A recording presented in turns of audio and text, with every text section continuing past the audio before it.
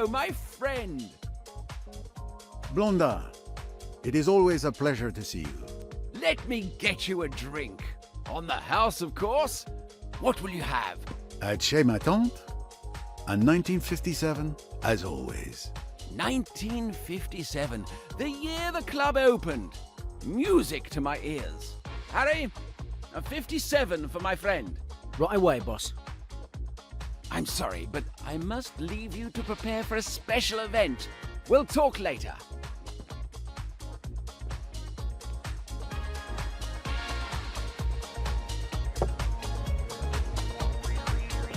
Mr. Poirot. I'll let you in on a secret. I'm your biggest fan. It was you who inspired me to become a private detective. How can I have done such a terrible thing? My name is Jane Royce. You might think of me as a beginner, but I have solved a few cases. Bravo, mademoiselle. Tell me. The one I'm most proud of is the Hungry Sand Trap. Ah, the golfer who vanished after making the miraculous shot. An interesting puzzle indeed.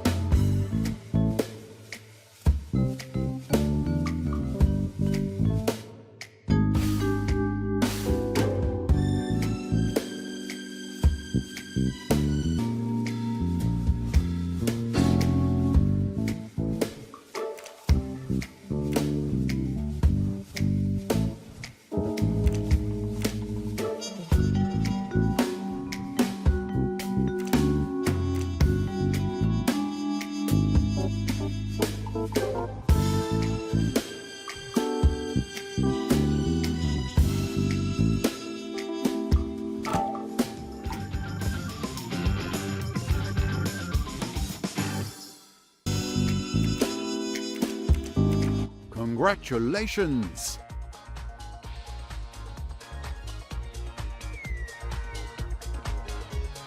Ladies and gentlemen, my apologies for interrupting your evening, but I have a very good reason. I have a surprise for the most beautiful woman in this room, Linnet Ridgway. Linnet, you have stolen my heart. How can I prove how much you mean to me, but with this?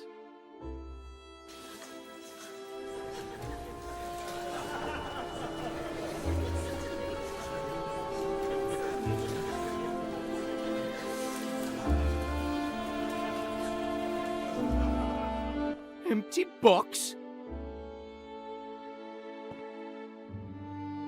What is this? Where's the ring?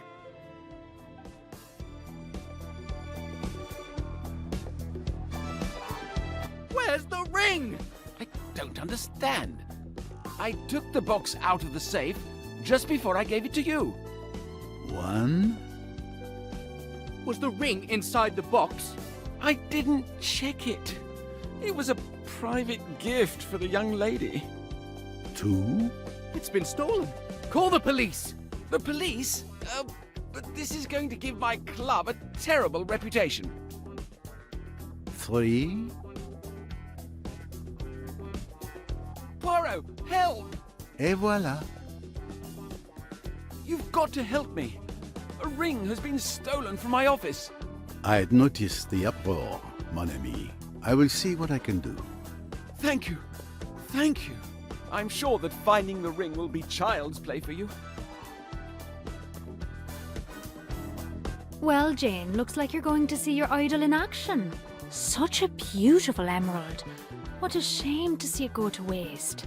Mr. Poirot, this is Emmy Duns, my friend and partner in detection.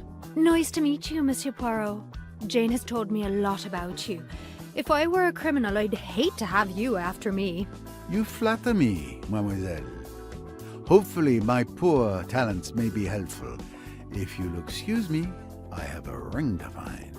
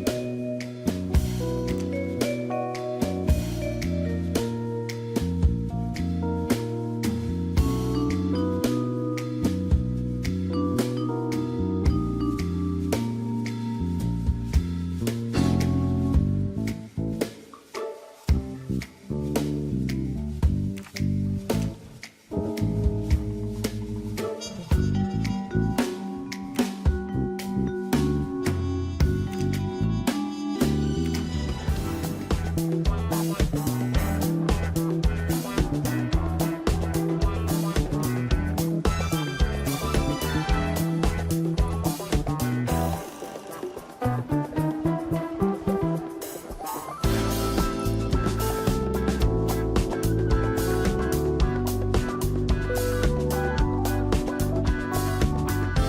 evening, Your Lordship, I believe. I have no time for socializing. I've just been robbed. I had noticed, monsieur. No need for the police and publicity just yet, I think. I am Hercule Poirot, and I intend to help you find your ring, if you will permit me. Oh, really? Hercule Poirot himself? Windlesham. My name is Charles Windlesham. Enchanté. Tell me about this ring. It was an engagement ring. I planned to propose to Miss Ridgway. I gave it to Mr. Blondin earlier this evening. Why did you give him the ring? I didn't want to carry it all evening and possibly lose it. Blondin put it in a safe in his office behind the bar. Did you see him put it in the safe? Yes, I was with him when he put it away, and I'm sure the ring was in the box. I was also there when he opened the safe and took it out. Then I held the box in my hand until the announcement. There's no chance that anyone could have stolen it after I retrieved it from the safe.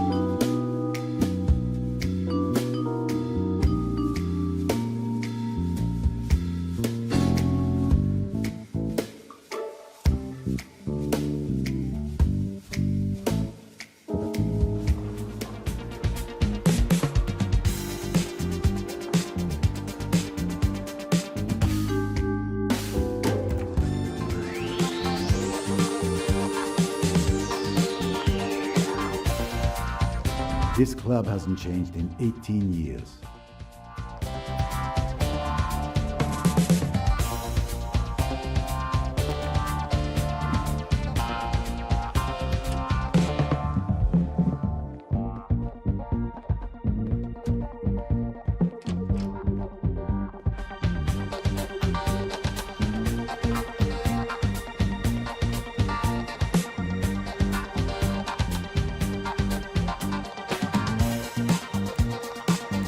I'm sure you've heard that a ring has been stolen from the safe in Monsieur Blondin's office. I didn't know anything about the ring. I've just heard that there's been a theft, but I didn't leave the bar all evening. I didn't see anyone enter the storeroom. Did you know about the proposal? No, not at all. How are you getting on? I'm very busy as usual, but everything's fine, thank you.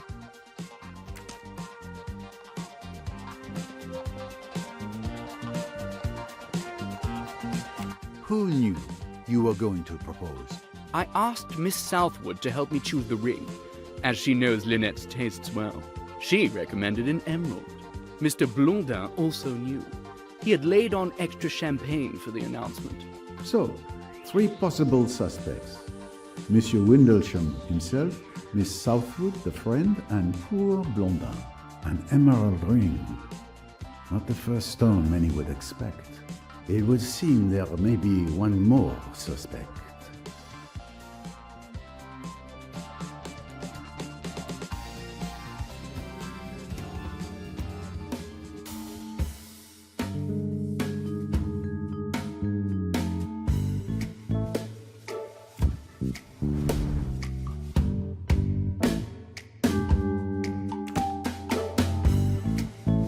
Bravo! Mademoiselle Duns mentioned an emerald earlier. That means she's seen the ring. My little grey cells did not let me down.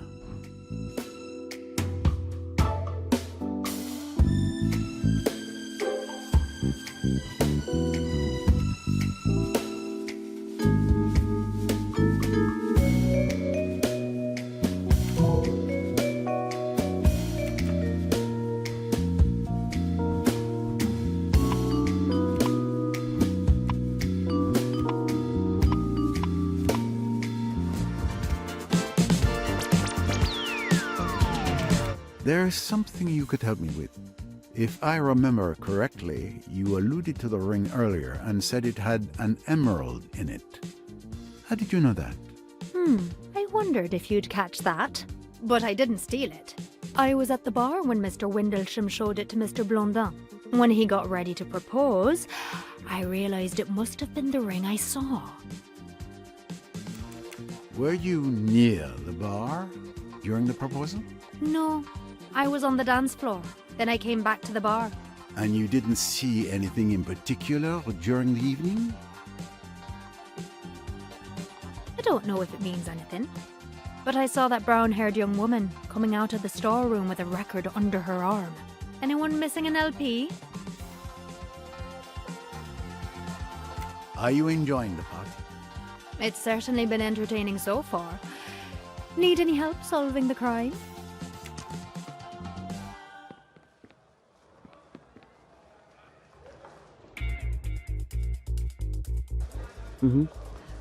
Not really. Maybe later.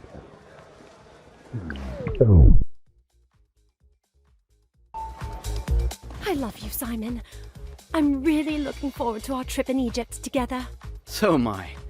But after this trip, we'll be completely broke. Don't worry, Linnet will give you a job. She's my friend. She can't run her estate by herself. I'm sure she'll hire you as the manager. I hope so. We're barely getting by on your archivist's salary.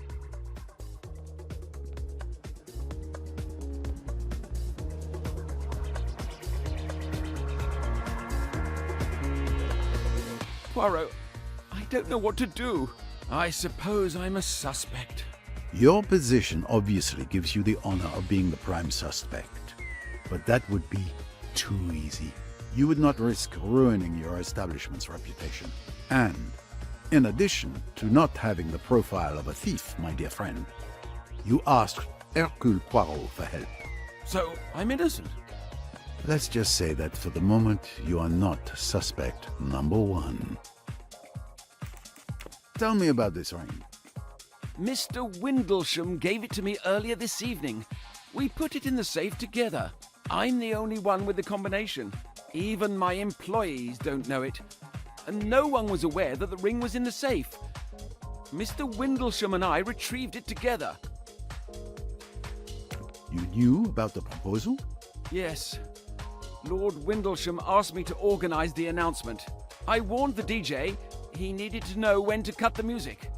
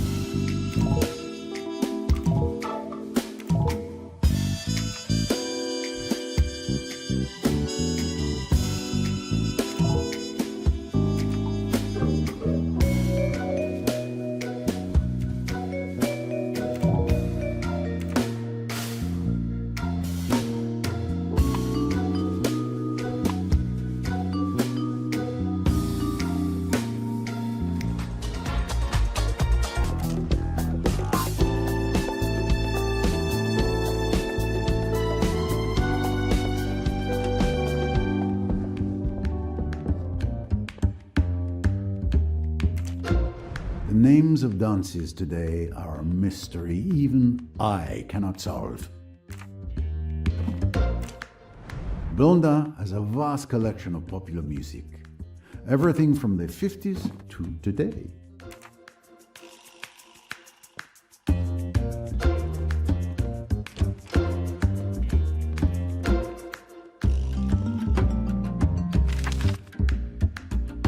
The press see them as already married.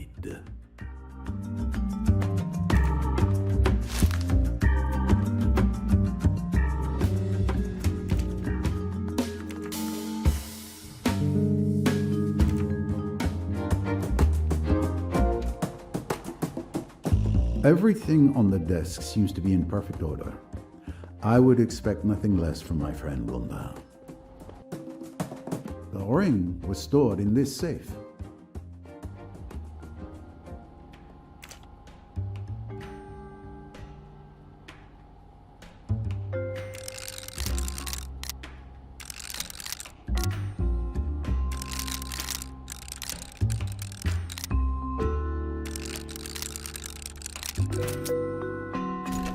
I found the code without anyone's help. The combination was easy to guess. This is without doubt where Blondin kept the ring. Several bundles of notes.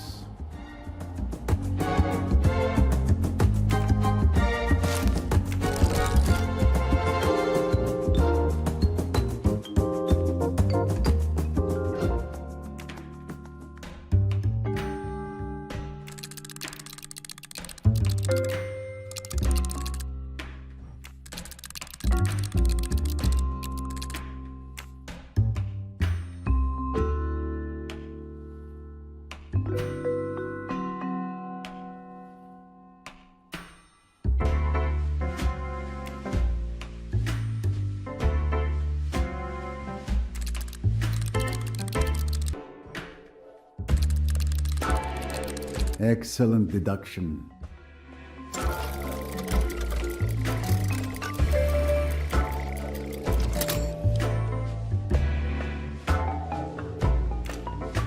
Found another one. It was easy.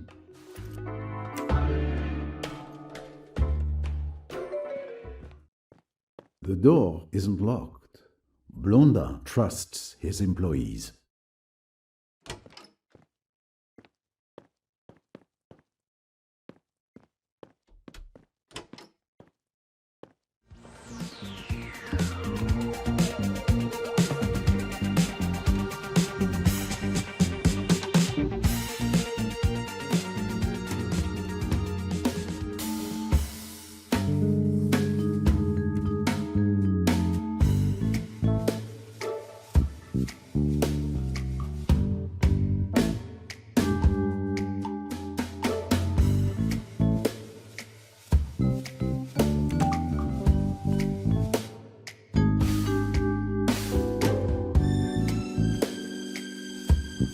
Impressive.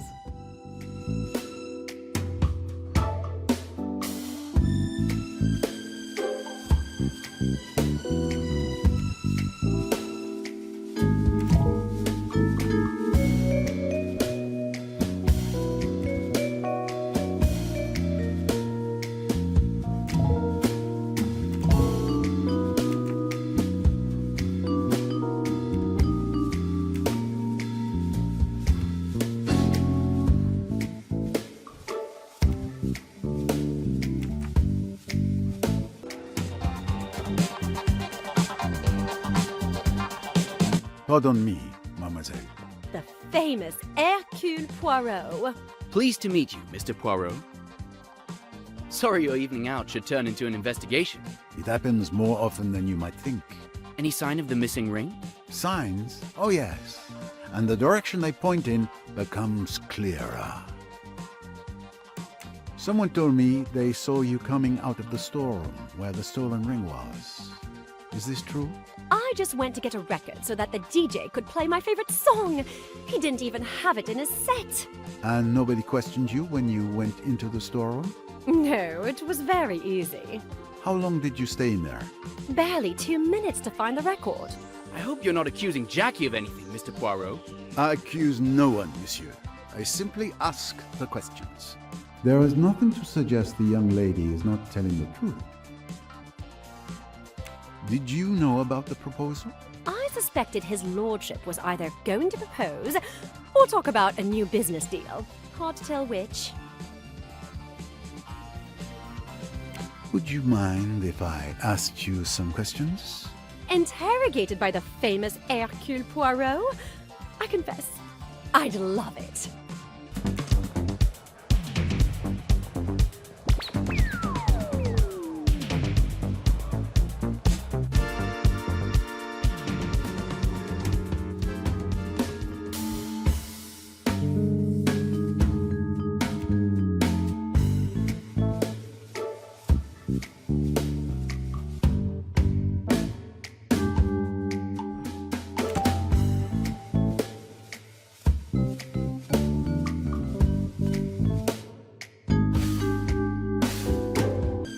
Impressive.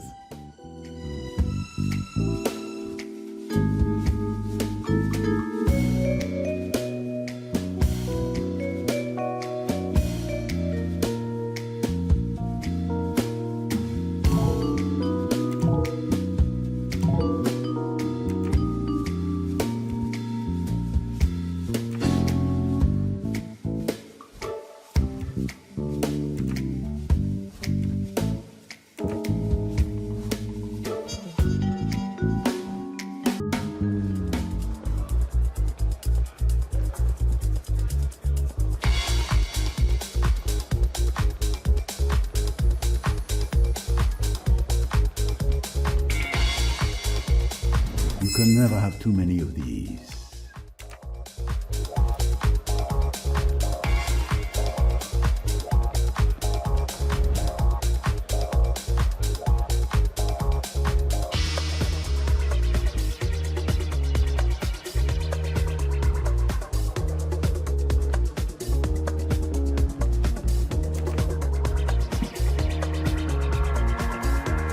You think? Didn't expect that.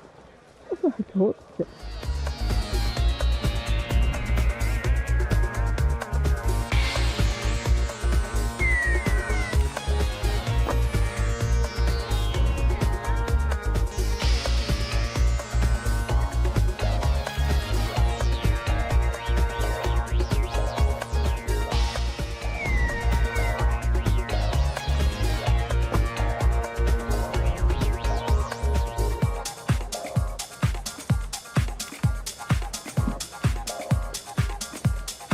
Tricky. Let's rethink it. Probably. I suppose. Right, of course. Might be tricky. Maybe not. Let's see.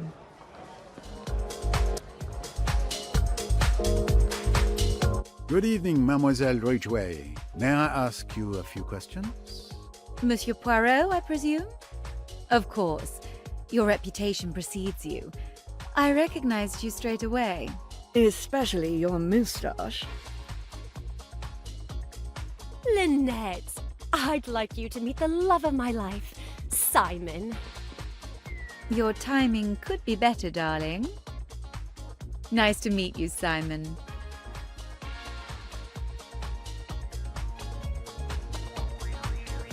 Jackie has told me a lot about you.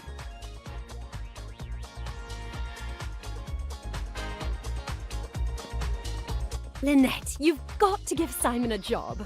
I know you need a manager for your estate. Simon would be perfect. I'm sure he would be, dear, but this is hardly the time. I'm having a conversation with Mr. Poirot. You may not have noticed, but it appears there's been a theft. Come and see me on Monday, Simon, when things have quieted down. Thanks, Linnet. Oh, I'm so happy. If I don't marry him, I'll die. I'll die. Come on, Simon. Let's celebrate.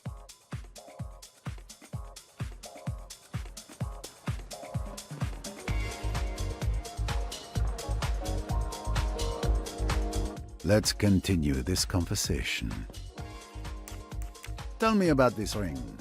When the barman brought up a bottle of champagne earlier, I was afraid Charles was going to propose. You know, something supposedly romantic like putting a ring in a glass of champagne. A dangerous tradition. What if the intended swallows the ring? Did you know about the proposal? I suspected it would happen. Everyone thinks we're already married, but we definitely are not. To be honest, I'm afraid of being eclipsed by him. I do not intend to live in any man's shadow. I was going to say no in front of everyone, but that would have been too embarrassing for both of us. The theft. It was a lifesaver then for Miss Ridgway. Quite an evening, is it not? I would have preferred a band and decent hors d'oeuvres, but I mustn't be catty. Can you tell me anything about the ring? What a shame it's gone. It was beautiful. You know, I chose it. You knew about the proposal? Of course. Charles came to me to help him find an engagement ring. He knows I'm Linnet's best friend. I'd do anything for her.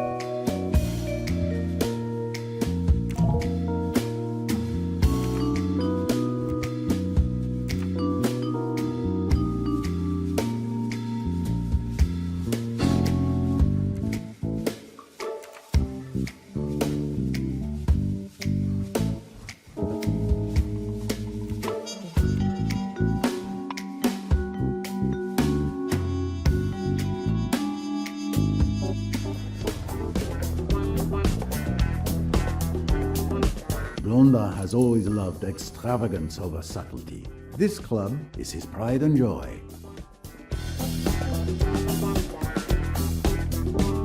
I'm sure you've heard that a ring has been stolen from the safe in Monsieur Blondin's office. I didn't know anything about the ring. I've just heard that there's been a theft, but I didn't leave the bar all evening. I didn't see anyone enter the storeroom. Harry, you answer my questions before I ask them. I can assure you that I know nothing, Mr. Poirot.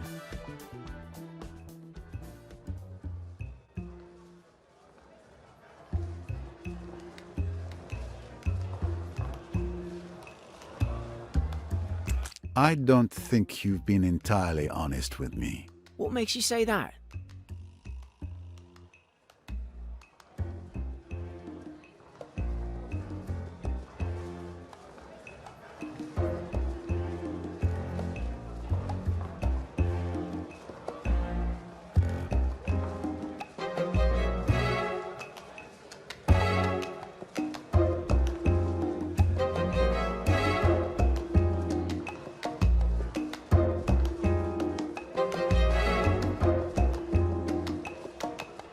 You forget that you stepped away from the bar to take a bottle to Miss Ridgway.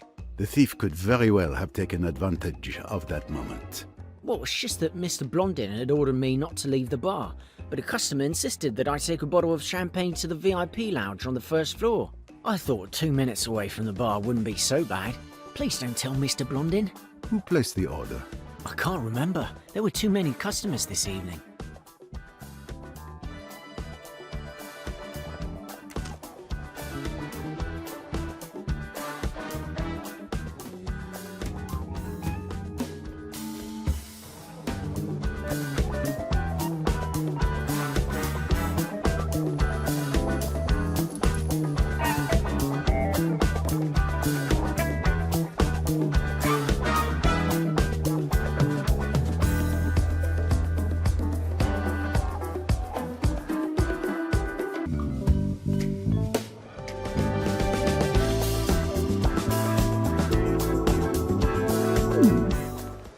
Strange, though. Maybe not.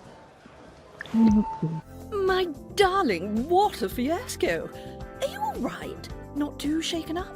Can we talk about something else? Well, speaking of failed engagements... Oh, that's so much better. Oh, that reminds me of the story of your maid. Oh, Joanna, you're exaggerating. It was different.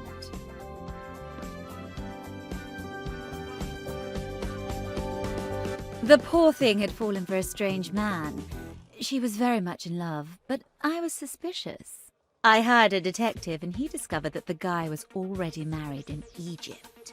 You must make a lot of enemies, Linnet. I did her a favor, you mean? But it broke her heart. She was so in love. I'd like to know such passion one day, like Jackie.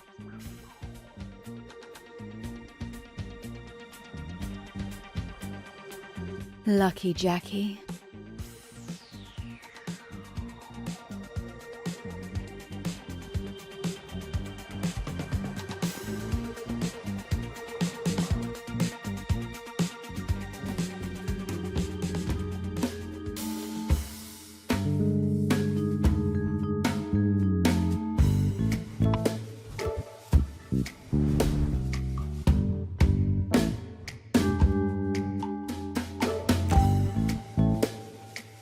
That's logical.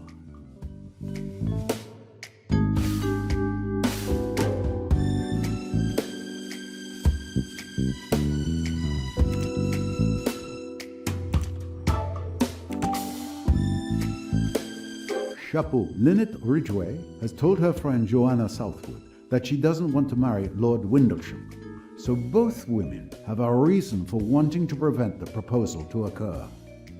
Excellent detective work. Naturally.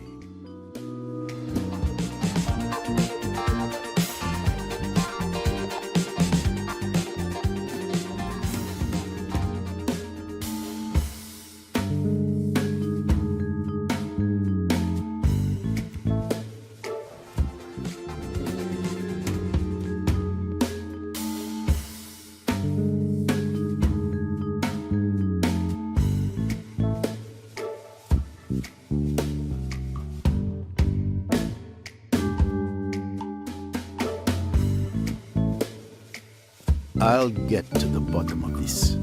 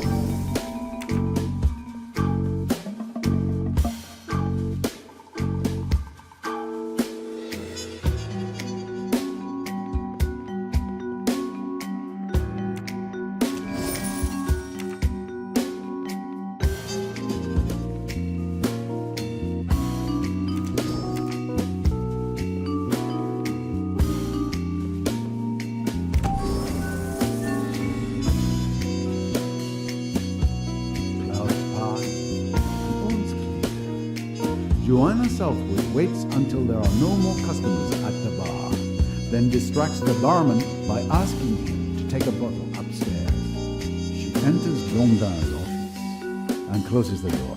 She figures out the code to the safe with childlike ease, as I was able to do, and grabs the jewels. At the same time, Jacqueline de Bellefleur enters the store to pick up a record, purely by coincidence. She leaves again, and Mademoiselle Duns spots her when coming out of the ladies. Alone again, Miss Southwood leaves and returns upstairs with the ring. The barman returns to his post and suspects nothing.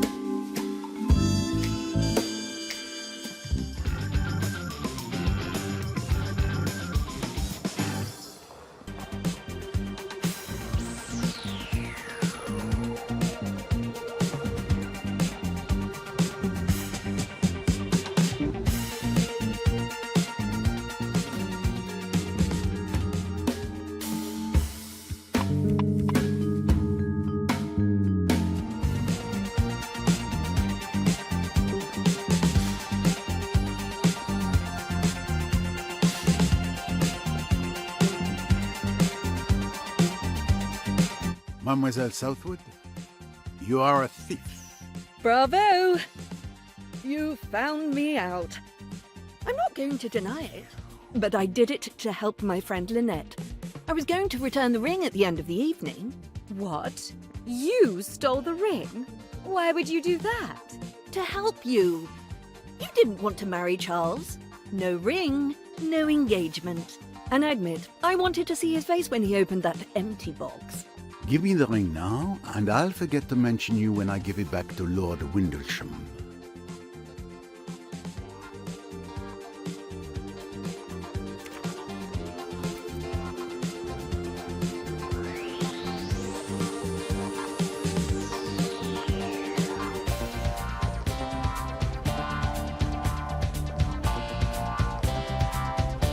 Monsieur Windlesham, I have your ring.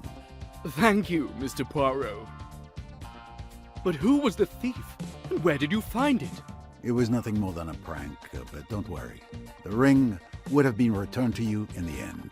Well, the important thing is that I can finally ask Linnet to marry me. Forgive me, but I wouldn't do it. She might say no. What? How could she? I'm a lord. It's preposterous. It's these new times we live in.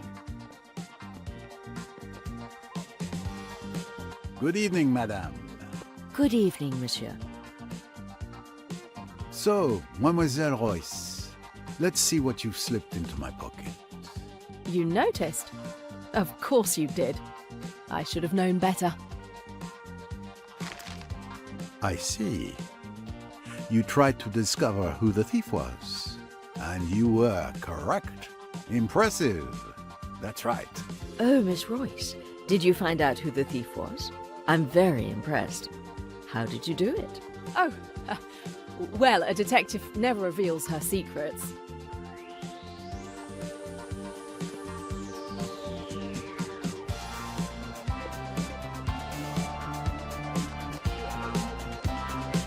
Jane, we should get going.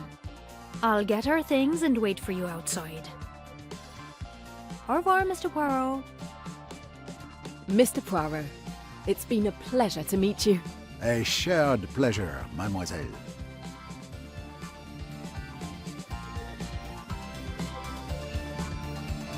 Madame?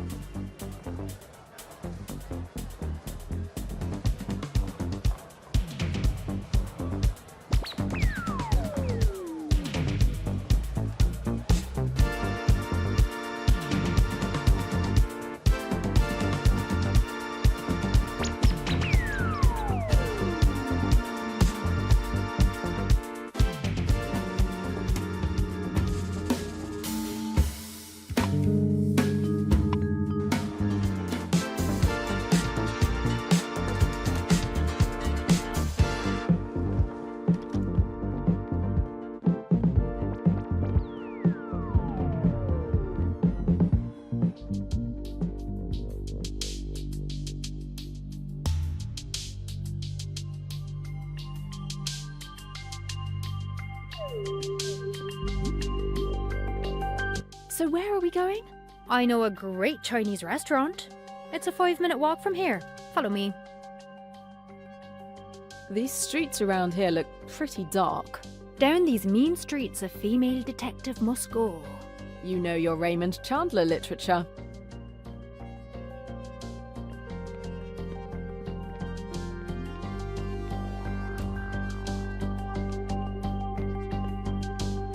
Oh, such an obvious hiding place.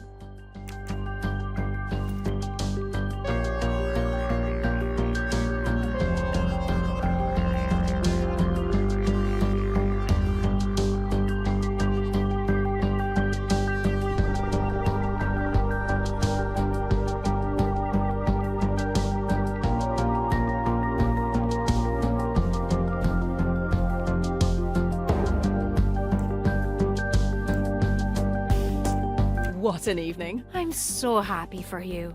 You finally met your idol. You're forever telling me about Hercule Poirot. And what's more, I saw him in action, which was so impressive. But how did you know that the thief was Joanna Southwood? Would you like to know too? That's because I'm a mind reader, as well as a detective. Ah, very funny. Maybe. I'll tell you later. I was thinking, it's been so long since we last went on holiday together. How about it? Oh, yes. I feel like sunshine, beaches, cocktails. An excellent idea. Mallorca? The party island. I'm in.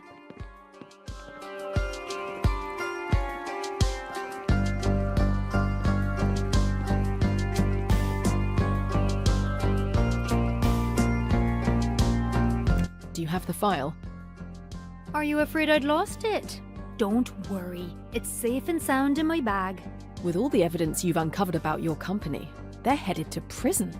To think that a junior accountant uncovered huge financial shenanigans in a respected international company like that. Junior accountant with a little help from a first-rate detective.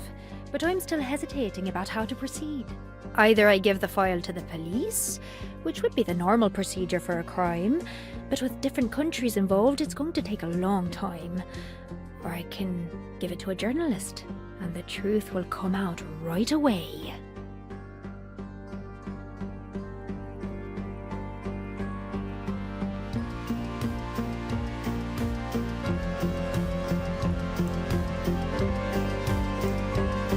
The best thing is to give it to the police. Even if the procedure will be long, it's the law. You're right about that. I'm completely stressed out. I felt like I was constantly being followed these past few days. Don't worry. Everything's gonna be fine. Nobody knows you're investigating anyway, so you don't have to worry. Yes, I know.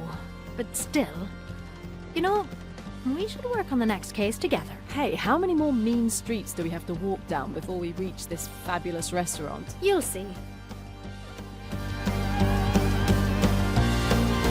Wait a minute! I recognize this restaurant. That's where we celebrated my first solved case. What a great idea. I knew you'd like it. Go ahead, sit down. I have to use the payphone to make sure my contact will be available tomorrow to deliver the file. Okay, I'll order some wine to celebrate you breaking your case. Order, I'm coming.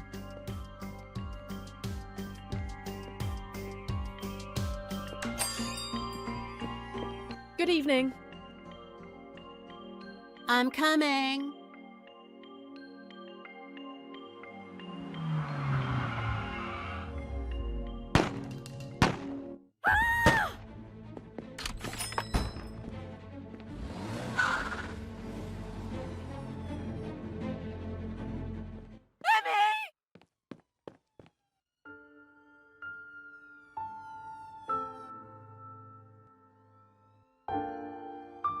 Emmy? No!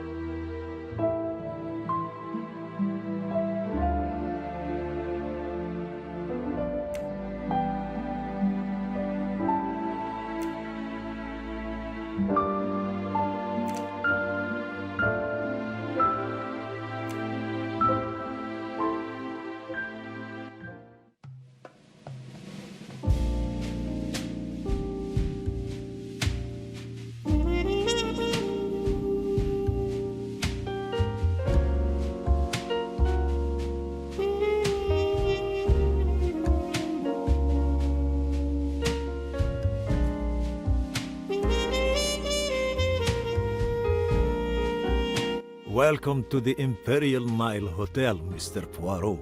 Your room is not quite ready, but while you wait, you can join the cocktail party by the pool in honor of a newlywed couple. They're inviting everybody.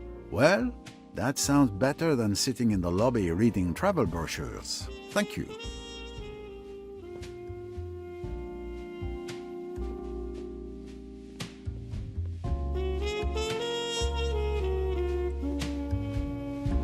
Yes, you cannot escape Poirot's piercing gaze.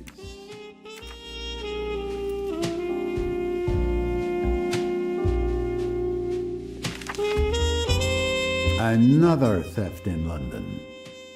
My friend, the Chief Inspector Japp of Scotland Yard, must be at his wit's end.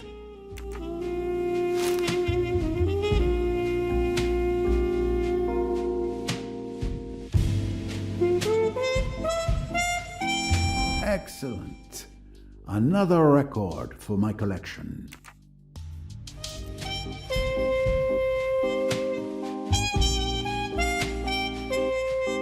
Can't be. Tim, it's Hercule Poirot.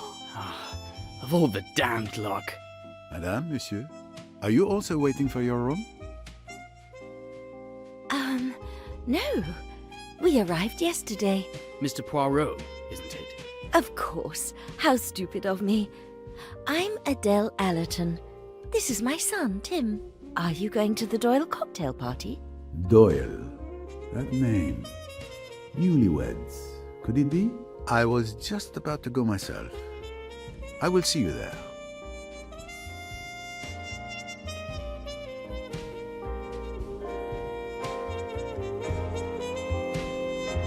Well hidden, but not good enough for Poirot.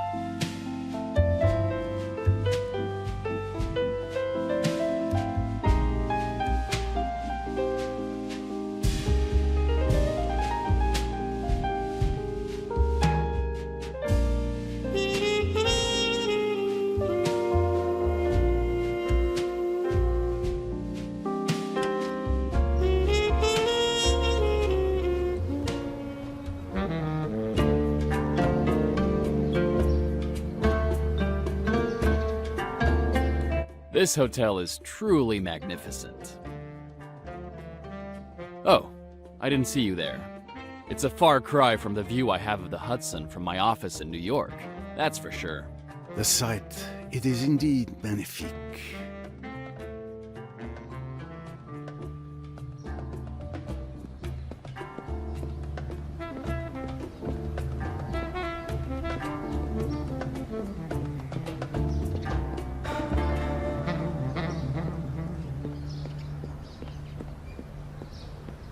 Good morning, sir. Forgive my curiosity, but aren't you joining the cocktail party? I don't associate with that kind of people. The bourgeoisie and their bunch of hypocrites. Not my cup of tea. The hypocrite bids you a low bow and will go join the cocktail party.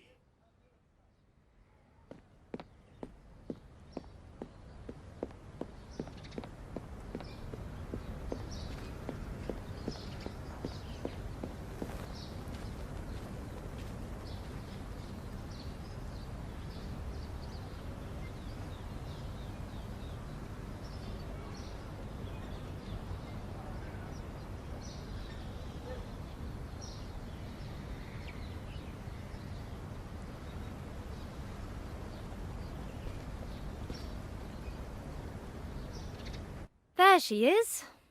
Linnet Ridgway. Doyle, sorry. Hello, everyone. Welcome to our cocktail party. The Egyptian pyramids took thousands of years to build, so I hope you'll forgive us for our tardiness. By any measure, this has been a whirlwind romance. Simon and I wanted to share our joy of being on our honeymoon by offering you this cocktail. In a few days, we're setting off on a cruise along the Nile, the most exotic and romantic river in the world. However many thousands of years the party lasts. It means so much to us. A toast to love. About time. How beautiful. Interesting. Not the Mrs. Doyle I was expecting.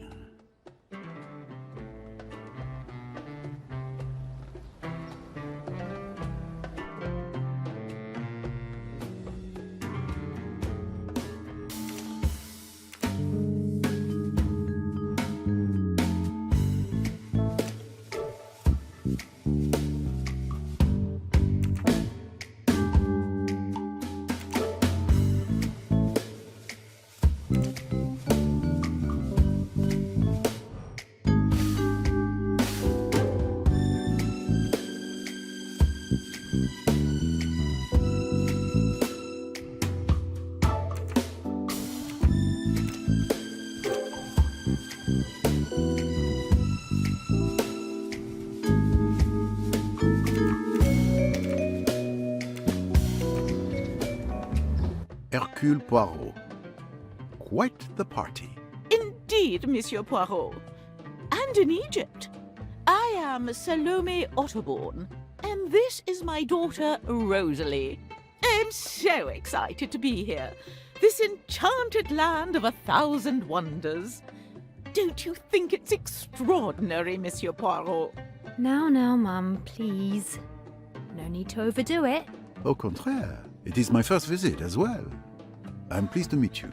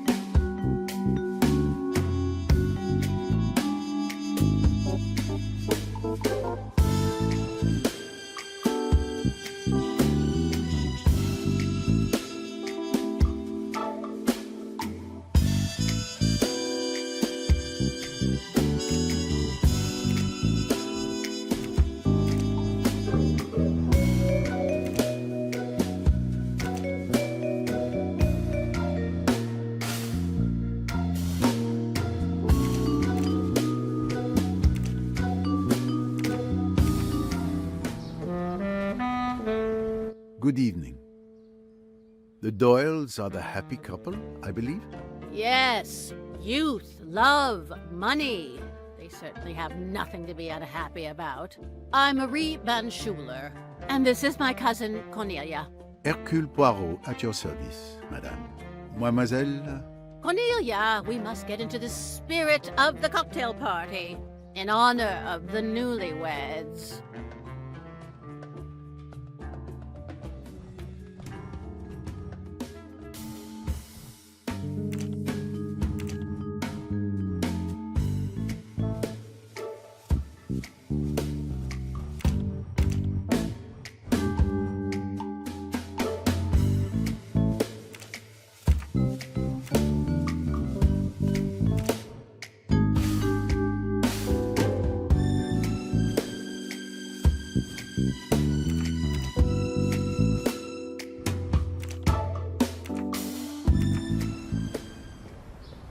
Do you know the bride and groom?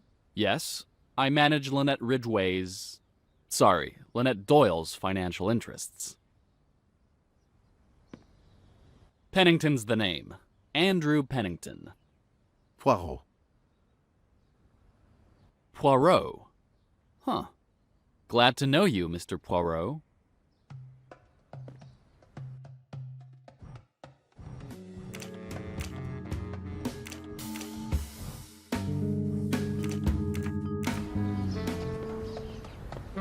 A beautiful day, isn't it? That's an understatement. It's a day like this that could inspire poetry. Then it would never end. An enchanting thought, madame. I very much agree. And you, young man? Oh, I don't know. Sand is nice enough, but if I want sand, I prefer a beach with an ocean attached to it, and a selection of nice bikinis to add a bit of color to the scene. Congratulations, madame, on your wedding. Monsieur Poirot, what a surprise. Do you remember Simon? Mr. Poirot was pretty busy that night at Chez Ma Tante. I'm Simon Doyle, the lucky man. But how extraordinary to find you here.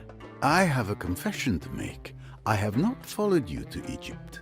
I have a personal puzzle I plan to solve after many years of research. Are you enjoying your trip? Enjoying it? It's a disaster. It's Jackie. She's haunting us like Banquo's ghost. Oh. Speak of the devil and she appears.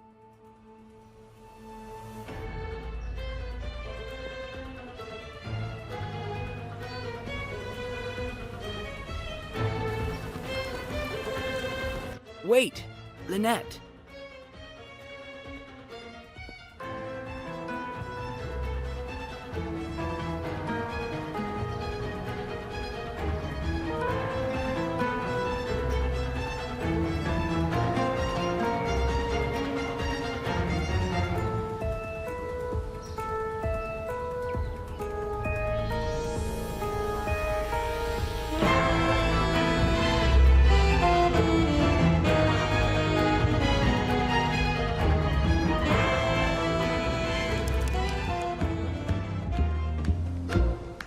Monsieur Poirot, I guess you know why I asked you to come. Mr. Doyle's affections found a new direction. Yes, exactly. Now Jackie can't accept what has happened. I gave him a job, as Jackie wanted. We were together almost every day. Soon we were in love almost without knowing it. And Jackie went crazy. The letters, the threats, everywhere we go, she's there, haunting us. I can see you are distressed, madame. Then could you help me, please? What do you suggest I do? No crime has been committed. It is not so easy to be sympathetic to this young woman who thinks mainly of herself. Well, I am usually called in after a tragedy has occurred. I can't promise anything, but I'll see if there's anything I can do. Thank you. Oh, thank you.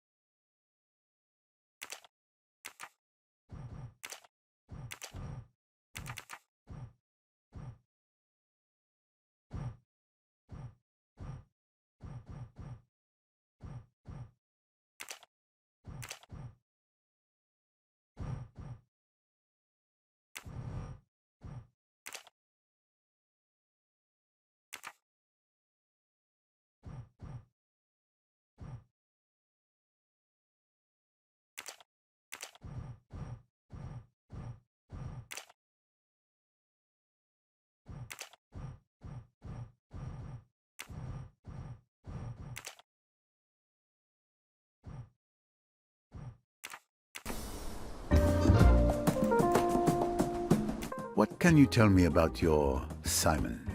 What can I say, Monsieur Poirot? I was interviewing him about a job to oversee the estate, but it was like, well, we just kept talking. That first meeting went on and on. Running an estate of that size is a huge commitment. We were together a lot, and one day I realized we were talking less about the estate and more about us. The more we talked, well, it changed. And for Jackie as well. We should be living in bliss, but I'm at my wit's end. Wherever Simon and I go, she finds a way to be there too.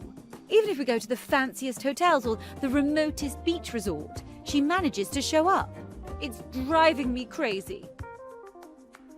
What can you tell me about Jacqueline de Belfort? We were best friends. She was the one who begged me to hire Simon. Simon and I fell in love, and he chose me over her. She's suffering, I understand, but Jackie was just a crush for Simon.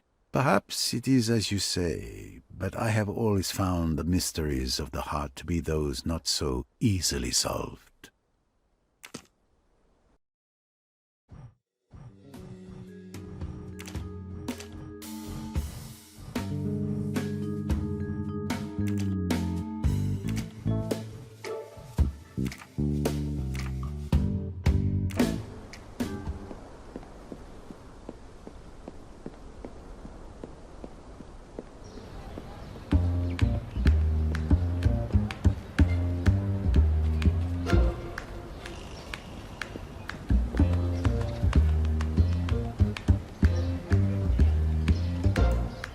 Do you know the Doyles well?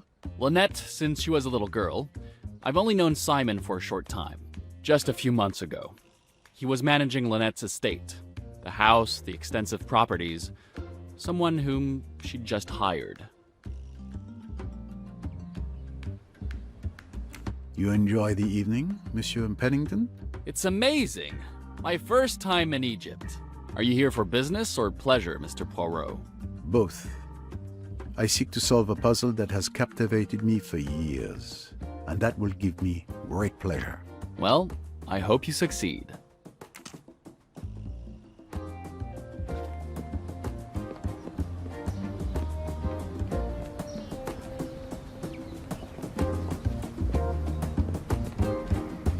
You're probably right. I suppose. I didn't expect that. You're probably right. I suppose it's worth a shot. Probably later. Really? Depends. It's worth a shot. Probably later. Really? Depends. Hard to say. I guess we should try. Or maybe not. Well, Simon and Linnet Doyle, I don't understand why they were given such a triumphant welcome. And yet I, an internationally renowned writer, was treated like a common tourist in this hotel. Yes, but that's because they're on their honeymoon. And you're just a writer, Mum.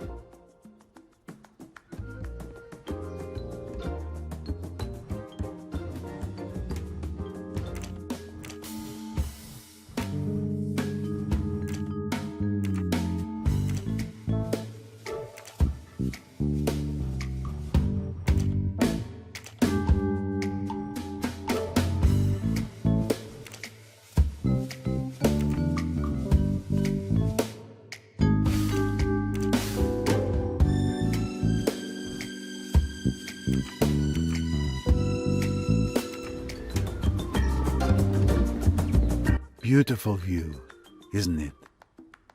Do you dance, Monsieur Poirot?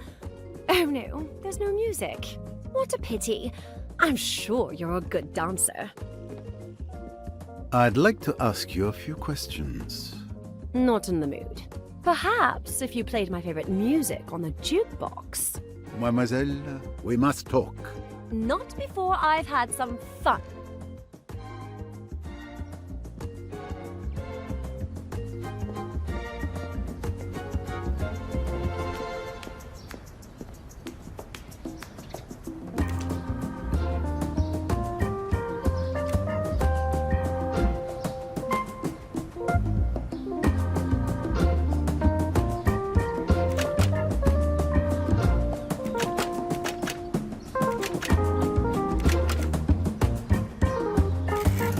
I need coins to play music, but I only have Egyptian notes on me.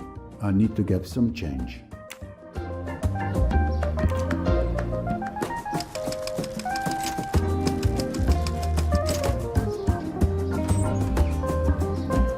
Let's see what's going on in there.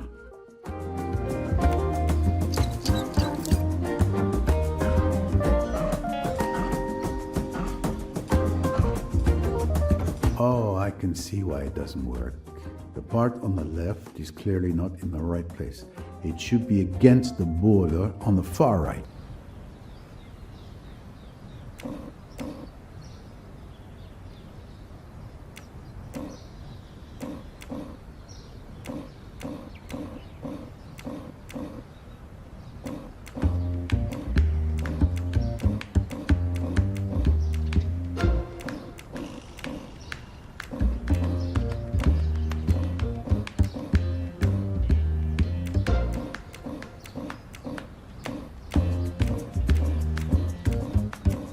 Voila. Now I need to put the parts back together so I can put the gears where they belong.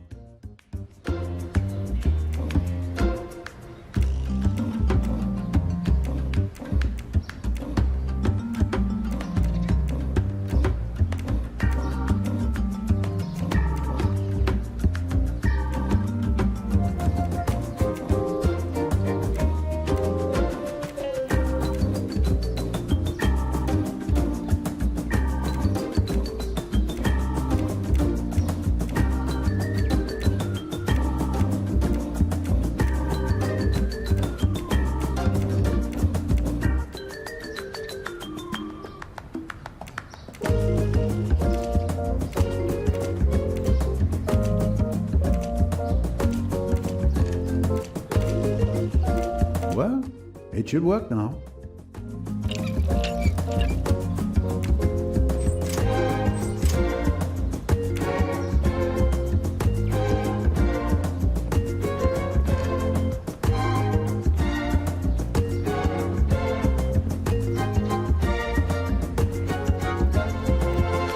Did you have time to visit Aswan? Oh, yes. We visited the Philae Temple. What a marvel. I must admit, I was impressed, and that doesn't happen often. Do you know the Doyles? Yes. My niece, Joanna Southwood, is a very good friend of Linnet Doyle. Ah, yes, the friend of Linnet Doyle. I became acquainted with your niece at Chez ma tante. Ah, the mystery of the stolen ring. If you knew Joanna, you would know she had only the best of intentions. Joanna and Tim are great friends. They write to each other all the time. I can't imagine how they can think of so much to say. You talk too much, Mother.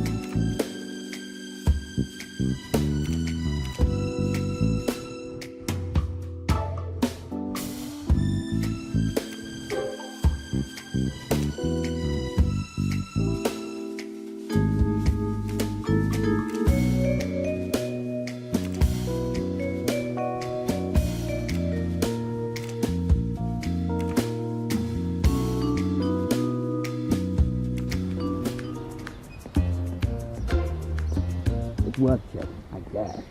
Well, maybe. It's complicated.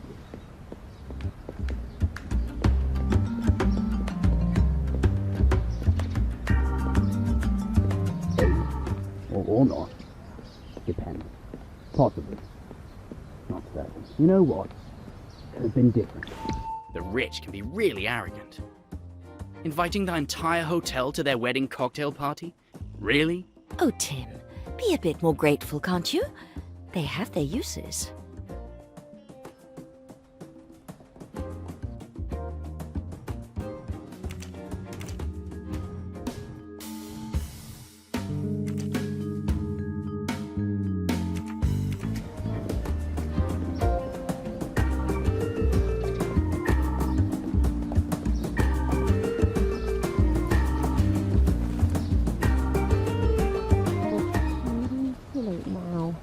probably not. I thought about it. You seemed offended to see how in love the Doyles are. Well, we all know why he married her. That's for sure. She looks so lovely. The ceremony must have been incredible. I wish I could have been there. It's been in all the papers for the last 2 weeks. I've had my fill of it.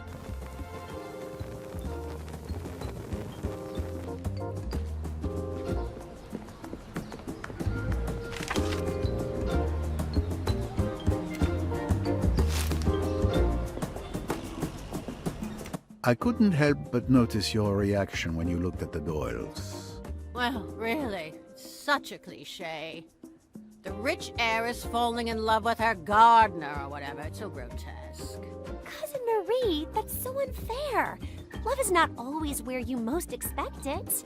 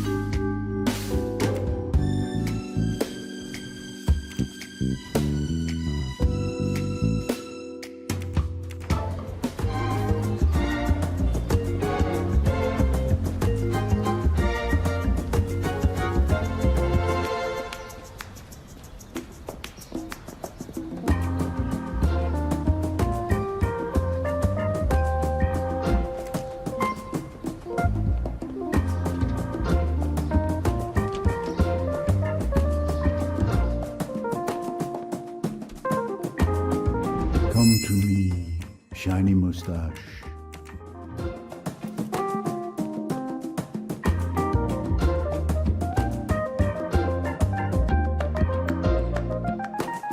Could you exchange my British pounds for Egyptian pounds?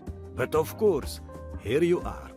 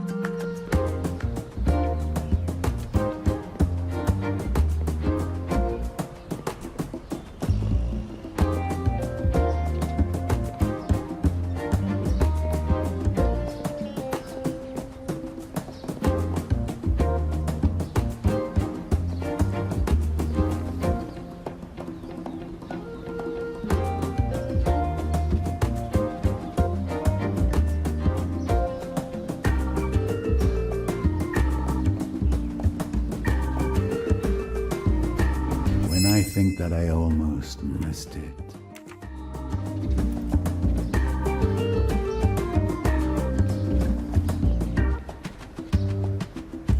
You looked happy to see Mr. and Mrs. Doyle. Of course, you can see all that love between them can overcome any obstacle. Linnet is so in love with Simon, it's so touching. I will capture it all in my latest masterpiece, Secrets of the Egyptian Moon. Masterpiece or not, the books give us a chance to see some amazing places.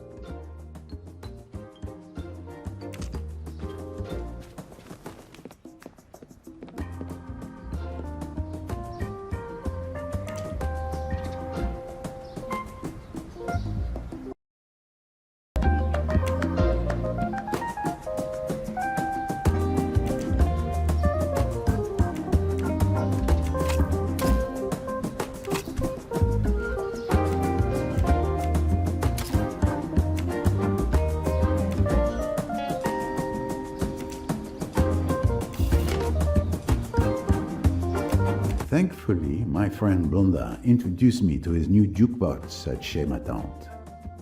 What was most important? Always be careful while the power is on.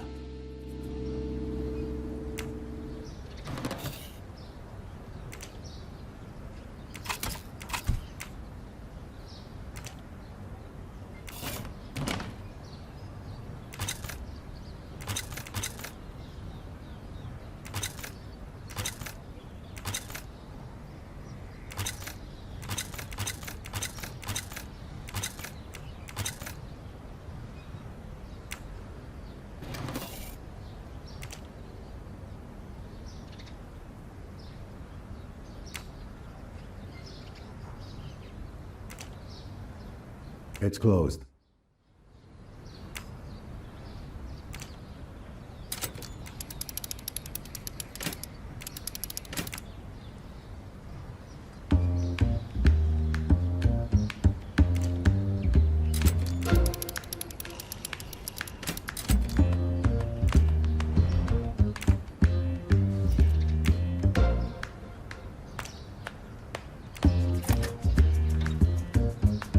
I see why the record can't be selected. I can surely fix it.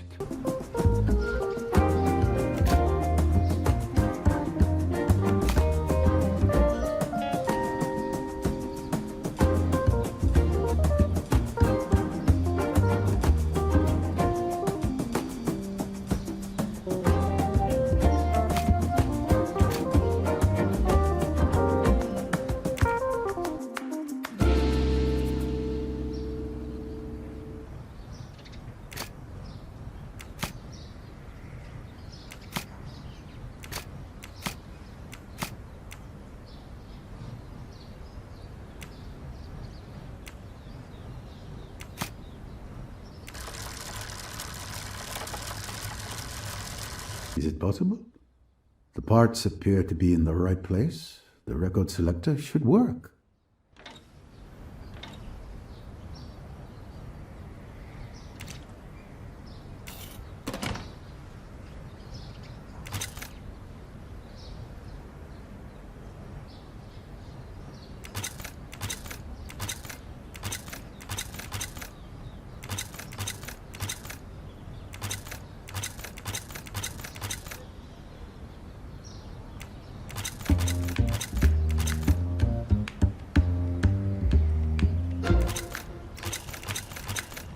Perfect.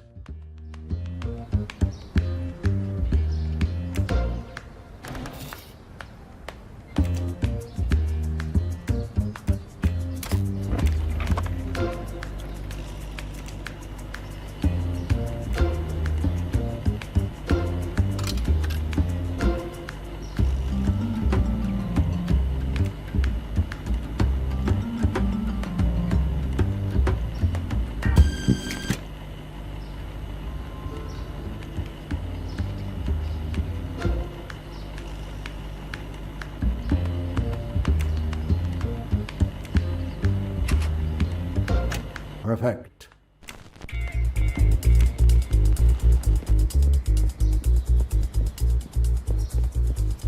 Oh, that's it! Our song! Midnight Storm. At last.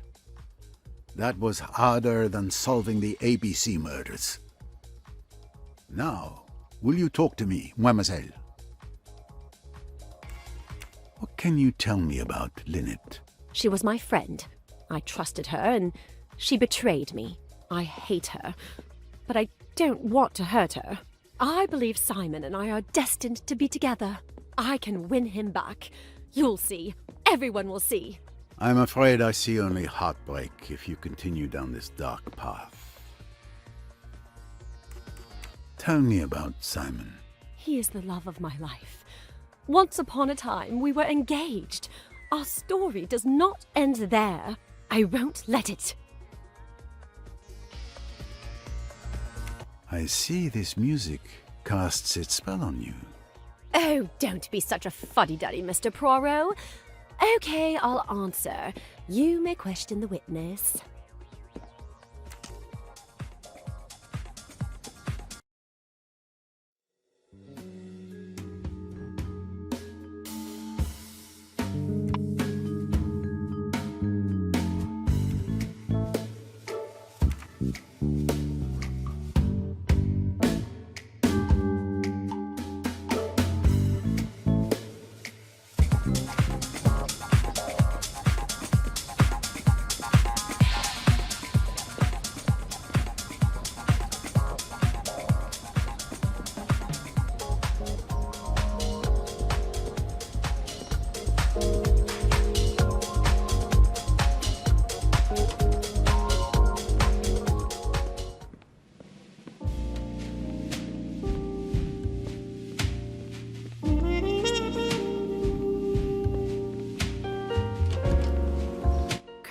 Louise. We've almost got it all in. Just a little more effort. Oh, I'm doing my best, monsieur, but it's impossible to fit everything in. Madame, as you know, everywhere we go, Madame shops, and... Monsieur Doyle, may I speak to you for a moment? Oh, Mr. Poirot. Of course. Louise, I leave you in charge of the luggage. See that it fits. You're married to one of the richest women in England. That must have changed your life. I don't know what you're implying, but yes, lucky me. When I met you at Chez Ma Tante, you seemed so in love with Miss de Belfort. I thought I was. She was a different person then, but now I see a whole other side of her. She's become completely unhinged. She's having fun terrorizing us, and it's not a game to her. Her hatred is very real. What do you mean by that, Mr. Doyle? What do you think I mean? Jackie threatened Linnet's life. Sorry. Look, I don't really feel like talking about this. I understand.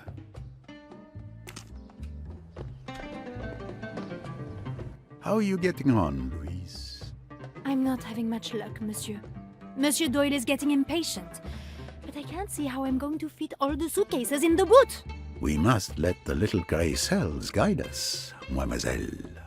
The what? Oh, never mind. If you have an idea, I'm willing to try it. Excellent. Let's start by removing all those suitcases.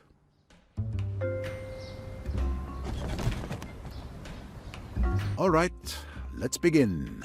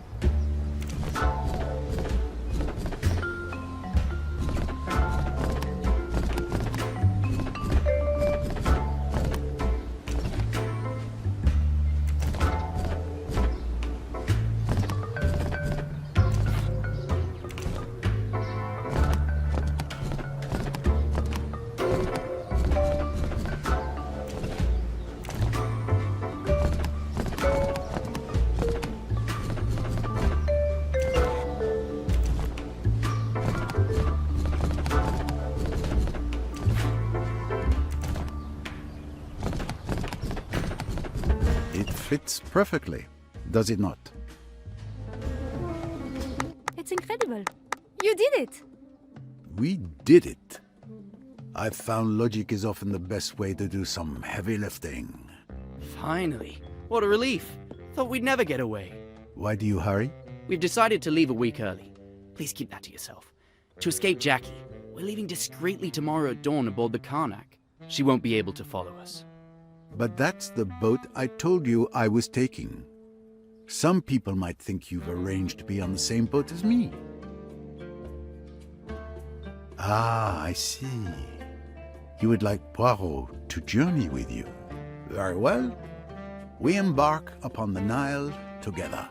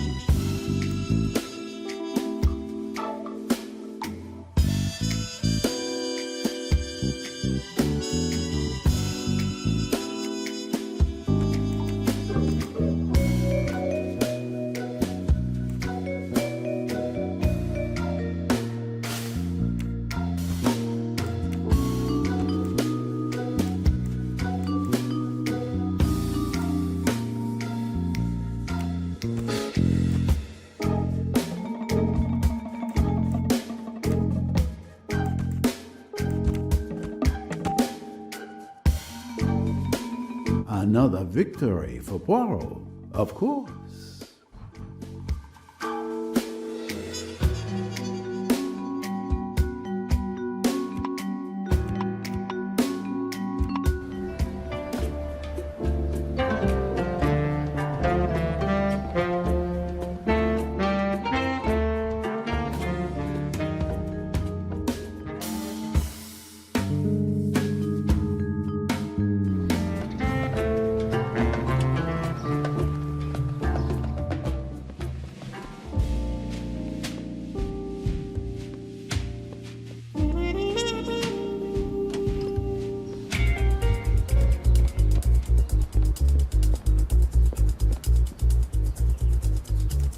Can you tell me about Linnet?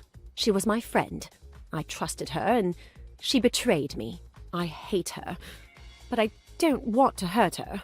I believe Simon and I are destined to be together. I can win him back. You'll see. Everyone will see.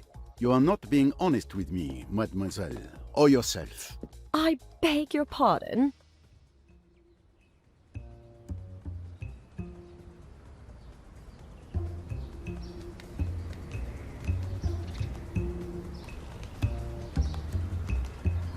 Are you sure you mean them no harm?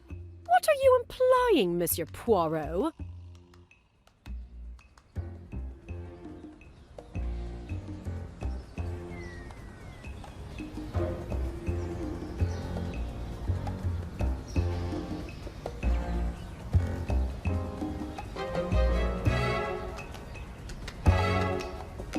I do not imply. I stated plainly. You don't want to hurt them? Yet you threatened Linnet with death. Oh, so they've talked to you.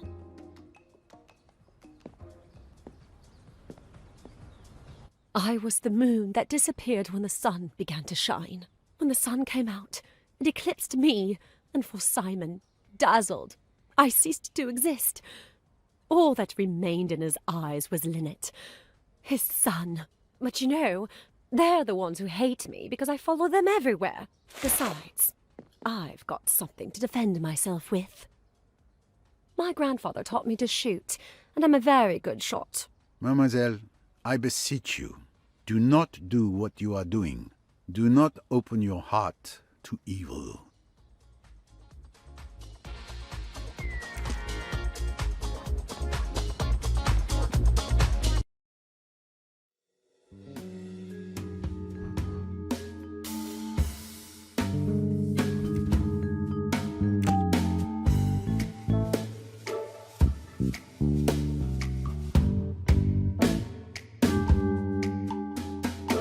Mission accomplished.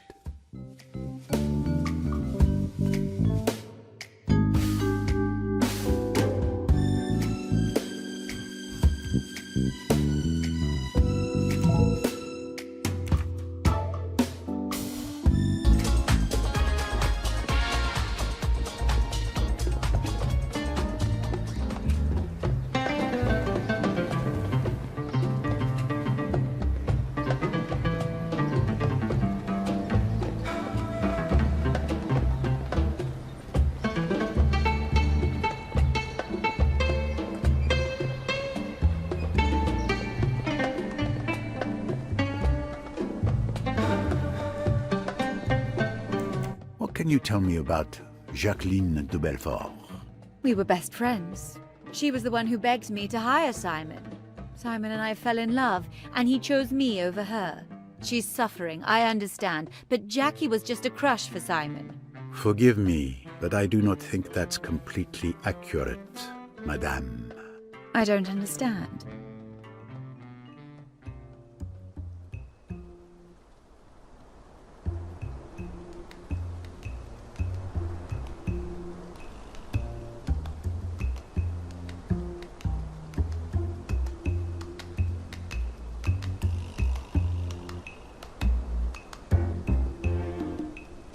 That's not enough to prove she's lying.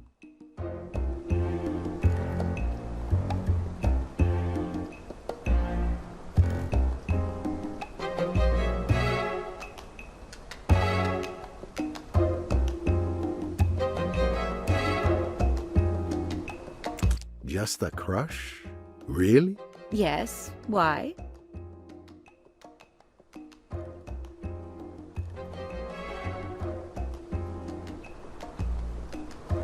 This wasn't a simple crush. They were engaged. I know. I can't explain it. I fought it, but I couldn't help myself. At first, when Jackie would tell me how in love they were, I was jealous. But when I met Simon, I knew we were made for each other.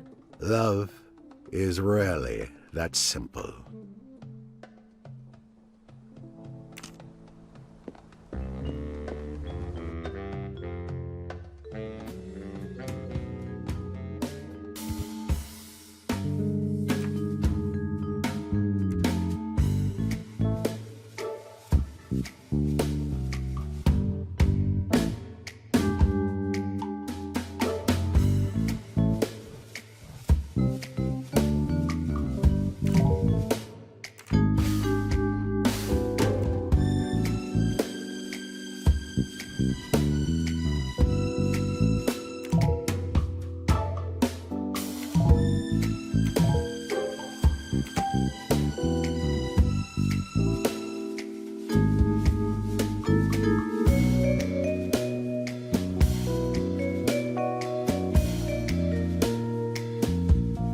This must be the right solution.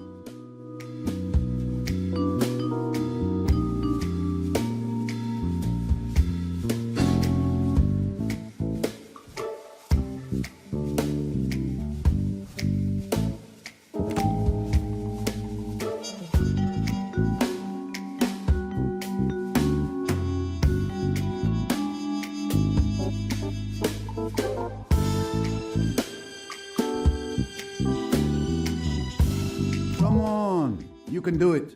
Well done.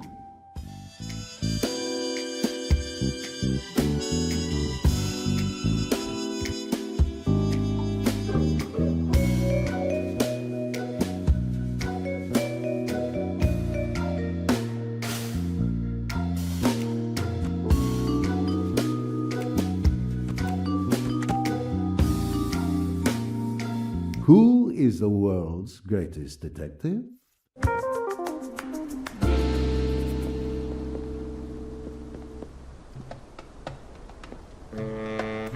So, mademoiselle, I've acquainted myself with those guests I've met here.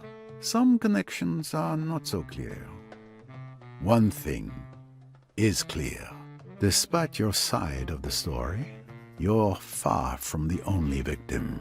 So I won't help you any further. But it's a good idea to leave earlier, because Jacqueline de Belfort is a real threat. How can you say I'm not the victim? I did not say that. I only point out that life is rarely so simple. I hope, for the couple's sake, that Jacqueline de Belfort doesn't do anything unreasonable. In any case, Poirot, you've done what you can for the Doyles, and they will be safely away.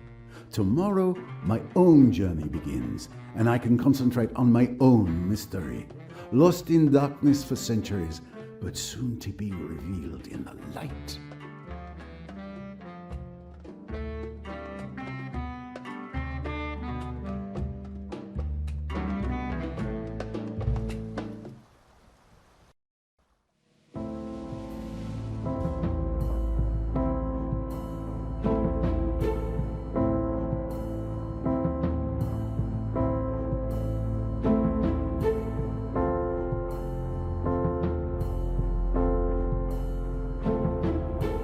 "6 months I'd been investigating Emmy's murder and searching for the documents she took from AWL, but getting nowhere.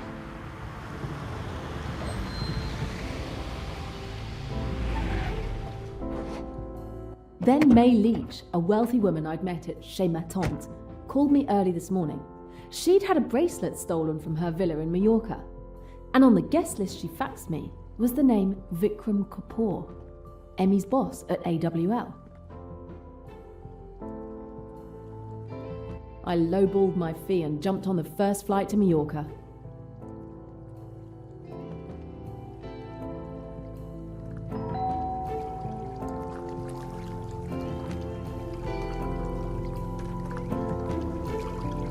Miss Royce? I'm May Leach. My, you got here quickly. Apollo 13 had an extra seat. And your timing was excellent. I've just finished my latest case. As I told you on the phone, my bracelet was stolen last night. It's snake-shaped jewelry with rubies.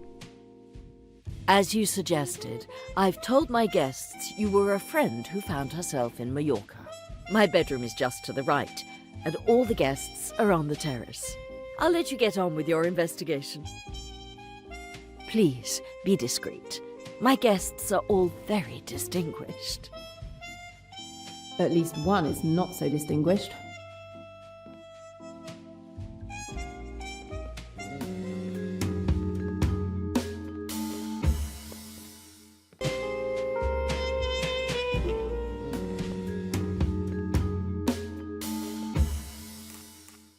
What can you tell me about your guests? They're all the creme de la creme, of course. I haven't known any of them long, but I've always had a knack for judging people.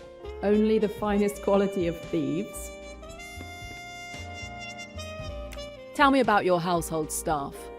Could one of them have committed the theft? All of them have been with me for at least 10 years. I have complete confidence in them. They all left at 7 p.m. yesterday as usual, and only returned this morning after the theft. I asked my maid to discreetly search the rooms and guest bungalows while they were having breakfast. She found nothing. Mrs. Leach, I've got some unpleasant news. The thief is most probably one of your guests. I can't believe you. They're all my dear, dear friends. They were the only ones in the house last night. It has to be one of them. Tell me in detail what you did last night. We were lucky enough to have 2 mild sunny days, so we partied on the terrace. I went to bed around midnight. I locked the front door of the house. Then I locked my bedroom door from the inside, as I always do. I took off my jewellery, went to bed, and slept until 6 a.m. Is that the only time you took your bracelet off? Yes, I'm certain it is.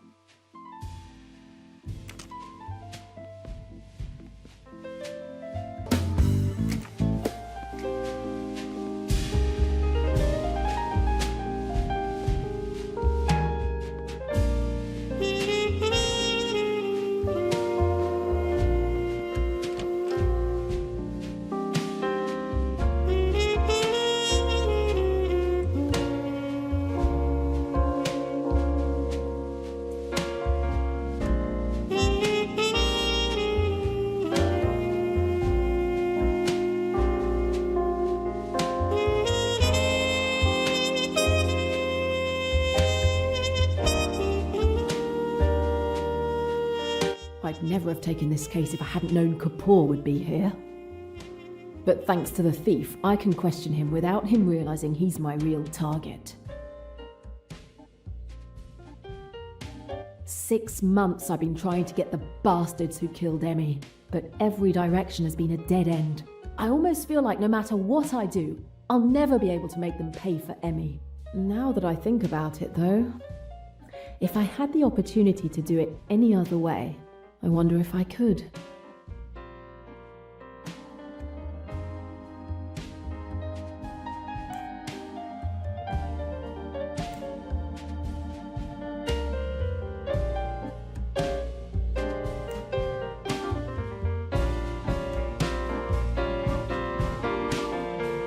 No. Take the law into my own hands. Emmy would never want me to do that. I will bring them to justice. She would be proud of me.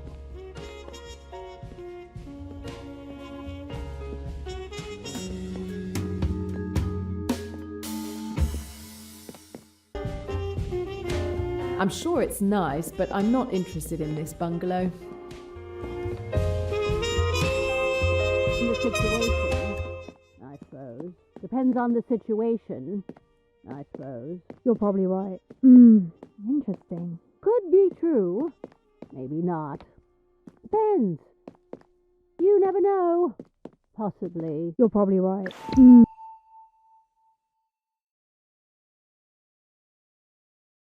I would have loved to film Mrs. Leach in the pool.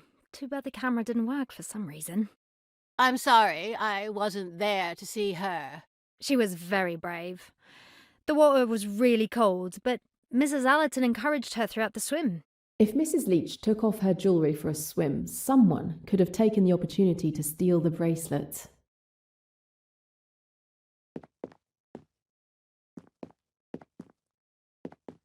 Interesting. You're right. Makes sense. Probably not, I guess. Sort of, yes, perhaps. That makes sense. I thought about it. But what if... Yes, perhaps. That makes sense. Tim, last night, didn't you hear a strange noise in the living room? Like something breaking while everyone was asleep. I was awake as usual because of my insomnia. No, I didn't hear anything. What time was it? About 5:30 a.m. No, I didn't hear a thing.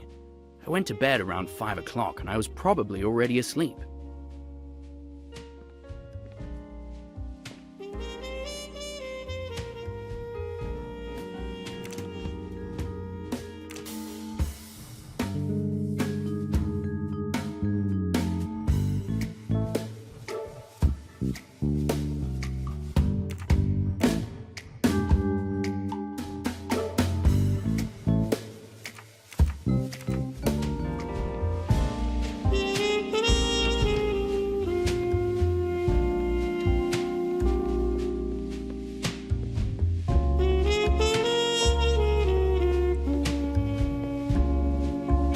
Hello there, I'm Jane. I'm ill. Please let me rest.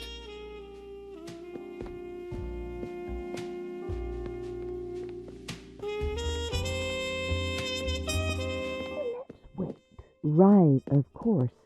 Maybe later, I guess. You never know. Possibly. Yeah. Could be. What a wonderful house! It would make the perfect setting for a passionate love affair. Yes, the house is very pretty, but it's not very practical with all these stairs. My patients, of course, sometimes have trouble with stairs.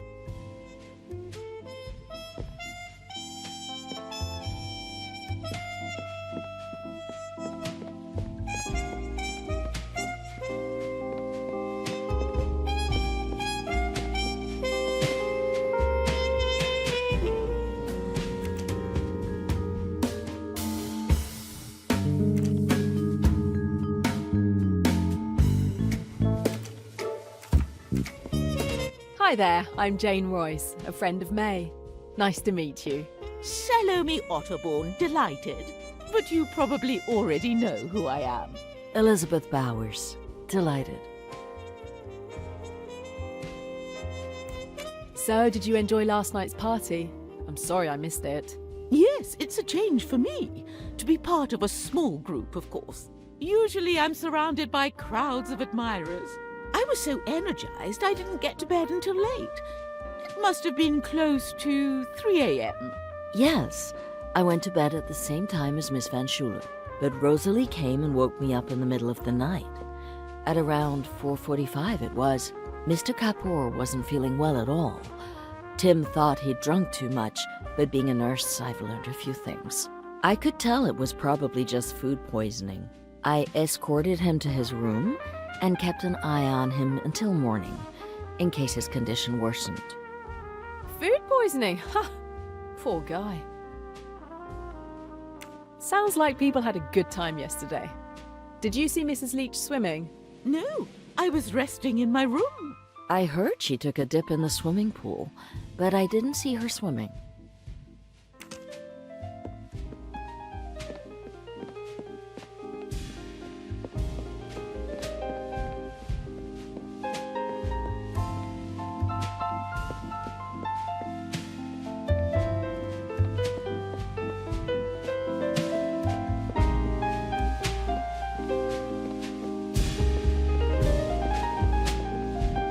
I'm sure it's nice, but I'm not interested in this bungalow. Hi, I'm Jane, a friend of May. Jane Royce, nice to meet you. Adele Allerton, and this is my son. Royce? Like the Rolls? I'm Tim. More of a Cadillac kind of guy. Did you enjoy the party last night? It was most enjoyable. Entertaining enough to keep me up after my usual bedtime. Oh, who were the late partiers? There were only 3 people left when I toddled off to sleep. One was a girl named Rosalie. We immediately hit it off and stayed up quite late, chatting on the terrace. The pool looks inviting. Is Mrs. Leach a good swimmer? Yes, I was impressed. Mr. Kapoor was supposed to join us as well, but he must have changed his mind because he didn't show up. I bowed out too after Rosalie wasn't interested in swimming. Mind you, I'd have stayed around if she were going to take a dip. Watching Mrs. Leach splashing around didn't appeal.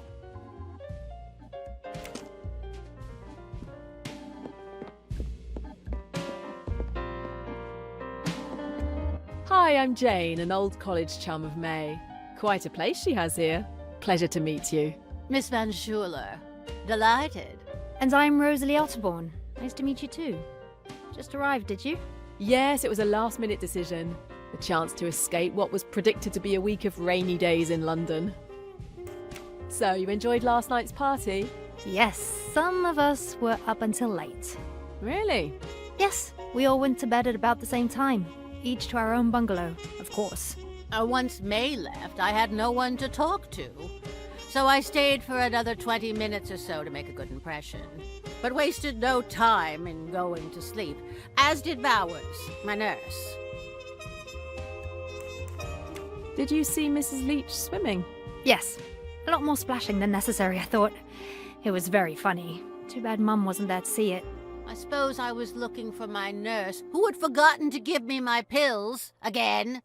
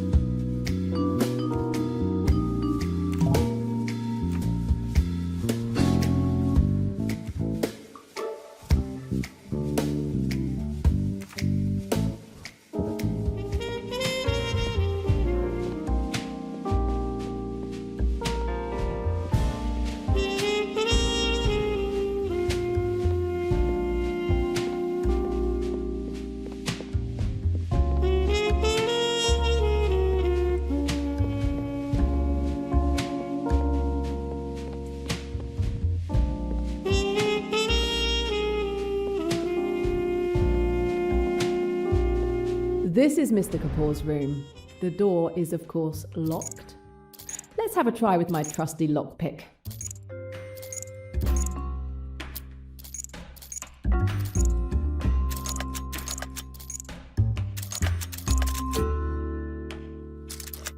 And we're in.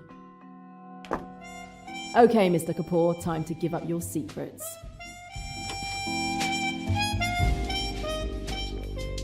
This lock wouldn't stop a child.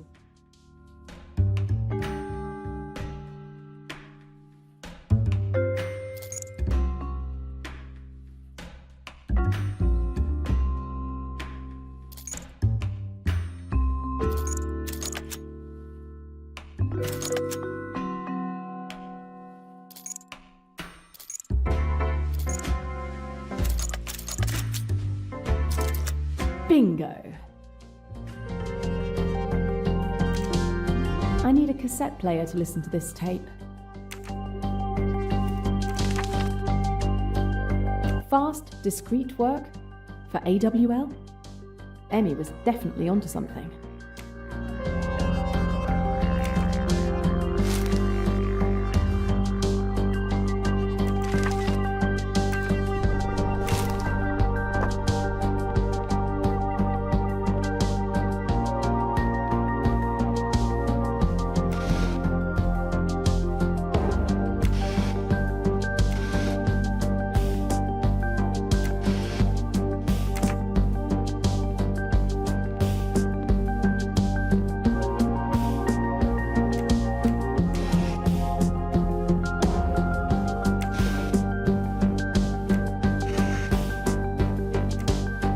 Someone had a bad night.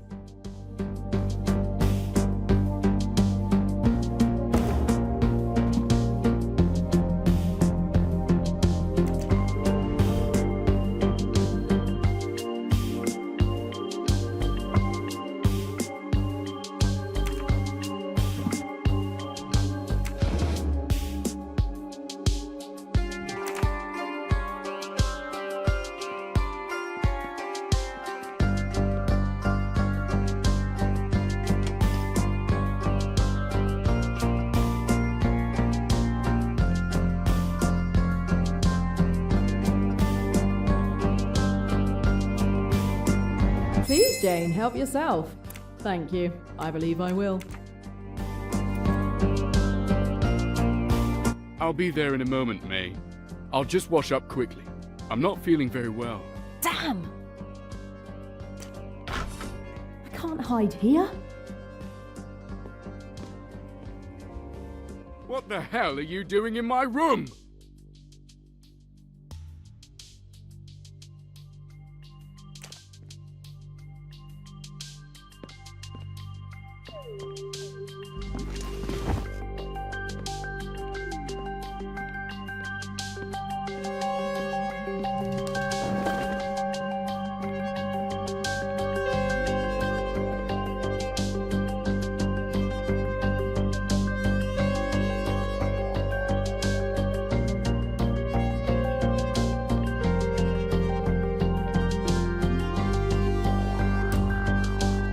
Phew, that was a close call.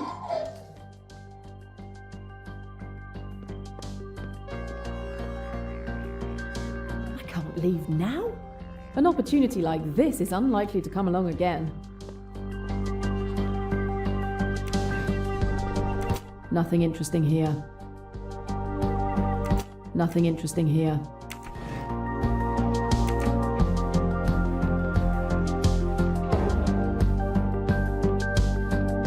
Kind of him to bring me something else. A phone number. I need to find out who it belongs to.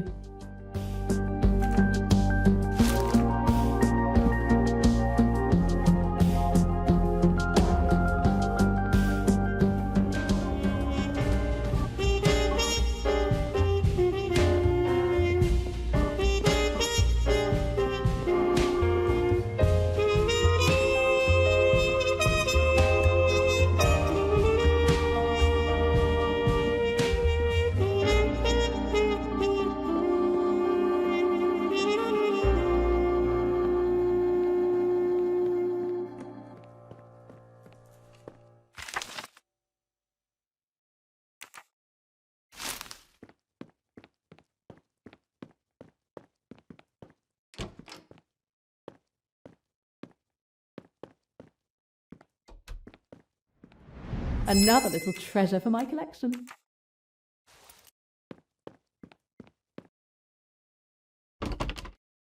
I always lock my bedroom door. Even though my guests are free to go anywhere in the house, I like to guard my privacy. So it was locked all day yesterday? Yes, night and day, whether I'm in the bedroom or not.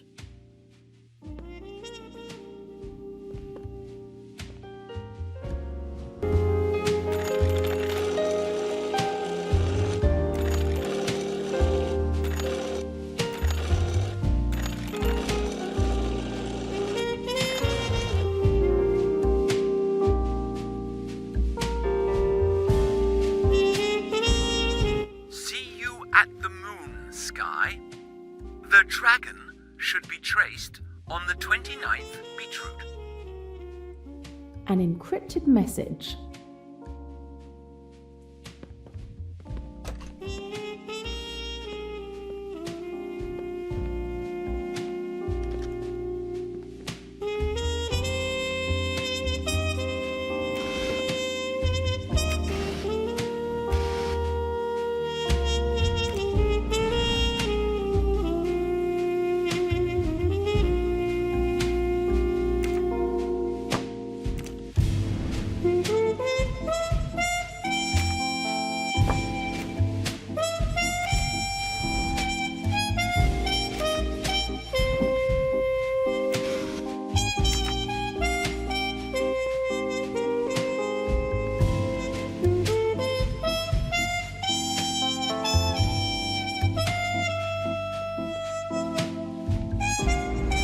quality makeup.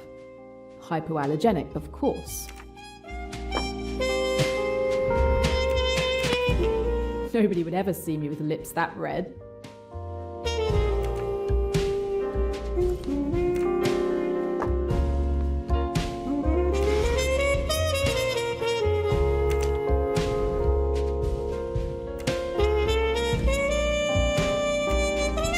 This makeup box would cost me more than a month's rent.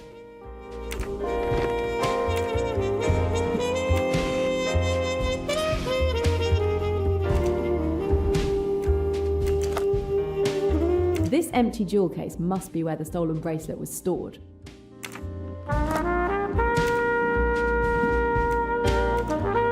A very chic brush. Too fancy for my hair.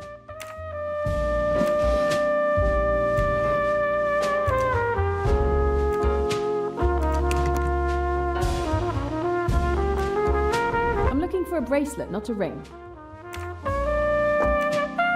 An emerald ring. Just sitting here. Incredible that the thief didn't steal it too.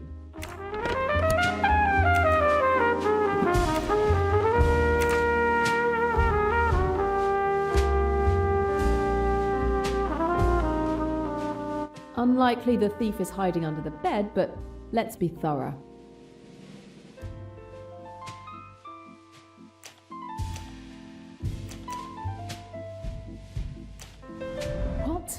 What's this?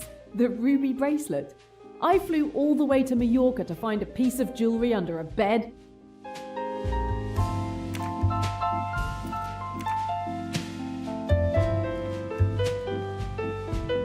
I may be haunted by dreams of this bathroom for the rest of my life.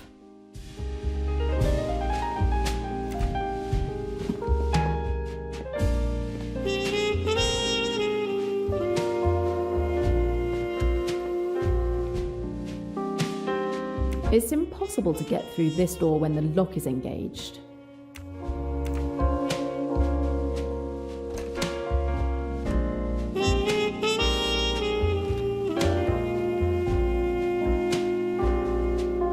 I searched your room and found your bracelet under your bed. Oh, you mean the one I threw away? It's a fake. How do you know it's a fake? It looks real. This morning when I got dressed, I put on my bracelet. Then a few minutes later, I started getting red marks on my wrist. Look, it's clearly an allergy. My real bracelet never did this to me. Trust me, it's a fake. I trust you. And given the size of the bracelet, I think it's unlikely that the thief would dare to keep the real one with them. Did you go swimming in the afternoon? Yes, Rosalie challenged me. She didn't think I could swim in the pool in February. She doesn't know me very well. I swim all year round. It's very good for your health. Could someone have entered your room during the swim to steal your bracelet? No, I kept my bracelet on while swimming. Oh, come to think of it, after I'd changed in my room, I forgot to lock my door. But it was only for 15 minutes. 15 minutes? So her room wasn't always locked?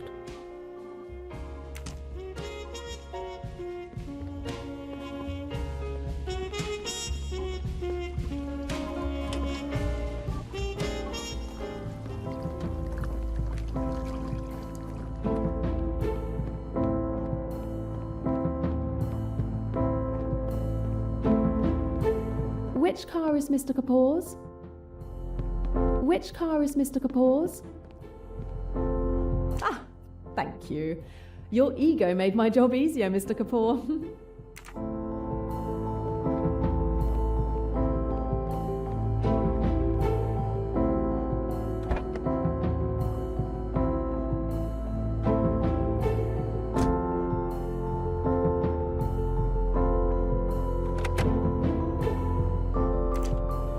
Oh, Fire Flare.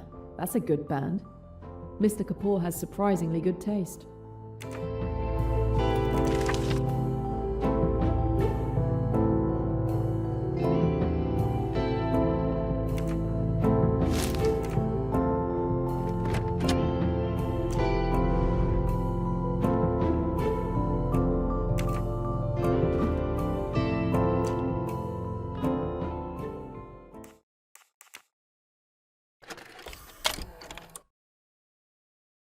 No power, no radio.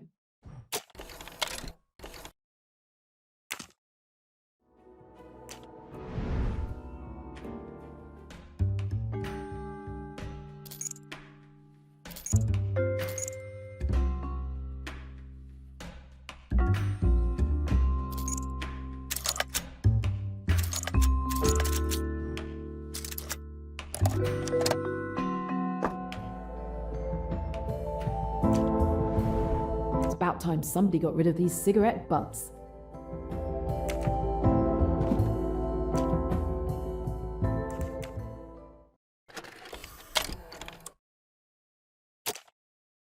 I'm at Sky until the 37th beat route.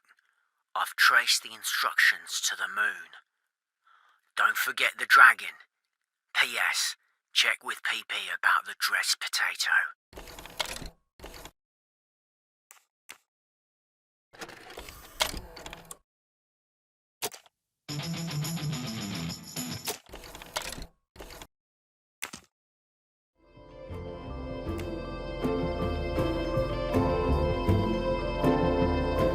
Mrs. Leach has a beautiful car.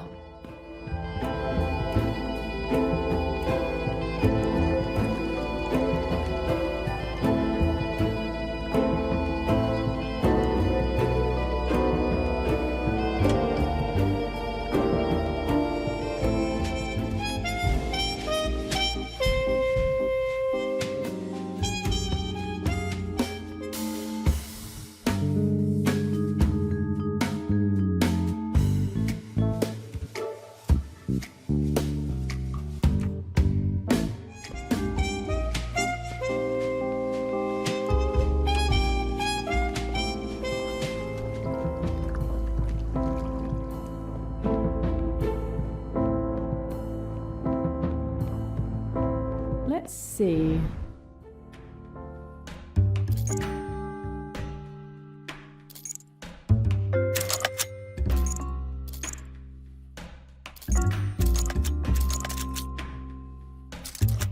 A flimsy lock, Mr. Kapoor. Shame on you.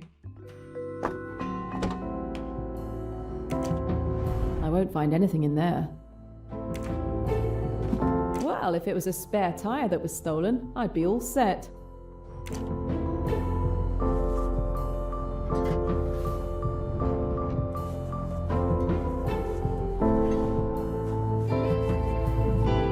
Let's see what you're hiding in here. This lock looks like it's seen better days, just the way I like 'em. I can hear the mechanism click over loud and clear.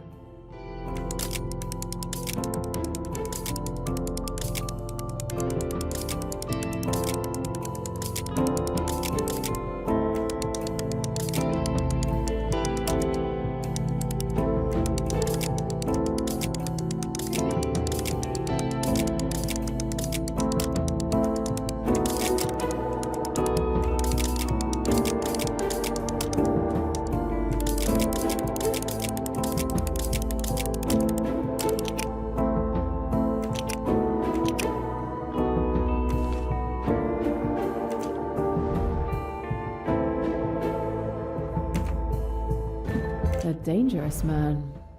I would have been surprised not to find one of these inside. What have we here? A hidden compartment. At last, something interesting.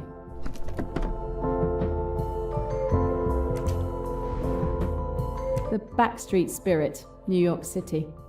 Interesting.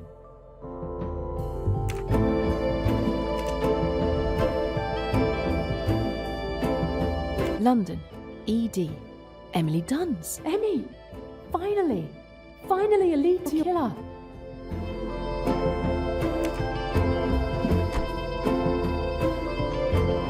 So someone did order Emmy's murder. And someone called the Spider to do the hit. At last, the Spider has to go to New York soon. I've got to find out exactly where and when.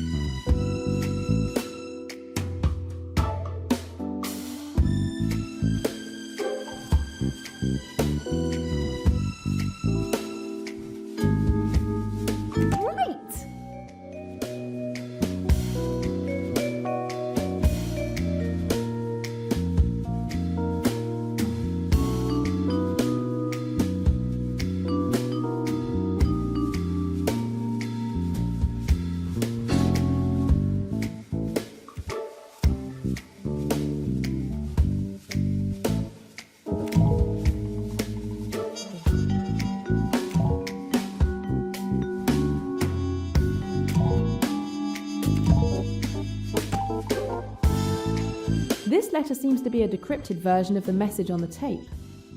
I wonder if I can identify the code names.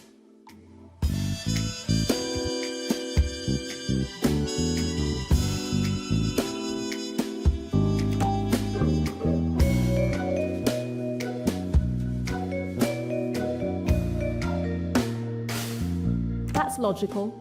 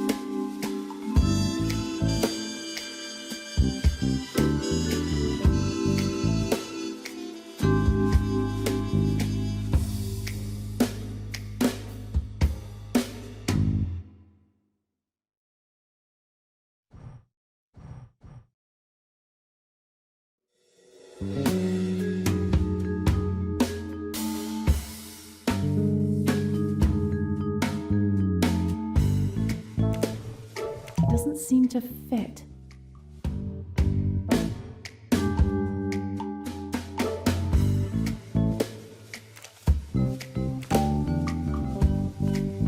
Absolutely. Yes! Sometimes I even surprise myself.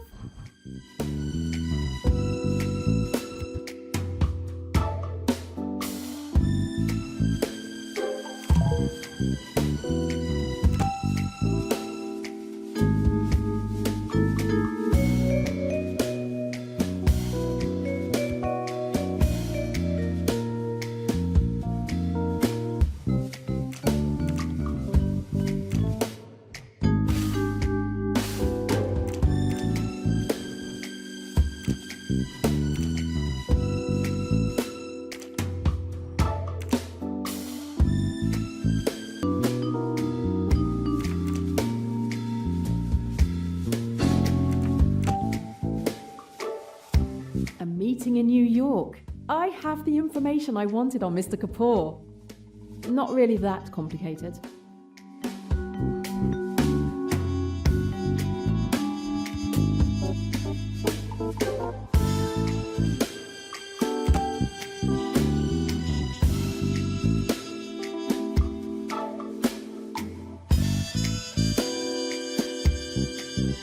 This must be the right solution.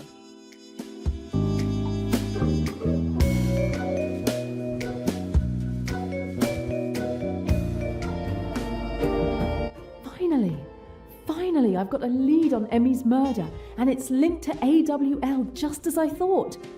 The company apparently commissioned her murder, and it was someone called the Spider who carried it out. And now I learn that this Spider is due to be in New York in a few days' time. I need to get on a plane as soon as possible. It's time to close the case of Mrs. Leach's fake bracelet.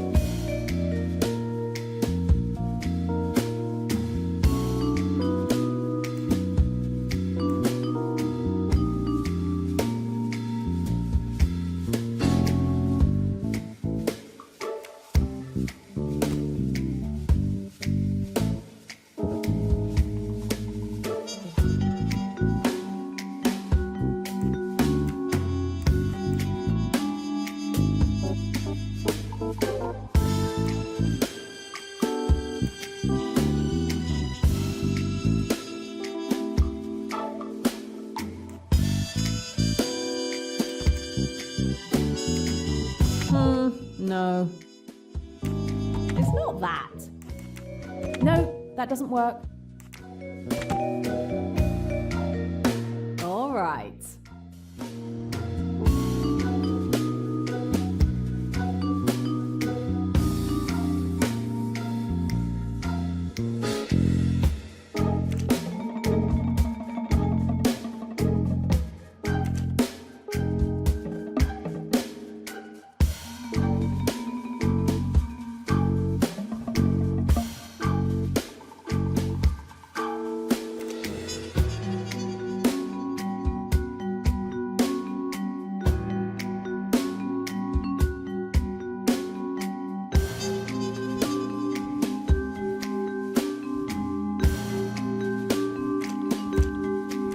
No.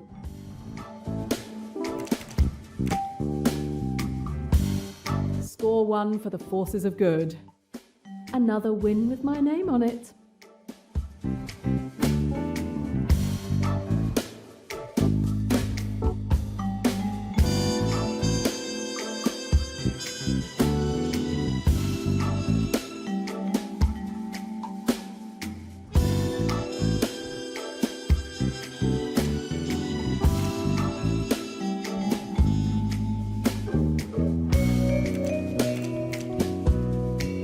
That's not quite it.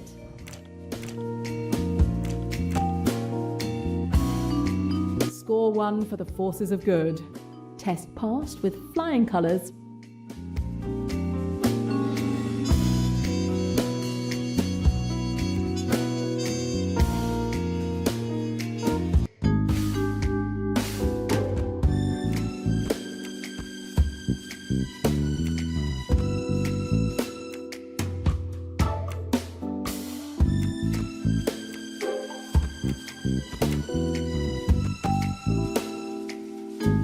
Fantastic! I was born to be a detective. The three suspects probably didn't know each other before that evening, so the thief probably acted alone. It's time to close the case of Mrs. Leach's fake bracelet.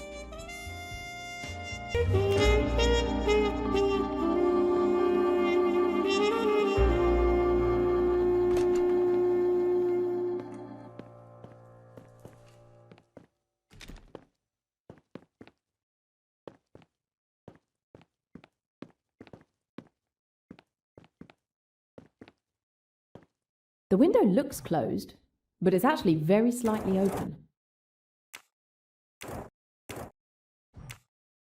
The handle is inside the room and it's open.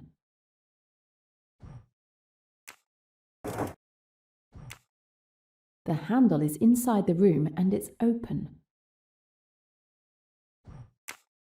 The window was unlocked. Apparently, none of the staff noticed the open window before I discovered it. All are loyal and have been with Mrs. Leach for a decade.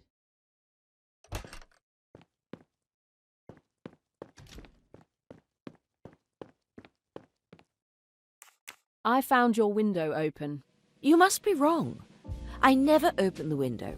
I don't want to be bothered by mosquitoes or any other bugs while I sleep. I hate bugs.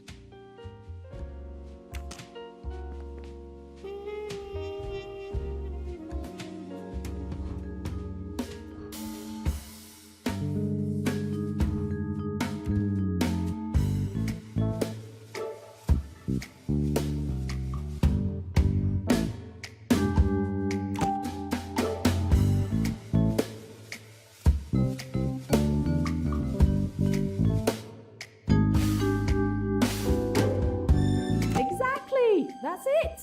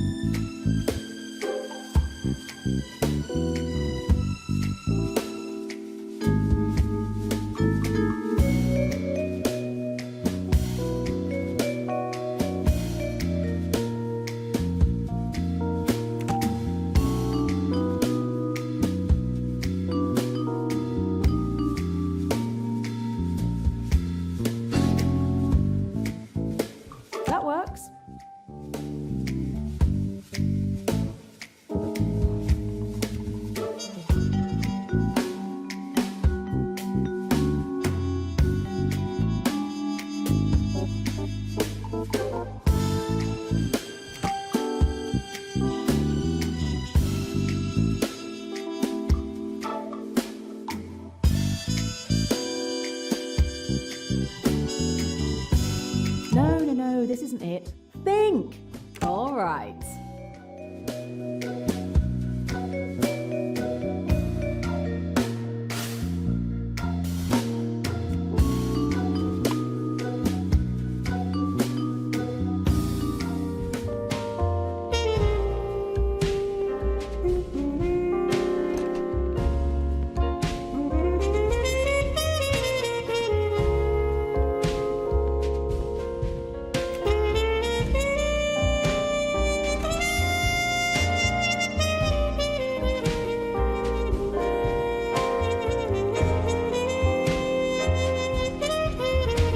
Petal, but no roses inside the house.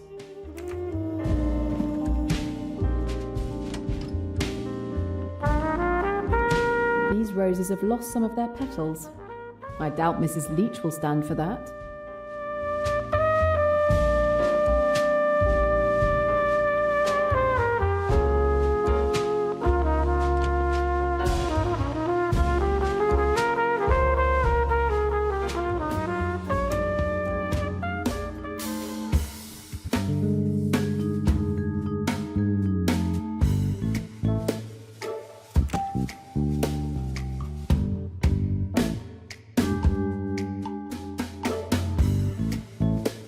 Why not?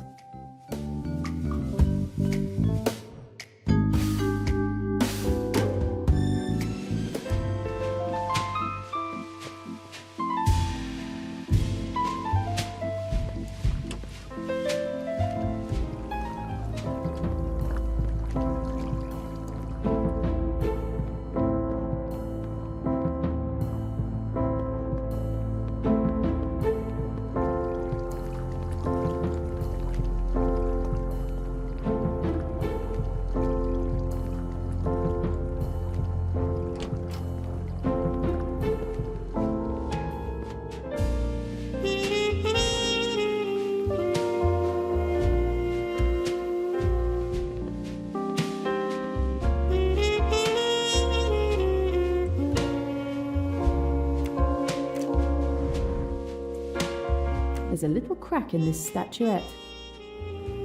This statuette is broken in the middle, but it's been carefully mended.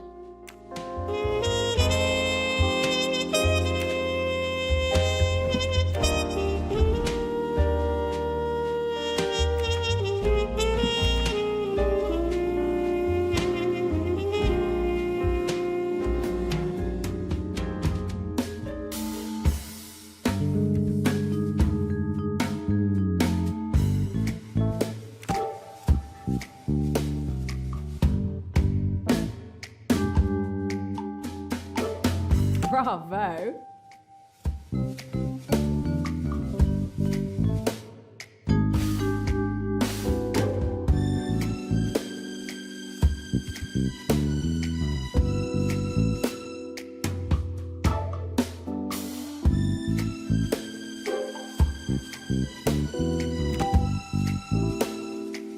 That's logical. That one's for you, Emmy.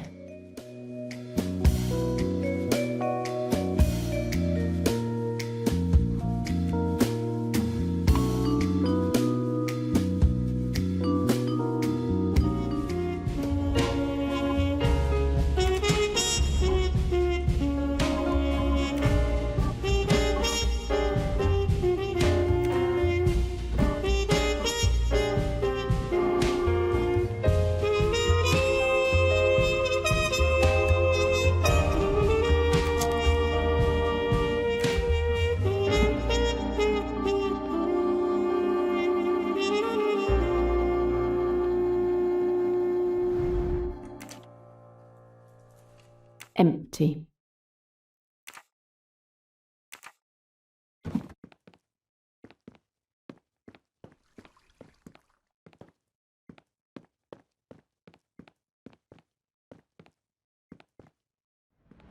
Another of the world's strangest collectibles.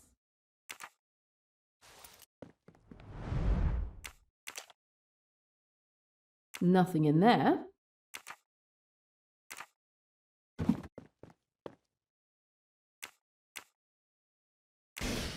An ancient coffee grinder. It's seen a lot of use.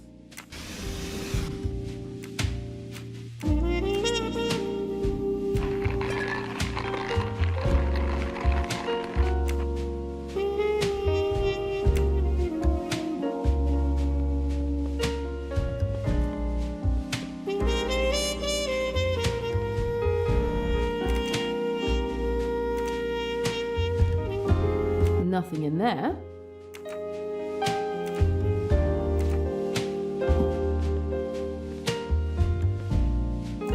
It may be nothing, but I found a broken green statuette. Oh no!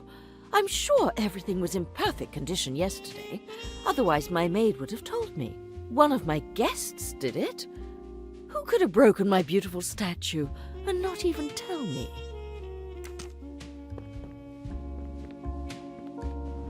Like everything else in this house, this vase looks very expensive. It's a vase, Jane, where flowers go to die. It's a vase, Jane, where flowers go to die.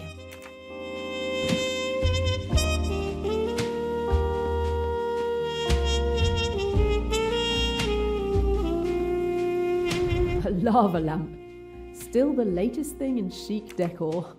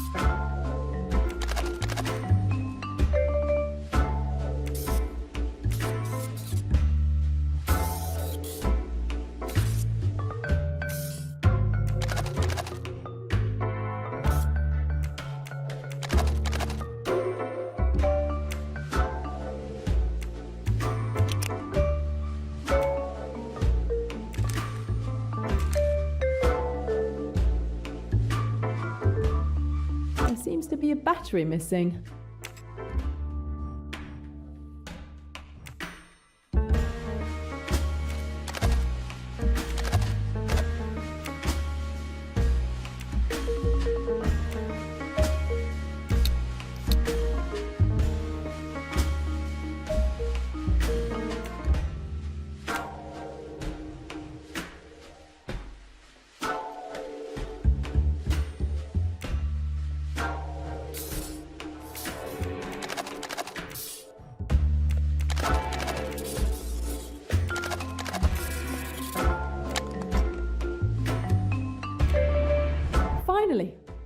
found Mrs. Leach's bracelet.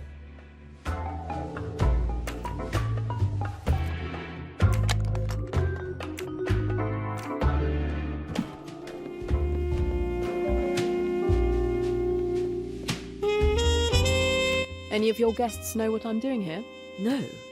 No one knows about the theft. I introduced you as a friend from London. Think they bought that? Oh, yes. I have a reputation for inviting all sorts of people to my little soirees.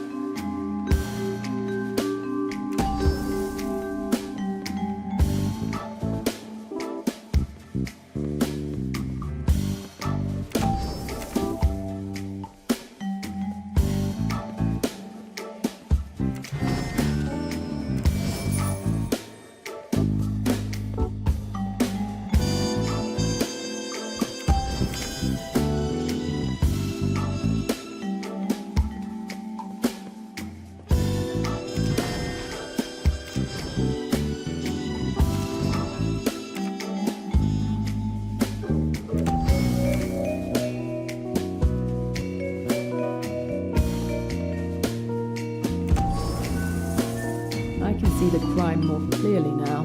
The thief first unlocked May Leach's window during the day while she was swimming.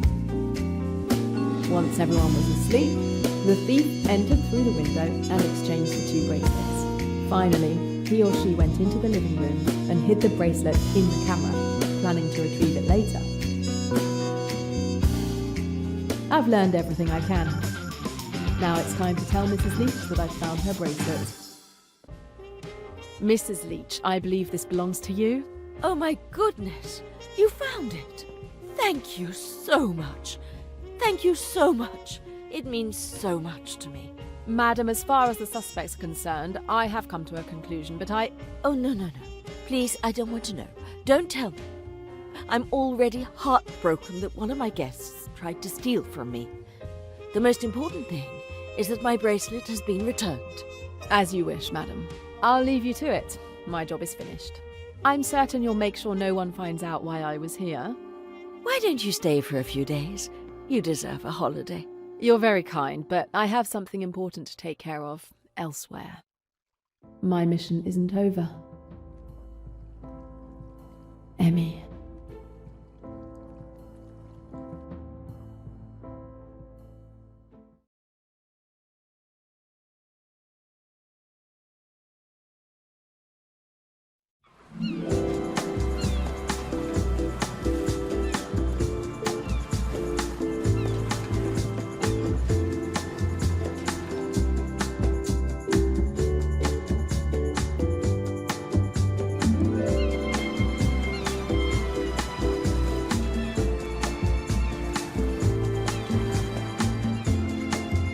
The Doyles are safely aboard the Karnak steaming south with no sign of Mr. Belvoir. I'll keep a watchful eye on the honeymooners until we reach the temple at Abu Simbel. Ladies and gentlemen, luncheon is served. Ah, time to test the cuisine of the Karnak. I will hope for the best.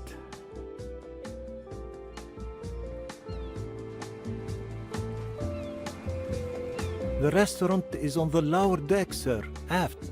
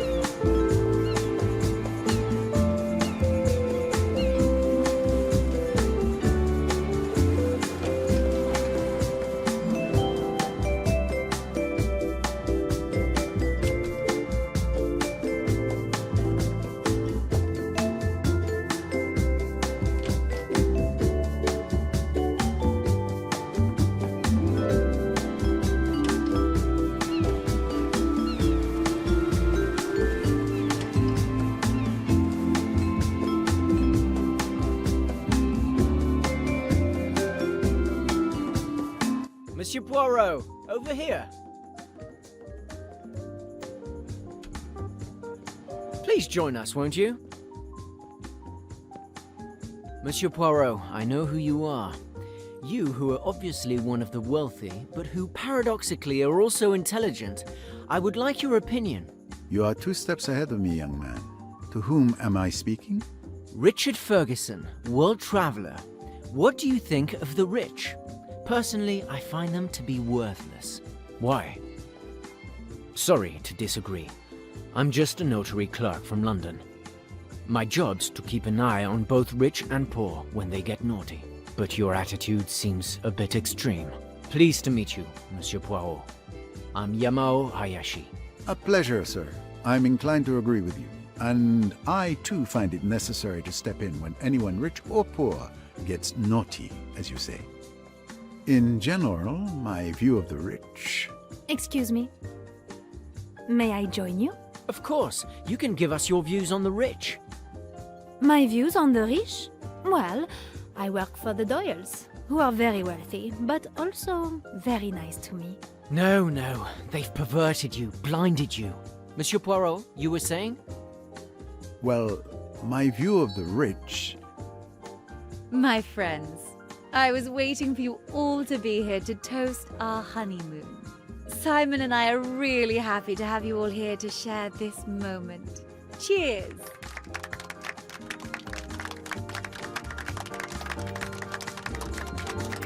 What I was going to say, if given the chance... Excuse me, sir.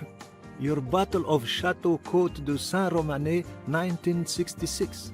We opened it 12 minutes before serving it to you as you requested. And your caviar verine. Oh, and there are walnuts in it. Excellent. I can take the rich or leave them be as long as I get to eat. Waiter? There are shards of glass in my wife's verine. My God, if she'd eaten any. I don't understand how. I'll change your verine immediately, madame. Simon, I'm all right. I didn't eat any. It was a careless mistake, nothing more. We needn't be afraid of every shadow. Nothing can spoil our honeymoon now. Bravely spoken, perhaps. But if Linnet had eaten them, it could have caused an internal hemorrhage that would have severely injured her or even killed her. It's not trivial. I need to know more. But I don't want to disturb the lunch. I'll investigate after the meal. Waiter, keep the plate as it is in the kitchen. No one is to touch it. I'll come and inspect it after the meal. Oh, and can you confirm that all the passengers are present for the meal? Yes, we keep a list. Everyone is here.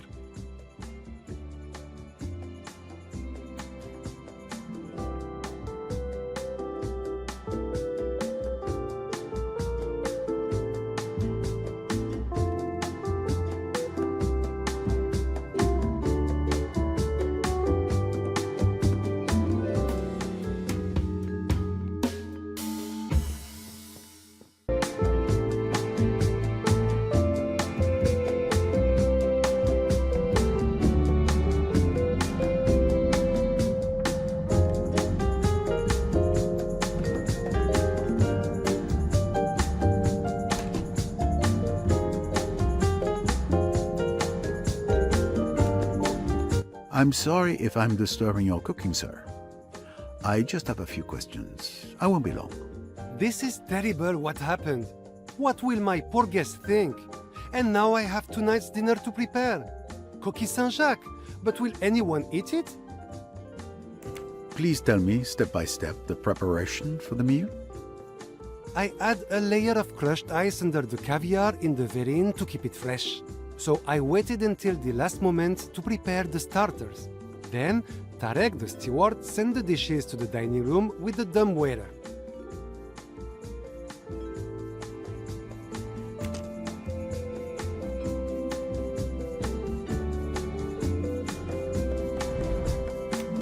It can't be an accident. There are too many pieces of glass that someone tried to hide in the caviar. It's an attempt on Linnet's life. These are the verines that the passengers ate earlier.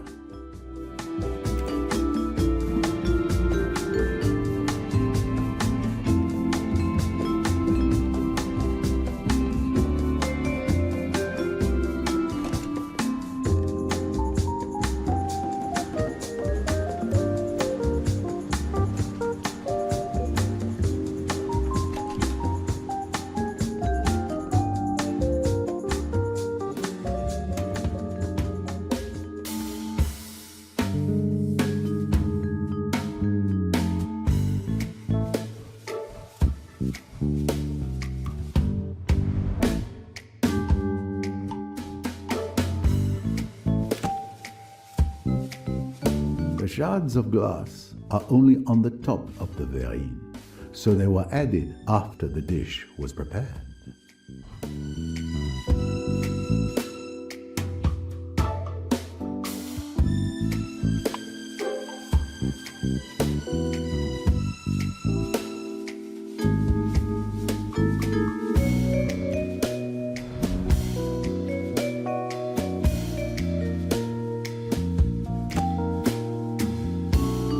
Yes, all the passengers' verines had walnuts, except this one.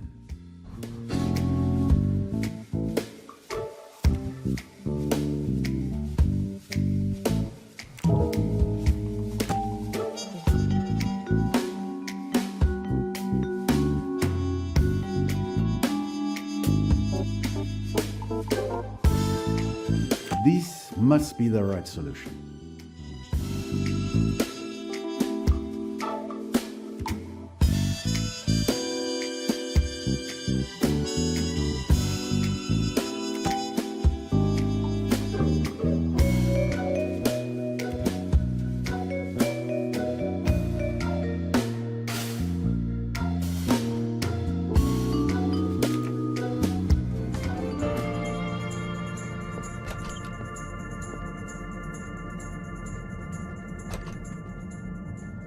Hello.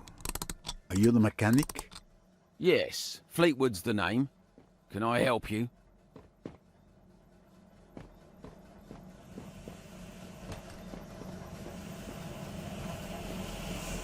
If you could avoid touching that, sir. Oh, sorry. Pardon me. What were you doing during lunch? The passengers' lunch? I made sure to see that the steam was up in the boiler. No steam, and we just drift. Did you know that one of the verines at lunchtime had no walnuts? Do I know what? I have no idea what's served up there. Although I'm sure it's better than what the crew gets. Do you have a blue bottle? What? No. Try the bar. Lots of pretty bottles there.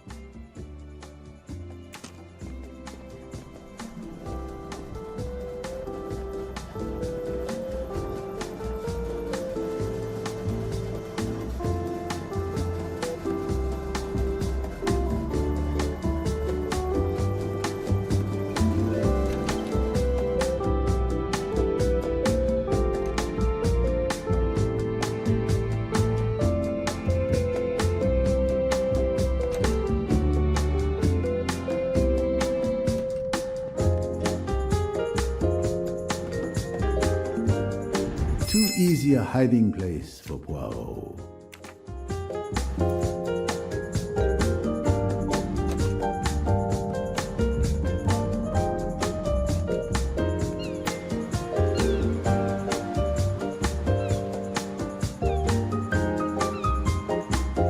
Good afternoon, sir. You're not with Mrs. Doyle after what happened in the restaurant? Oh, Mr. Poirot. I didn't see. Linnet's right there in the saloon. I'm just getting some air. And as for what happened at the restaurant, I expected better for a boat of this quality. But we're putting this incident behind us. We won't let anything spoil our honeymoon. I understand. An admirable sentiment, but I cannot take this incident so lightly.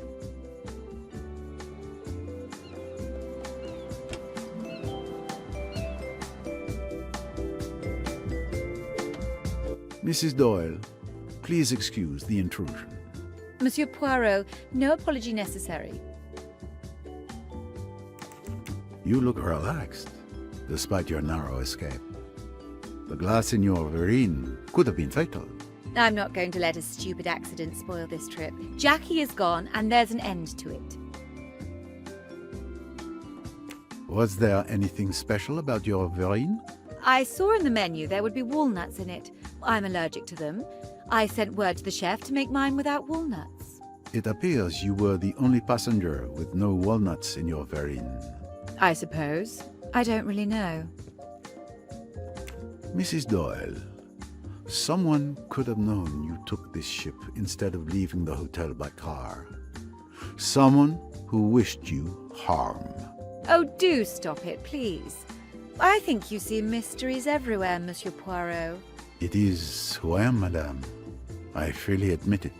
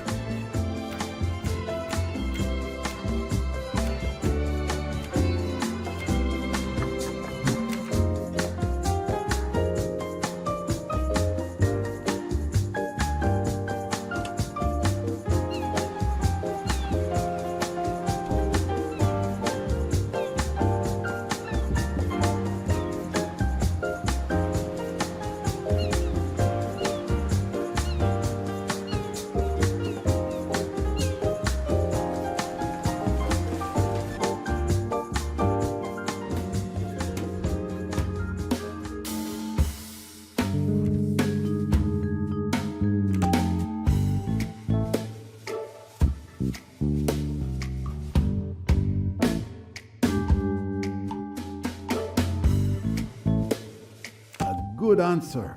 Of course.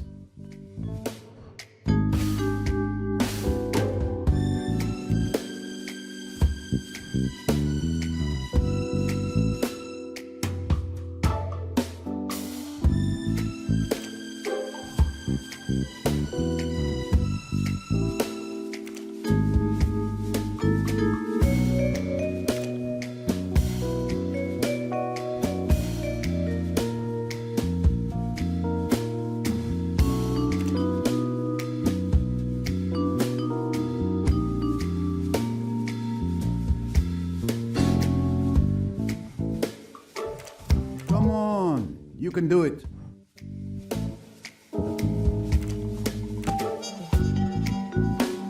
All the passengers were apparently sitting in the restaurant when the verine was tampered with.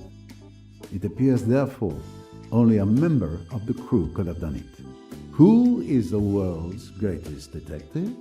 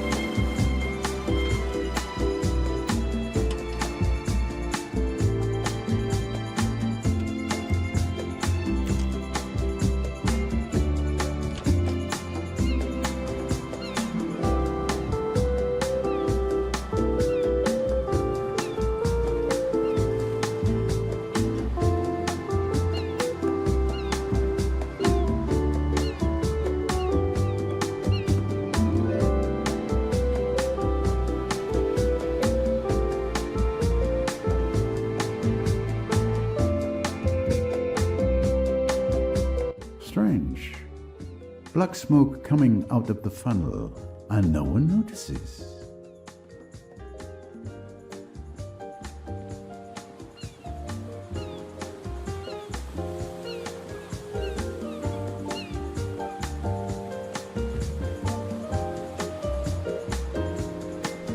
Excuse me, do you have a moment?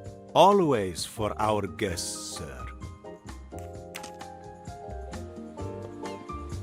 What were your responsibilities during lunch? As usual, I was in the kitchen. I waited for the chef to prepare the starters before sending them up to the restaurant on the dumbwaiter. But just as the verines were to go up, the dumbwaiter broke. I went to get Fleetwood, our mechanic. He fixed it quickly.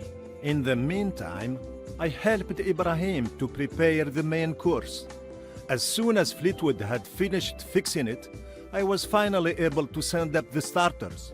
Apart from that, nothing special until the uproar over the verine. Did you know about the walnut-free verine? It was a special order from a passenger, I think. I don't know who. Do you have any spirits with blue bottles? Yes, look, there are several here. Are any bottles missing? No, don't worry. I can make any cocktail you want. Do you know what can cause the black smoke I saw coming from the funnel?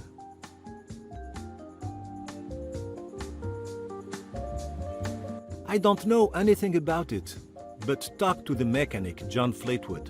He'll know.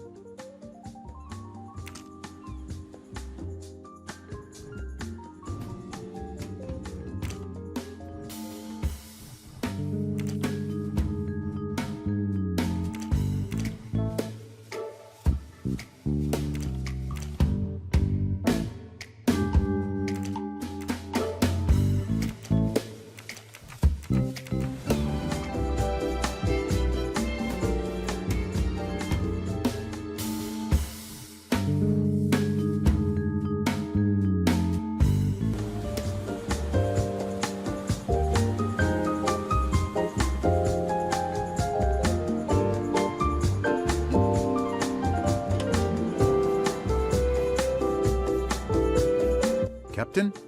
Oh, I didn't see you come in, sir. Yes, I am Hassan, the ship's captain. Mr. Poirot, isn't it? You know me. So I am known even here in Egypt, so far from home.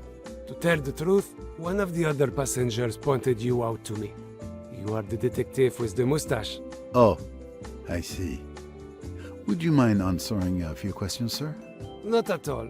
You want to clear me, as the Americans say. Yes, if you like. What did you do during lunch? I ate here at my post, keeping the Karnak on course. We're entering a tricky stretch right now.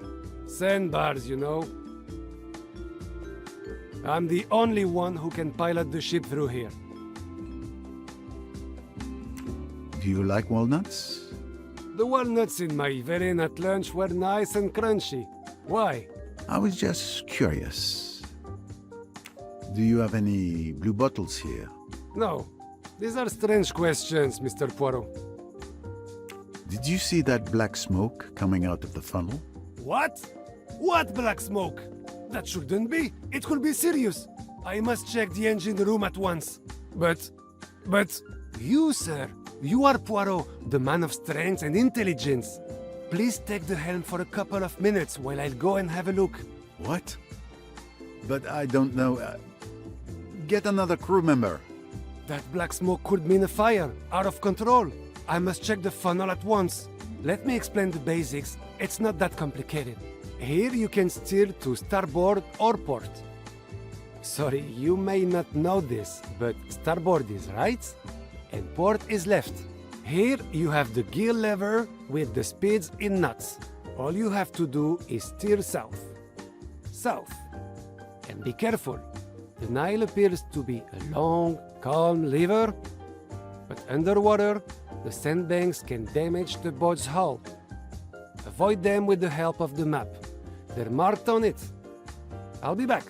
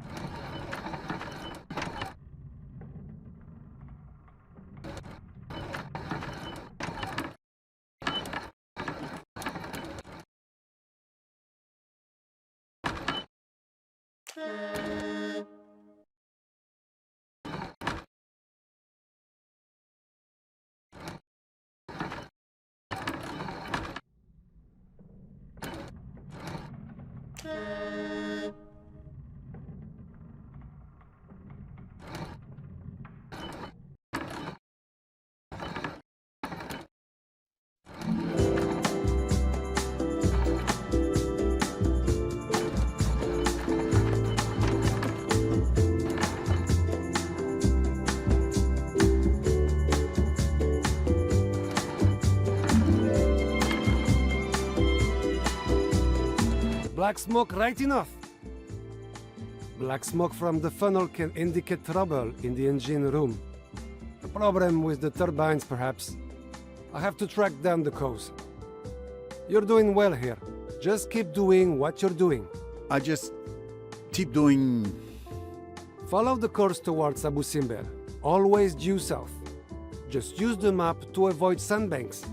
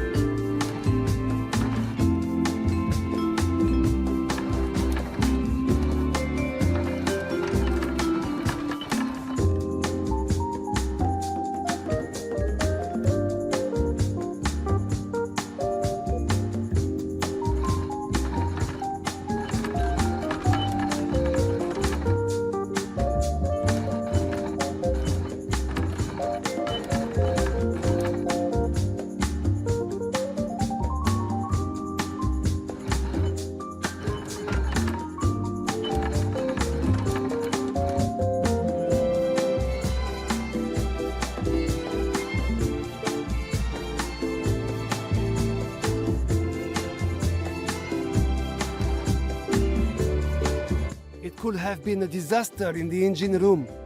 But Fleetwood has things under control, so there's nothing to worry about now. Anyway, thanks. I was just in time to avert a catastrophe. As for your steering skills... Say no more, Captain. It was really quite easy.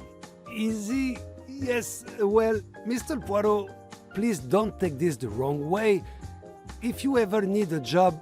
Thank you so much for the offer, Captain. If murderers stopped killing people, I might consider it. Offer? Forgive me. I was rather going to say, if you ever need a job, don't apply to me. Your little joke. Of course, no. Poirot will remain a detective.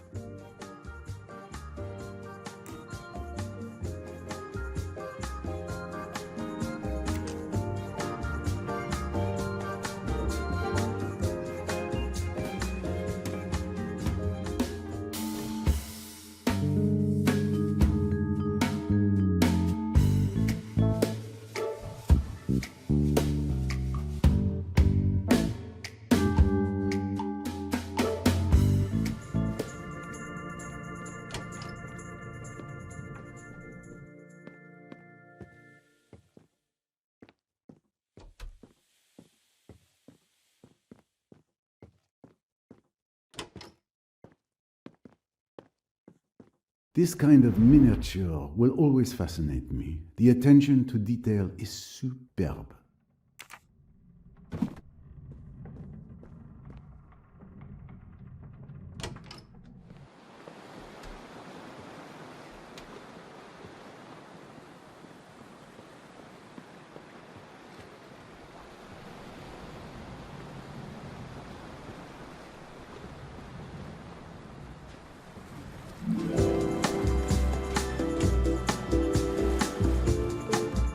My stateroom is quite comfortable. Indispensable for styling my exceptional mustache.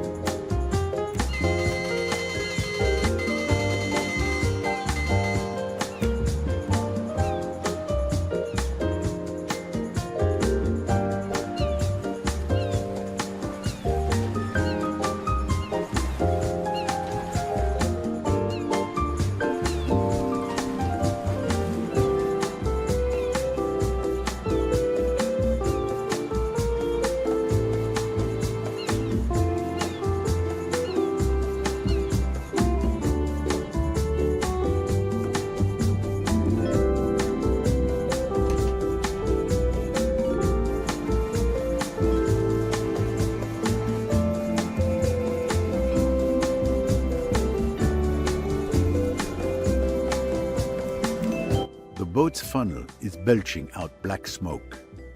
Is that normal? Listen, you stupid man. I know my business. Black smoke doesn't necessarily indicate a problem. I take orders from my captain, and that's not you.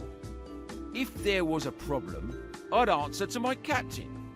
Not some crazy passenger who thinks he knows how the Karnak is supposed to run. I don't think you're telling me the truth, Monsieur Fleetwood. Oh, what makes you say that?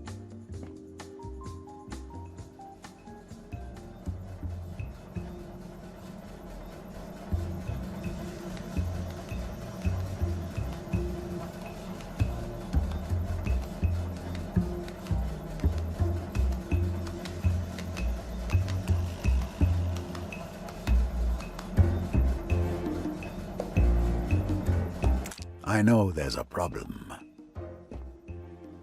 Is that so? Are you a mechanic too?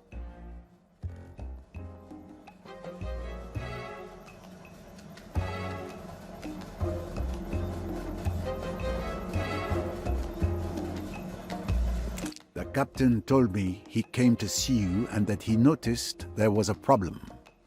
If you think you can do it, all you have to do is fix the problem yourself.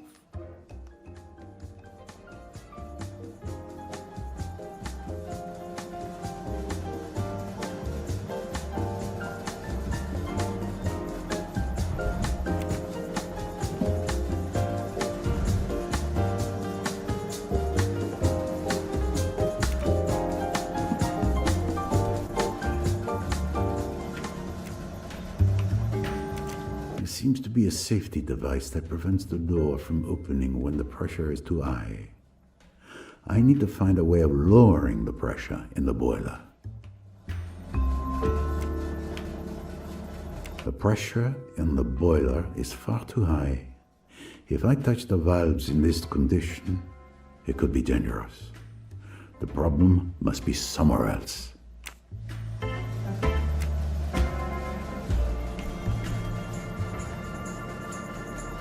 I'll take those. It looks like this control panel is used to move this network of pipes. One of these pipes is blocked, preventing the steam from escaping properly. I need to create a new route without using this blocked pipe and without any leaks.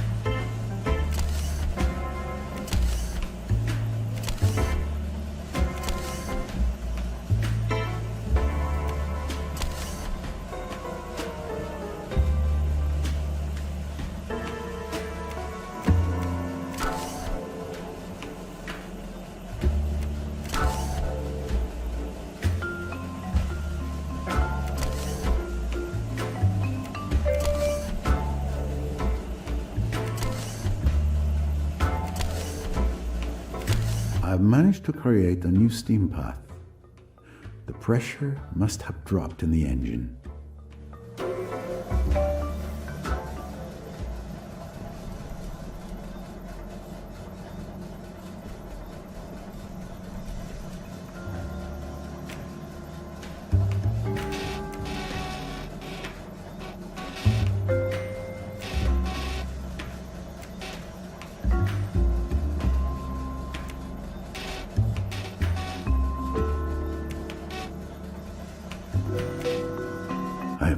Not to reduce the pressure too much.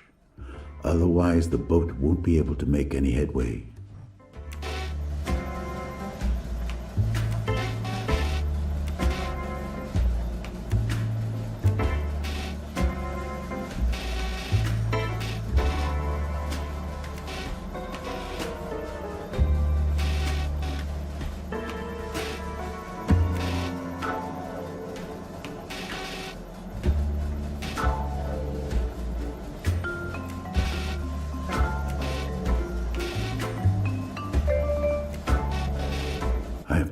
Not to reduce the pressure too much. Otherwise, the boat won't be able to make any headway. I have to be careful not to reduce the pressure too much. Otherwise, the boat won't be able to make any headway.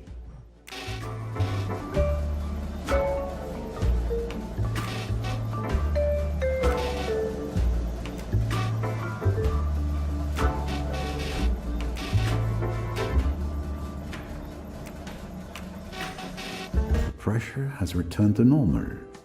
I'll be able to open the furnace.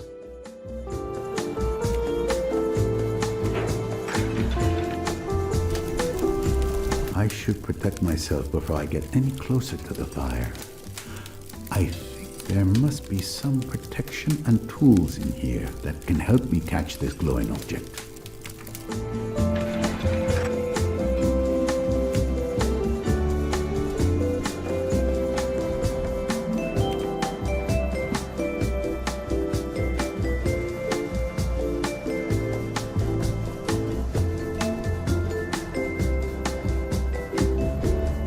Tongs.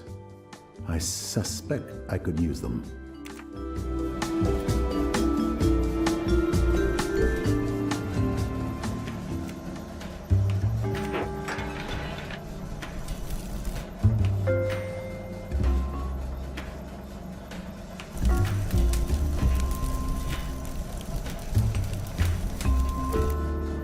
Molten glass.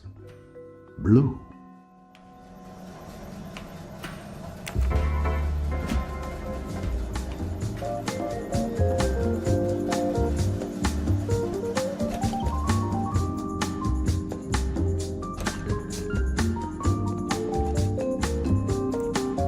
Had you prepared a walnut-free version? Yes, it was a special order, but I don't know for whom. Samir passed the request on to me. You know that there were shards of blue glass in a version. I don't understand how it could have happened. There are no blue bottles or blue glasses in the kitchen. You can check if you like. I don't suppose the black smoke comes from your kitchen. What? Of course not. The smoke is from the engines. You know, the loud things that make the boat go?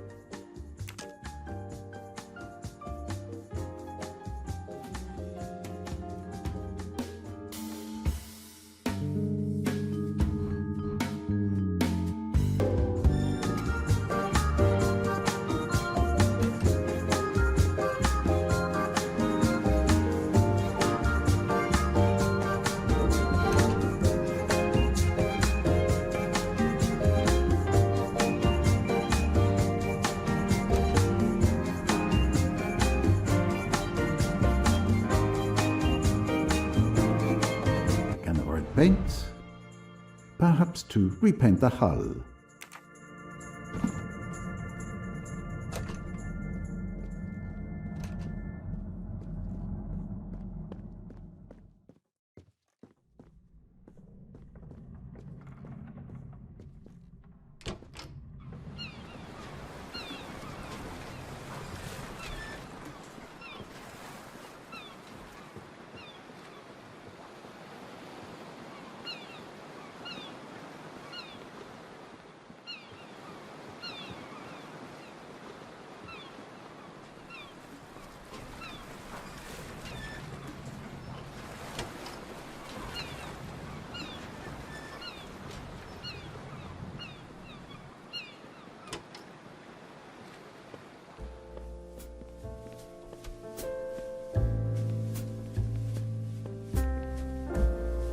Pardon me.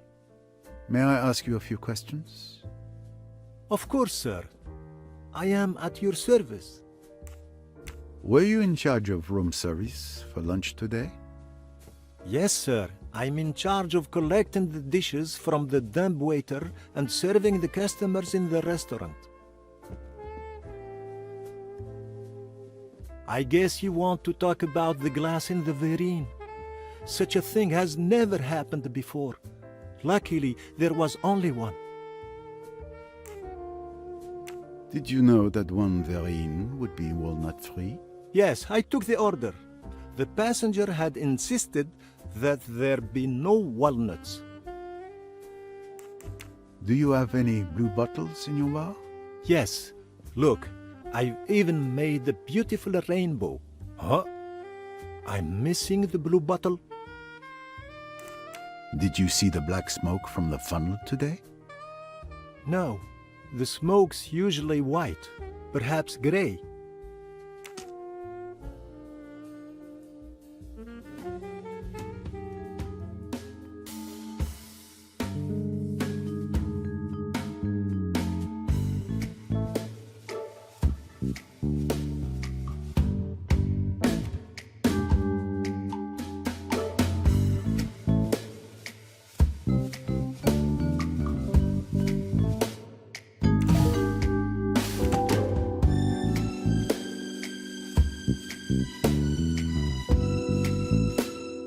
Every question must have its answer.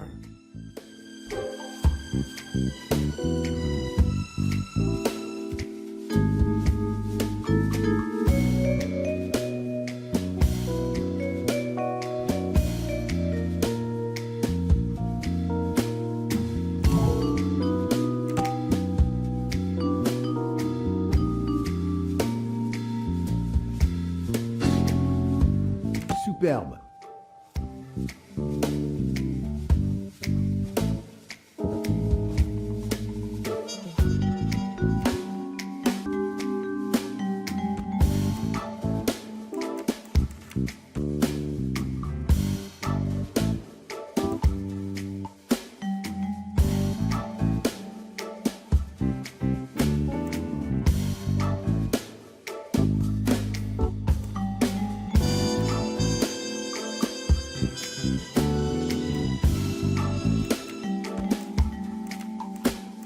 No.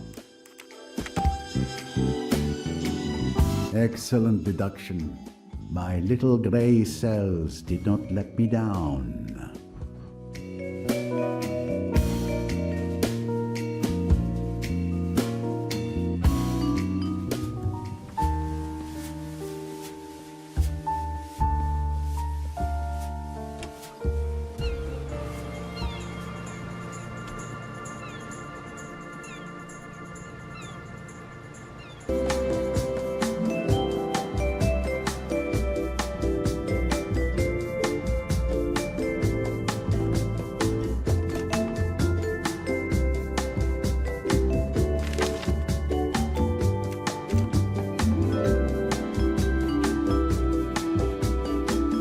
Reminds me of a story, but what is it?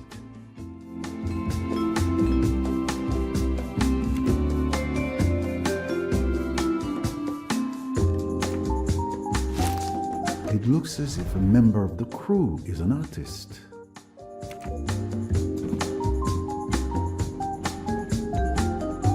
The latest in model radios.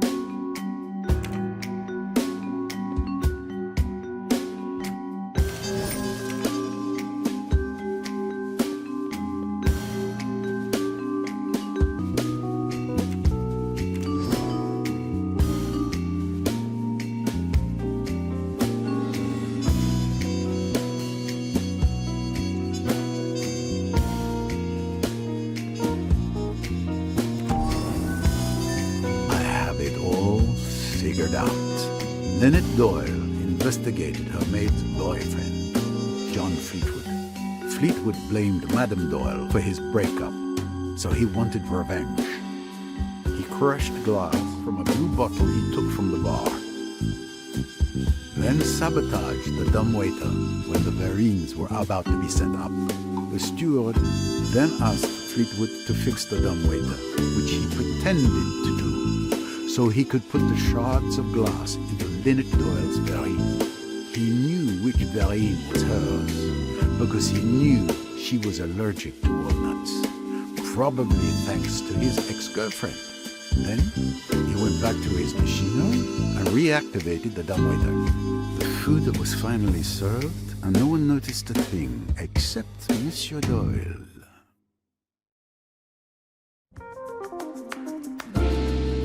And that's how Fleetwood almost killed Mrs. Doyle. John? A murderer? He must be arrested. Technically, he's not a murderer yet. But yes, he needs to be isolated until he can be handed over to the police. He can be locked in a storeroom in the hold. What happens if we need a mechanic? We're only a couple hours from Abu Simbel. We should be able to get there without a mechanic. And once there, I'll send for a replacement. All right, let's go. You can take him into custody. Ask the stewards to help us, in case he resists. Okay.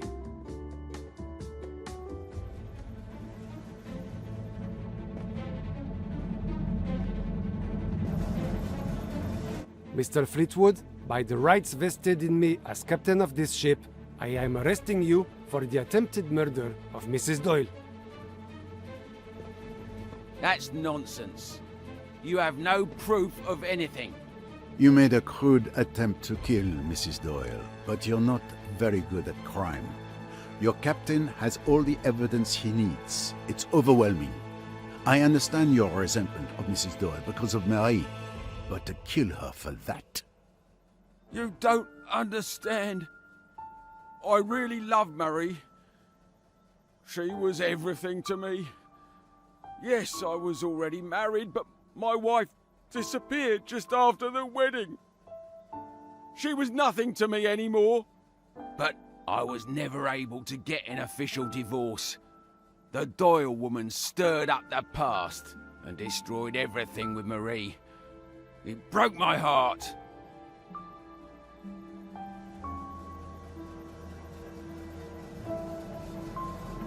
You've never been in love, have you, Mr. Famous Detective?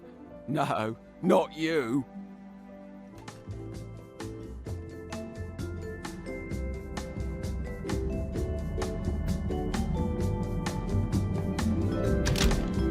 He won't be able to do any more harm before I turn him over to the police in Abu Simbel. Excellent. I'll go and report to Mrs. Doyle. She's probably still in the saloon. Please tell her to accept our apologies on behalf of the entire crew.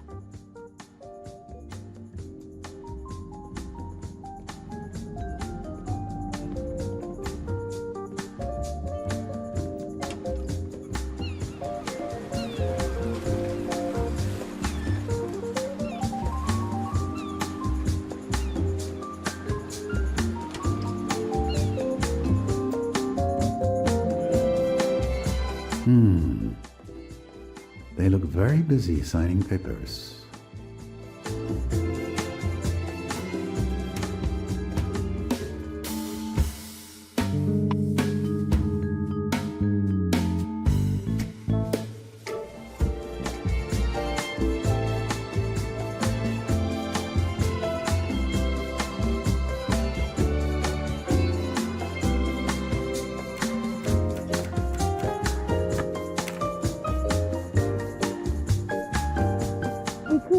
Or not. Depends on... Right. Could work.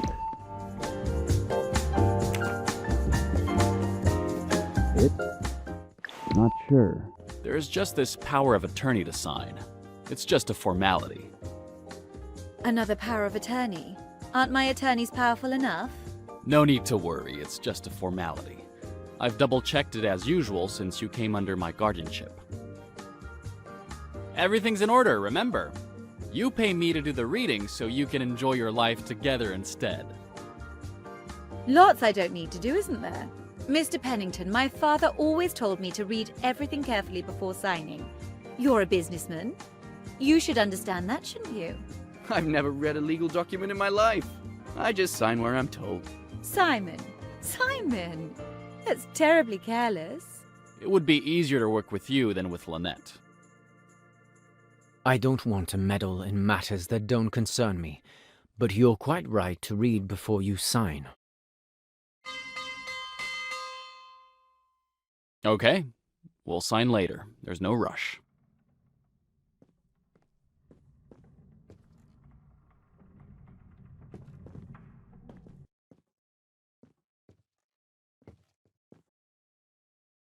Should I wait for you? No, I'll meet you there.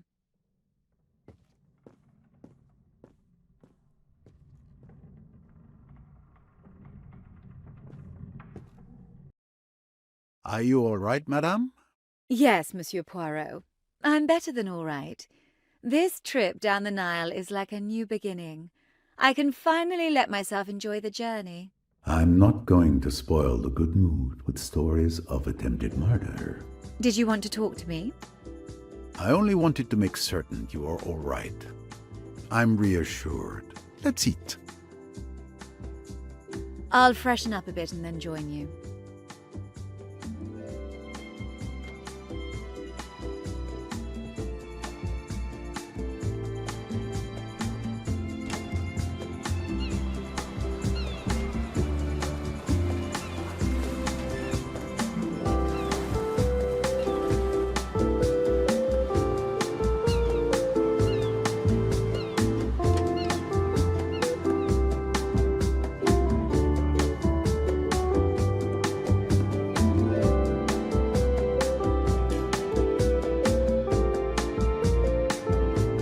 Monsieur Poirot, come and join us.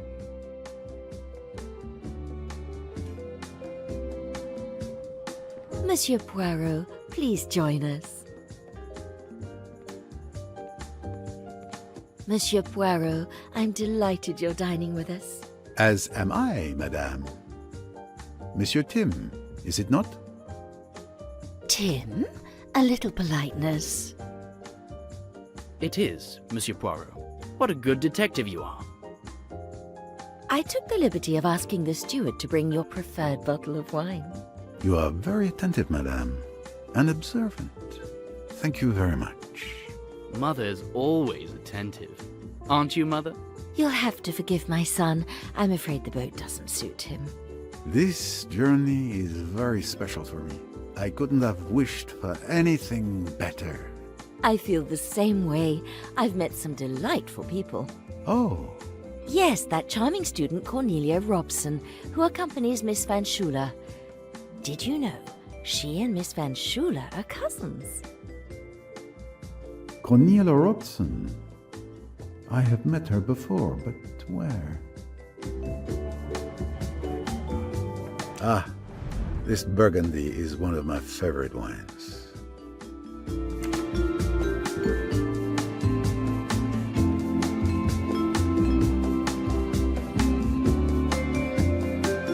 No, this person does not fit Madame Allerton's description. I'm sure it's that young girl next to the older woman. Have you met any passengers? Yes, there are some interesting characters on this boat. For example, that hippie-looking young man, Mr. Ferguson.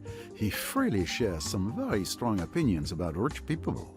Oh, yes. Who are you talking about?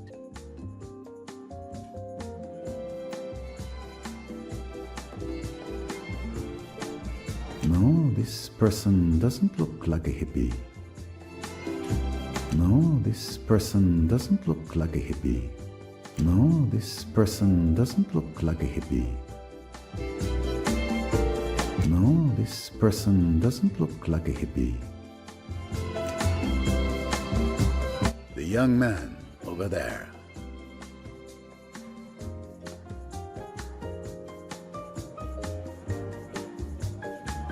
He has a very original look. The opposite of Dr. Bessner, both in terms of clothing and hairstyle. Dr. Bessner. Let's see. No, this person isn't really the opposite of Mr. Ferguson.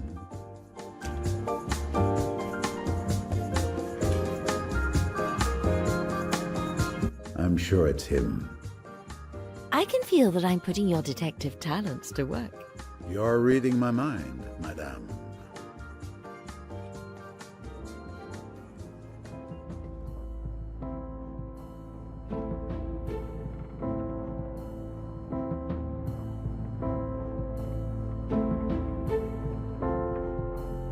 Now our adventure can really begin. Oh, Linnet, you're here. How perfect. Oh my god. Simon.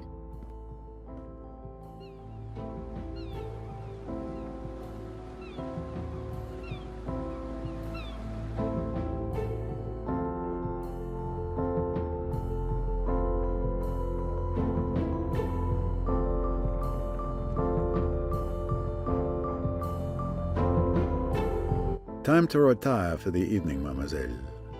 You have savored your victory enough, I think.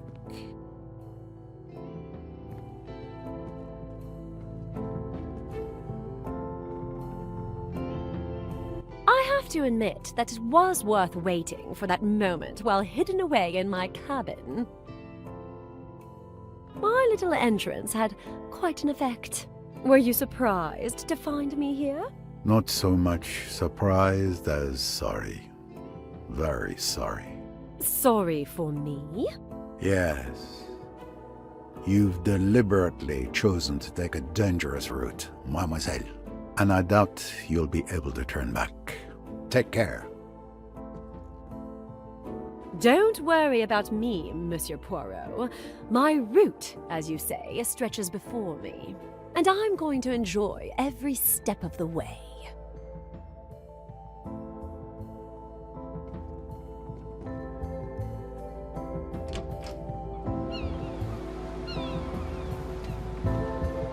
Good evening, mademoiselle. Lovely evening, isn't it? A peaceful moment at last. Yes. Your mother has retired for the evening? Yes, I'm on my own and fancy-free. Unfortunately, these moments never last long enough.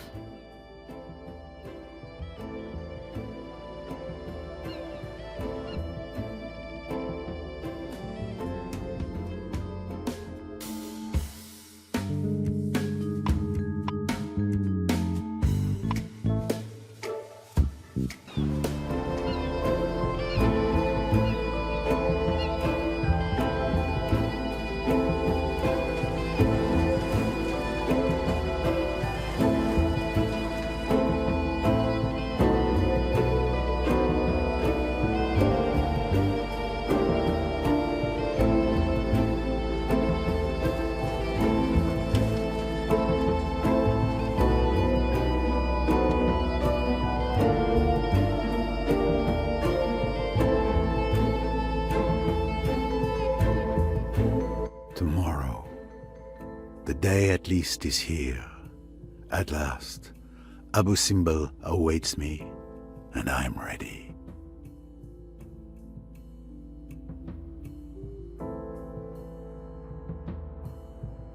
We've got to go through with it now.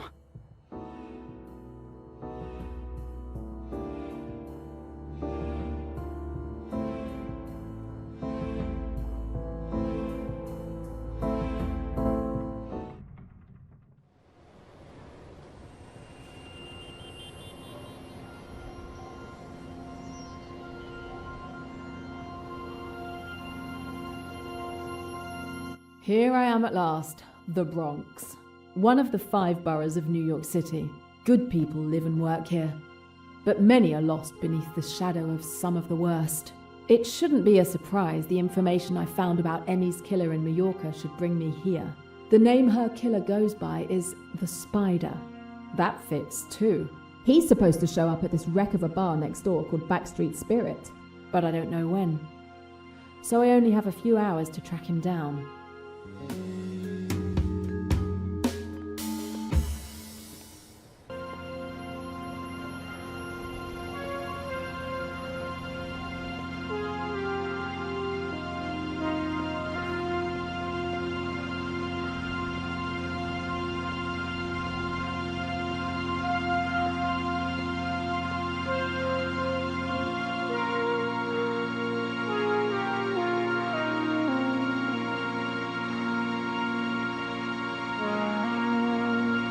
Better to not just waltz into the place through the back door.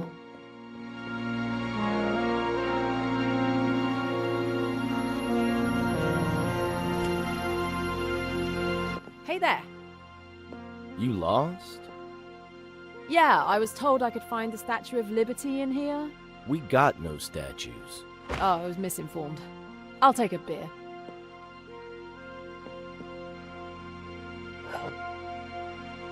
You're new. I've never seen you around before. Yeah, I just moved in down the street. You're very brave. Why? Is the beer that bad? I'm just saying you aren't a regular. We don't often get new faces. We're kind of a close-knit community.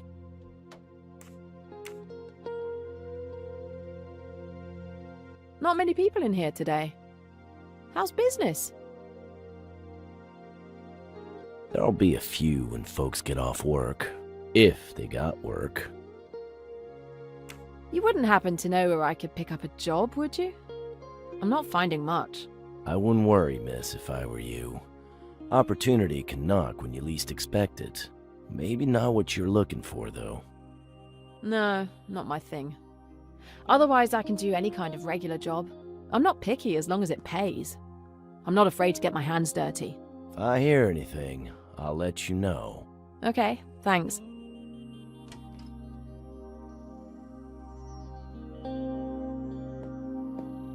Well, Will?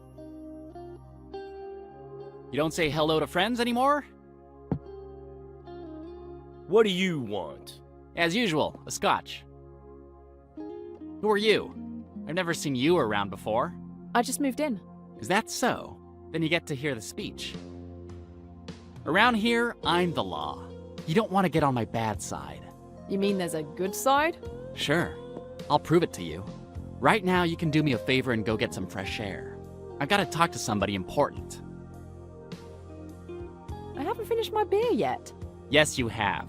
Go on, beat it if you don't want any trouble. Are you deaf or something? I told you to split. Please leave, miss. He's not kidding. Beer's on the house. Are you deaf or something? I told you to split.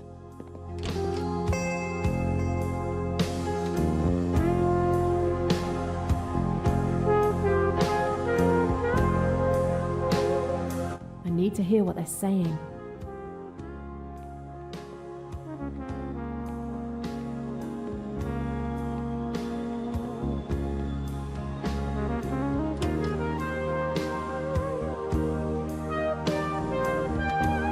Okay then. I see. That's what I thought. Well, maybe...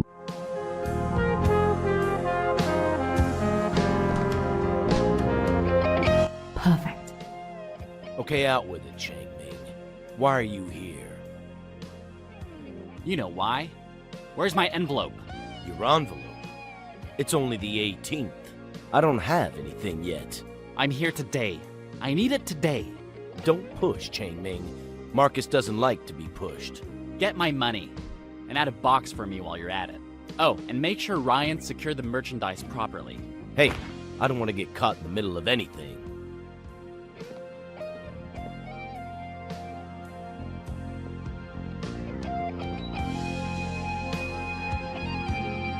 Nobody listens to me. This is too good to pass up. I have to follow him.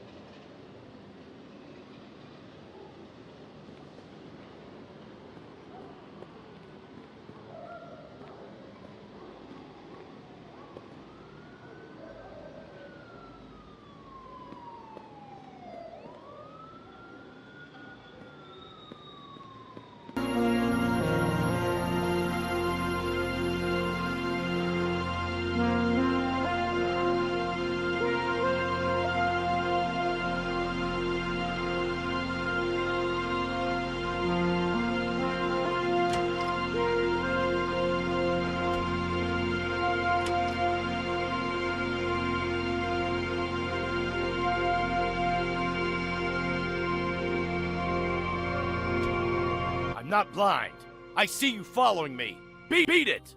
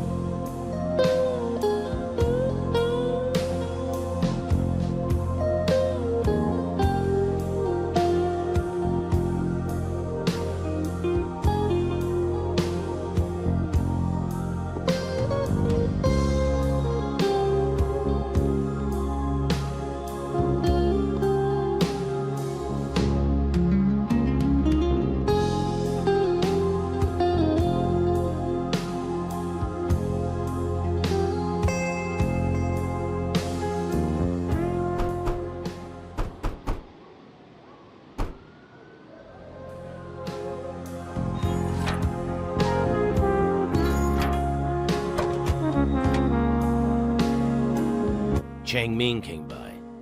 He wants his money. What do you mean he wants his money? It's the 18th. Don't think I know that? I can do the math. Damn it. Hold on there. Ah, and he wants a box, too. A box? Of course he does. Hang on.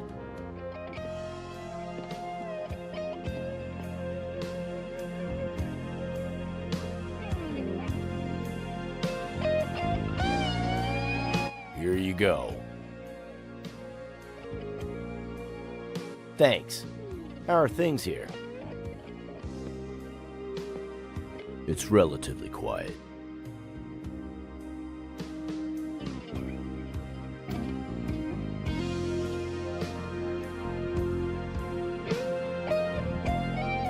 I have a feeling the spider isn't just going to walk into that bar. If I'm going to find him anywhere, it's going to be here.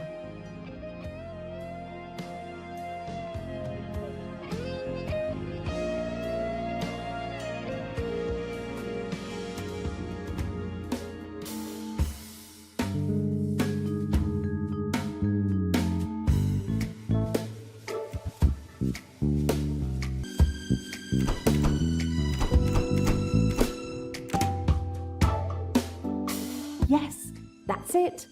I think it's the right code. Test passed with flying colours.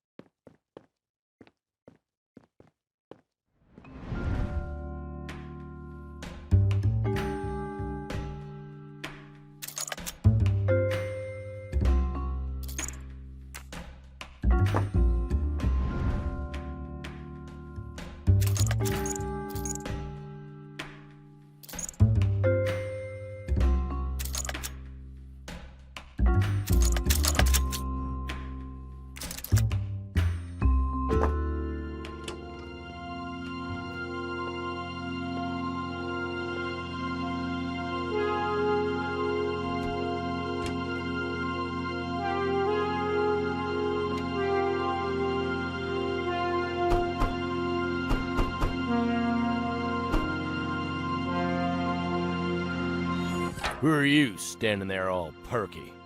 I don't know you. How do you know the code? Who sent you here? Will. Will sent you? Damn, I told him no new players today.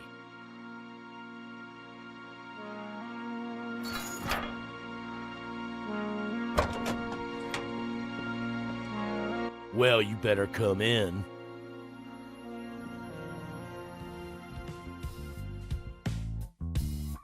No! I got triple ladies and you got four of a kind. That's impossible.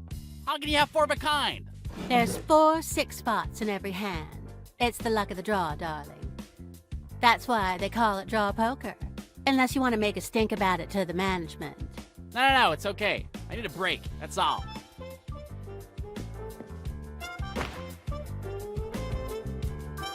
Well, sorry, Alma. I'm gonna take a break too. No problem. The cards will break for you. If you want to get even, you know where to find me.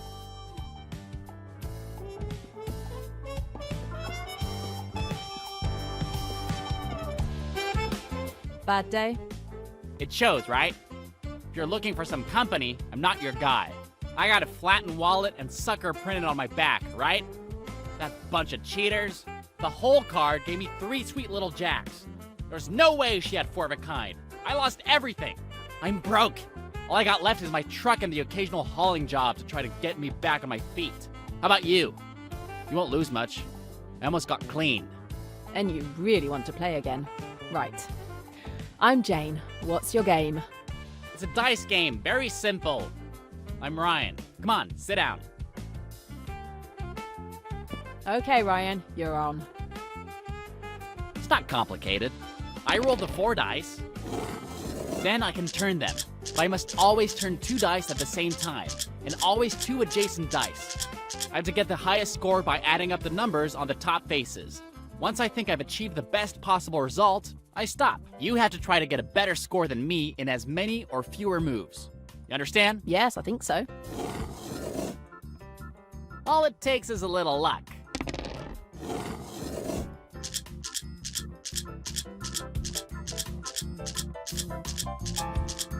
Okay, your turn. Feeling lucky?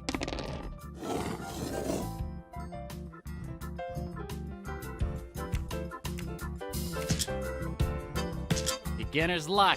Call it what you like, but I win. Time to play.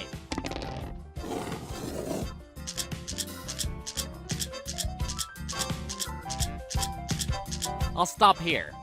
Let's see what you've got for me.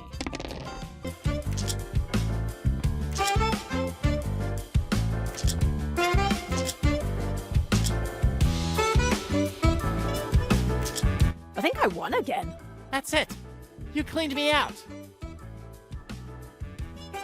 Look, you know what? Keep your money. In exchange, I'll ask you a few questions. Questions, huh? A cheaper game. Okay, shoot. You work here? Or just hanging out? Killing time. I have a load of cargo, you might say. I'm taking it to the port tonight. So you're a delivery boy? Hey, I'm no penny ante kid on a bike. I got my own truck. A red TR-23, top quality. Maybe you saw it in the alley next door. I won that little gem with a pair of lucky 7s. Can you believe it? So sometimes you win after all. I'm looking for a job. I can handle myself if there's trouble. All I have to do is transport boxes from here to the port for these guys without asking too many questions. I don't need help with that. That it? Easy as pie. Who are these guys? Hey, what'd I say about questions?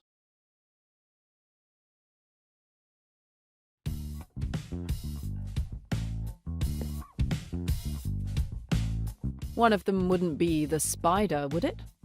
Are you nuts? You don't say that name, especially around here. I don't know who you are, but if you want to reach your next birthday, just can it about the you-know-who. Get it? And guess what else? I already forgot we had this conversation. Careful, Jane. You came on a bit strong with Ryan. But at least I got some answers.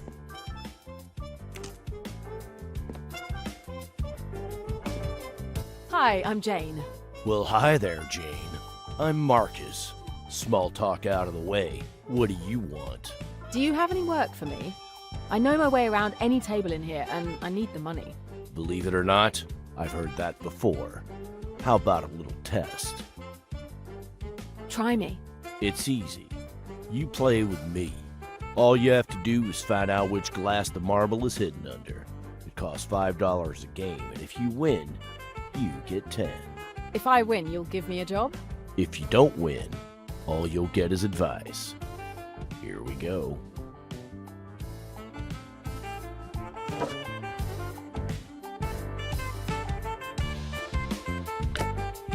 Stay focused.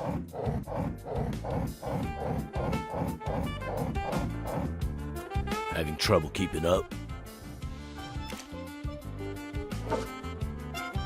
Like taking candy from a baby.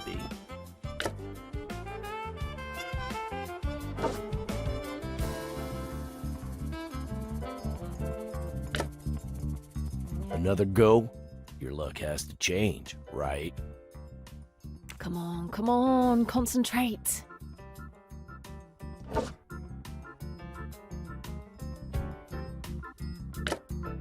Did I lose you? Concentrate. Having trouble keeping up? Oh, you were so close that time.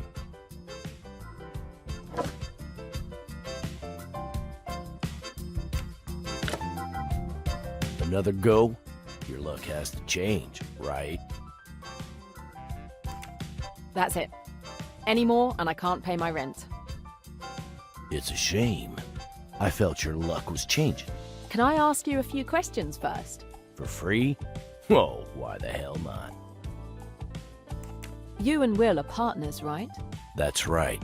We've got the regular bar a few streets over, and this is a place for people who want to come and play. Does it work the way you want it to?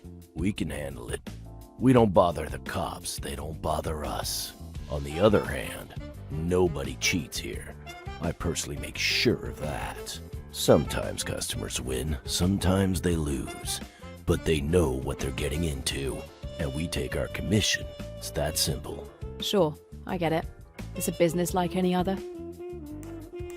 Apart from becoming a professional gambler, which doesn't look good for me, isn't there any way of making a living in this town? It's possible, but you gotta learn to play the game, and all games have rules.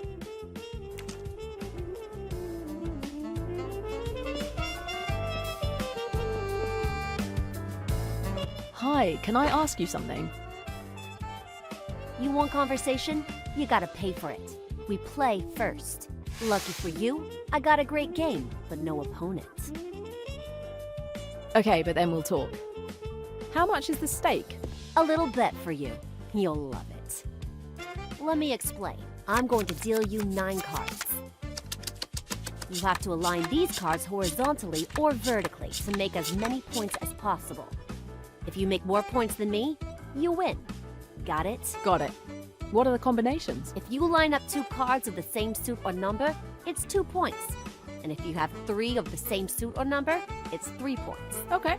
Is that all? No, you can also make sequences of at least 3 cards, like 1, 2, 3, or 4, 5, 6. But 3, 2, 1 works too. It's 1 point per card in the sequence. Okay. I guess I'm ready.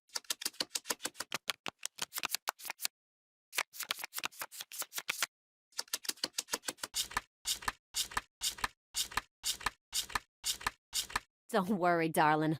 I'm sure you'll beat me easily.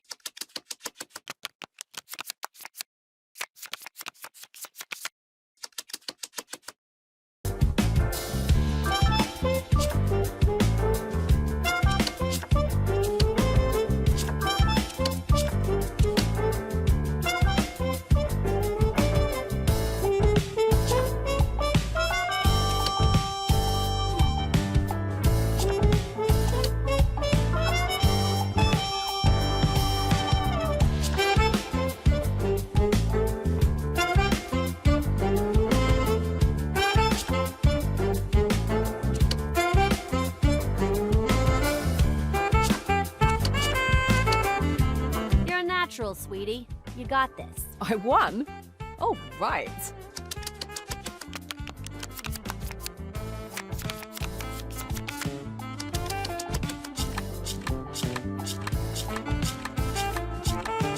This time, I'm not doing you any favors.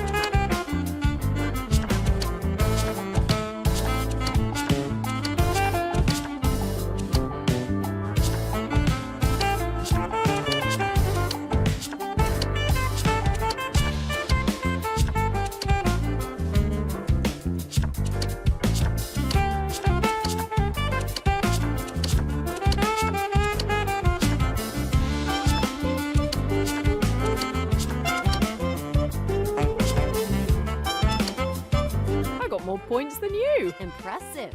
Okay. Looks like I gotta concentrate on the next one.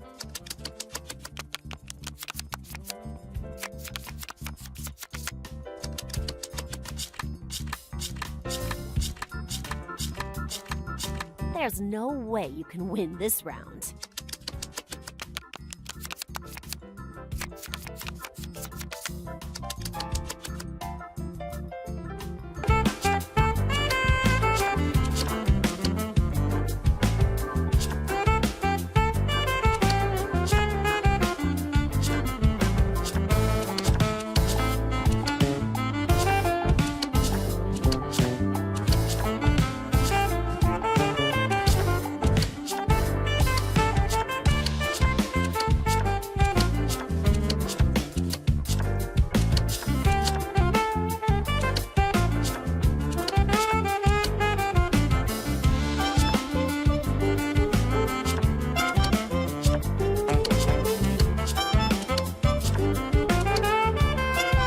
Beat your score.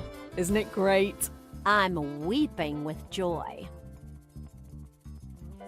Okay, well done. I guess you can ask me any questions you want. You play cards for a living? I'm an artist, a hair sculptor. What I'm not is an ordinary hairdresser. Let's get that right up front. Got it. Your own hair is beautiful. Thanks. And if I can speak frankly, your hair could use some loving, dear. Don't hesitate to drop by sometime. I pay for a chair in the salon 3 blocks down and across the street. I'd love to. Listen, I'm not really here for the cards. I'm looking for someone who goes by the name of the Spider. Ring a bell? No. And anybody who calls themselves the Spider sounds like somebody I don't want to know. But if you're looking for somebody called the Spider, it's probably my cousin Lenny you want to talk to. He looks after the neighborhood. Keeps an eye on things. He knows the best and the worst of the folks around here. At the moment, you'll find him on the first floor of the building with the tiger graffiti. Tell him I sent you. Name's Clover. And think about my offer to do your hair. You'll like it, I promise. Thank you so much, Clover. At last, a lead. A small one, but when it's all you've got, you play it.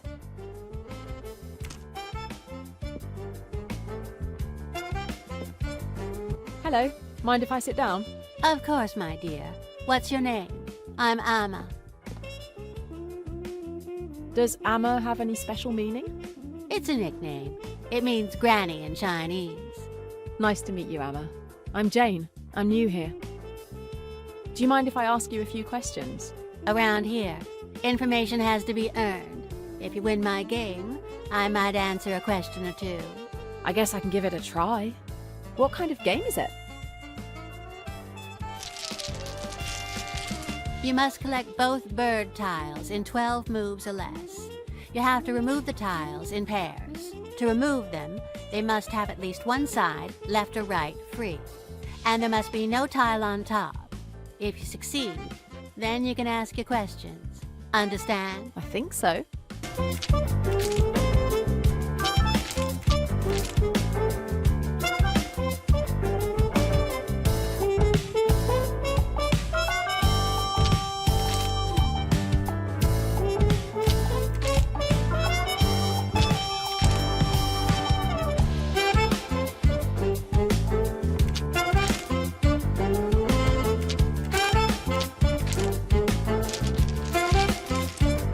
Well done. And on the first try. That's not every day. For the next one, I'll raise the level a bit.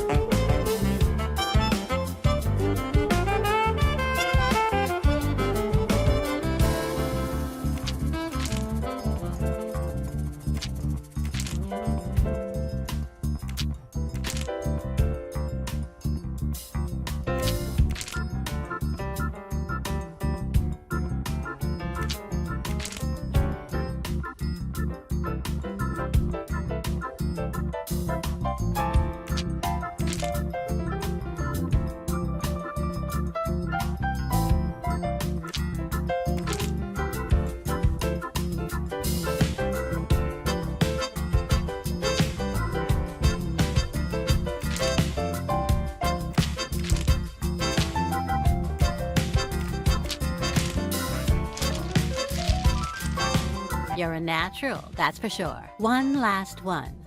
But this time I added a twist.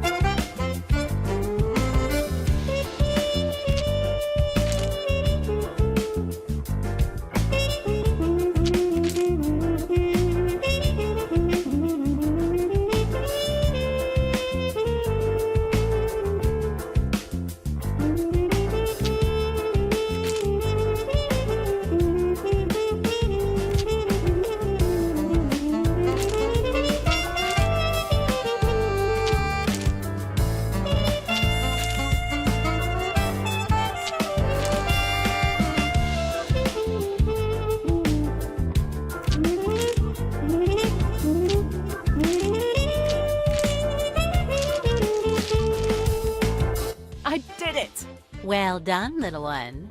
You're smart. So, what did you want to know? They come here to play you. And to hear my stories of the old days. Oh yes, I prefer playing with youngsters. It's more fun. No other activities? You seem happy. I'm glad. Don't get me wrong. There is plenty to be unhappy about around here. Like what? Well, no, I shouldn't gossip. Tell me about the neighborhood. I may be living here for a while. Oh no, you don't want to do that. I've lived here for 50 years. I've watched it fall apart like rotten wood. Every street corner, every alley. Crime. Some people think it's the only way out. It wasn't like this before, you know? It was different. There were always a few thugs. You know who they were? Playing the numbers, petty theft. You would cross the street when you saw them coming. Now they're like packs of young wolves looking for prey, and they're organized. They've got someone behind them.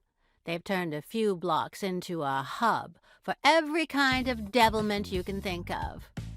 That's the world our young people are growing up in. Believe me, you don't want to live in this world.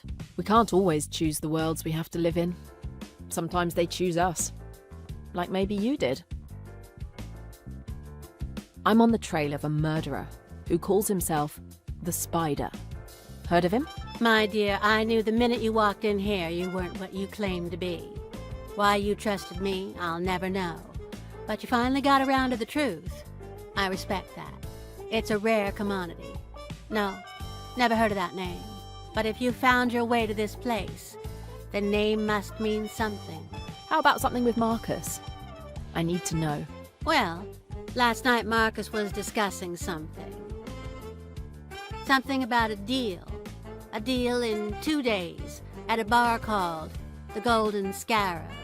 Do you know where this bar is? It's not around here. At least not in the neighborhood. But it's time we ended this conversation. Too much talk makes folks nervous. I understand. Thank you so much, Amma. Be careful, my dear, please.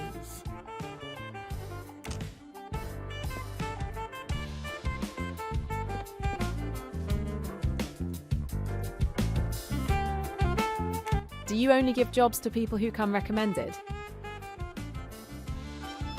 Mostly. Sometimes if I see potential, I'll give somebody a chance.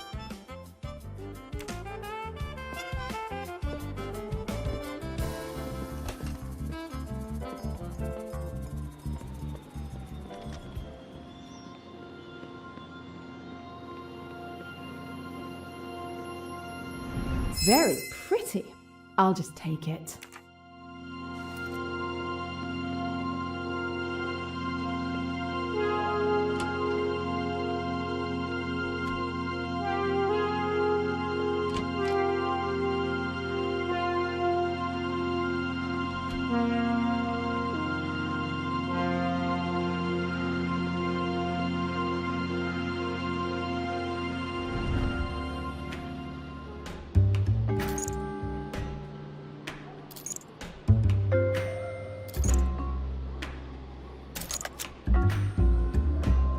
Hey, you there! What are you doing? Hey, I'm talking to you. What the hell are you doing here? Nothing special. Why? What are you doing around that truck? You need to relax, pal. I'm just passing through. Pass through faster. Are you in a better mood? You back again? What do you want from me? It's not like you're too busy right now for a proper visit. For a proper visit. There you go again. But don't worry about me. I can handle it. Especially if you knew what I'm paid. Ah, because you're getting paid now. What do you think I do? Spend my days drinking beer and playing arcade games? Well, okay. That's pretty much true, kid. But then you're speaking to a celebrity. I happen to be king of the arcade. No one can dethrone me. Number one. I've always dreamed of being paid a fortune to do nothing. Must be nice. Hey, laugh it up, but watch out. I rule this place. I heard you and Will, you seem to have a nice little business going. Can I get in on it? No, believe me, you don't want to be. You look like you've got guts. But I don't think you really want to work with those guys. How do you know that? What guys are you talking about? Because the people I work with are far from gentle. They have no problem killing to get what they want. I stay away from the murders. Being a handyman is enough for me. You'd better get out of here before you get yourself into trouble. Okay, I get the message.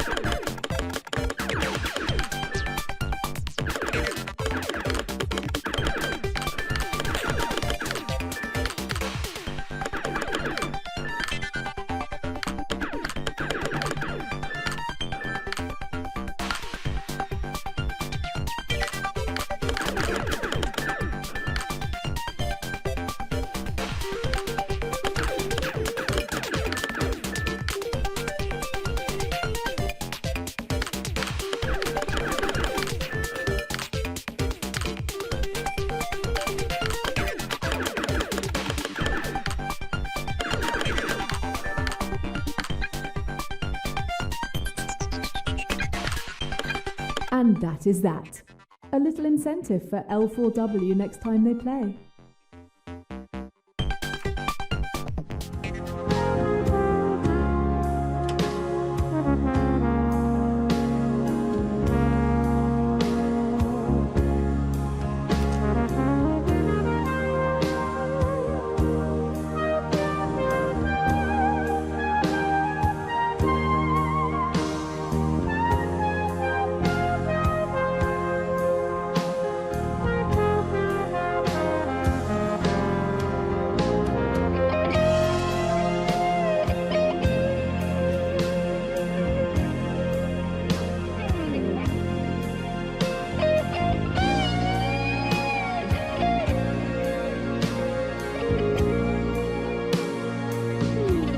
What have we here?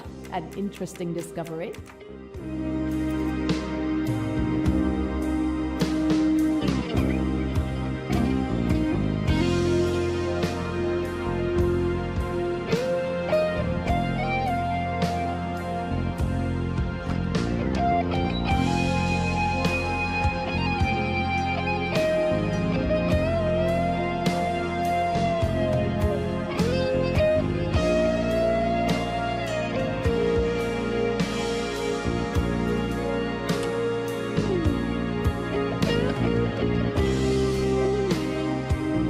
Hold it right there, miss.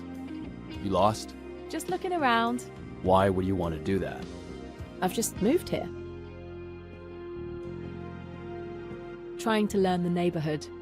You've got a funny accent. You English? You're very perceptive. Yes, I'm from London. And you landed up in the Bronx talking to me. Who told you that would be a good idea? Amma sent me. Amma? Nice old lady. Has no idea who I am. Listen, if I were you, I'd go back to London. Good you're not. Clover sent me. Clover? Hairdresser. Your cousin?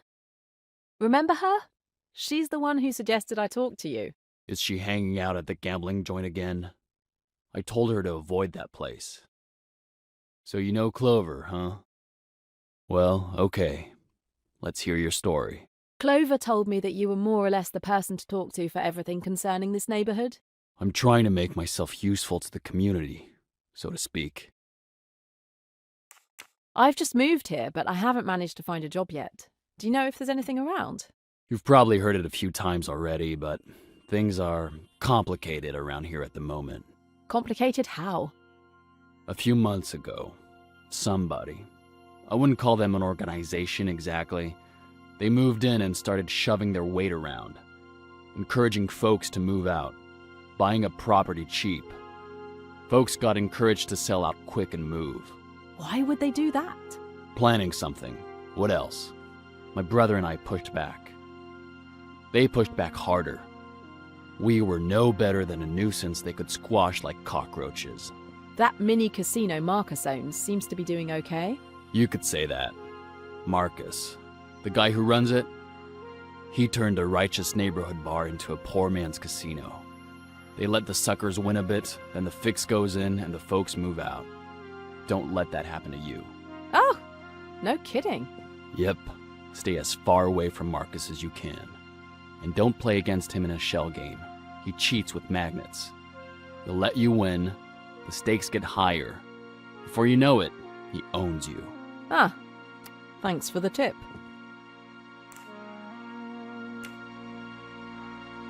I've got a tougher question for you, Lenny. I think you can help me.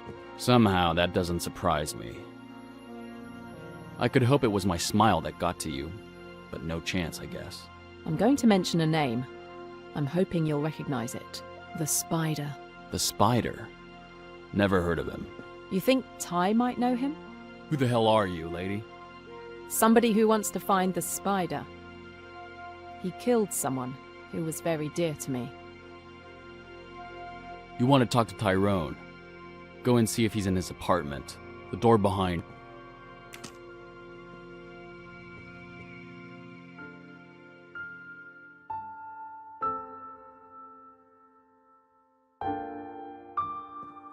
Everyone loved Ty. He was murdered yesterday. He died here. Did you know him? You gotta be kidding. Ty was my brother. I am truly sorry. Is there an investigation underway? Investigation? If you want to call it that. The police concluded it was a gangland dispute. He wasn't in a gang. The only dispute was when they pushed him. He pushed back. How did it happen? Late evening. It was a drive-by. Nobody saw anything, heard anything, except the gunshots and the screech of tires. Appears that he made it back in here, then died. I wasn't around that day. I would have given my life for him, and I'd be ready to give it to avenge him. That's how my friend died too, exactly like that. You think it was this spider? Killers like him tend to stick to an MO they like. But I need more than that. Do you mind if I take a look? You're welcome.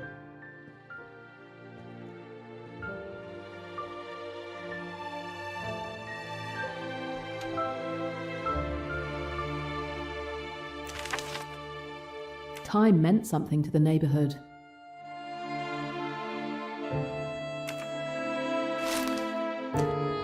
Lenny's brother died so young. The number of bouquets is impressive. Quite a tribute. Shows there are a lot of good people trying to make a living here. Whoa, what have we got here? Ty left a message before he died?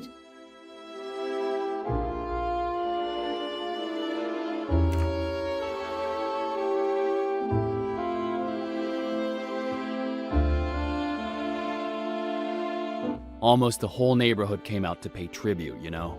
It's beautiful, isn't it? All these flowers. He was loved. Yes, it shows. He was the best of us. He left that message when he was dying. Any idea what it might mean? Law? Call for justice, pointing a finger at the police. Doesn't mean anything to me. To tell you the truth, lately Ty had become really paranoid. He was convinced that everyone was working for this organization. Even me.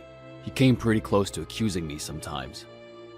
If he wanted to leave a message, I didn't understand what it was, no matter how hard I looked. I still had no idea what he meant. Yet it must have been important enough for him to write it down. Got me.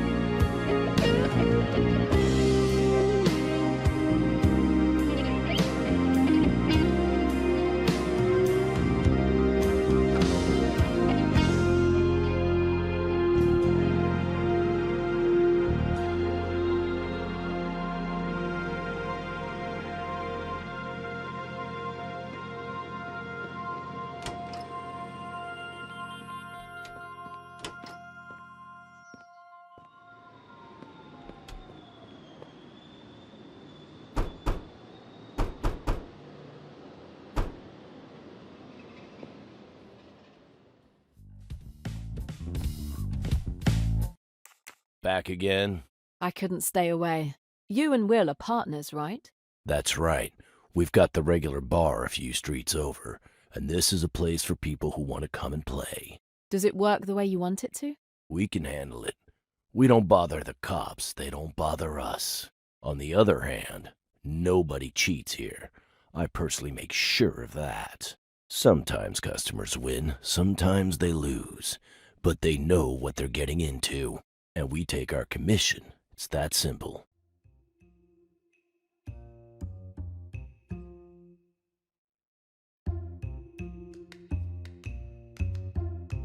And nobody cheats here, right?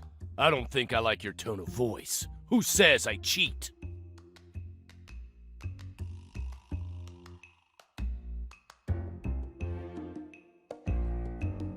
It's all right, I know the scam. You use magnets. Prove me wrong. Take off your signet rings. You're crazy! Okay, I'm crazy. Remove the rings. Okay, I can take them off if you like, but don't get carried away. You're still gonna lose everything.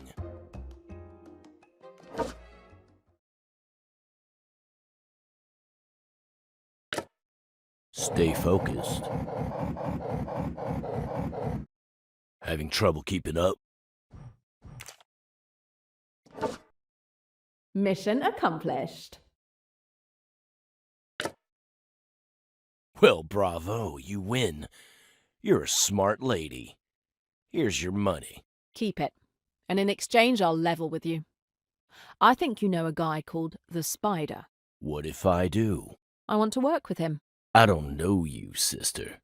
What could you do that would interest the Spider? I'm good at a lot of things. And I always get away with them. Heh, probably true. You talk big, but who knows? I'm willing to give you a test run. We can start with an easy job. Then we'll see. All right by me. What's the play?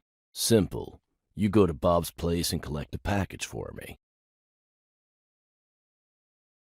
And where do I find Bob? Just follow the graffiti of the cat on the wall outside. Riddles? You'll understand. If you don't bother coming back to me for a job. You might want to leave town, too.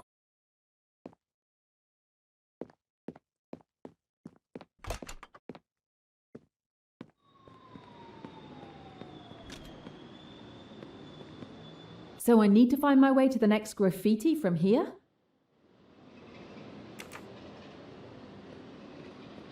Okay, that was it. Where's the next one now?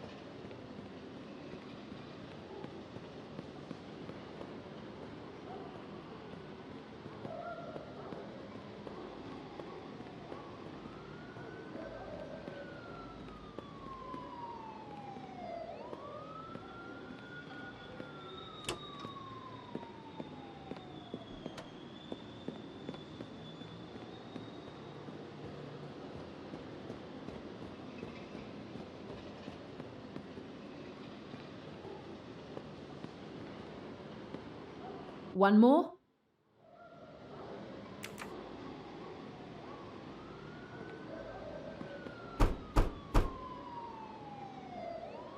If this place is linked to the gambling den, they must have the same code system.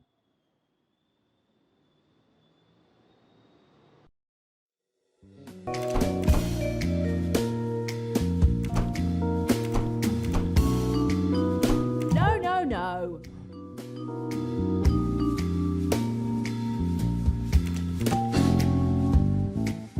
That's it. Time to test. Not really that complicated. Hello, I've come to collect the package from Marcus. Yeah, he called. Said you were new. Take this. Okay. Now I just have to take it to Marcus.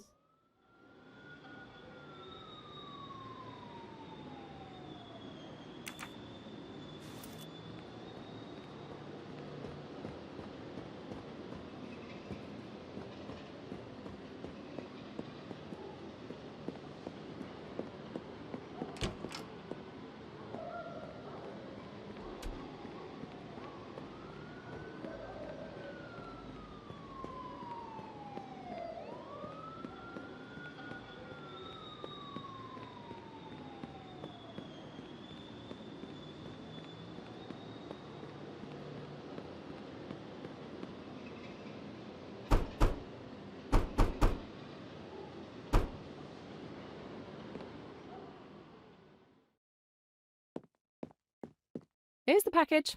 Next time, give me something harder to do. Next time, huh? Let's see the merchandise. Cigars? These aren't just any cigars. They're Cuban, best in the world. Impossible to find because of the embargo, unless you know the right people. People pay good money for these, you know. So, what did you want to know? I told you, I want to meet the spider. Do you really think that running an errand for me entitles you to meet the spider? We're talking about a person at the very top of the ladder here. And anyway, you're too late. He's gone. Excuse me? I was told he'd be here today. He was here. He left at dawn this morning. Damn!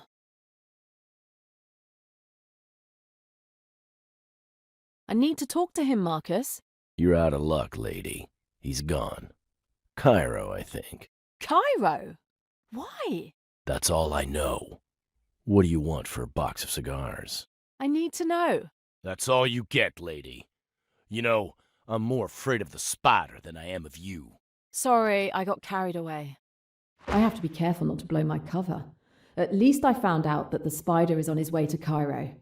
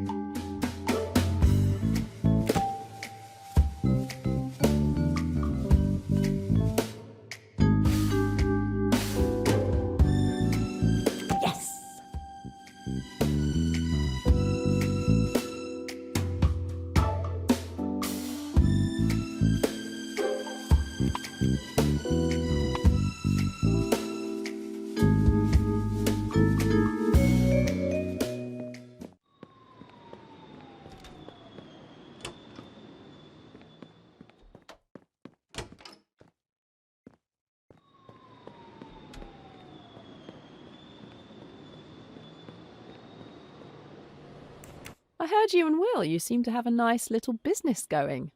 Can I get in on it? No, believe me, you don't want to be. You look like you've got guts, but I don't think you really want to work with those guys. How do you know that? What guys are you talking about?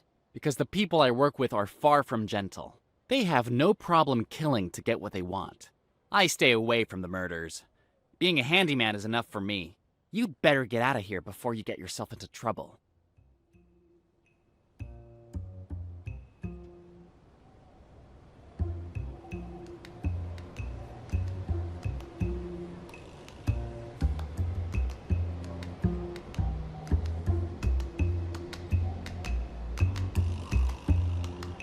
Oh, so you're not involved in, say, murder? What do you want from me?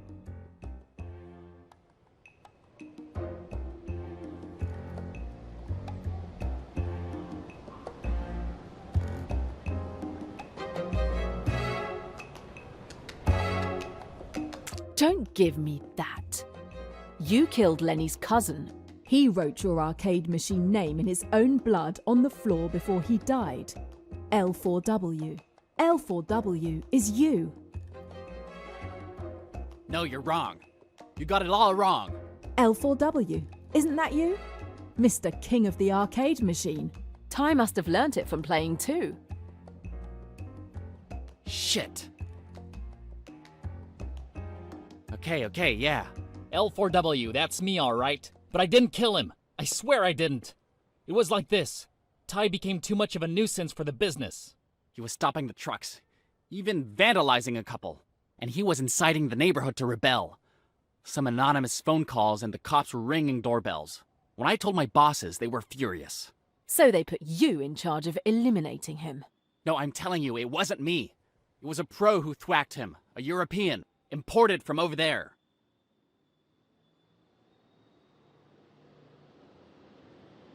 The Spider. How do you know his name? Tell me everything you know about him. I told you, he's a hitman.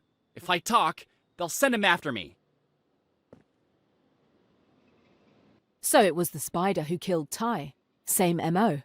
Just like Emmy. Who the hell do you work for? The Spider? No, it's very, very big. He just works for them. We all do. I can't tell you anymore.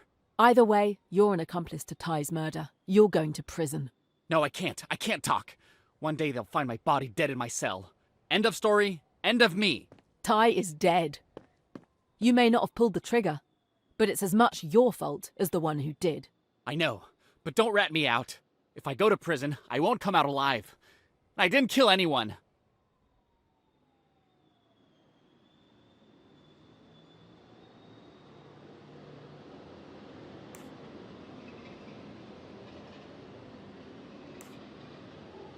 You're looking for sympathy in the wrong place. You're making a big mistake!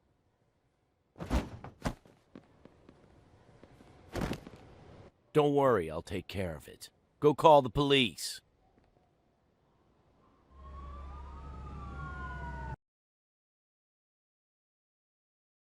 Thank you, Jane.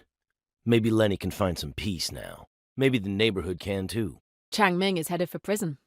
He may be right. His stay may be a short one. He's not the head of this gang.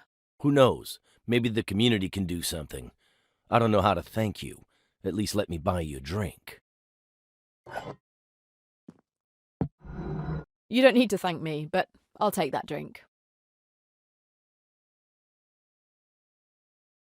Cheers.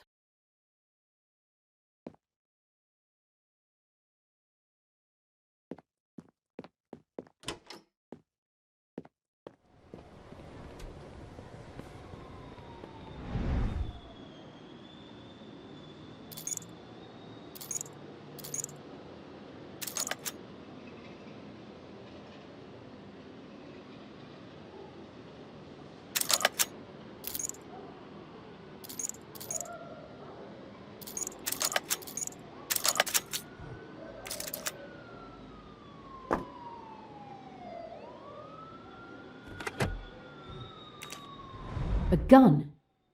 Ryan is definitely involved in some shady business.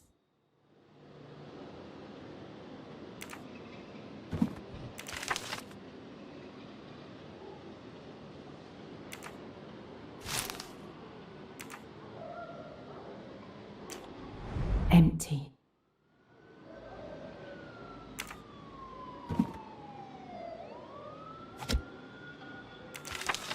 The pyramids? That looks like Cairo. What was the driver doing there?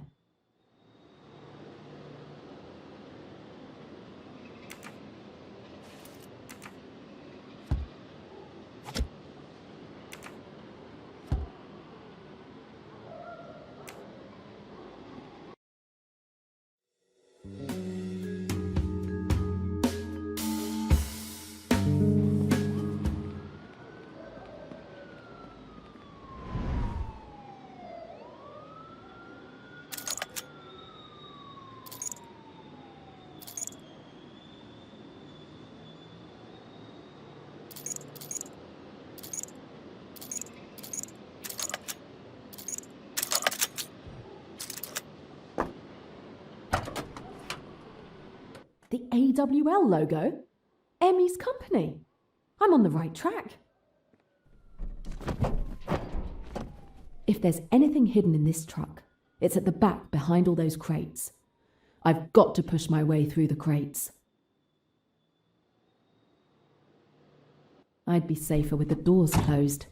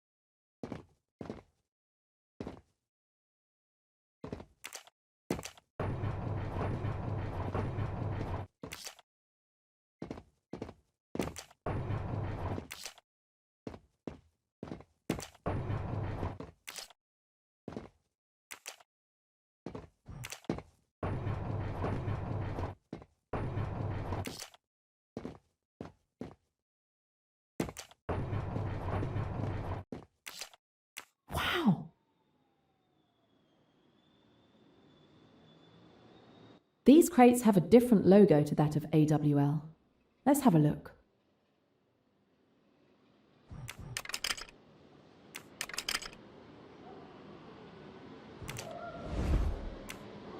Assault rifles. Emmy was right. AWL is trafficking, but she didn't know what. If she found out it was weapons, that could be what got her killed. So behind AWL, there's this organisation called The Spire. They must be the ones the Spider and Chang Ming are working for. Grenades! Enough to start a war. Okay, I found everything to find here. Time to make my exit.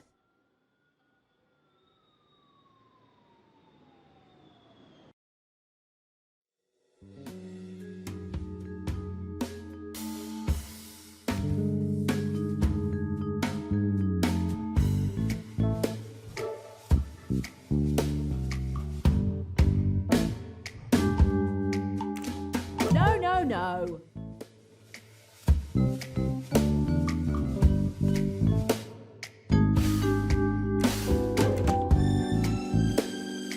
I know the Spider left for Cairo this morning.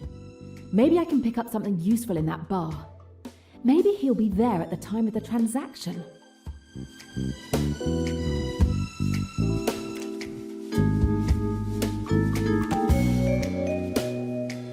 The secret organisation behind AWL, the Spire, deals in weapons.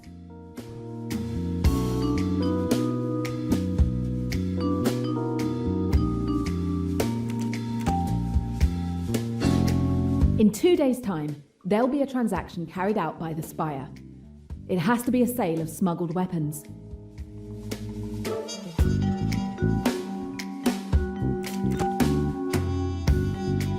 The transaction will take place in the bar The Golden Scarab. And from the photo, the pyramids are in the background. This bar must be in Cairo. Yes!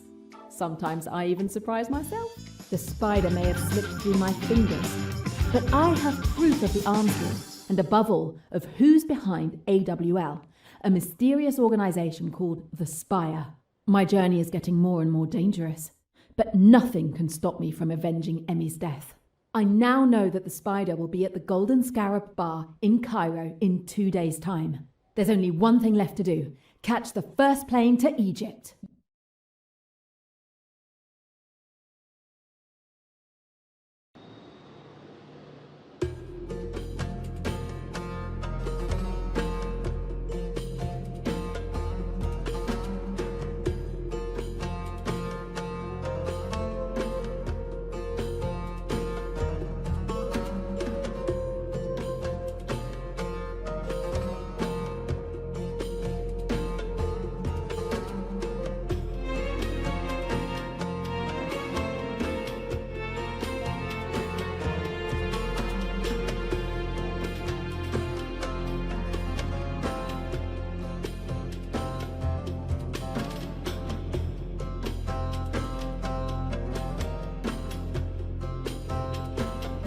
Sir, forgive me.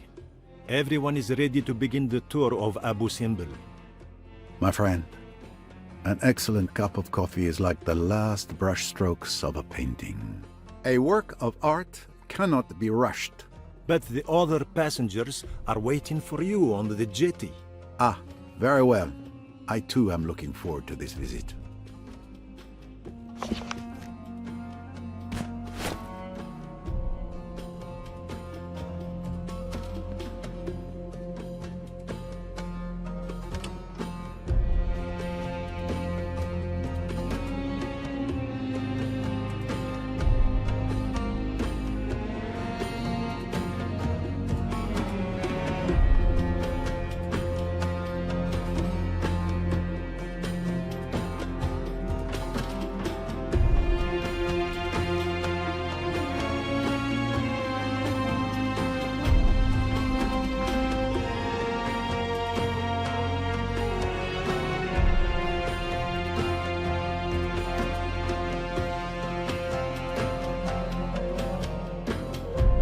Hello, Monsieur. You are not joining us, mademoiselle? No, there's something about this place, those ancient stones, all that dead history. It frightens me. That's a pity. I promise you, it will be an experience you will not soon forget. I'll buy a postcard.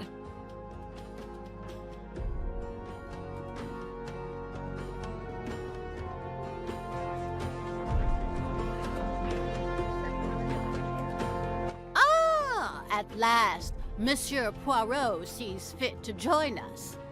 Let's get on with the tour before we miss the sunrise. I guarantee you will not miss this sunrise.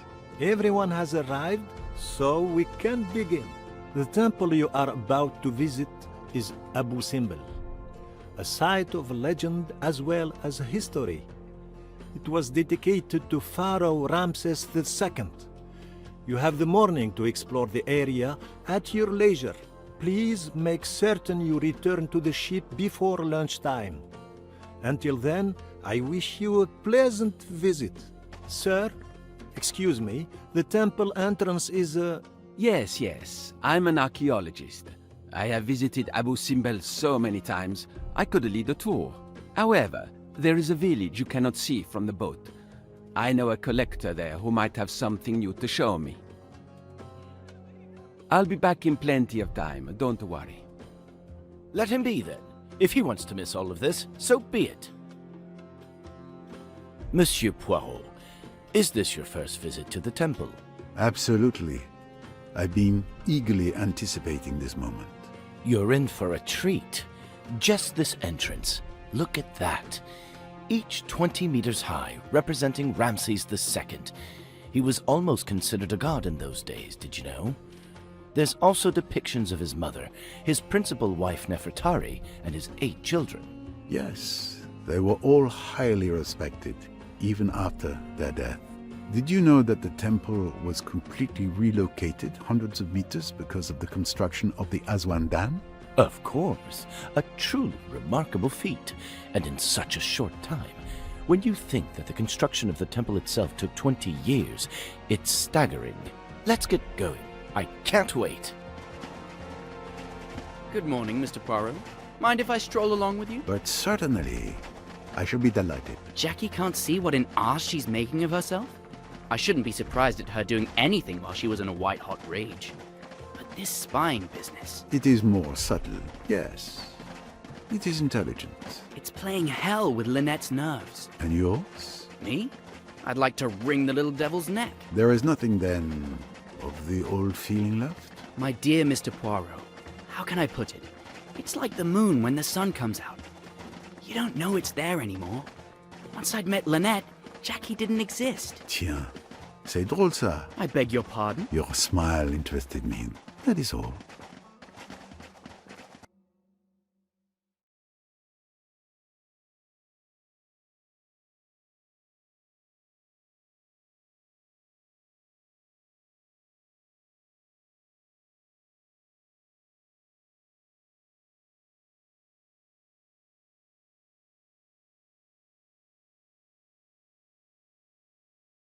My friends, I'm going to reveal to you the true reason for my journey to Egypt. This is not just tourism. I am here to solve the great secret of Abu Simbel.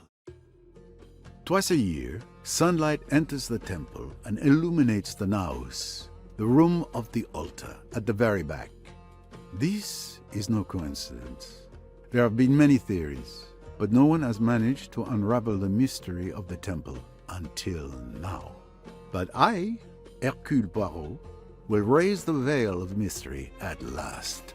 We can't wait, Monsieur Poirot. Yes, by all means, I hope he raises the veil of mystery at last. One can only hope there is a nice surprise underneath. Very well. It's just you and I now, Ramses II.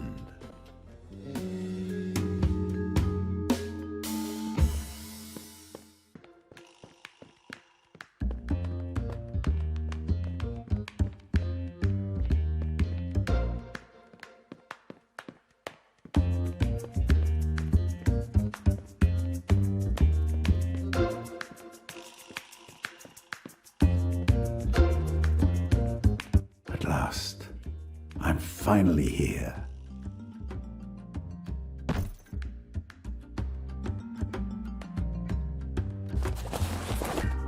I'm ready. I have everything I need to reveal a secret thousands of years old.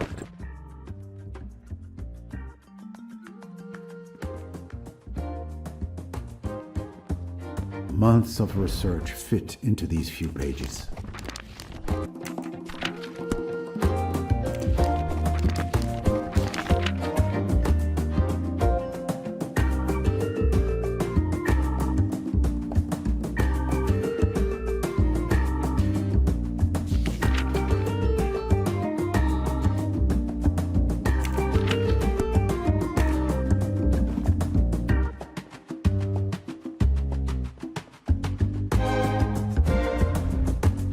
Magnifying lenses, perfect for focusing the light at a single point.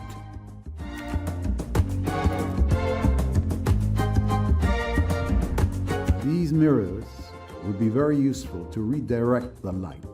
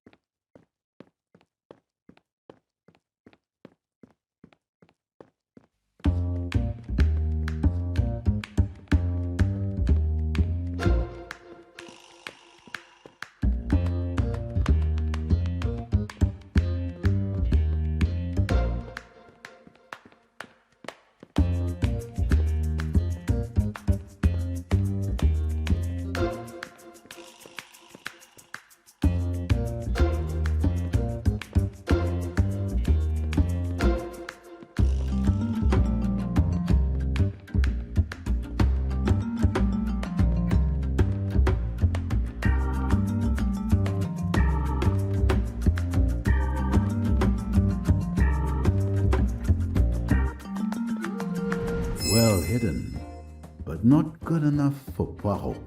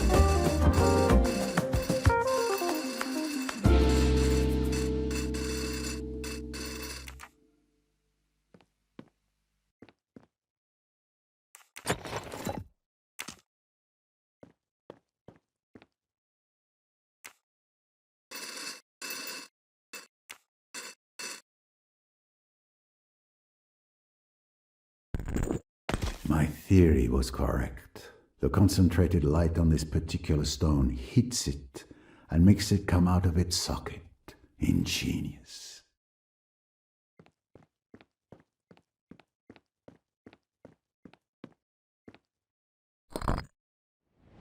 An Egyptian artifact, or rather, a part of one. I must find the others.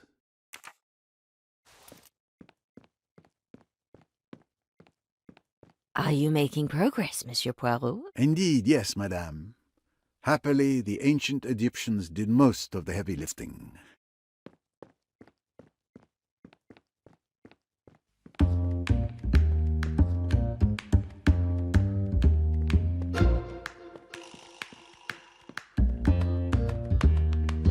Are you ready to be dazzled, mademoiselle? Oh yes, quite literally.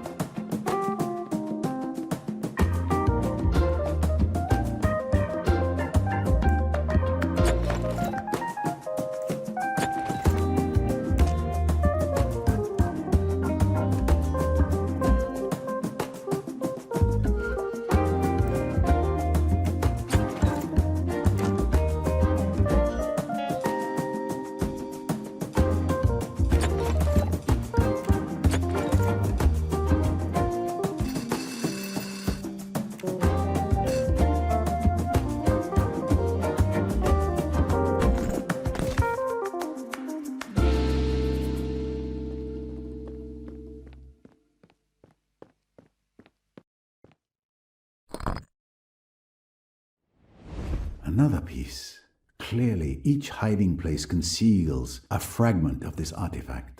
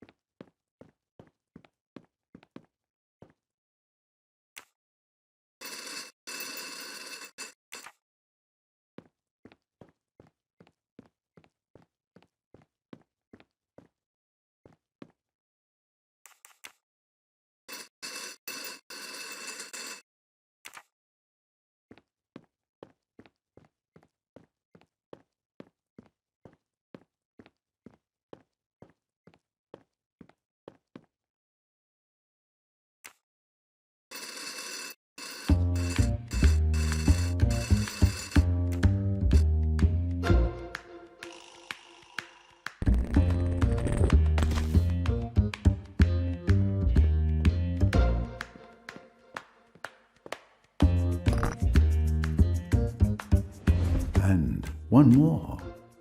I'm getting closer to my goal.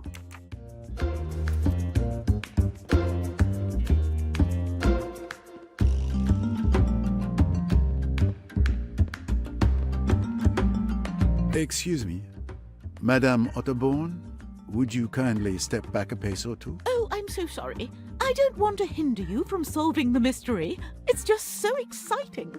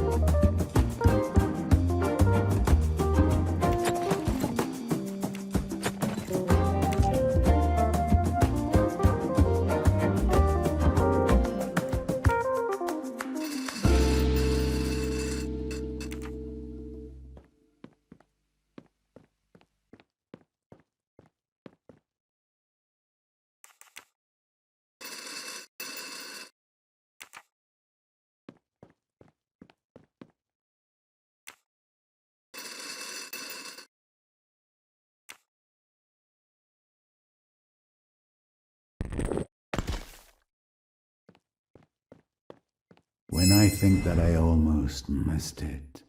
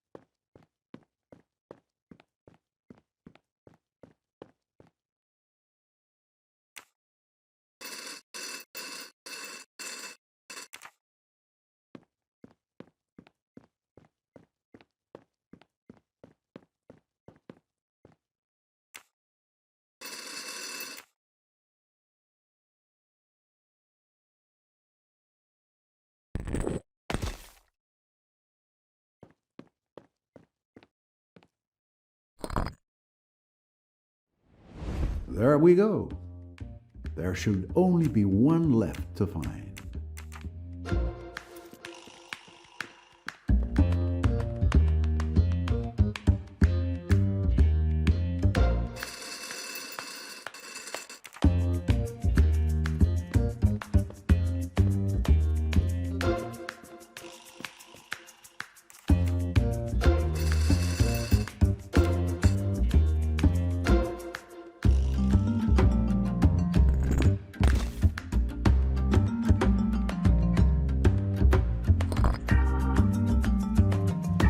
Last artifact. Finally.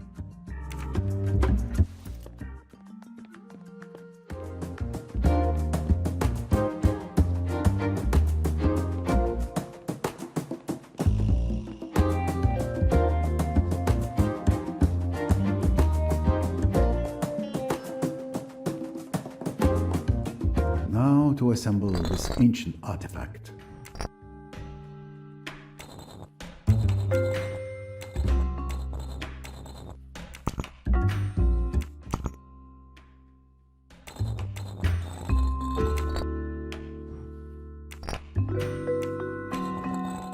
It fits perfectly.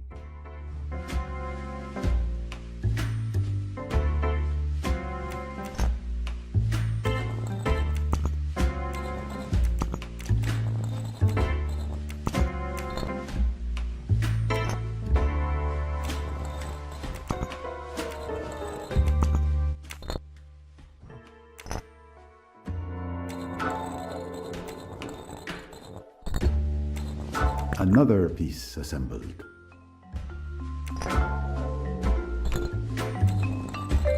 Just one left.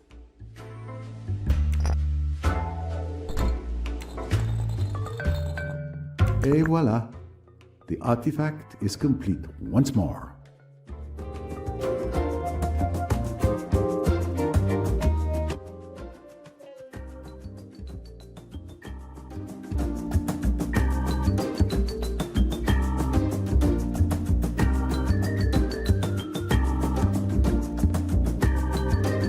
And the secret of the tomb reveals itself. But I am not quite done yet. I still must figure out how to orient the artifact to project the light correctly.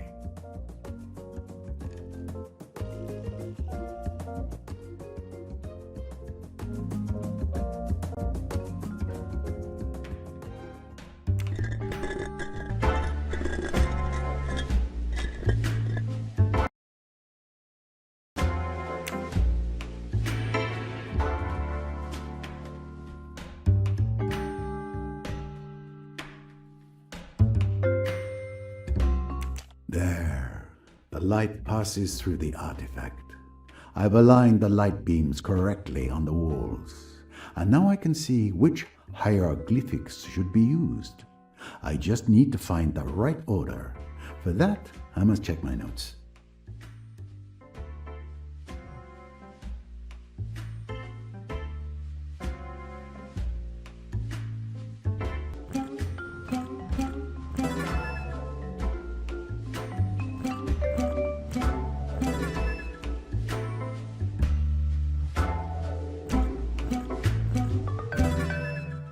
Now that I have the correct sequence of hieroglyphs, I can translate the message that Ramses II left for posterity.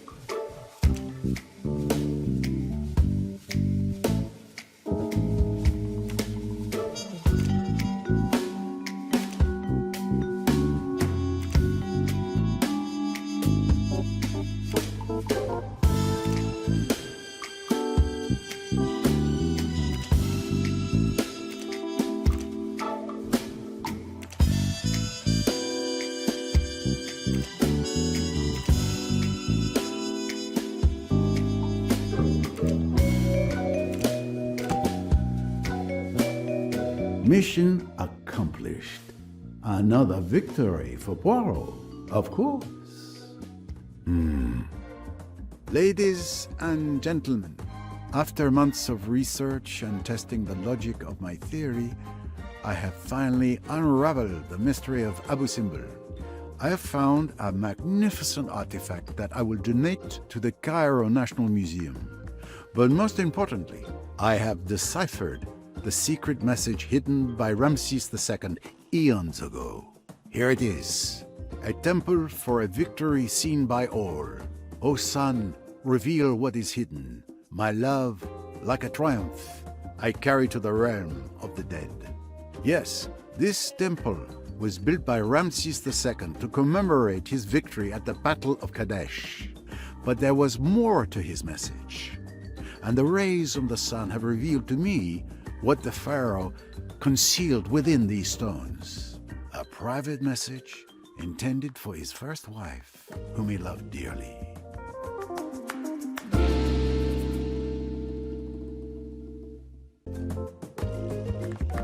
This is incredible, Mr. Poirot. It's so beautiful. Monsieur Poirot, you are a magician.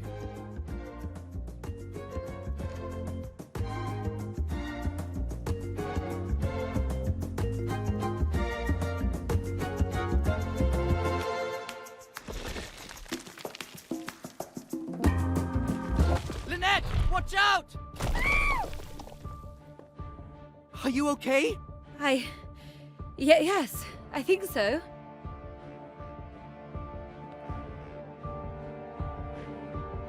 My word, madame. That was a close call. It's her! It's Jackie! Don't you see? It must be her! Goodness, that was a narrow escape. Can it have come loose on its own? It's Jackie.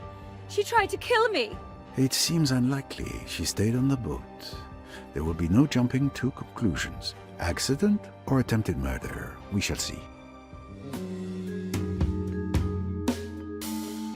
It is a piece of the temple that has become dislodged. A cornice. The cause must be discovered. Can you tell me what happened? I was talking with Simon at the entrance of the temple.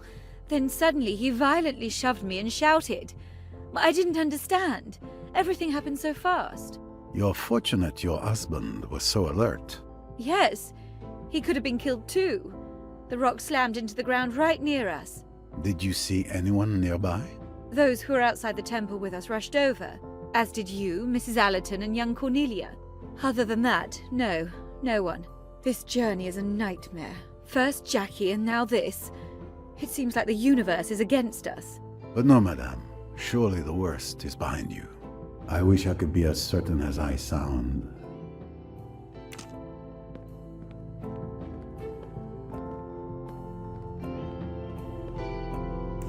Can you tell me what happened?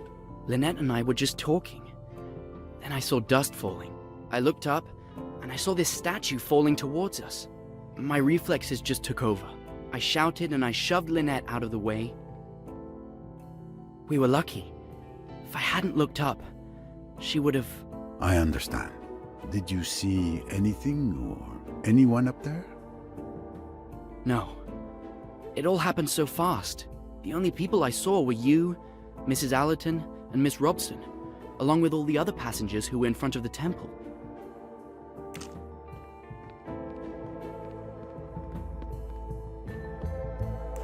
I don't think Miss Robson can tell me anything about the statue falling. She was with me at that time.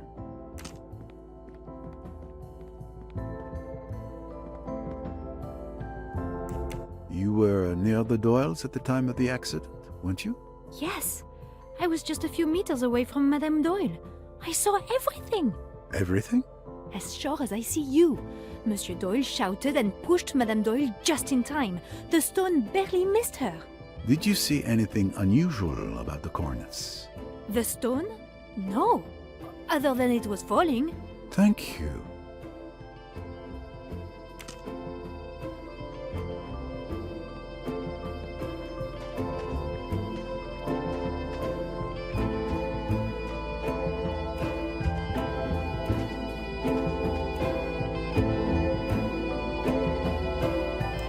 Did you know that Mrs. Doyle almost died?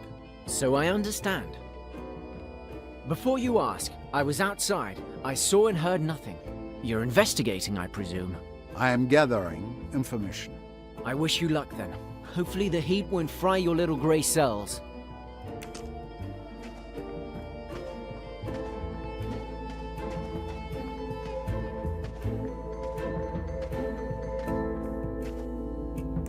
I don't think Mrs. Allerton can tell me anything about the statue falling. She was with me all the time. Have you seen or heard anything? I heard a dull noise, like a heavy thud, and a scream. And I saw all these people running towards the entrance. But you didn't try to find out more? I'm past the age of running around like a headless chicken, Monsieur Poirot. But I was told later that Mrs. Doyle had a brush with death. Unfortunately, that is correct. So you were outside at that time? With my nurse, yes. Very well. Are you aware that a falling cornice nearly hit Madame Doyle? I know there was an accident involving Mrs. Doyle. I didn't know what it was. You weren't outside the temple at the time? I suppose I must have been. I heard some commotion, as did Madame, but it wasn't close to us. I see.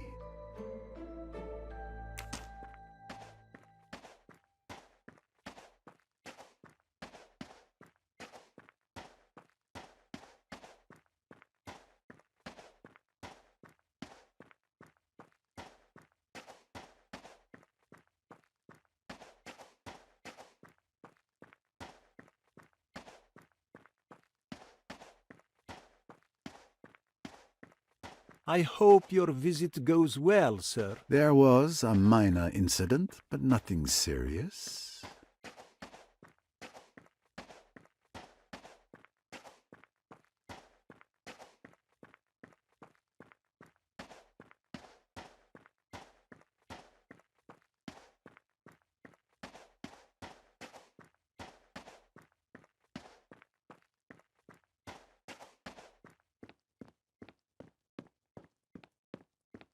It is a piece of the temple that has become dislodged. A cornice. The cause must be discovered. Did you know that your protégé had a brush with death? Yes, someone came and told me. What a story. Linnet doesn't deserve all that has happened to her. She just fell in love. Could you tell me what you did during your visit to the temple? My friends had told me about the fresco of Ramses II on his chariot. I spent some time contemplating it. He was a remarkable man, but this beautiful moment was ruined by the doctor's ecstatic cries. So I changed rooms to avoid hearing them. At that moment, I heard a faint boom in the distance. Simon reacted quickly. Otherwise, Linnet would have been gone. Sure. It is a piece of the temple that has become dislodged. A cornice. The cause must be discovered.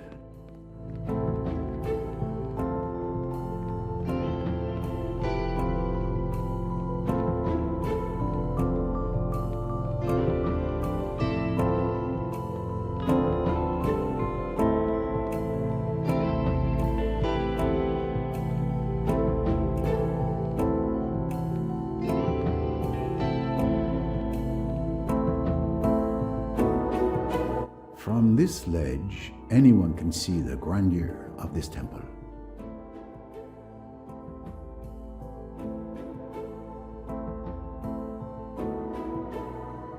This staircase is the only access to the cornice.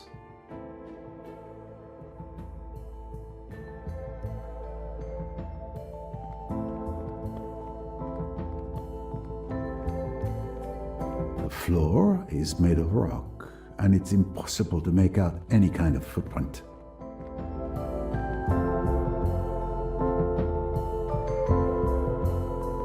There's a missing statue right above where Madame Doyle was standing when she narrowly escaped being killed.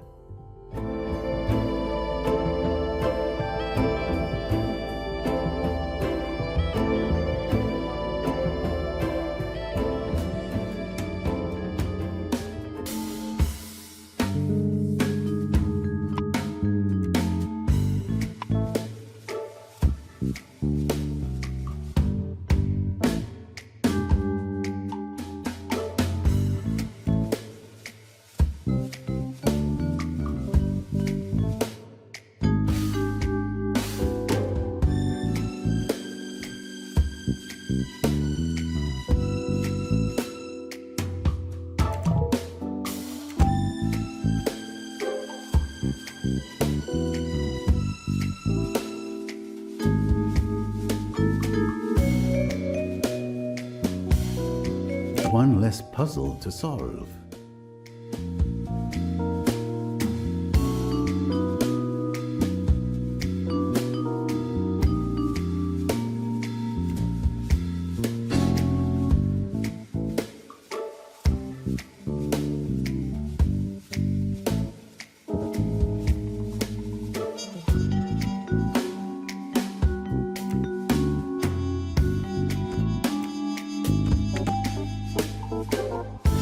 That leaves us with only one possibility. It wasn't an accident. The statue was pushed. One of the passengers tried to kill Mrs. Doyle. The little grey cells, they do not desert me. Excellent detective work, naturally.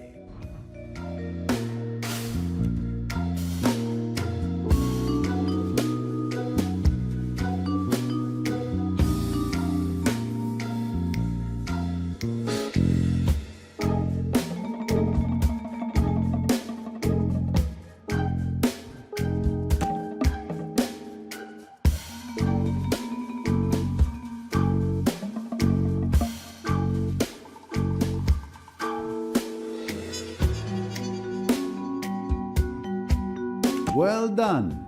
I found it.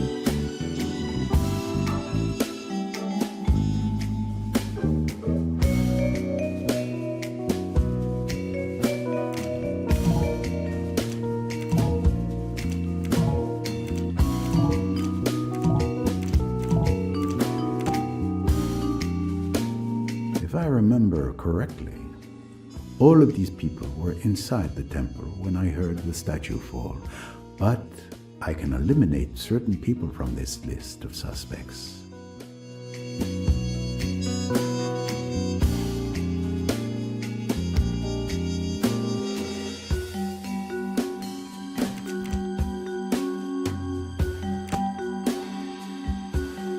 When the statue fell, Mrs. Allerton and Miss Robson were listening to my speech as I brilliantly solved the mystery of Abu Simbel.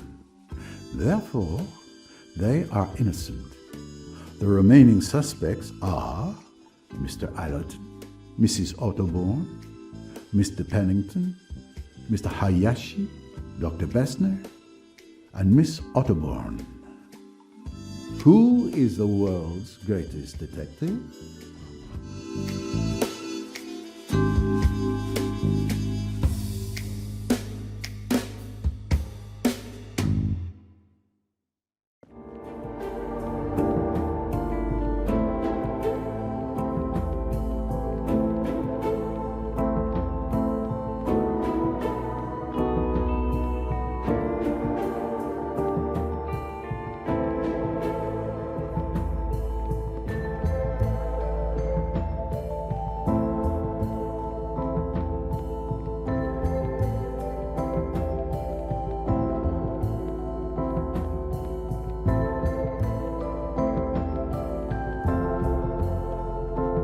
Uh-huh.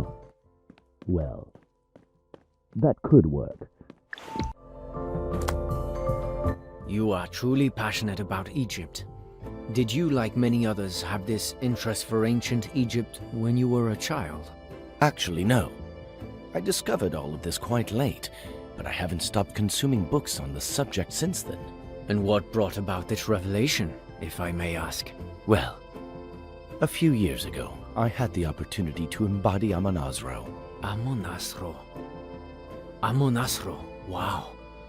You mean you portrayed him in the incredible opera Aida? Indeed, you know your classics. I was a baritone for several years before becoming a doctor. And why did you stop? An accident.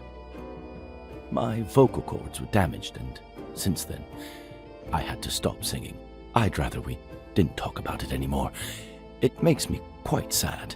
Oh, I'm sorry. That was really insensitive of me. That's really awful. Don't worry, I won't mention it again.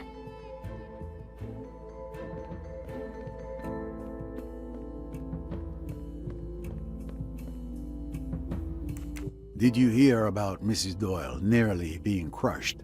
Yes, a terrible, terrible accident. I was so absorbed in the temple's frescoes that it took me a while to realize there was a commotion outside. You didn't hear anything when the statue fell? No. I was too engrossed in exploring this masterpiece and sharing what I knew. Indeed. I think everyone in the neighboring rooms must have heard your commentary. You heard about Mrs. Doyle nearly getting crushed? How could I not?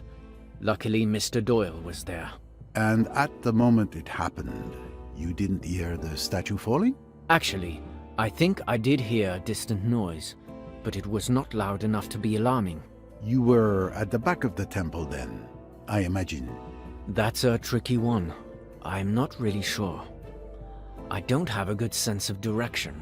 I think I remember heading to the next room, where Dr. Bessner was already. It was one of those long, narrow rooms. I see. Thank you.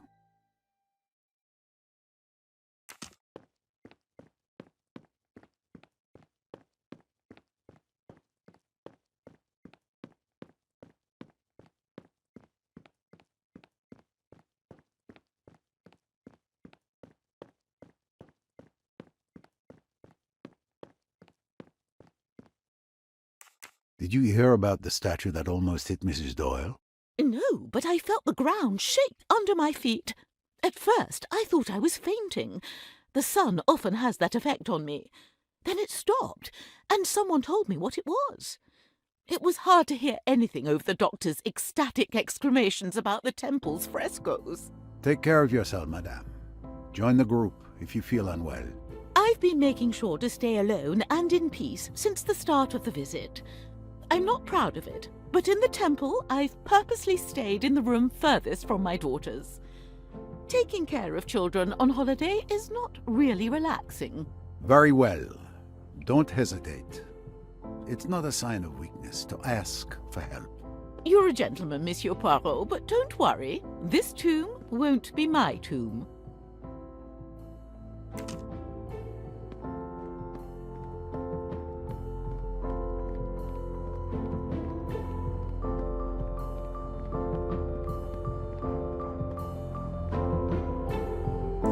Were you warned about the statue falling outside? The one that nearly fell on Mrs. Doyle? Yes, I heard it surprisingly well. Surprisingly well? What do you mean? I was quite far from the entrance, but the acoustics in the chamber must be peculiar. I heard it like a clap of thunder, but I didn't really pay attention to it. I was engrossed in a fascinating discussion with Rosalie since we entered the temple. And it didn't strike you as odd? We figured they would come get us if something serious had happened. I see. Did you hear about Mrs. Doyle's accident? Yes, I was told about it. But not before? Did you not hear the statue fall? Actually, I was busy avoiding my mother during the visit. I wanted to enjoy a moment of peace as far away from her as possible. And during this moment of peace, you didn't hear any noise? I entered the temple with Tim, and we chatted throughout the visit. So, I was away from my mother, but not in complete silence. Very well. From what everyone has told me, it seems that all the passengers were alone in their respective rooms at the time of the statue's fall.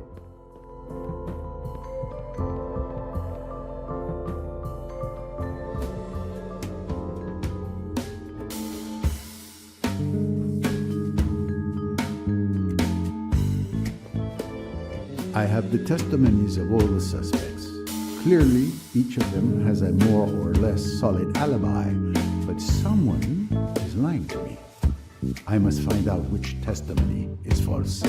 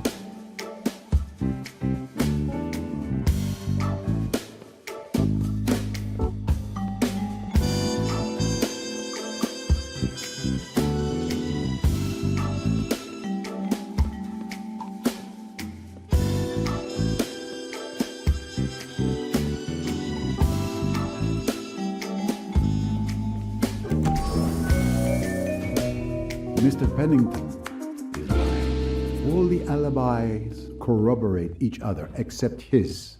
He must be the one who pushed the statue, attempting to kill Mrs. Doyle. It's time to have a little discussion with him. Could you tell me again what you did during your visit to the temple? My friends had told me about the fresco of Ramses II on his chariot. I spent some time contemplating it. He was a remarkable man, but this beautiful moment was ruined by the doctor's ecstatic cries. So I changed rooms to avoid hearing them. At that moment, I heard a faint boom in the distance. Simon reacted quickly. Otherwise, Linnet would have been gone. Lying to me is a very bad idea, Mr. Pennington. What? What are you implying?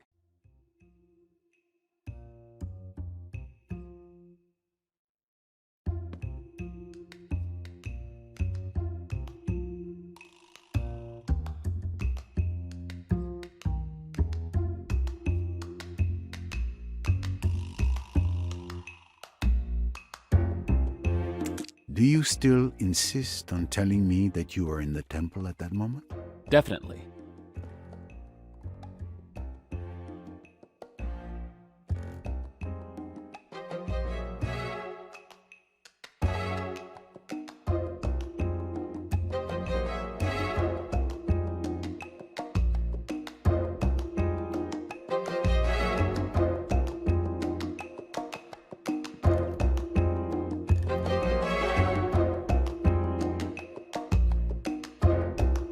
You claim you continued your visit undisturbed.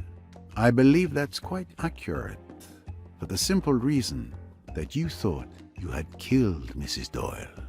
What? Me kill Linnet? How dare you make such accusations?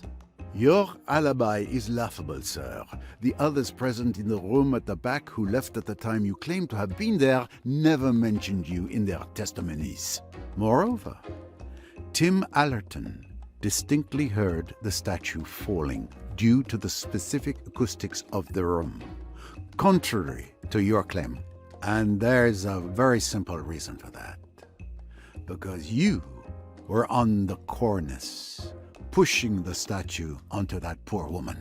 The sun has truly fried your brain, old man. Why would I want to harm my client? Perhaps over those papers? I saw your frustration last night when Mrs. Doyle told you she wouldn't sign them without reading. It wasn't just frustration. There was anger in your eyes. What was in those papers that caused such an emotional reaction? That's none of your business, Poirot.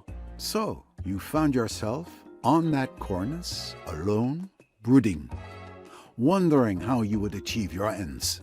Then you heard her talking with her husband just below you. You saw that statue, perfectly aligned with Mrs. Doyle. A 2,500-year-old piece on a temple just moved, the perfect accident. You are not the saintly protector you claim to be for Linnet Doyle. On the contrary, you are a constant danger to her. It was an accident.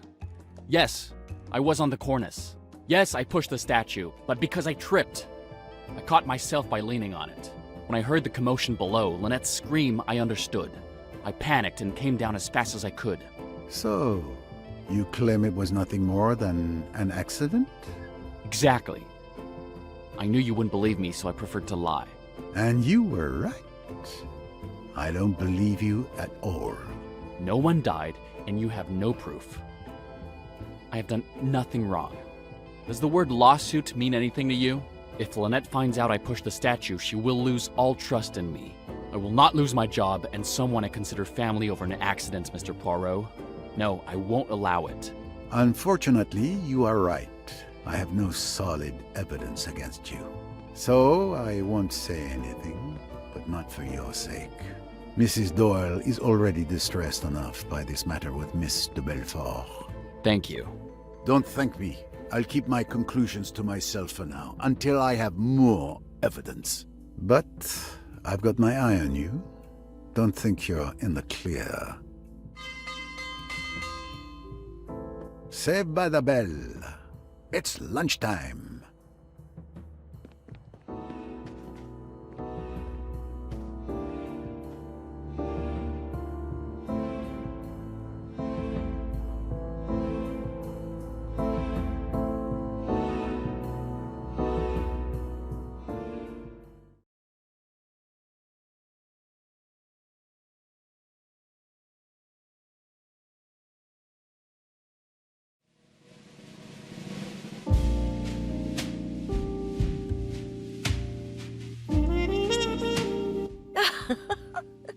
But here I am talking away, and look at the time. I hadn't even noticed the restaurant was empty. Indeed. Time flies in your company, madame. I would have liked to continue this discussion, but I feel my bed calling me, Monsieur Poirot. You're right. It seems Morpheus calls me too. But I'll still treat myself to some herbal tea in the lounge before bed. Good night, Monsieur Poirot. Good night, Madame Allerton.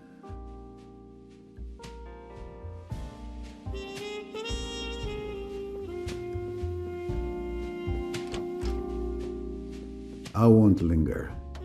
I feel really tired tonight. I hope it's not sunstroke.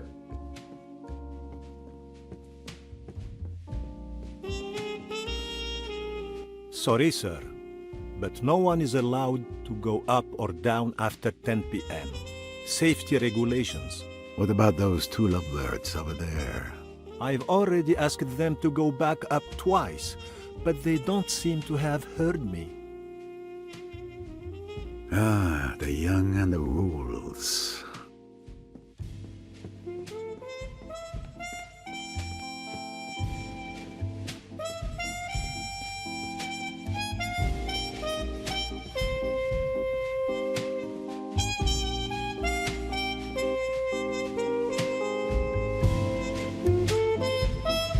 It's such a beautiful evening.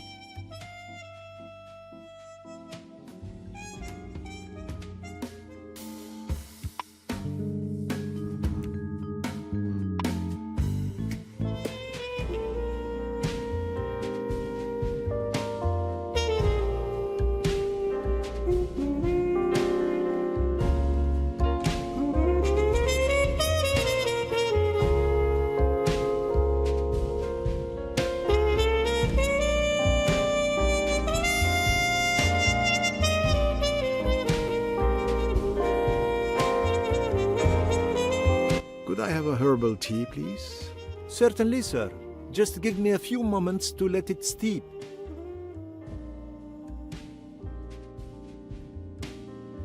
It seems Miss Van Schuler has a problem. And Mr. Pennington is there, playing with the Doyles as if nothing happened. I better keep an eye on him.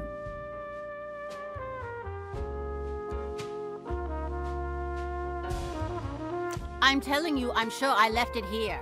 And I'm telling you, I'm sure I've already looked here. Look harder! My scarf was here. Yes, I'm looking. I'm looking. Sorry, I can't find it either.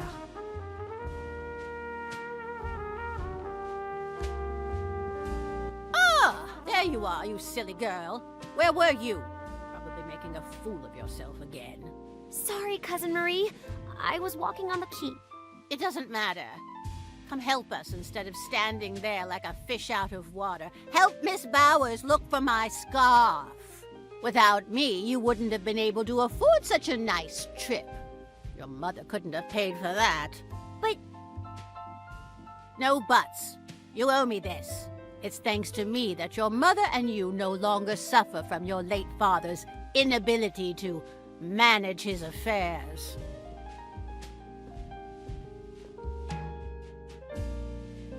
Well, what a commotion over a simple piece of fabric.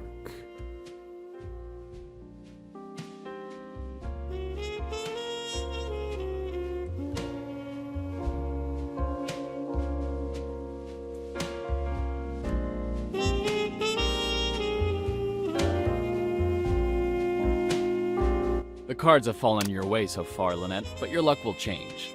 Luck, Mr. Pennington? We'll just wait and see. Good evening. Ah, Mr. Ricchetti. Perfect timing. I wanted to return your telegram. The steward gave it to me by mistake. I'm afraid I opened it. But when I saw I couldn't understand anything, I took the time to check the recipient, and it was you. Pay more attention next time. Stupider.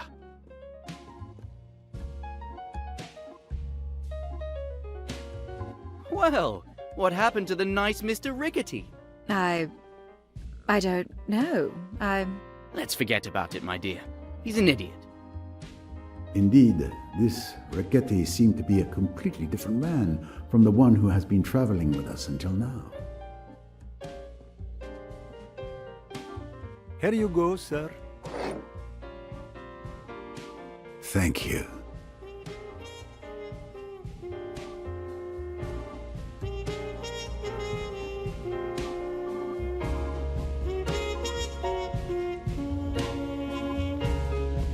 Well, now it's truly time for me to go to bed. I can barely stand. How did I get so tired so quickly?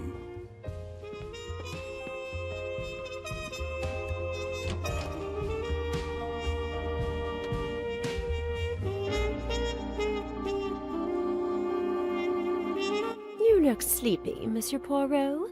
Mais oui. I am consumed with sleep.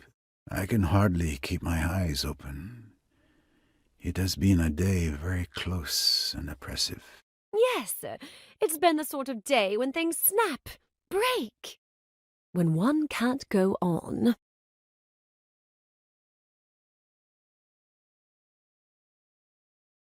Good night, Monsieur Poirot. Good night, mademoiselle.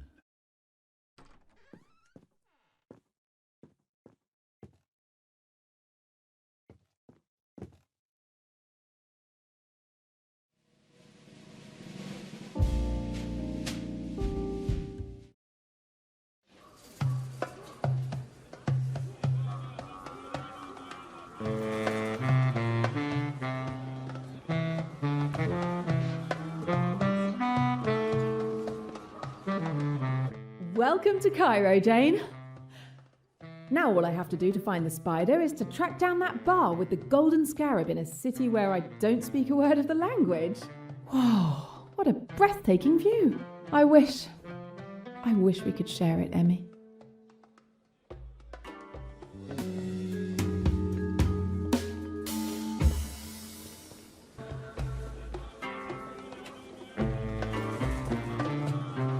Hello, I'm looking for a bar with a golden scarab. ايه؟ مش فاهم.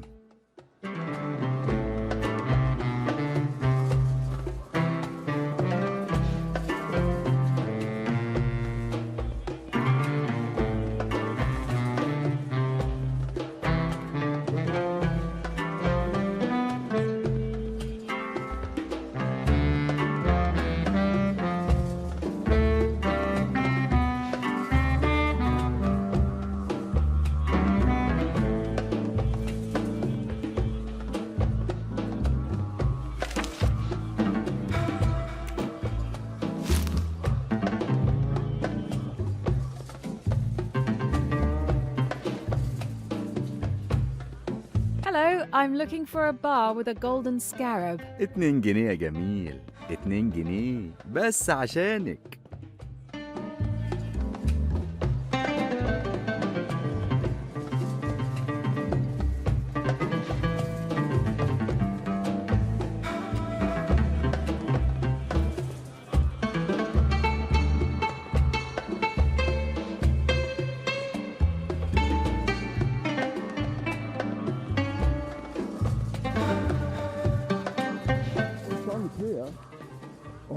You know what I mean?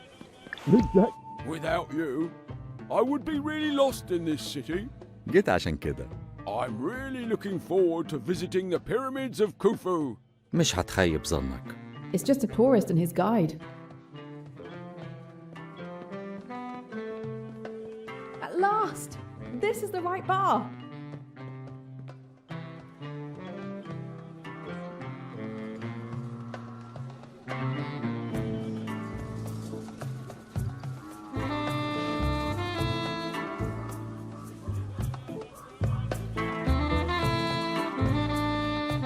smoother. Right. Not what I expected. Makes sense. Possibly. Hard to explain. You drive a hard bargain. It's a hard business. You in or out? In. I have no choice. But I want to see the merchandise. I'm not hiding it here under the table. We always take extra precautions with new clients. Fair enough. But if we're satisfied, we might see each other often. Glad to hear that. Let's go. It's not far. It's the right bar and the right time. This is the deal I discovered in the Bronx. I can't lose them. I may be looking at the spider.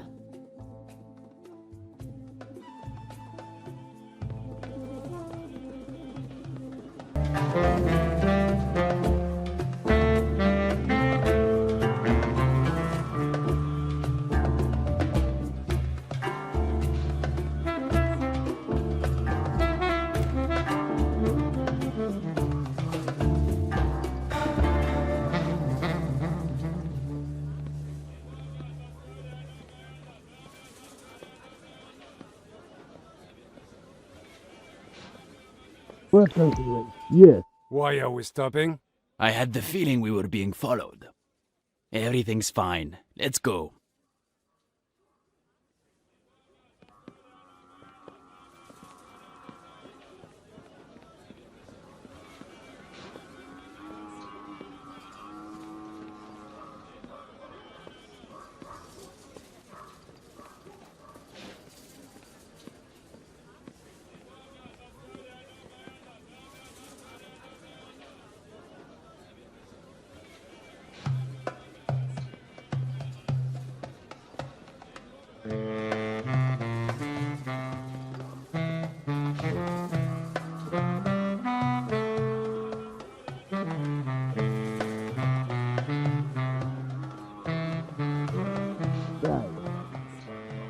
Not what I expected.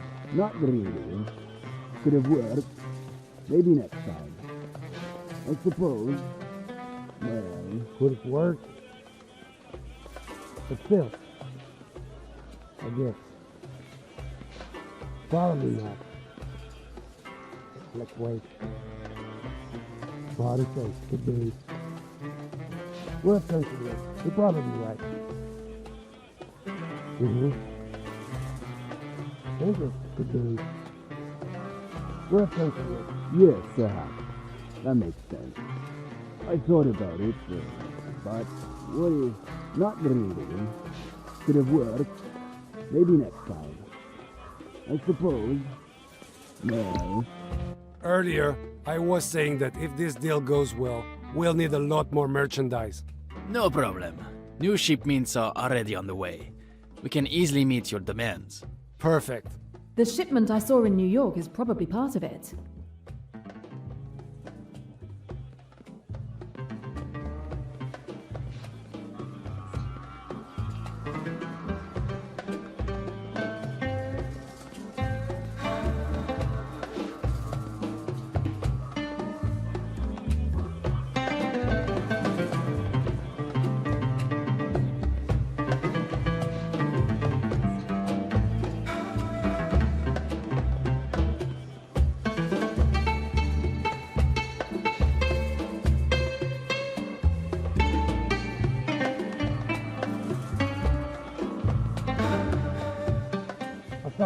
Not really. Could have worked. Maybe next time. I suppose. Well, not really. Could have worked. Maybe next time.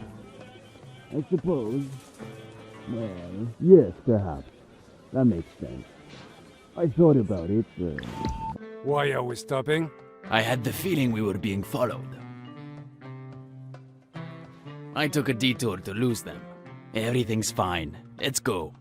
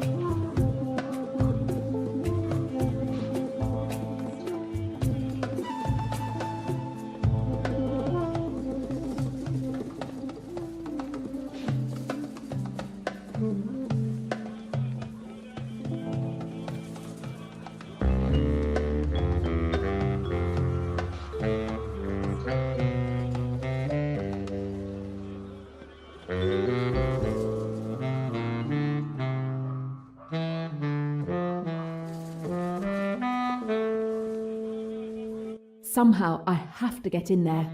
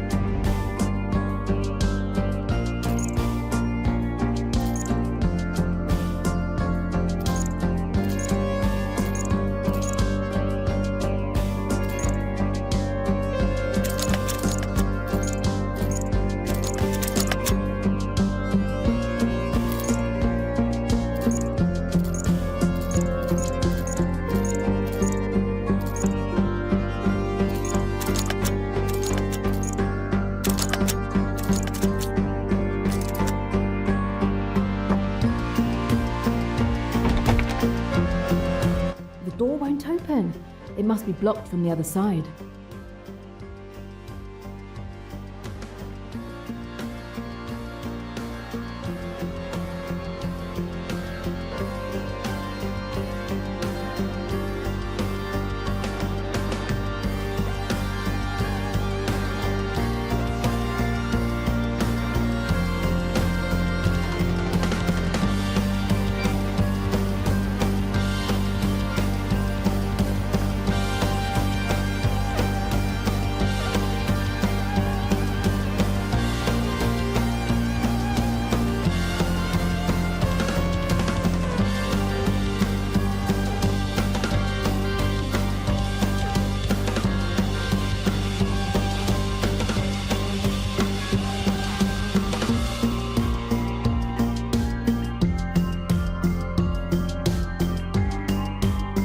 This door leads into the house.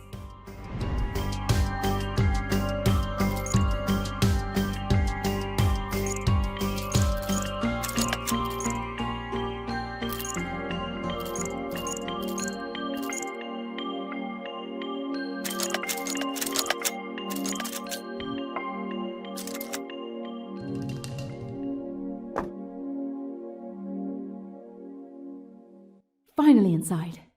Time to find the spider.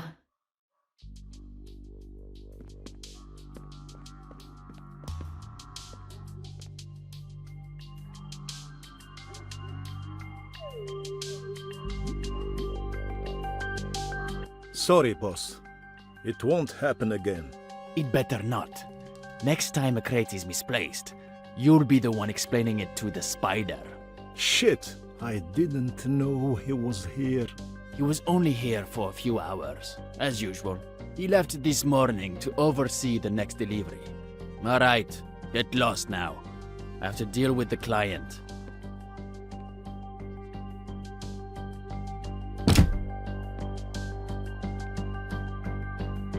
Damn it!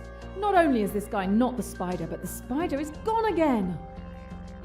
Let's see what we can find out about his next destination.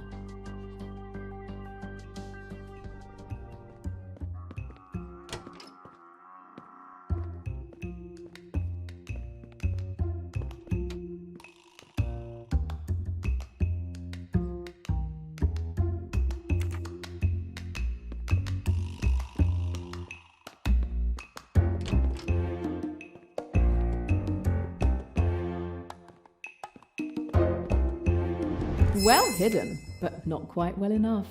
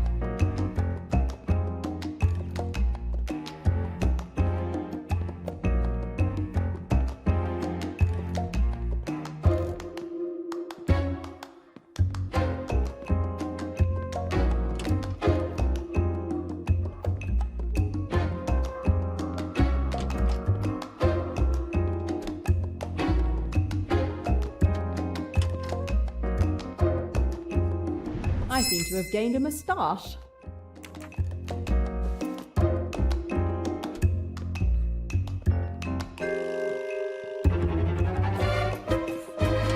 Okay, let's see what I can find.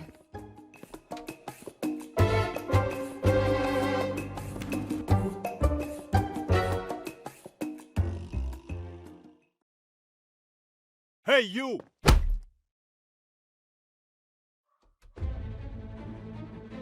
So, you're awake. Now we can talk. My head. Hurts, huh? I could pretend I care, but I don't. Who the hell are you?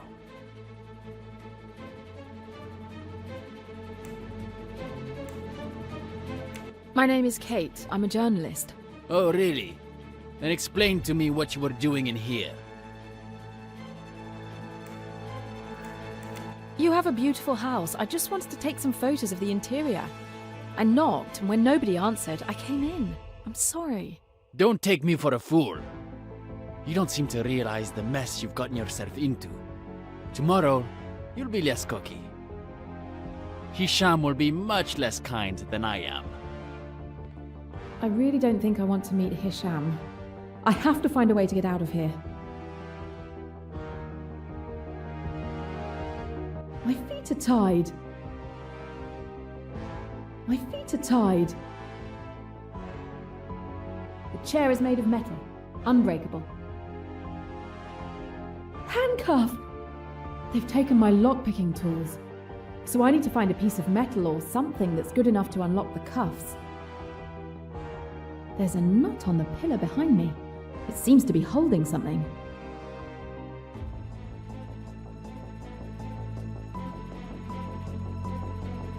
An old locker. Maybe there's something useful inside.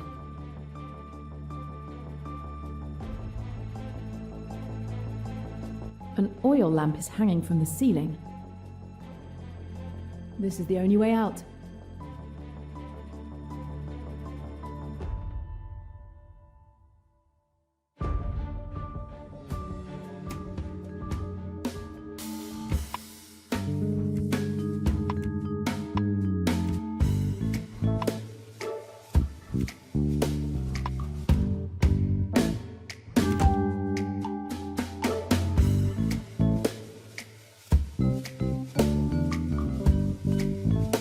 Not quite. This must be the right solution.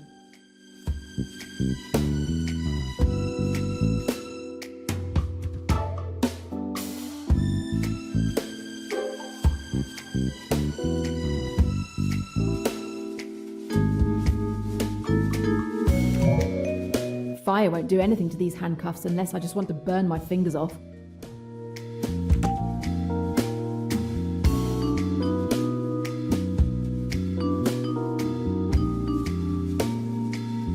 Almost. Great. I could tilt my chair over to try and reach the lamp's knot.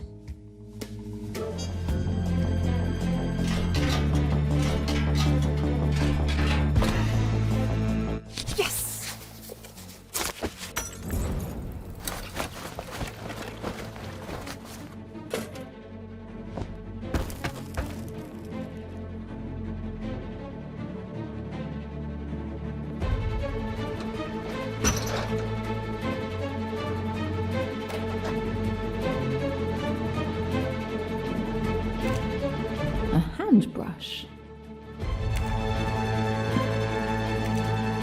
An old rusty funnel. A metal mousetrap.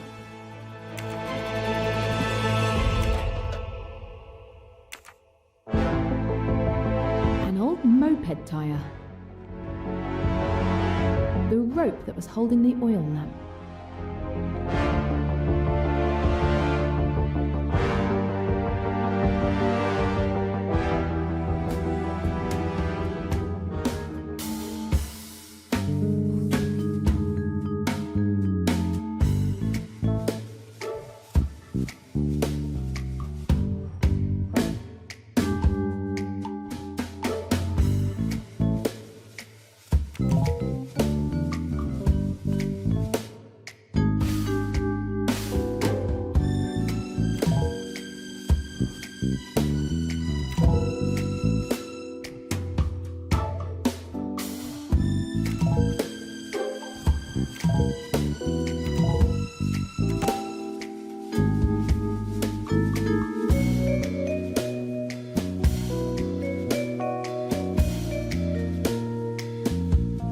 Score 1 for the forces of good.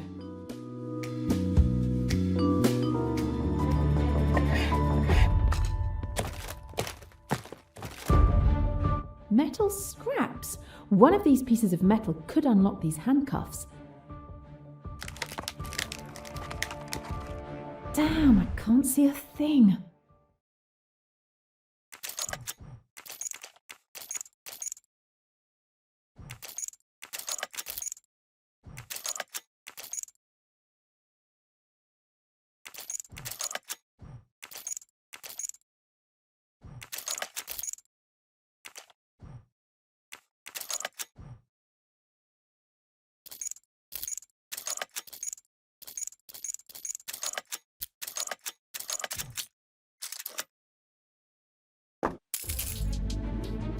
My makeshift lockpicking tools are ruined, but I'm free.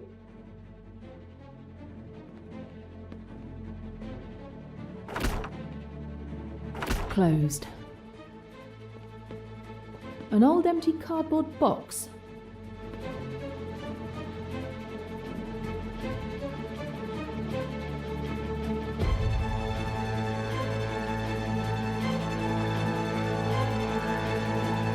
Okay, now let's have a look at that vent above the locked cellar door.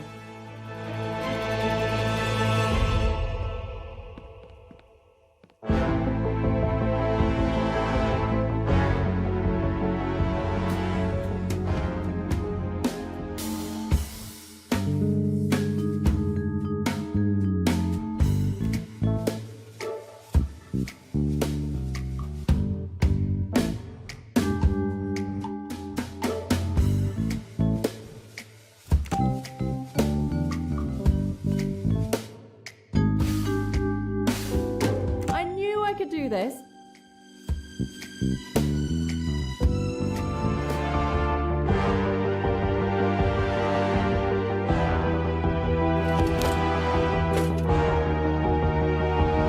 I'm almost there. I just have to get through this door.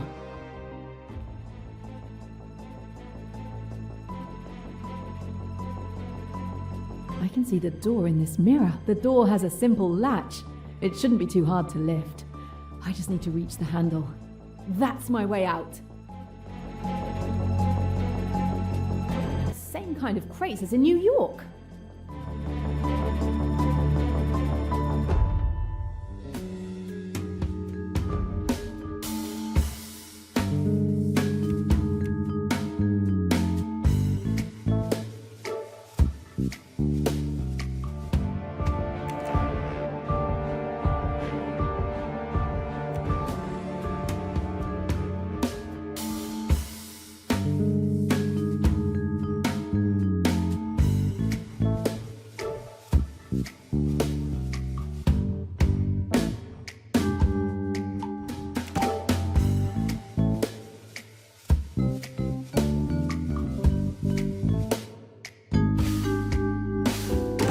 Done. That was it.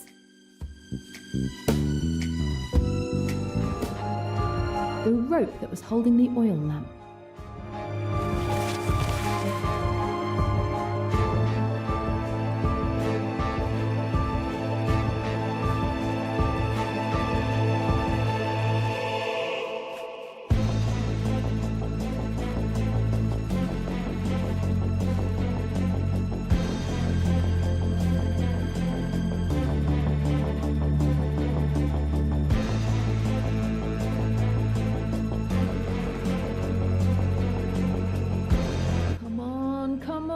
Don't let me down now.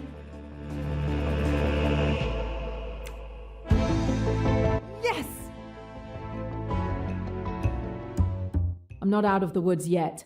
I still need to search the office before I can escape from here.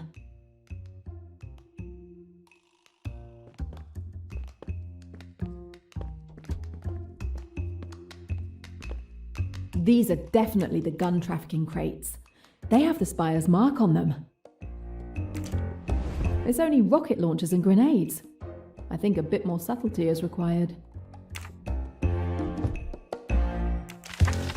It's the same kind of crate I found in New York with the same note from the spire.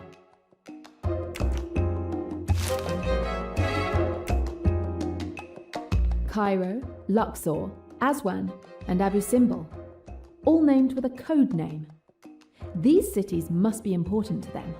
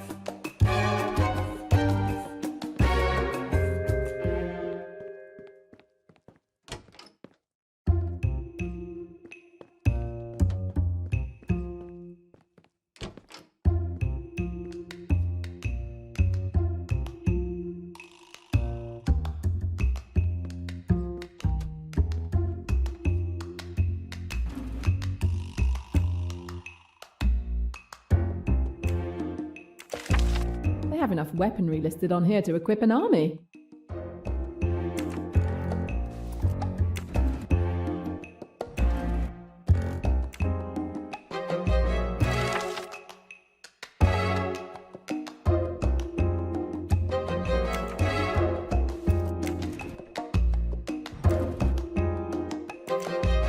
Kind of them to leave me my lock-picking kit.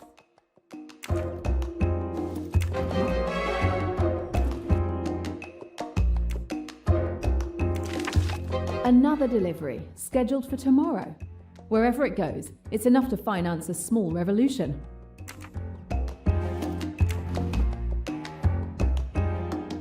Bingo! Telegrams!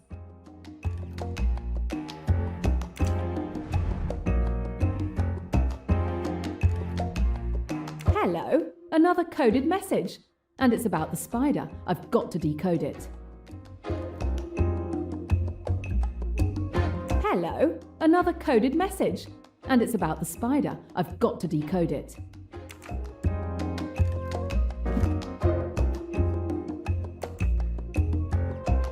Gorilla. Another assassin? Hairier than the spider? Cradle. Their code for Cairo. not long enough.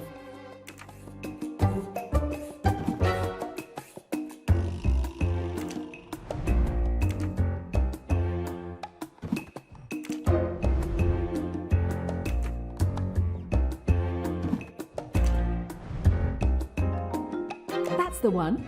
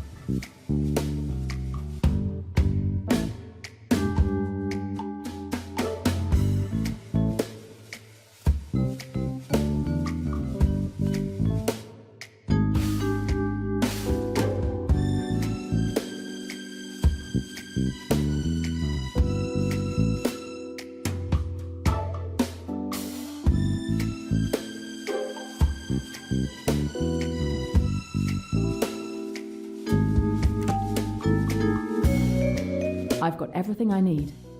I can decode the spider's telegram now. That one's for you, Emmy.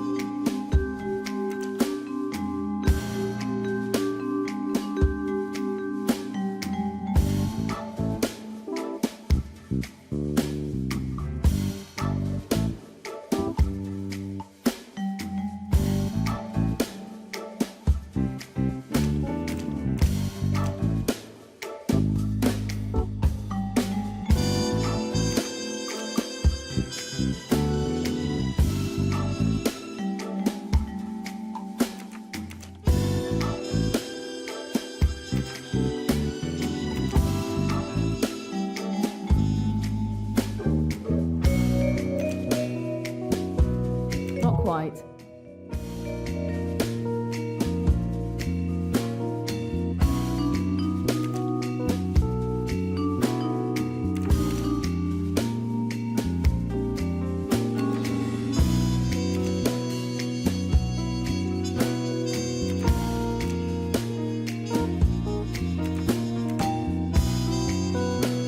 That's logical.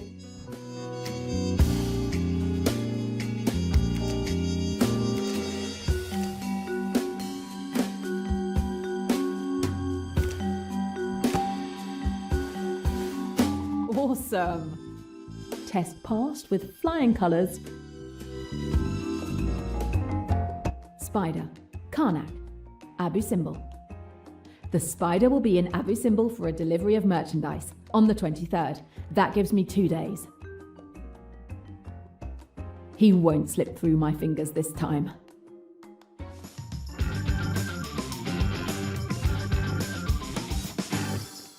The telex machine they communicate with.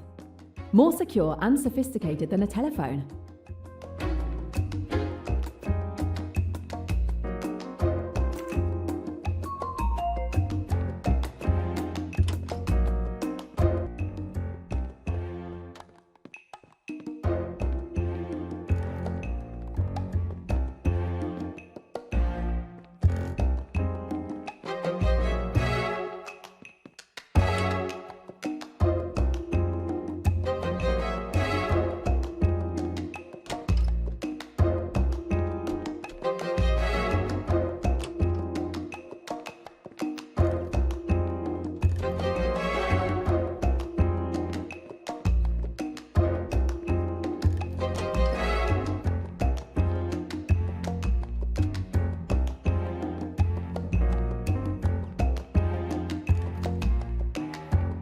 It was a good idea to pick that door from the outside after all.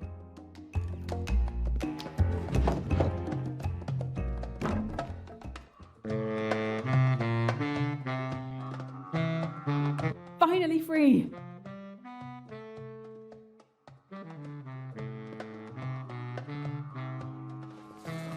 I now know when and where the spider will be in 2 days.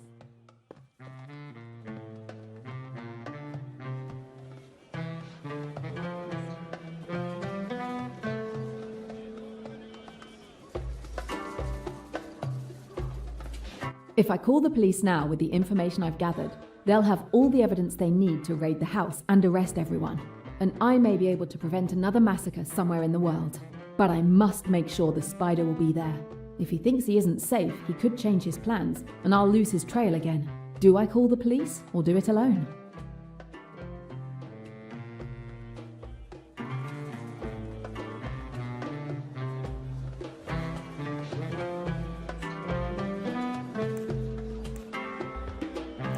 I can't risk the police fumbling their raid and the spider escaping. It's up to me, Emmy. Time for a showdown in Abu Simbel.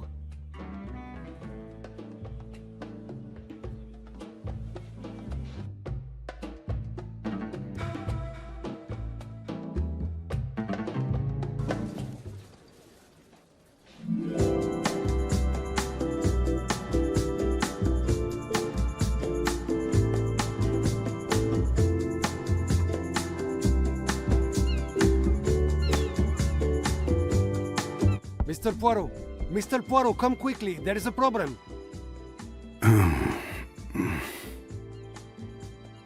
Mr. Poirot, please wake up!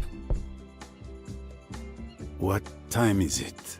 Please get dressed quickly and meet me in cabin 202 across the passage. Yes, very well. I'm coming.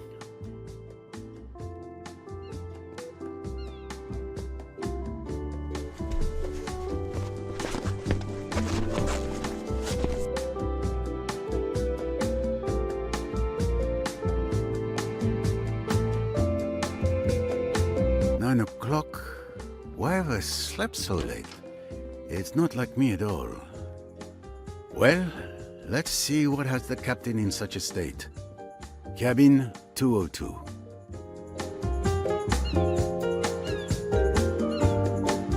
Sorry, sir. The captain has ordered that no one is to go up or down. I don't understand. I really don't feel well. It's more than just simple fatigue. Ah, finally, Mr. Poirot. Captain, Dr. Bessner. Monsieur Poirot, thank God you're here.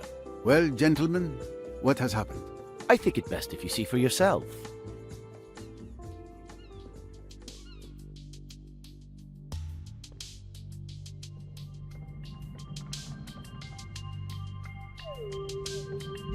Oh no, poor child.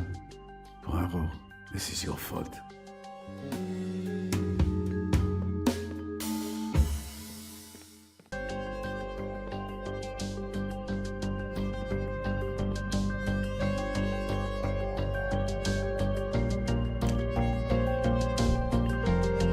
No trace of the weapon.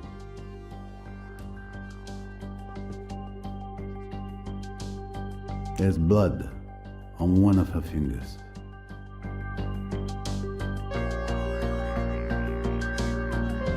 The letter J is drawn in blood. Obviously, she wasn't wearing her necklace to sleep. Small caliber bullet fired at very close range, judging by the burn marks. No signs of a struggle or bruising on the body.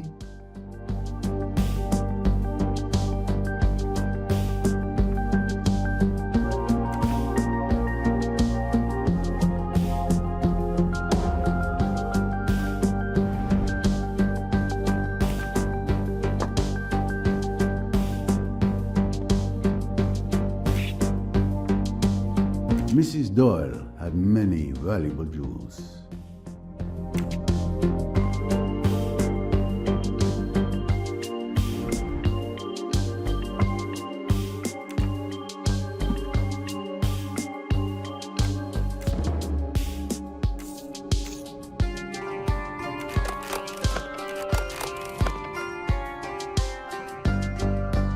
Now there's a perfume not just anyone can afford.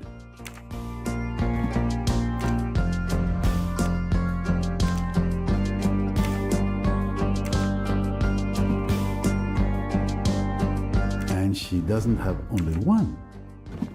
Here's a second, just as expensive.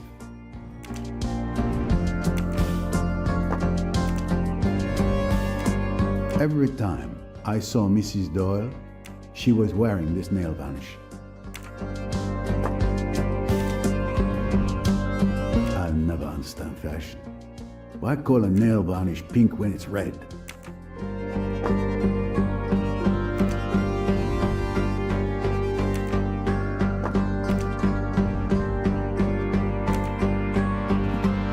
Well, and a third perfume.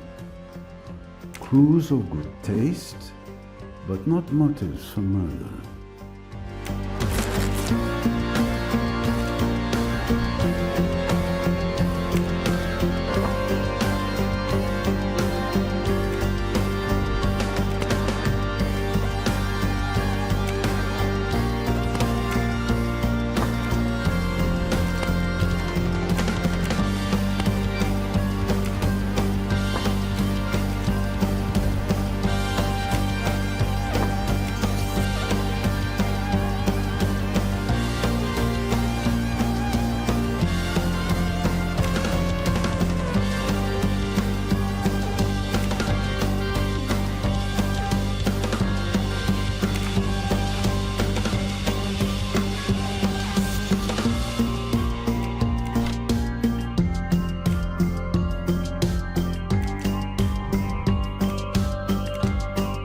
Flexible contact lenses.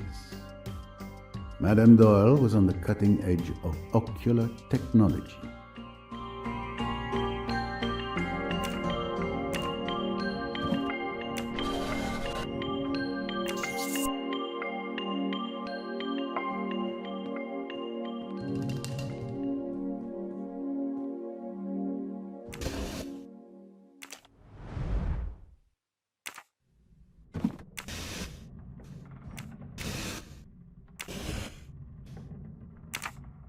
The murder weapon is not helpfully lying on the dressing. Ah, a case where Mrs. Doyle undoubtedly kept her necklace empty.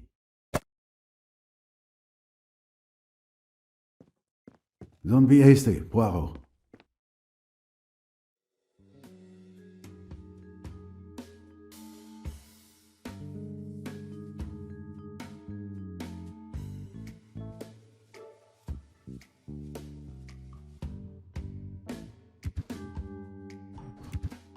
You can do it.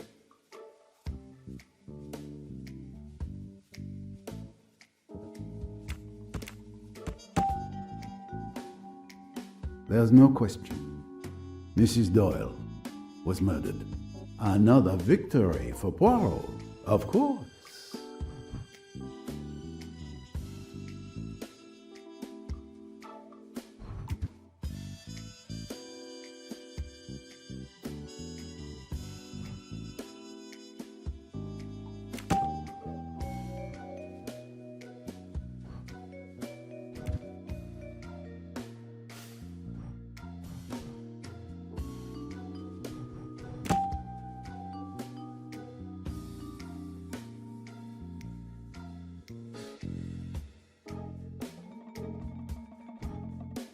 This must be the right solution.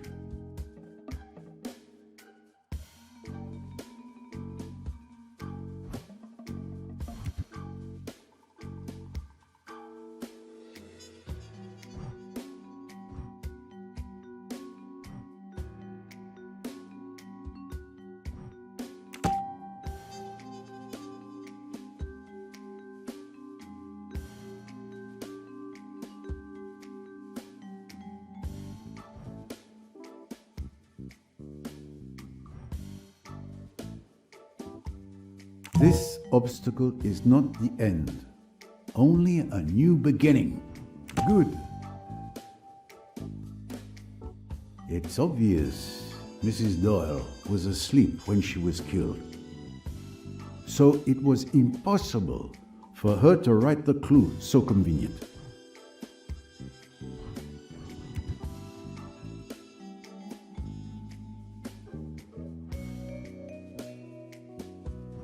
Unfortunately, this can't be right. I have it. Mrs. Doyle favored an expensive pearl necklace. Precisely. Is that applause I hear?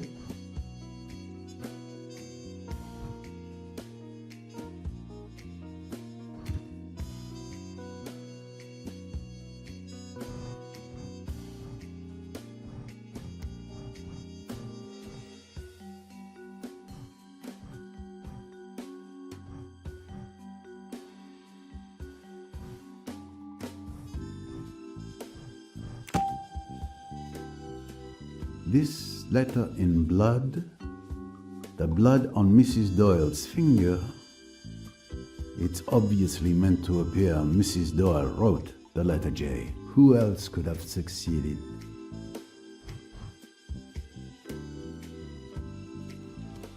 I don't think I can learn any more here at present. Time to compare my observations with those of Dr. Bessner. Don't be hasty, Poirot.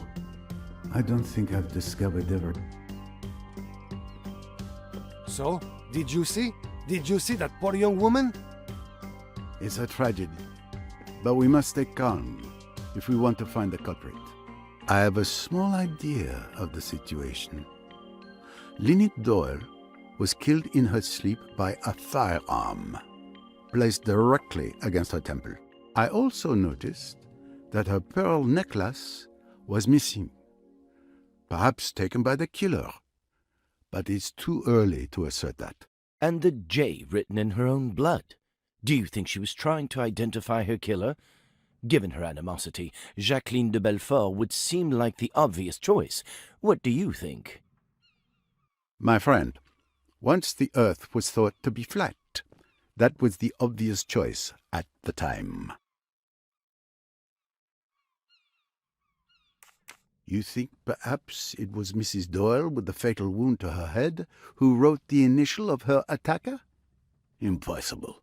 And even if she had wanted to provoke me, Mr. Belfort is surely not foolish enough to sign her crime in this manner. This killer mocks us. Dr. Bessner, were you able to examine the body? Yes, the captain summoned me the moment he was informed of the tragedy. He hoped I could save poor Mrs. Doyle. Unfortunately, it was already too late. Death had occurred several hours ago. Do you have any idea of the exact time? I can give you a rough estimate. It's now 9:15 a.m. Considering the temperature last night and the fact that the rigor had begun to advance, I would estimate the time of death to be at least 7 hours ago, and at most 9 hours. Which places the crime between midnight and 2 in the morning? Exactly. I can also tell you the wound suggests she was killed with a small caliber weapon, possibly a .22. I see. Did you discover the body, Captain? No, it was Louise Bourget, Mrs. Doyle's maid. She came to wake her employer, as she does every morning. Except this time, well, the poor woman didn't wake up. Louise came to find me immediately. She was completely distraught. Do you know if she touched anything in this room? She assured me she touched nothing. Neither did I. So that means, most likely, the murderer took the weapon with them.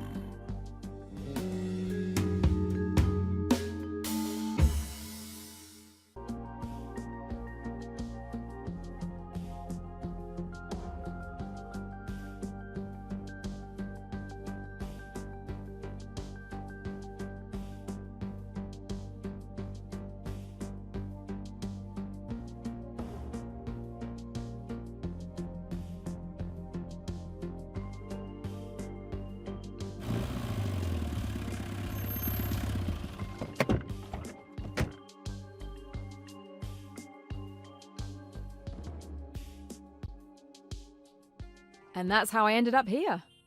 You have been having quite the adventure, mademoiselle. You track a murderer who may be on this boat? The coded message mentioned a killer who would be present on the Karnak from the 21st to the 23rd of February. Those are the dates of this cruise, are they not? That's correct, mademoiselle. Perfect. Then there's still time to stop them before they strike again. Perhaps you could have stopped them if you had arrived a day earlier. What? No! Someone else is dead? Yes. Linnet Doyle was killed last night. A gunshot to the head. Your quarry may be responsible for her death as well. A connection between the two eludes me at present. The prey I'm tracking is a lone wolf. This is awful. The Egyptian police have been contacted concerning Mrs. Doyle. We are turning the ship around and will meet the police in Aswan. Mr. Poirot, unless the authorities say otherwise, the case is yours. I give you full authority to lead the investigation. I've already asked Tarek to guard the gangway. No one may board or disembark until further notice. I accept, Captain Hassan. But we cannot leave until I make certain the crime scene, in fact, the entire boat, are fully inspected. Of course. Of course. We will remain here until you are satisfied with your investigation. I will inform the Aswan police. Monsieur Poirot, with all due respect, you must let me help you. I need to stop my killer. Mademoiselle, remember, I saw you in action at Chematant. I would be foolish to deprive myself of your help. But a word of caution, if I may. It is clear this investigation is very personal. Do not let that cloud your judgment. Don't worry, Mr. Poirot. Together, we can bring an entire boatload of murderers to justice. I have no doubt. Very well. Most passengers should be having breakfast by now. Captain, would you be so kind as to ask the other passengers to join us in the restaurant? Anything you wish, Monsieur Poirot. Perhaps Miss Royce could assist me? Of course.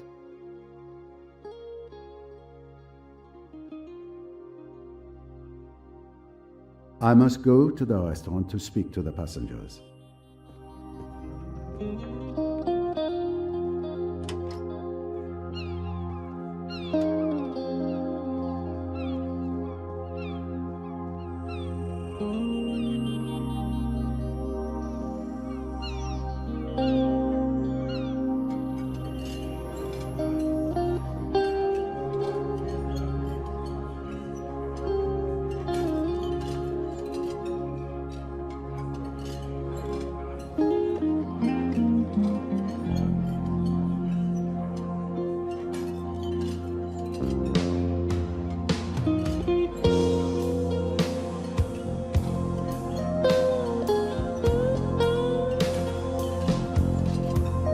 Good morning, ladies and gentlemen.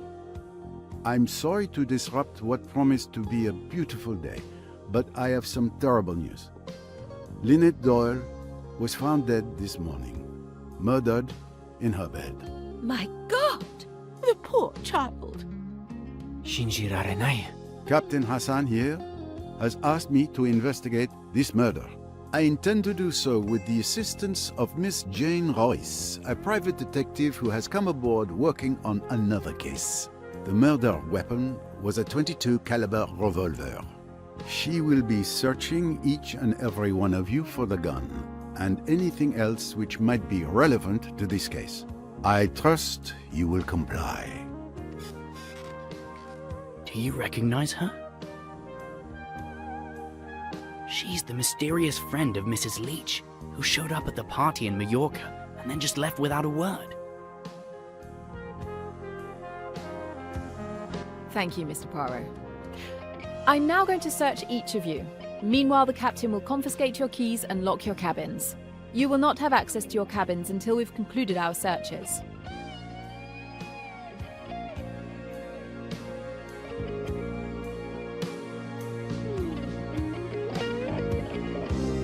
A moment, please. I'm deeply distressed by Mrs. Doyle's death, but as her legal representative, I demand to know by what authority you intend to conduct this investigation. I agree. This is outrageous. The Egyptian police should be notified. I, for one, will never submit to depriving individuals of rights that I do not recognize as legitimate. Miss Robson, would you kindly join us? Can you show us your bag, please?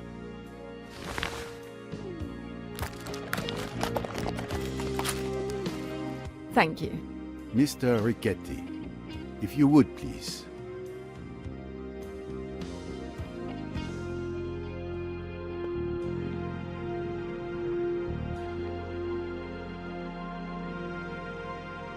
Et voilà. Thank you all for participating. You may expect me to interrogate each of you. Since nothing conclusive was found, you're free to go. But you may not return to your cabins or attempt to leave the boat.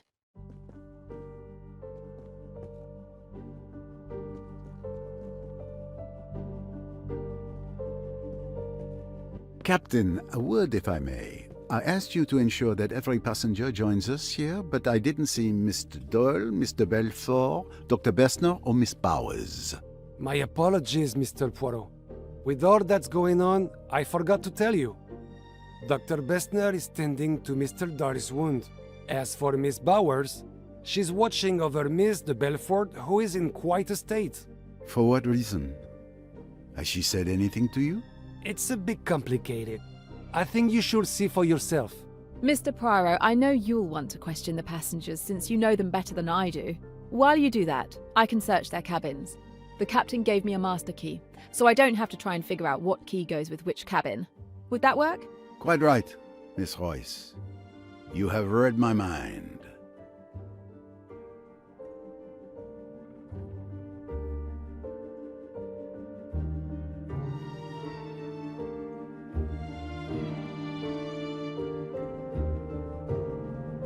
So, Mademoiselle Royce, let's split our resources as we planned.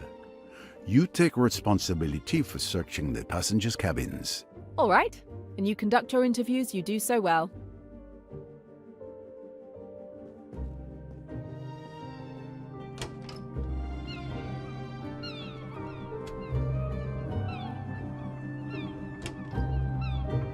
This cabin is not occupied.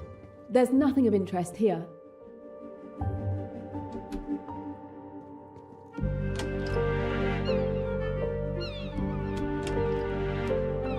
This would be Monsieur Ferguson's untidy stateroom. A box locked by an elaborate mechanism. It appears Mr. Ferguson has something to hide.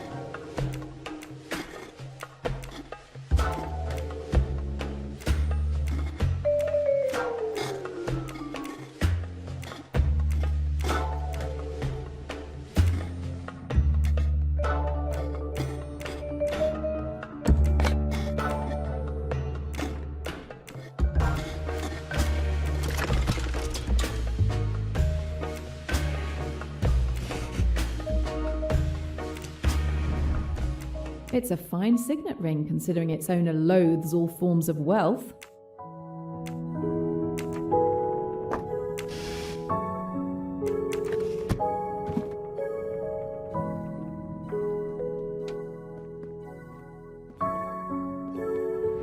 Please, Jane, help yourself. Thank you. I believe I will.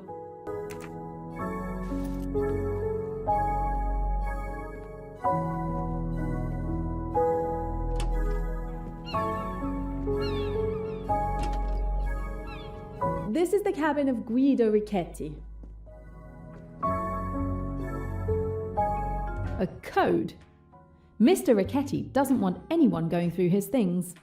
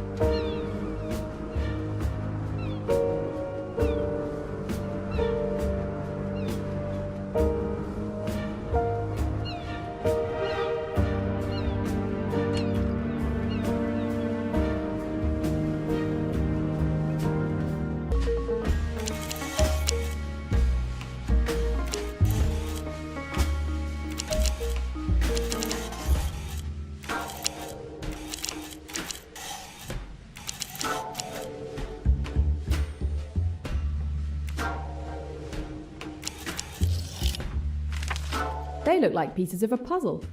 There must be a reason Mr. Richetti has saved them.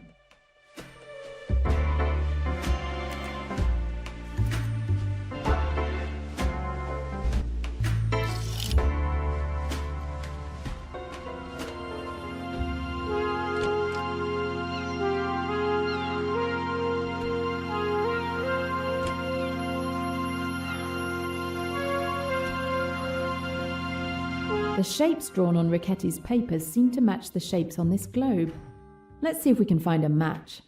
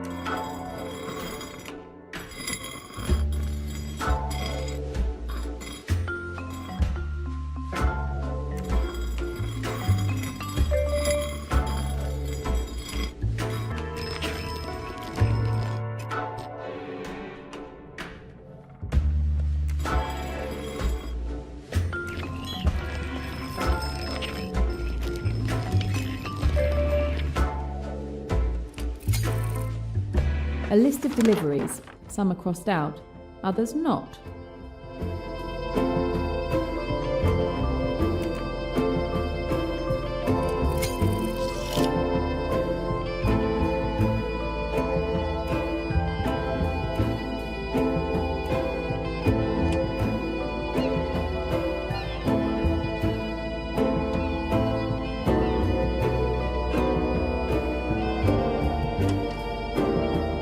This cabin is occupied by Louise Bourget.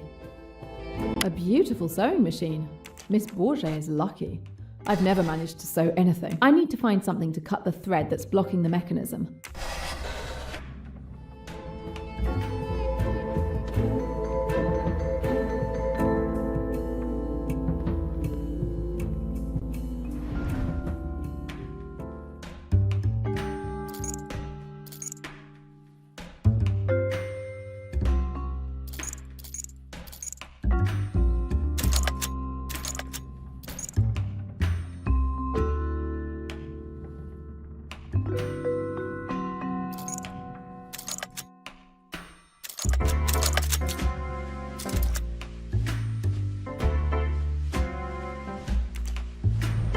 A pair of scissors could be handy.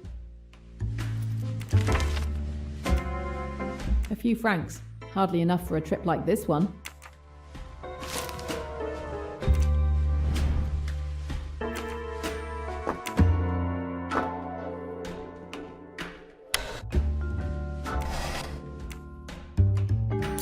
Everything's ready. I just need to switch on the sewing machine.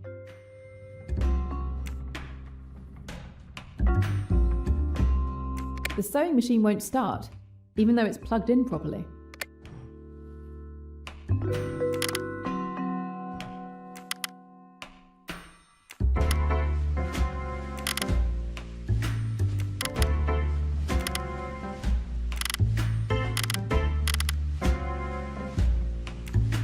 The sewing machine won't start, even though it's plugged in properly.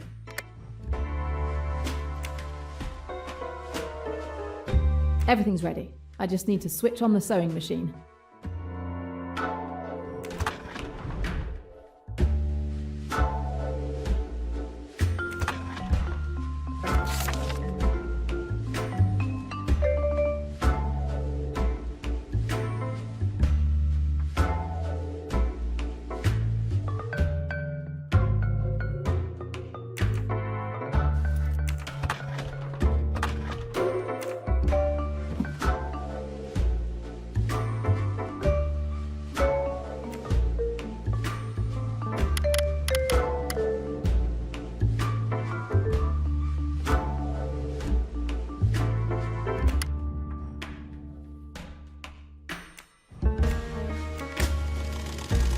Voila!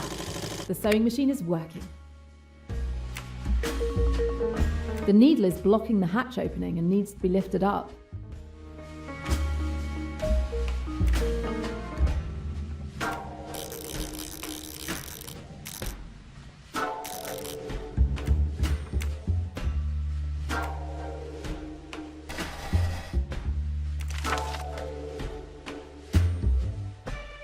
It looks like an estimate of the value of Mrs. Doyle's necklace.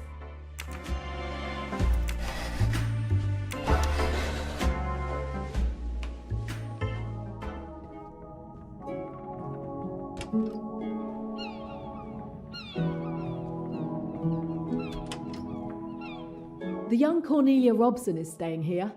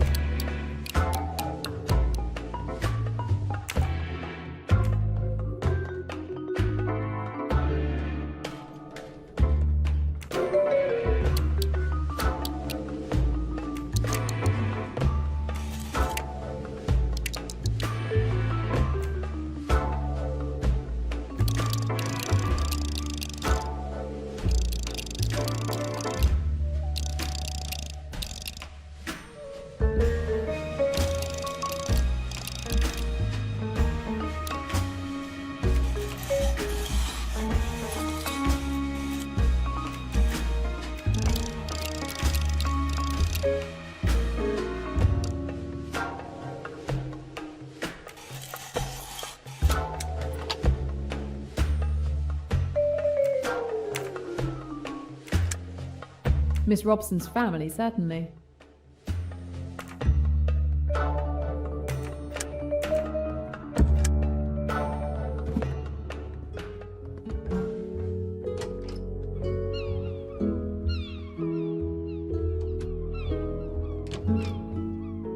This cabin is not occupied. There's nothing of interest here.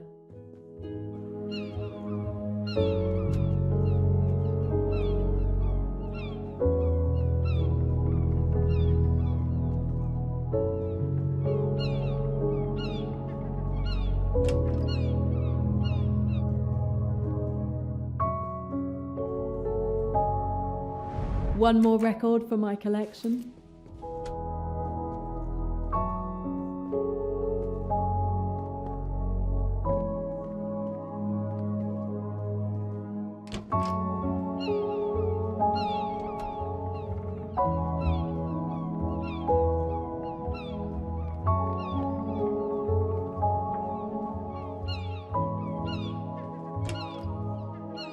This would be Mrs. Allerton's cabin. Seeds, food for the parrot.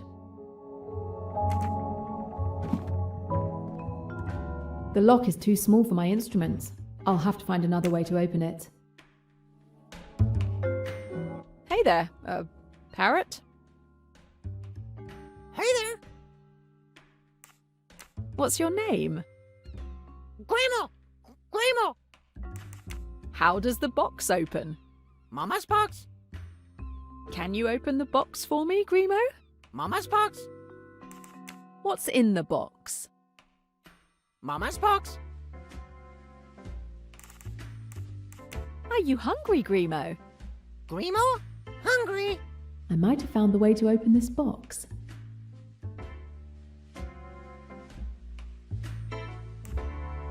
Do you want to eat? Peanuts!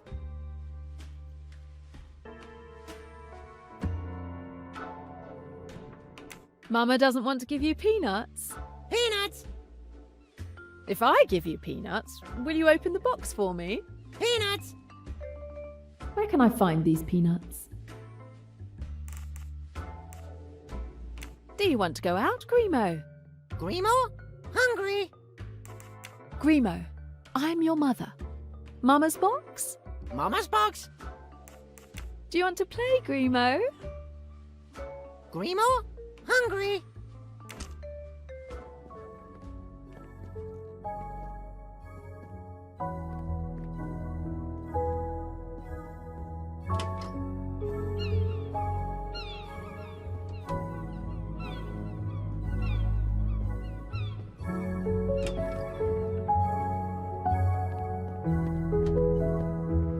With any luck, Grimo should open Mrs. Allerton's chest for me.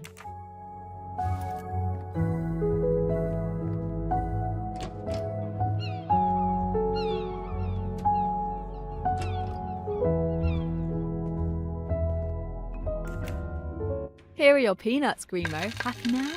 Now, will you open the box for me? Grimo, happy! Mama's box? Wow, that colour pattern is gorgeous. Mama's box? Wow, that's quite a colourful display, Grimo.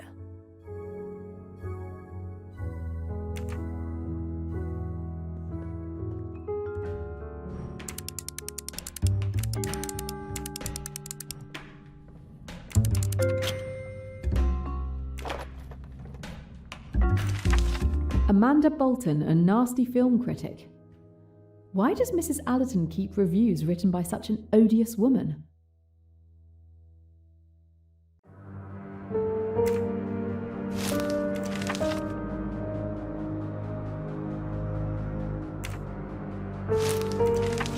All these film reviews seem to have been written by this Amanda Bolton, a very critical person, it seems.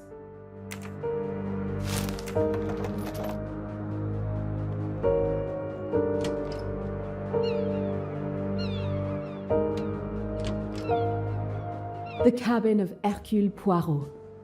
What I could learn from this man.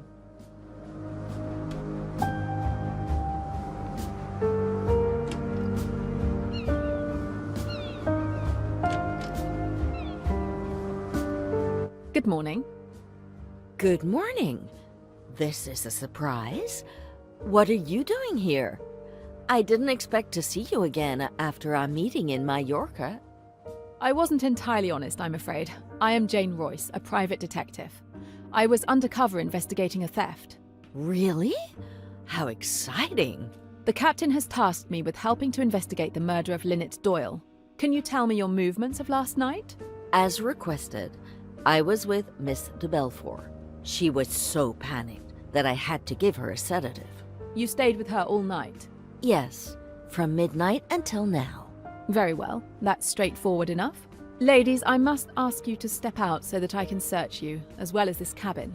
Excuse me? All passengers and cabins must be searched. You can ask the captain. I was just leaving anyway. It will be a formality. Thank you in advance.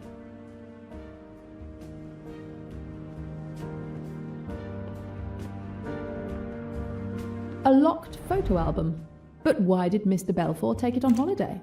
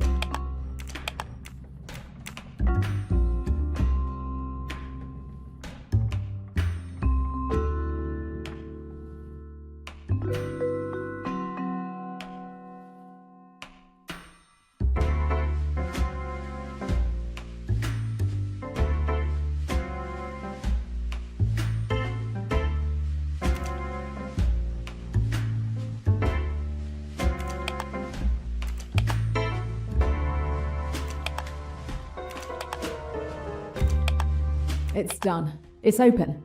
I hope she doesn't have to go through all this every time she wants to look at her photos.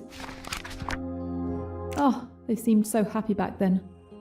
But now? Is hatred all they feel? Simon had proposed to Jackie. Their future seemed bright.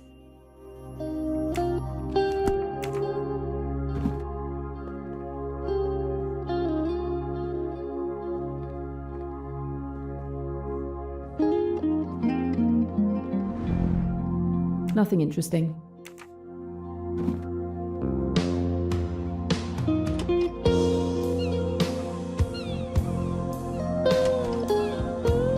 Pennington's stateroom is truly luxurious.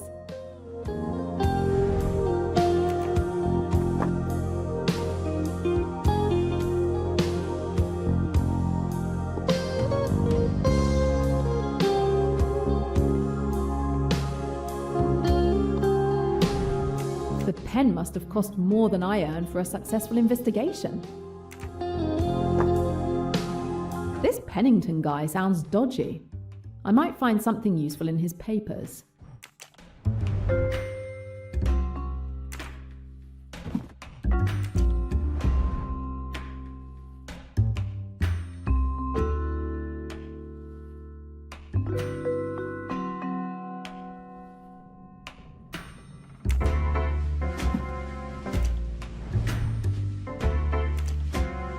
There are indeed marks on these papers.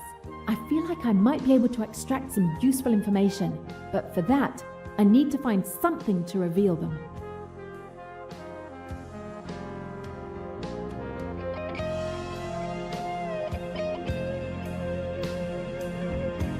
I'm borrowing this, Mr. Pennington.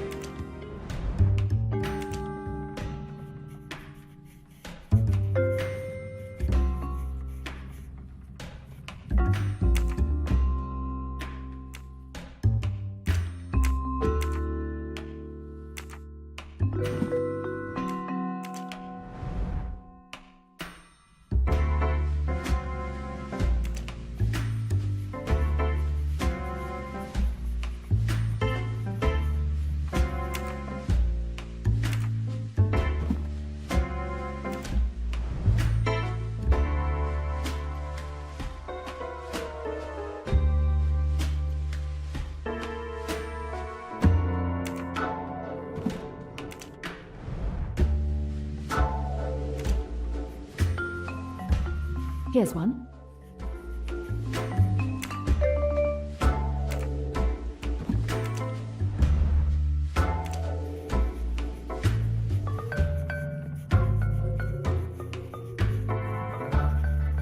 All the marks are there.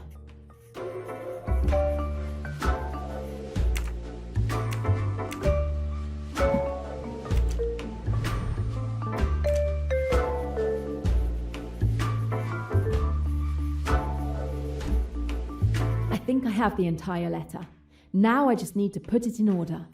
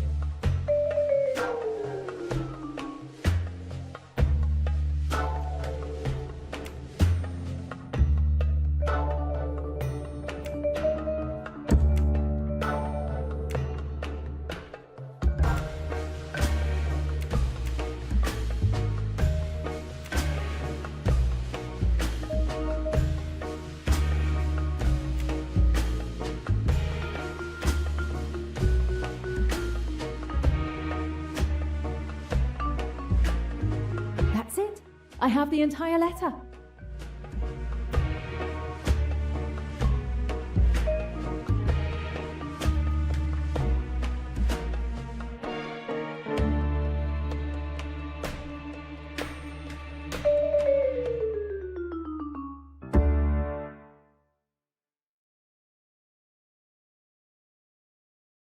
Pennington claims to have run into the Doyles on this boat by pure chance.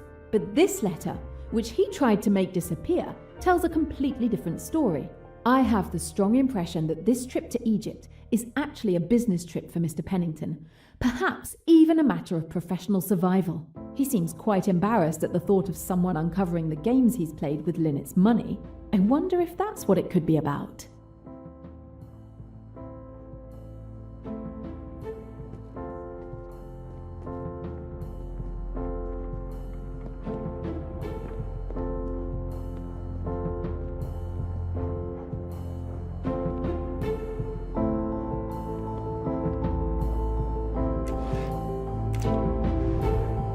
Pennington has a gun. Why would a businessman take a pistol on a quiet cruise? Unfortunately, it can't be the murder weapon. It's a .45, a much higher caliber than the gun that killed Linnet.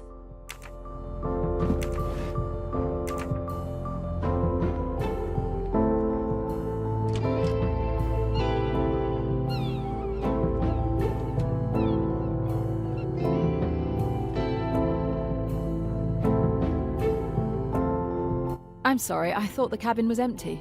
But who are you? Where'd you spring from? I'm Jane Royce. I'm a private detective working on another case. Now I'm helping on this one. The captain assigned me the task of searching all the cabins. If it will help uncover my wife's murderer, go ahead. For God's sake, you're not going to search my cabin? If it's a problem for you, I suggest you discuss it with the captain. Meanwhile, I'll proceed with the search. If you must, you must. But this is outrageous.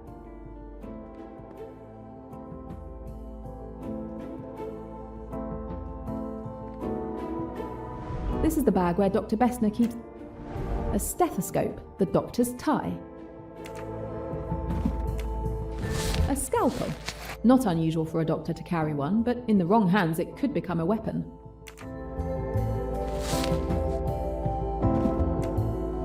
This instrument is used to monitor blood pressure.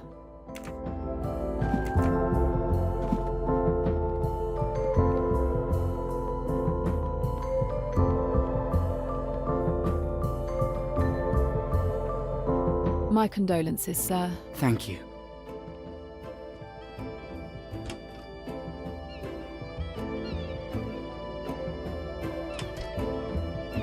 Miss Bowers is extremely tidy.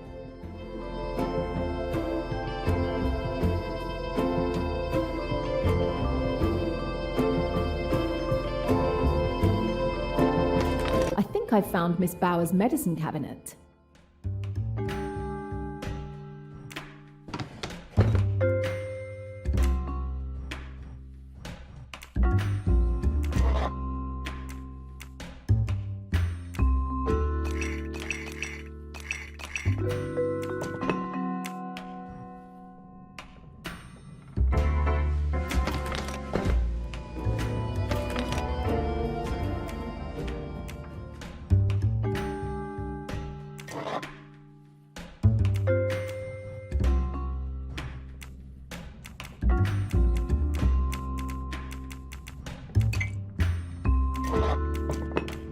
With the current from this battery, I should be able to activate the box mechanism. Then all I have to do is get it to the end of the line.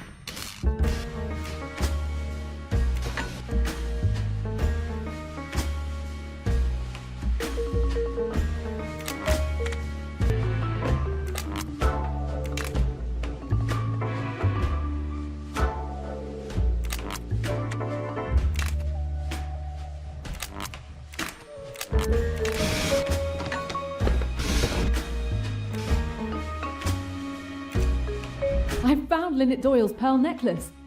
Miss Bowers is the thief. Poirot needs to know this.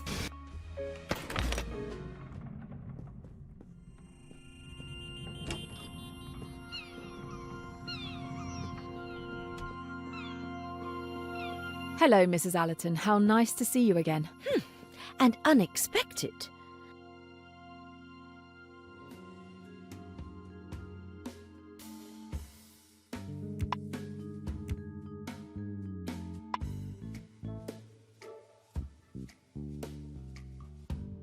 Miss Royce, is it now? The Otterbourne family's cabin. And unexpected. Miss Royce, is it now? I understand you're a detective.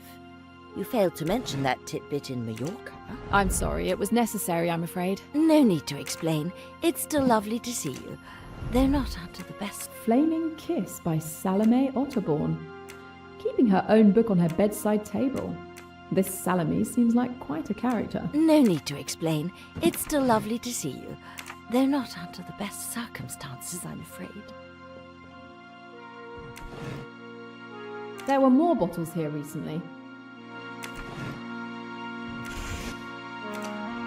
I'll take it. It might come in handy.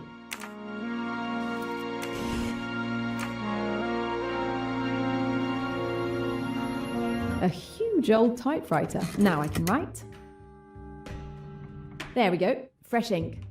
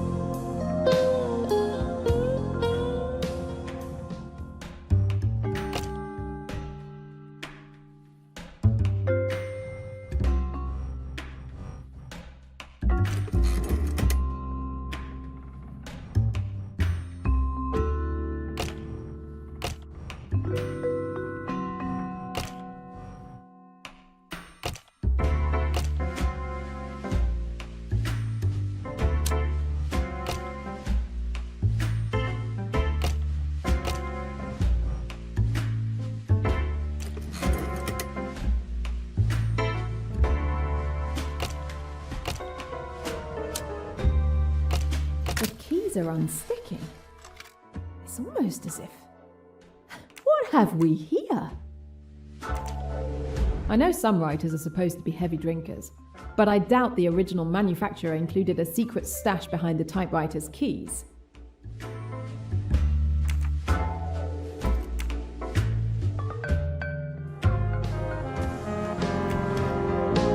There were more bottles here recently.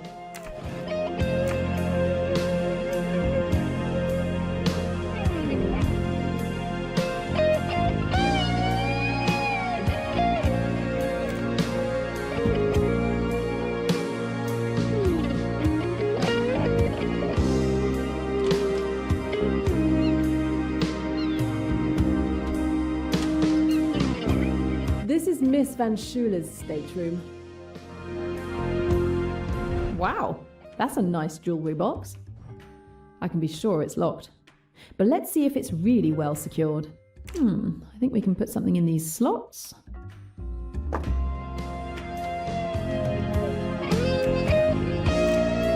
A medallion with an intriguing shape. A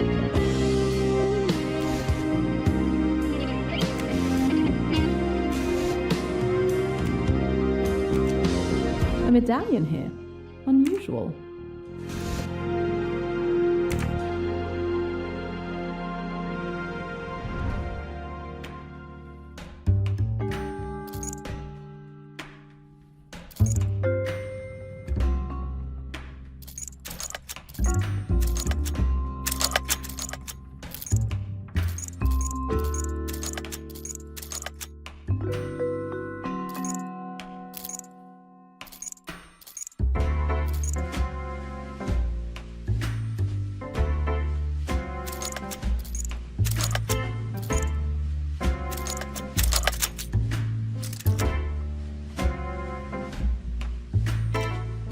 Another medallion. A medallion. Why hide it here?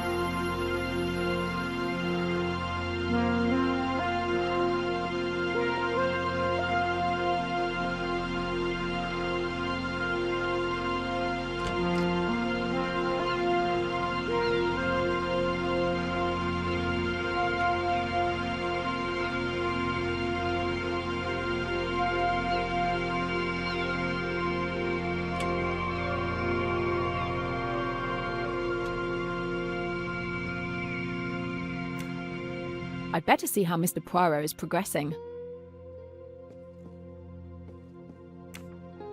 I should bring Miss Royce up to date on what I have discovered.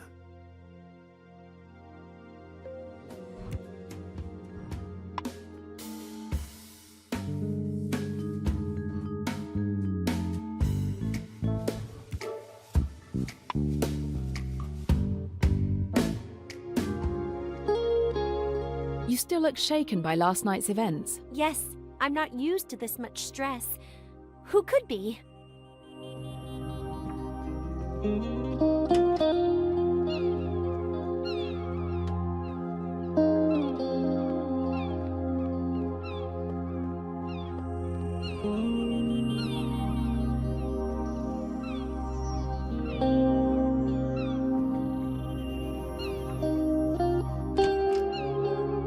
This is Simon Doyle's stateroom. Maybe there's something useful on these slides.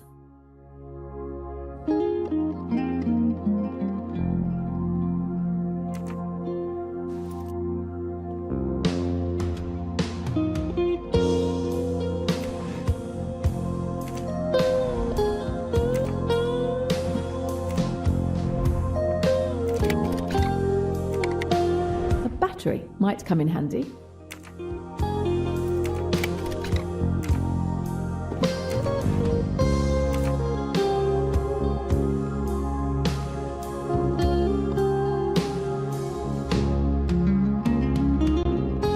That is one well-protected safe.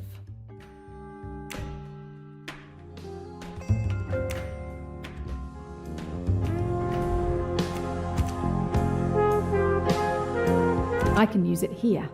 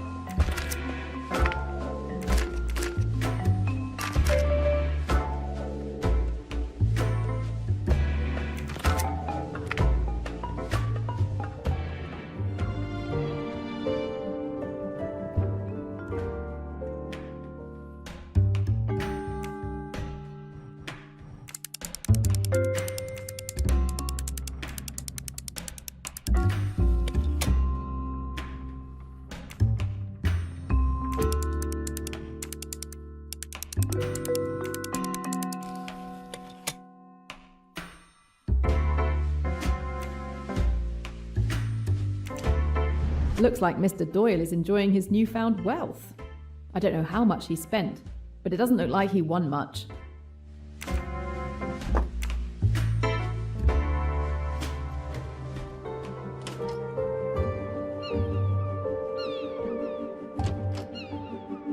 Tim Allerton.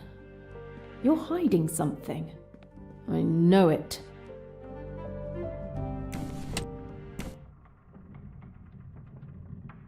A record player without a stylus. Strange. I'd have to ask Mr. Allerton.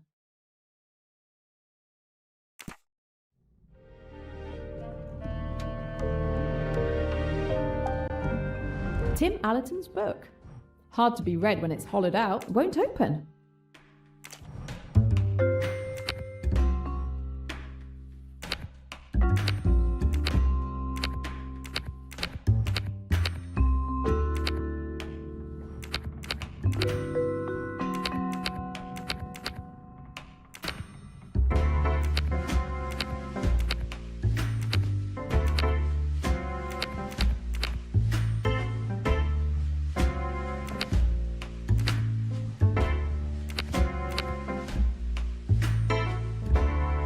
There you go.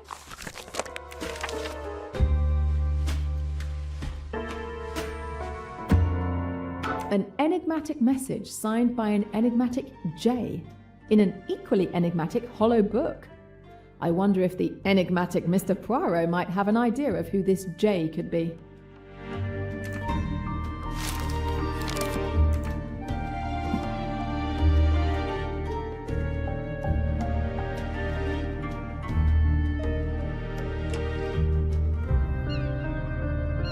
Mrs. Otterbourne, have you made progress on your book since we last spoke? May didn't tell me you were a detective.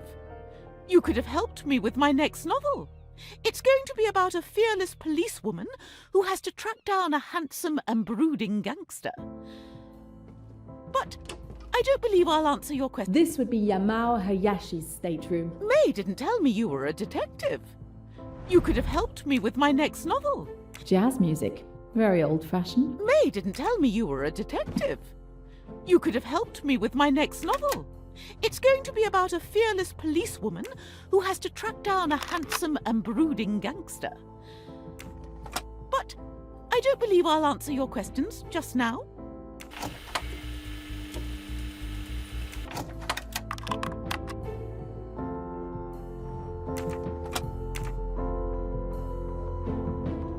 All of these businessmen on this ship have secrets to hide.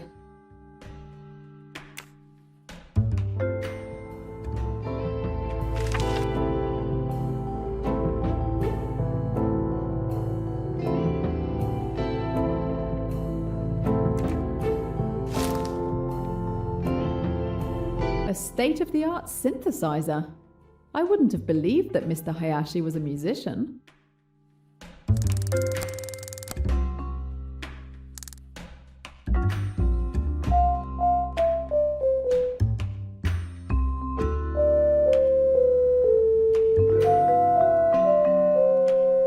Incredible! Mr. Hayashi can record melodies directly onto the synthesizer?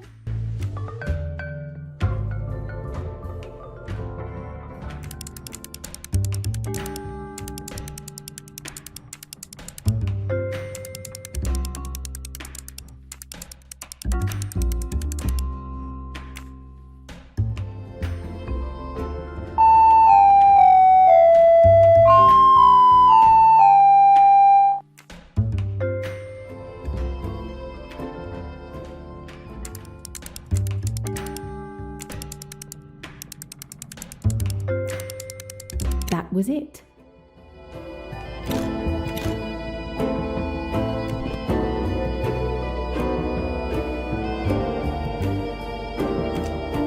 Let's see why Mr. Hayashi keeps a cassette in a briefcase.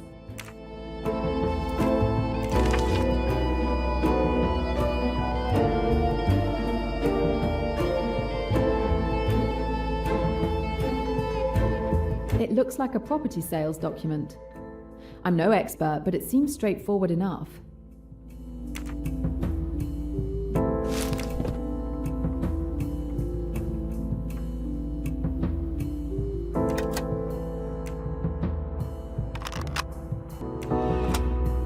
Yamao Hayashi, February 19th, 1975, 7:16 p.m. Well, I finally made it to the Doyle's hotel. It wasn't hard to spot them. I also ran into Pennington by chance.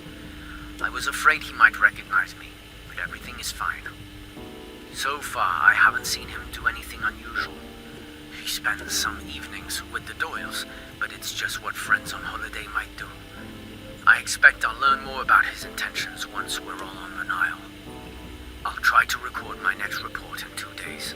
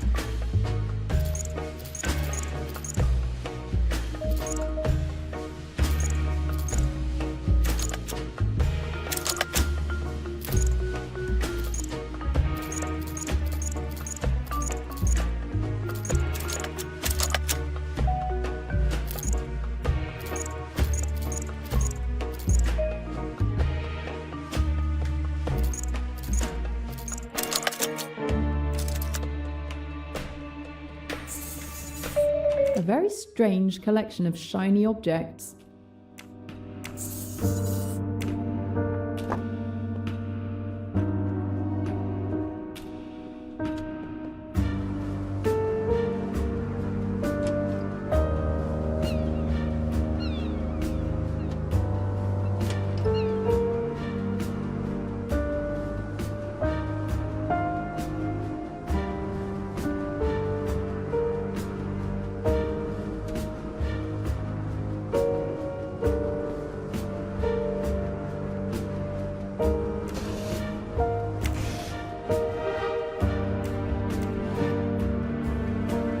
There were more bottles here recently.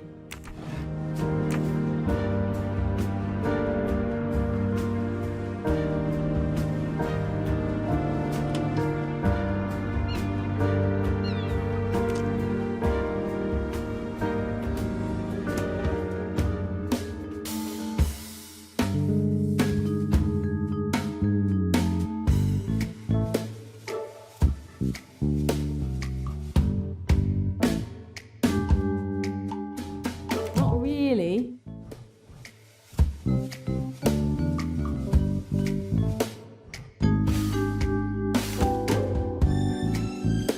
Brilliant! Mr. Poirot told me that Joanna Southwood, the jewel thief from Chez Ma Tante, is Tim Allerton's cousin. It's a reasonable bet that this J refers to Joanna. Yes! Sometimes I even surprise myself.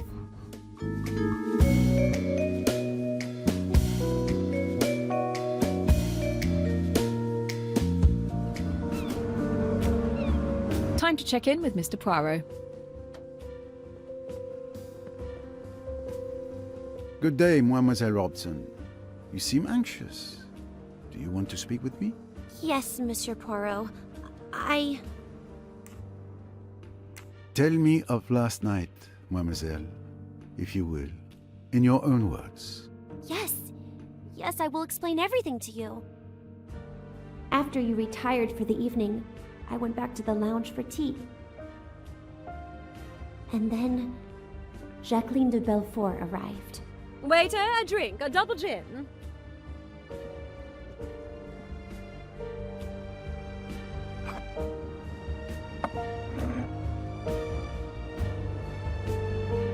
To revenge.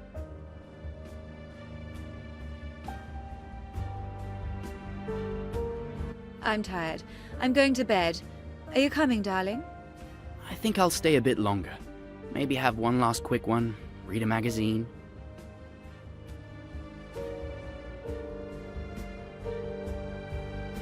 Well, I suppose that's it. I'm going to head out too. Have a good evening.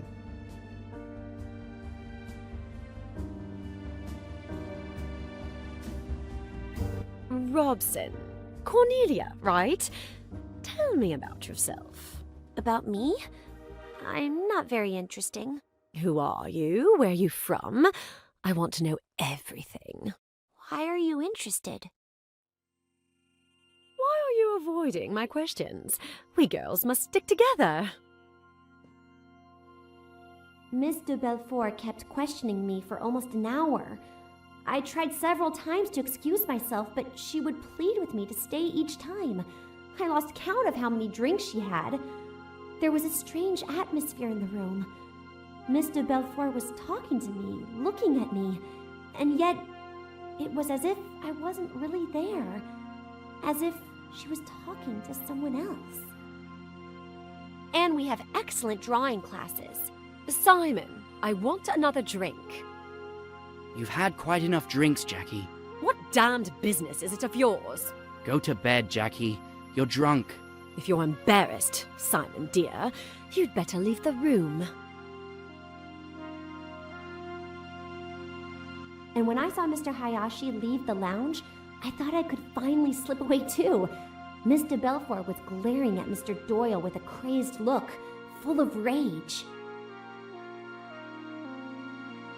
I really must. It's so late. You're not to go. You're to stay and hear what I've got to say. You're making a fool of yourself. For God's sake, go to bed. You're afraid of a scene, aren't you? That's because you're so English, so reticent. You want me to behave decently, don't you? You damned fool! Do you think you could treat me as you have done and get away with it? I told you that I'd kill you sooner than see you go to another woman. You're my man, do you hear? You belong to me! I'll shoot you like a dog, like the dirty dog you are!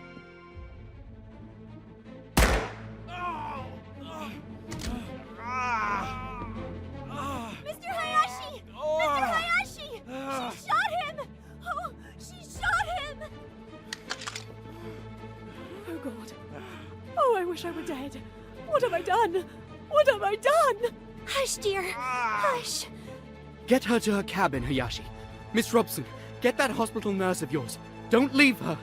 Make quite sure she's safe with the nurse looking after her. Then get hold of old Bessner and bring him here. For God's sake, don't let any news of this get to my wife.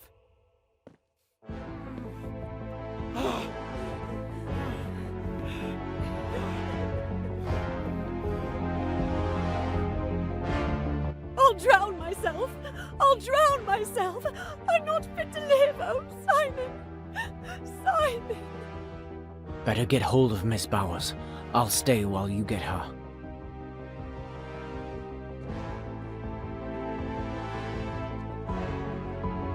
Miss Bowers! Open the door!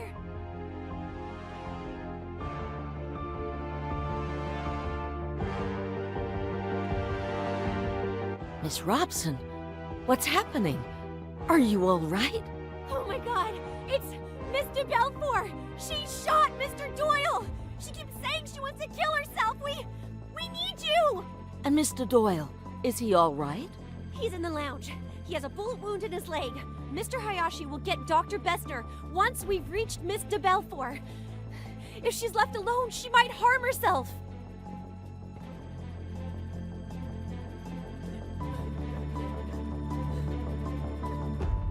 Now then, what's all this?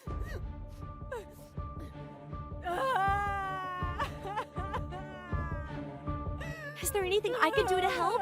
Not at the moment. I'll give her a sedative and stay with her all night. Go and help the others with Mr. Doyle. I'm sure they'll need you more.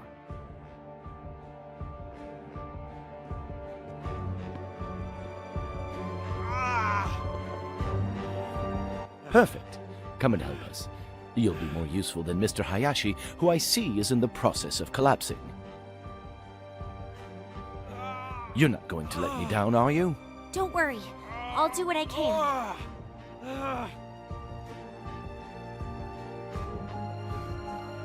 Poor Mr. Hayashi didn't seem very comfortable at the sight of Mr. Doyle's wound, so I stepped in. The doctor and I carried Mr. Doyle to the doctor's cabin. Luckily, we didn't have to carry Mr. Hayashi as well. The wound was really ghastly. The doctor busied himself cleaning and treating the wound as best he could. Well, this is the best I can do. You've been brave. I'm going to give you something to help you sleep. And your wife? What should we do about your wife? She needn't know till the morning. You mustn't blame Jackie. It's been all my fault. I treated her disgracefully. She didn't know what she was doing. Yes, I understand. My fault, Miss Robson. Someone ought to stay with her. She might hurt herself. It's all right, Mr. Doyle. Miss Bowers is going to stay with her all night. Mr. Hayashi, the gun. You mustn't leave it lying around. Quite right. I'll go and get hold of it now. I watched the doctor administer a sedative to Mr. Doyle. He seemed immediately more at ease. I'm bothered. I can't find that revolver. What? How is that possible? Did you look everywhere? Of course, I looked everywhere. It dropped out of the girl's hand. She kicked it away and it went under a settee. It isn't under that settee now. But who could have taken it? It's curious, that. But I don't see what we can do about it. Both of you go to bed. I'll watch over him tonight. And thank you. Your help has been invaluable. I did my best. Good luck. Thank you, Doctor.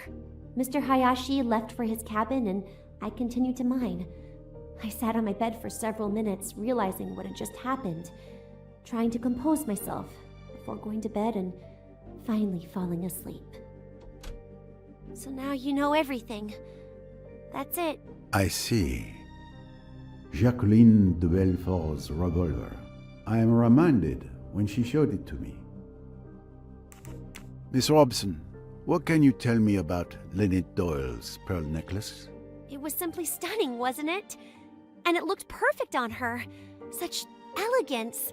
The necklace you admire so. What a dream it would be to possess such a necklace. Well, of course. It has been stolen. Oh no, Mr. Poirot. I would never have dared. I assure you, you must believe me. I know nothing about the theft. In your cabin, we found a very elegant pocket watch. It's one of the few keepsakes I have from my father. So, he is the man beside you, inside the watch. Yes, that was before we lost everything. I love having it close to me. Back then, we were all together and happy, and so very innocent. The memories of our loved ones are often the most precious treasures we possess.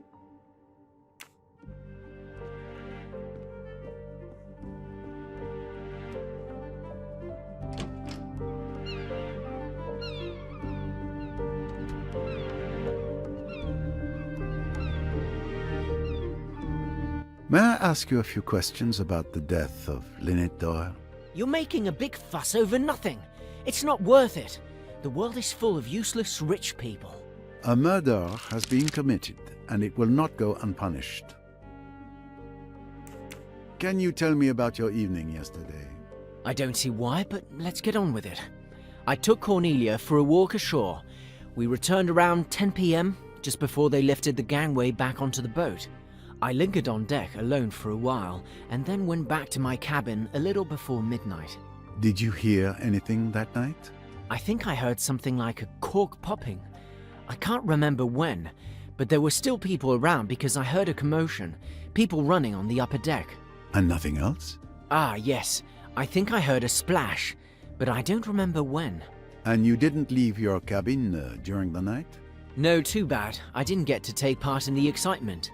Come now, Mr. Ferguson. Don't be childish.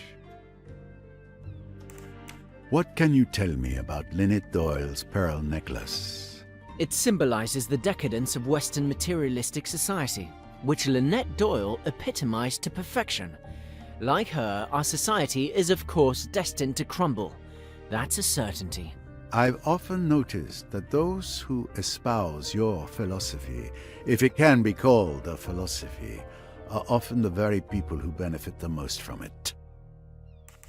We found a signet ring with a peculiar coat of arms in your cabin. I'm sure I've seen it somewhere before, but I can't quite place it. Perhaps you could enlighten me? I have no idea because it's just a keepsake. Just a trinket I brought back from a trip. Nothing significant. Yet, it was well hidden. In any case, this ring likely holds no importance for my investigation.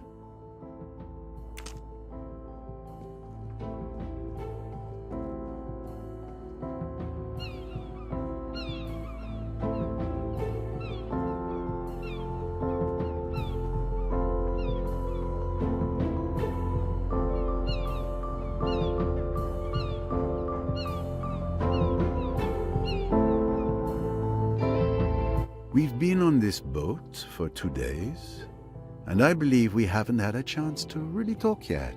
Indeed. It's too bad it's under such terrible circumstances. I would have much preferred to talk to you about my archaeological discovery yesterday. I'm sure it would have fascinated you. Could you tell me your movements last night? Of course. Time for the interrogation. Let's see. After dinner, I read on the deck. I went to bed around 10 p.m. and woke up around 8 a.m. this morning. Nothing out of the ordinary, I'm afraid. And you didn't see or hear anything? Now that you mention it, I was awakened in the middle of the night by a loud splash, as if someone had thrown a stone into the water. Do you remember what time it was? Did you go to investigate? It was after midnight, I think. And no, I stayed in bed. Linnet Doyle's pearl necklace has gone missing. Do you know anything about it? I am not an expert, but I can tell you that pearls of that size are extremely rare. The necklace must be worth a small fortune. I wouldn't be surprised if it was stolen, and possibly the motive for the murder. It is certainly a possibility. We found a hidden delivery list in a cryptex in your cabin. Ah. Well, you know, conducting archaeological research isn't the most lucrative job. So, to make ends meet, I sometimes facilitate the transfer of certain works of small value from one hand to another. Your offense? I wouldn't put it that crudely. Call it what you will. I'm not proud of it, but without it, I couldn't fund my research, which I like to think is a benefit to my colleagues. I see. Well, enjoy the view. I must concentrate on finding a murderer.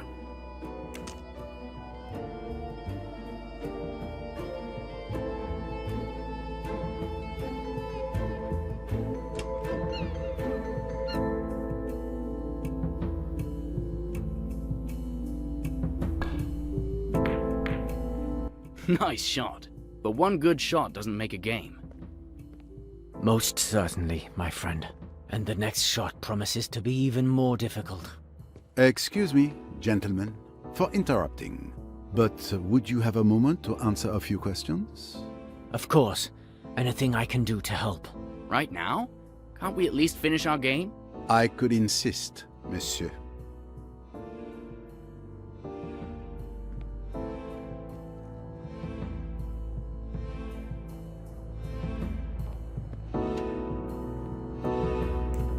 Could you please tell me your movements last night? The evening started innocently enough. We were playing cards. I spent the early part of the evening playing bridge with the Doyles and Mr. Pennington. Waiter, a drink, a double gin. Simon, are you playing or what? Sorry.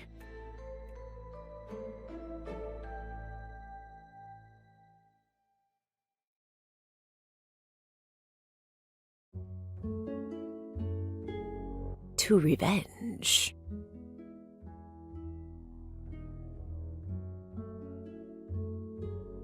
I'm tired. I'm going to bed. Are you coming, darling? I think I'll stay a bit longer. Maybe have one last quick one, read a magazine.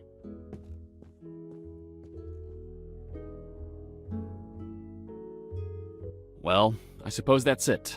I'm going to head out too. Have a good evening. When our game was over, Mr. Pennington and Mrs. Doyle went to bed. As for me, I simply moved to a sofa to read my book. I admit, it was an old murder mystery. Mr. Doyle stayed on his sofa, and Mr. Belfort started talking to Miss Robson. Steward Samir remained behind the counter until 11:30 p.m. Poor child. She had to put up with the woman's incessant questions. She was clearly drunk, but the little girl was at a loss what to do. It was a distressing sight. You've had quite enough drinks, Jackie.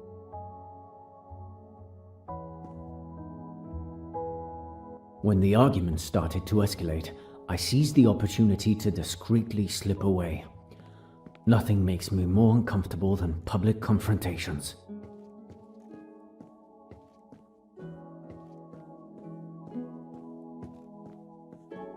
I paused for a moment, leaning on the railing of the deck. I could still hear them shouting inside, and I was relieved to have gotten out. I felt a pang of sympathy for poor Miss Robson, who wasn't as lucky as I was. That's when I heard the gunshot.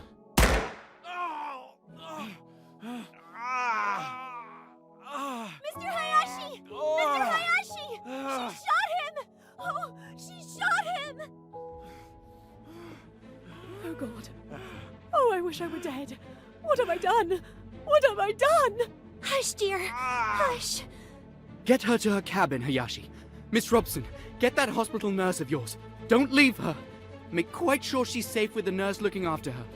Then get hold of old Bessner and bring him here. For God's sake, don't let any news of this get to my wife.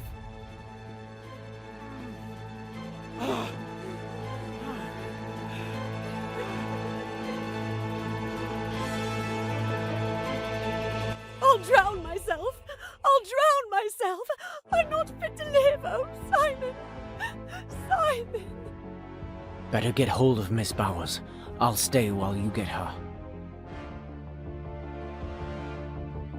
I must go to him! Oh, Simon! Simon! How could I? Let me go! Let me throw myself overboard!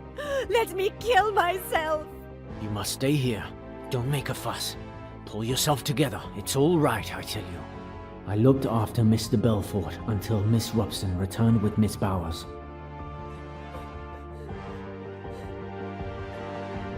Now then, what's all this? As Miss Bowers seemed to have the situation well in hand, I rushed off to wake Dr. Bessner. Dr. Bessner! Who's that? Stop making such a racket. It's Doyle. He's been shot. Mr. Belfort shot him. He's in the salon. Can you come? Let's see. It's not pretty, but it could be much worse. The bone is fractured, and there's considerable blood loss. Mr. Hayashi, help me carry him to my cabin.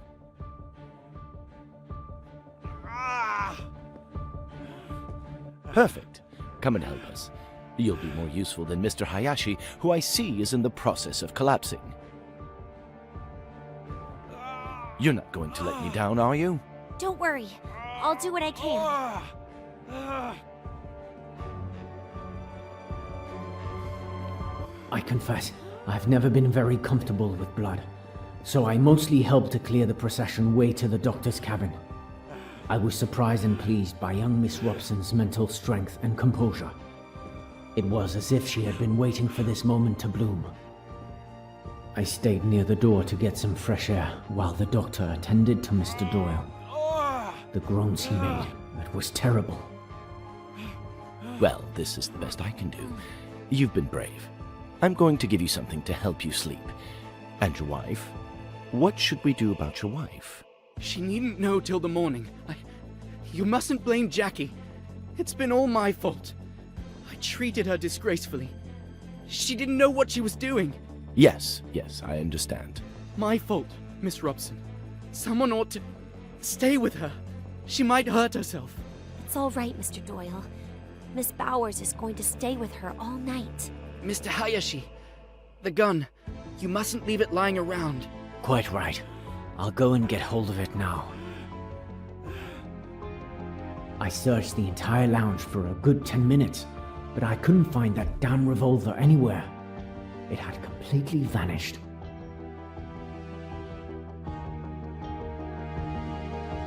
I'm bothered. I can't find that revolver. What? How is that possible? Did you look everywhere? Of course, I looked everywhere. It dropped out of the girl's hand. She kicked it away and it went under a settee. It isn't under that settee now. But who could have taken it? It's curious, that. But I don't see what we can do about it. Both of you go to bed. I'll watch over him tonight. And thank you. Your help has been invaluable. I did my best. Good luck. Thank you, Doctor. I wished Miss Robson a good night and went to my cabin. I've never been so happy to go to bed. It took me a while to fall asleep, but eventually I did. And after all that? I went back to my cabin, say 30 minutes past midnight. Your cabin is the closest one to the lounge, correct? Yes, that's right. Did you notice or hear anything unusual after you returned to your cabin? Well, I think I heard a noise, like a splash, just before falling asleep. That was probably around 1 a.m. or so, but I'm not certain. Very well, Mr. Hayashi. Thank you again for your cooperation. The splash could have been the murder weapon being thrown into the water by the killer. Mr. Hayashi, Can you tell me anything about the disappearance of Linnet Doyle's pearl necklace?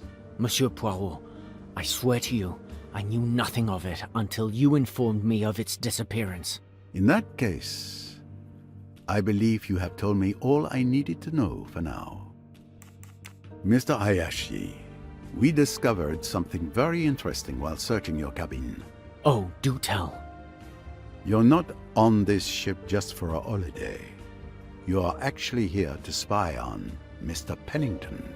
I had my suspicions when you advised Mrs. Doyle not to rush into signing the papers. But with what we found in your cabin, my suspicions are now confirmed. Well, I suppose the game is up, as you detectives say. You are correct. I'm one of many employees of the Ridgeway Empire. And Mrs. Doyle invited a simple employee on holiday with her? I'm hardly a simple employee, as you suggest. I was secretly sent by my uncle, Mrs. Doyle's solicitor, to keep an eye on Mr. Pennington. Neither he nor Mrs. Doyle knew who I am. You were suspicious of Mr. Pennington, Mrs. Doyle's right-hand man, and a trusted friend.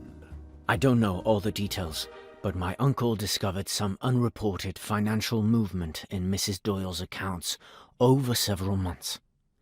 We suspected Mr. Pennington of misconduct. When we learned he was in Egypt, it raised a red flag for us. So your mission was to protect Mrs. Doyle from Mr. Pennington? If necessary. The Ridgeway dynasty's fortune attracts the interest of many unscrupulous characters. And now, with Mrs. Doyle's tragic death, it seems our fears may have been justified. I see. I thank you for your frankness, monsieur. Miss Royce, I was looking for you. I was looking for you too, Mr. Poirot. Time to share information? The murder weapon is not at the scene of the crime or in Mr. Belfort's cabin. Why would the murderer get rid of the weapon? It would make more sense to use it to incriminate her.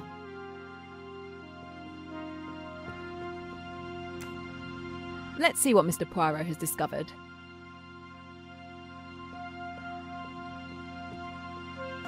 Could you tell me your movements last night, Mr. Allerton? Since you ask so politely, we all had dinner together. Then I went to bed around 11 p.m. I was awakened by noise. Miss Robson calling Mr. Hayashi, footsteps, and then Dr. Bessner talking. After that, I went back to sleep and heard nothing else until this morning. Last night's meal. I'm sure I was the only one drinking wine at our table. Linnet Doyle's pearl necklace disappeared last night. Can you tell me anything about that? You're the first to tell me the news. I didn't even know it had been stolen. The thief will make a fortune if he can sell it, but he doesn't stand a chance if you're there to stop him. Very well. Thank you for your testimony. Let's move on. We found a message signed J in a hollow book. We also found a J traced in blood on Linnet Doyle's wall. A coincidence, perhaps? If you think I killed Linnet, you're nuts. But, well, okay. The J in the message is for Joanna Southwood. Joanna is my cousin. You know her, right? She told me you met her at Chez ma Tante, the night that fool's wedding proposal backfired. Yes, she was the engagement ring's thief. Who saved Linnet from a disastrous marriage. Given the recent circumstances, we can say an even more disastrous marriage has occurred. But very well. It is your cousin who sends mysterious messages in hollow books? Yes. We've done it since we were kids. There's no harm in it. We'll leave it like that then, for the moment. We noticed that the stylus of your record player is missing from your cabin. Yes. I lost it somewhere while we were shifting our luggage in Aswan. That's unfortunate. The record player won't work without it.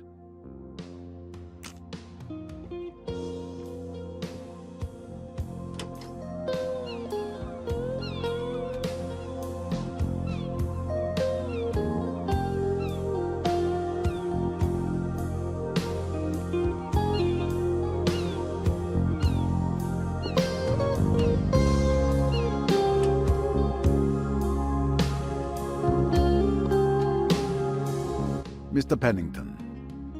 Ah, Mr. Poirot. There you are at last. I was wondering when you would come to see me. You think I'm the one who killed the poor girl, don't you? I have discovered that jumping to conclusions only hurts the legs. But it's true that after the incident at Abu Simbel, your name is quite high on my list of suspects. I suspected as much. Please go ahead, interrogate me. I have nothing to hide. Can you tell me your movements last night? Well, you were there when I played bridge with the Doyles. Then that woman showed up, and Linnet wanted to go to bed, so we stopped the game. I went to my cabin soon after. What time was it? Around 11:30 p.m., I think. Did you see or hear anything unusual during the night? Around midnight, there was a commotion in the next cabin, Dr. Bessner's cabin. I didn't pay much attention to it. I drifted off again, slept till morning. Nothing else? That's all I have to say. You're wasting your time with me. You should look into that girl, the one who's half French, Jacqueline de Belfort. There's something suspicious about her. Rest assured, I won't overlook anyone. You were close to Mrs. Doyle. What can you tell me about her pearl necklace? A very beautiful piece, worth a small fortune. Because of its value, it was quite tricky to insure. That's all I can tell you. And were you aware that it went missing last night?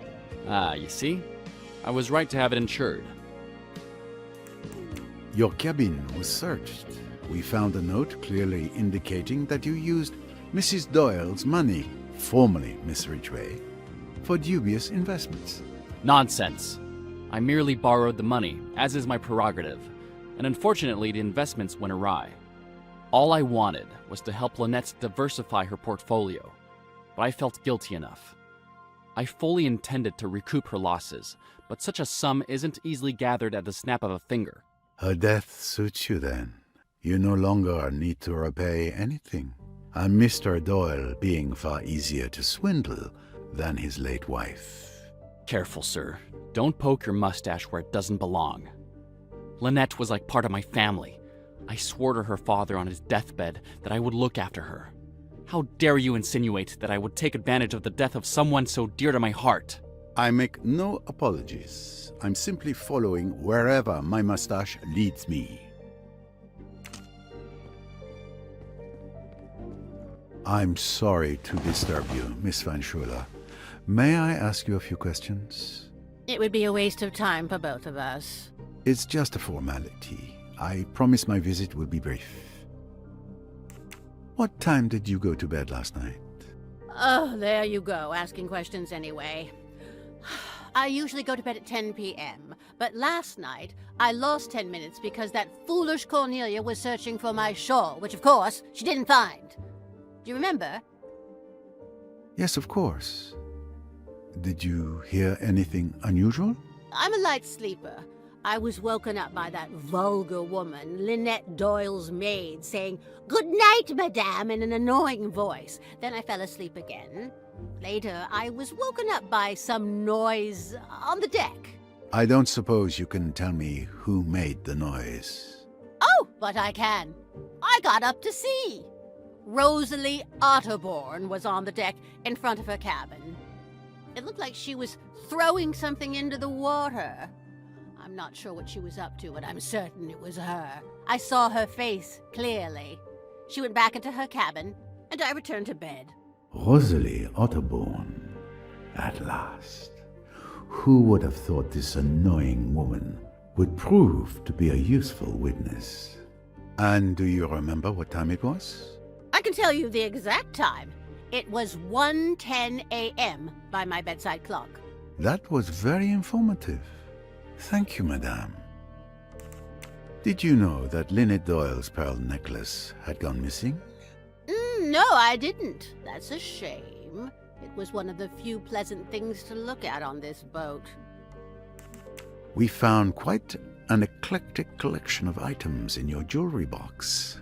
You pawed through my jewelry box? How dare you? No lead can be left unexamined, madame. This is outrageous. Who do you think you are, you insignificant little French upstart? I am a Belgian upstart, madame. Come now, calm yourself. This extreme situation calls for extreme measures. I apologize for any inconvenience caused.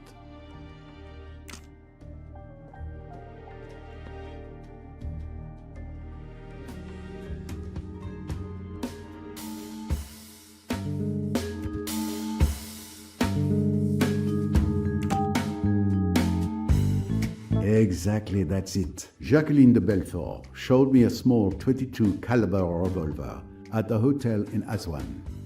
It's the one she used to shoot Simon Doyle. My little grey cells did not let me down.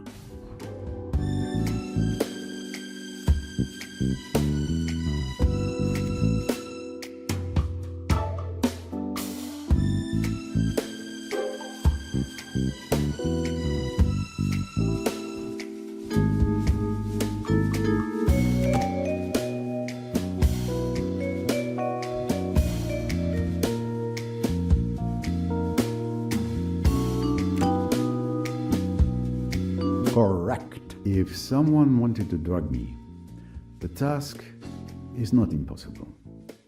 Observing that I only pour from my own bottle, uncorked at the table, the perpetrator could easily target me and no one else.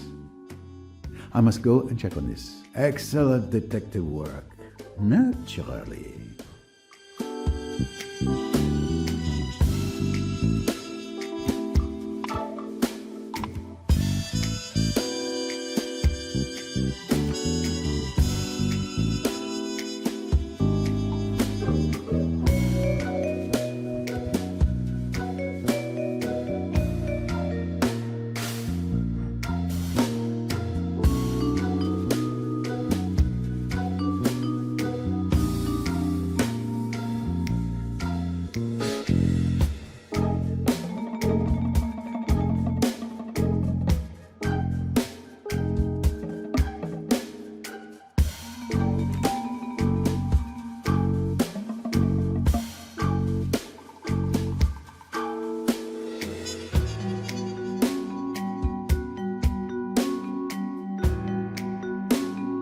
All right.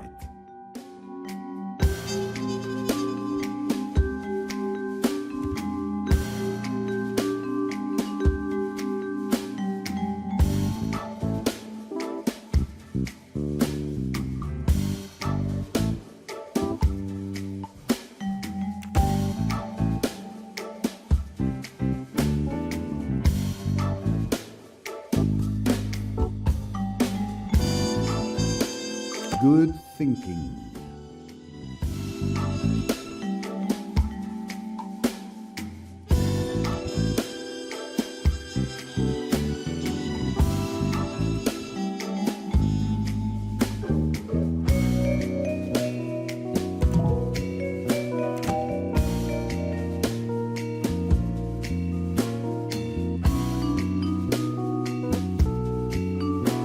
Absolutely.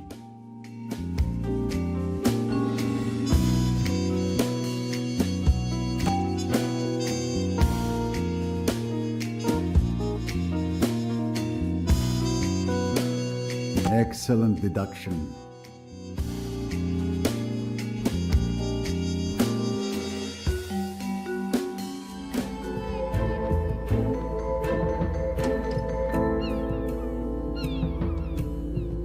Am I disturbing you? Just a moment. I just had an inspiration. All right, I'm listening. Mrs. Otterborn, can you tell me what you did last night? An interrogation. How exciting. As you know, we all had dinner together. It was quite pleasant. Afterward, I took a stroll on the lower deck. It's quieter there. My daughter came to get me, and we went back up to our cabin around 11 p.m. I slept like a log. Must be the Nile air. Linnet Doyle's pearl necklace has gone missing. A theft and a murder. The plot thickens. A crime of passion. Murder? A primitive instinct.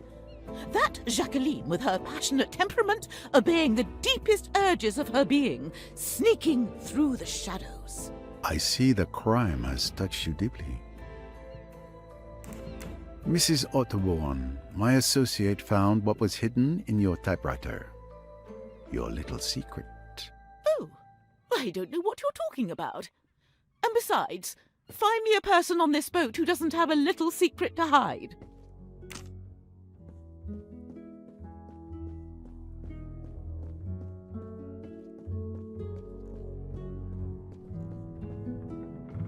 Mrs. Allerton, always a pleasure. Pleasure shared, despite the dramatic circumstances.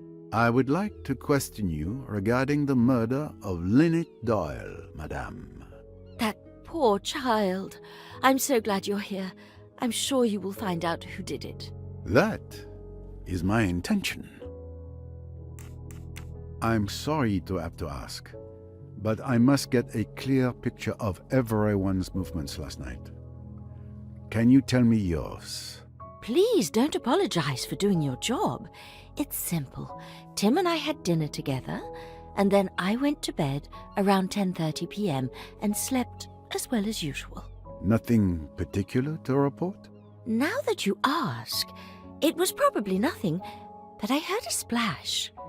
It must have been around 1 a.m. It may have been a dream, but I came fully awake. I listened carefully, but heard nothing more. Then I drifted off again. Thank you, madame.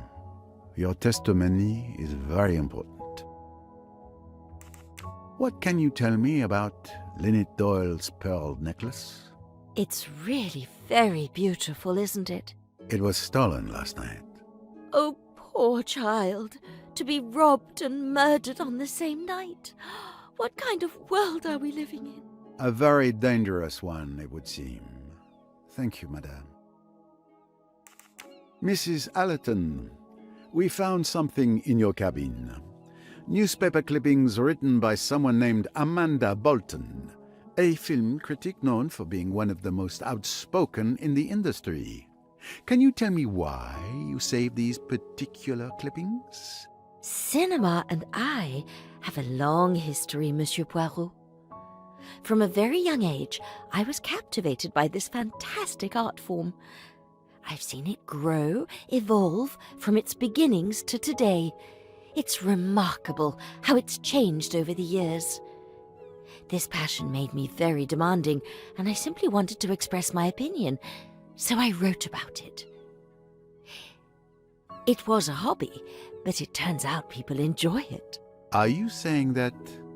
Yes, I don't publicize the fact, but I am Amanda Bolton. Well, well, I've read some of your reviews. I respect your passion. And the pseudonym? A pseudonym is helpful. This way I don't need to censor myself in my reviews, and I can avoid debates with temperamental directors. You understand, some of them are friends. Ah, I understand, madame. A wise practice for the freedom it gives you. I myself resort to such little deceptions in my investigations. I look forward to Amanda Bolton's next review. Thank you, Monsieur Poirot.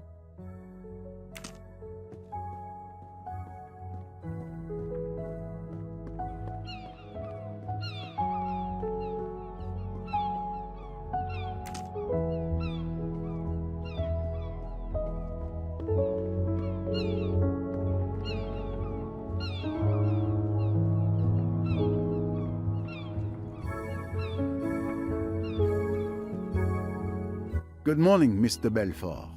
You're finally out of your cabin. Good to see you, Monsieur Poirot.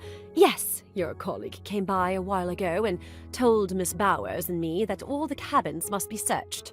So, I'm enjoying the Egyptian sun. What did you do last night? It's a bit hazy. I admit I had a bit to drink. After our encounter last night, I went to the lounge. Yes, all I wanted was to keep turning Simon and Linnet's honeymoon into a nightmare. I admit I drank a lot of alcohol.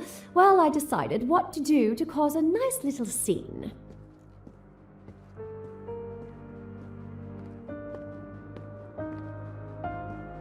Waiter, a drink, a double gin.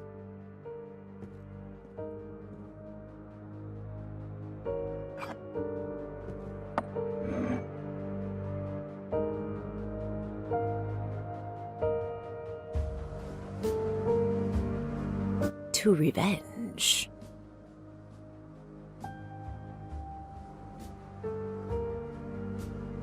I'm tired. I'm going to bed. Are you coming, darling? I think I'll stay a bit longer. Maybe have one last quick one, read a magazine.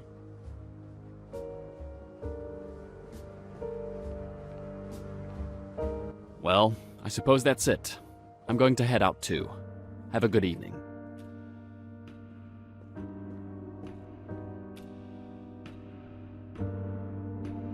Robson.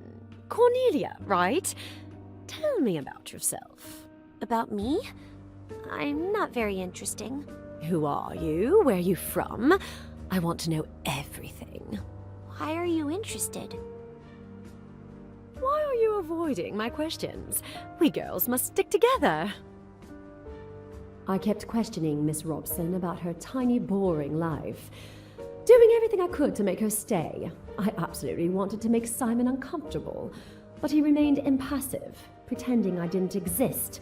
I was seething inside, and with the help of alcohol, I finally lashed out. And we have excellent drawing classes. Simon, I want another drink. You've had quite enough drinks, Jackie. What damned business is it of yours? Go to bed, Jackie. You're drunk.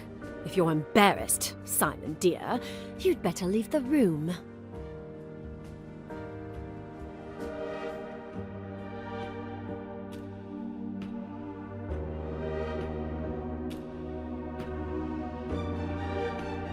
I really must. It's so late. You're not to go. You're to stay and hear what I've got to say. You're making a fool of yourself. For God's sake, go to bed. You're afraid of a scene, aren't you? That's because you're so English, so reticent. You want me to behave decently, don't you? You damned fool. Do you think you could treat me as you have done and get away with it? I told you that I'd kill you sooner than see you go to another woman. You're my man, do you hear? You belong to me. I'll shoot you like a dog, like the dirty dog you are.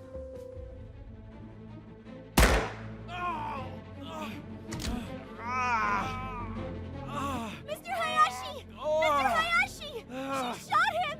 Oh, she shot him! I didn't mean. Oh my God. I didn't really mean. Oh God. Oh, I wish I were dead. What have I done? What have I done? Hush, dear. Hush. Get her to her cabin, Hayashi. Miss Robson, get that hospital nurse of yours. Don't leave her. Make quite sure she's safe with the nurse looking after her. Then get hold of old Bessner and bring him here. For God's sake, don't let any news of this get to my wife.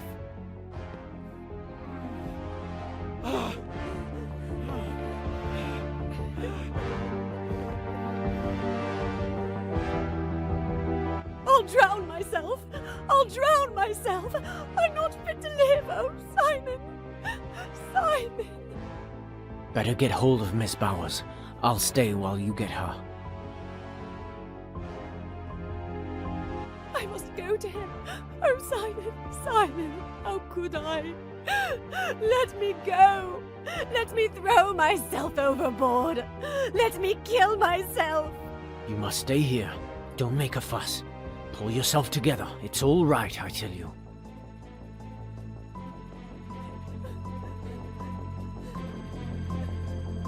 Now then, what's all this? I remember feeling a sting in my arm. I hoped it would kill me. Then everything got darker and darker until I woke up this morning. Thank you, Mr. Belfort.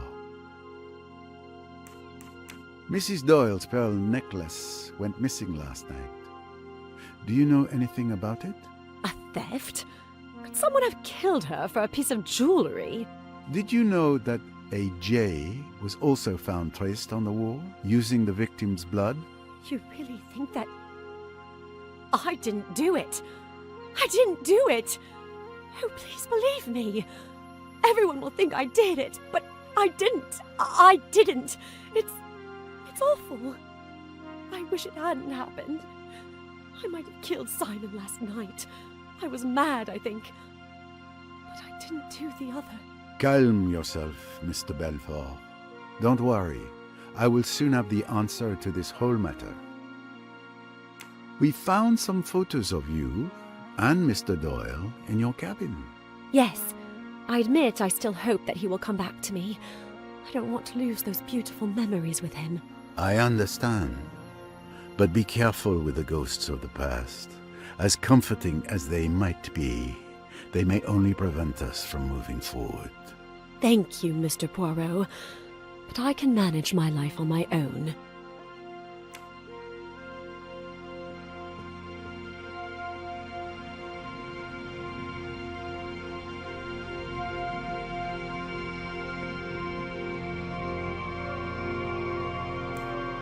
What did you do last night? Let me see. Last night was eventful, to say the least. I had gone to bed early after dinner, but I was abruptly awakened by Miss Robson around midnight. Miss Bowers! Open the door! In the middle of the night, I was woken up by a pounding on my door. I got annoyed, wondering if it was a bad joke, but when I saw the little girl's face...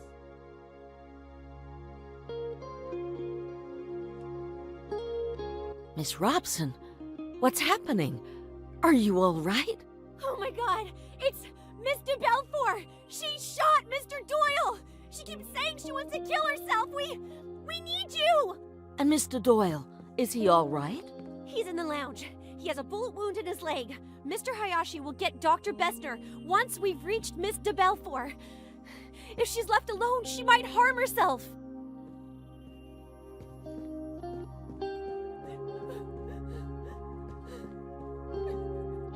Now then, what's all this?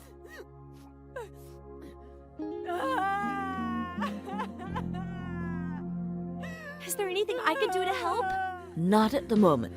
I'll give her a sedative and stay with her all night. Go and help the others with Mr. Doyle. I'm sure they'll need you more.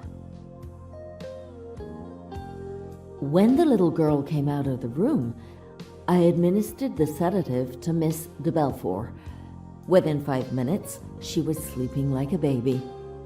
I sat down in an armchair and waited like that until the morning, getting up from time to time to check that she was all right. As I mentioned, I stayed up the rest of the night watching over Miss de Belfort. I'm afraid that's all. No need for apologies. Your testimony is extremely valuable. Miss Bowers, Linnet Doyle's pearl necklace went missing last night. Can you tell me anything about that? The one she was wearing yesterday? A beautiful necklace. Even my boss doesn't have such pretty jewelry. I don't know what more I can tell you.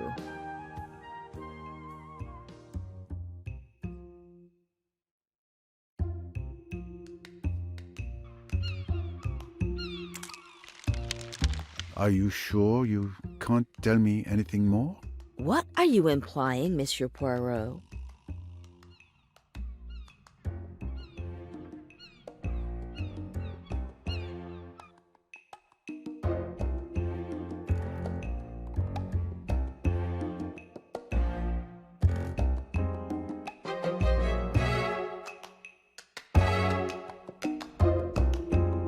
Perhaps you forgot to mention that you have Linnet Doyle's necklace in your cabin?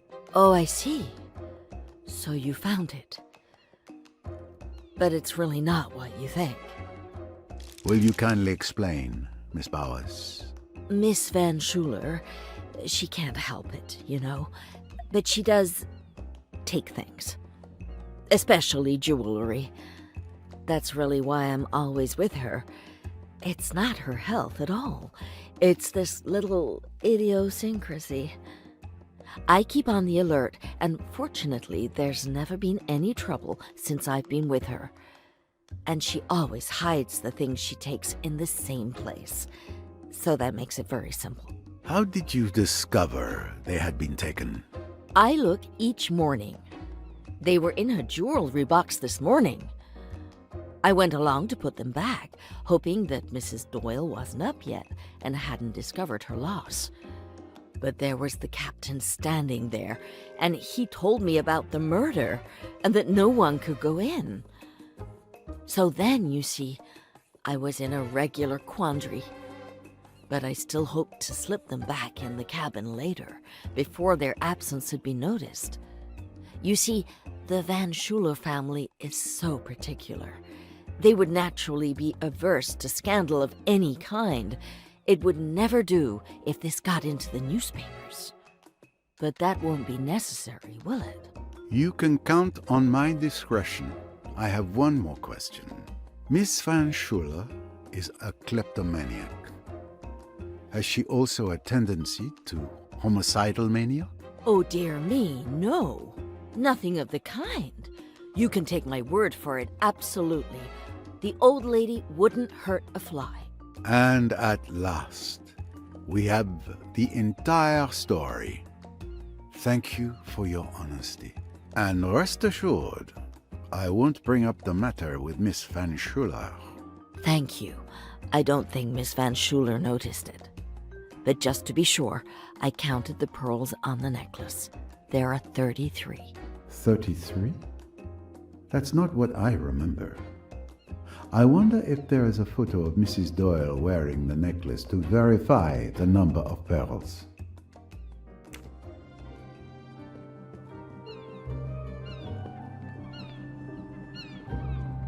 Enjoying the sunshine, yes?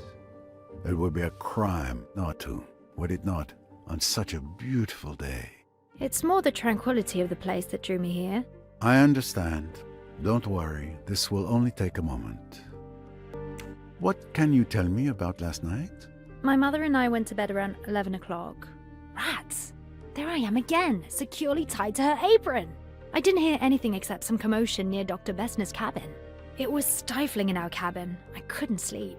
Around 1 a.m., I went out on deck for some fresh air. I didn't stay long. I went back to sleep afterwards. I had no idea what had happened until this morning.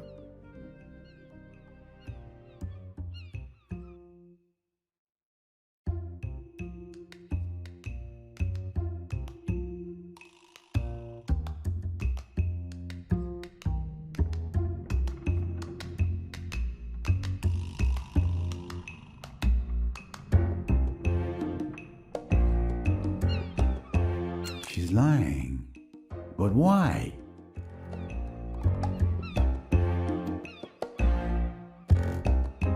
Any proof, no guesswork.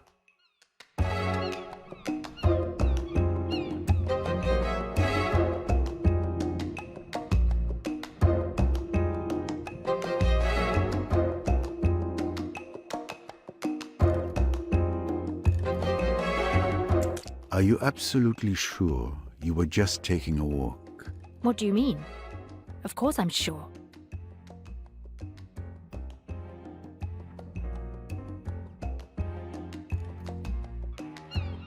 Did you happen to go out on the starboard deck to throw something overboard? But who claims to have seen me? Miss Van Schuler and other passengers have confirmed hearing a splash at that time. Miss Van Schuler, that old busybody? Maybe she heard a splash. I didn't. She still refuses to admit anything. I need to know what was thrown overboard. There's only one thing left to do. Recover that sunken treasure. The steward, Tarek, might be able to help us. What can you tell me about Mrs. Doyle's pearl necklace? Her necklace? Nothing at all. I admit being pleased with myself. When I saw it, I wasn't jealous.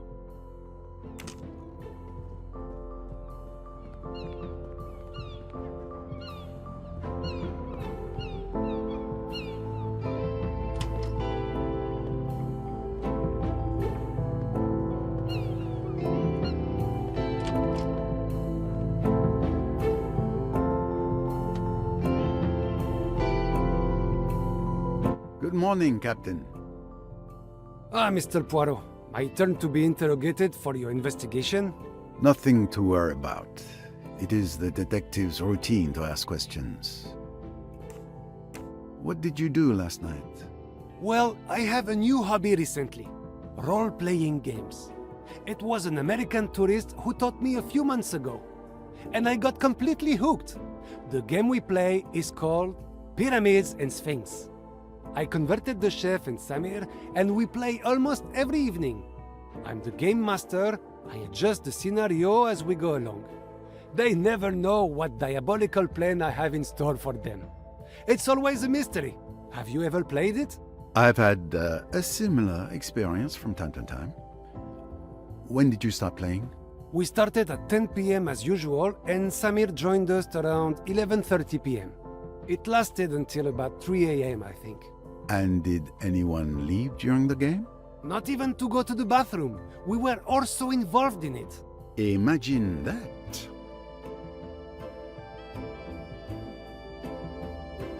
Is there any new information about Mrs. Doyle's pearl necklace?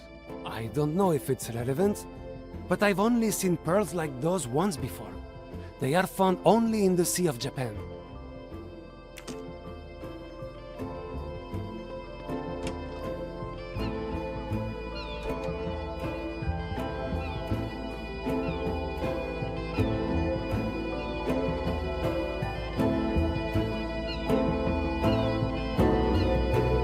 Excuse me. I need to fish something from the bottom of the river. Do you have a tool you could lend me? I'm not sure what would work the best. There's a clam rake in the ship's storeroom. It's a kind of rake with a net for collecting shellfish. Ah, a clam rake. But of course. Thank you. Excuse me. I'm not sure. There's...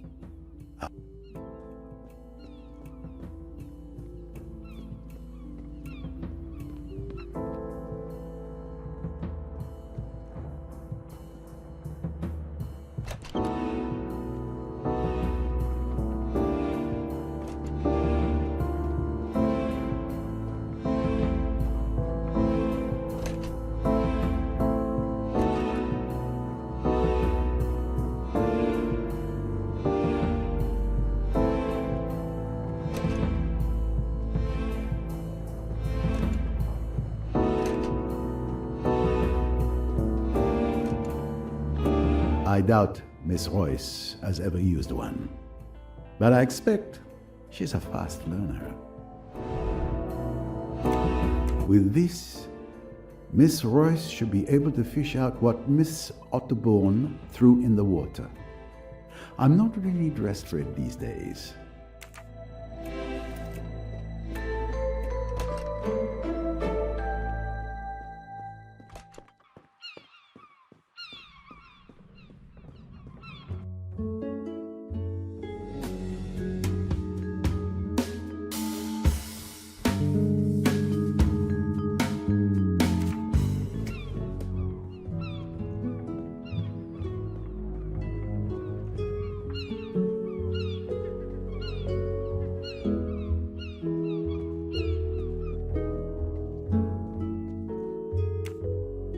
A good idea to convene with Miss Royce.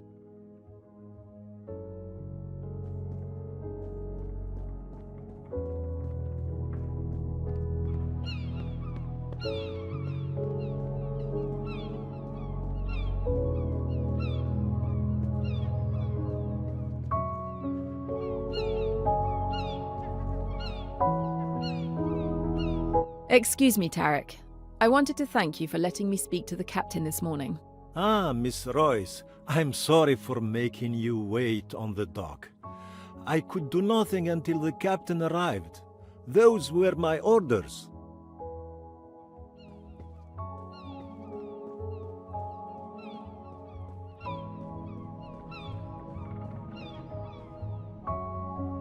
Let's get started.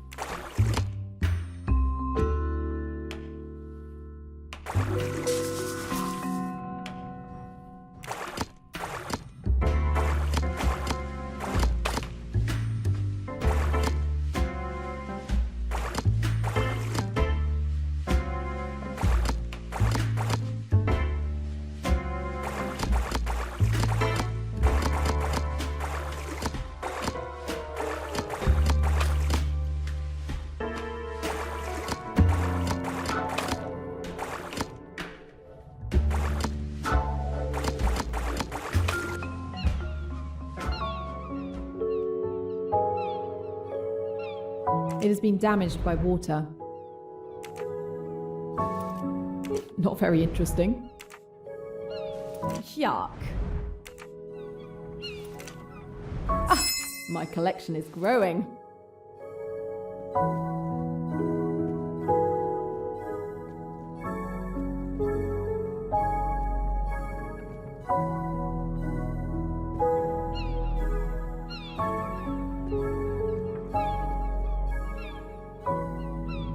Let's go fishing for clues.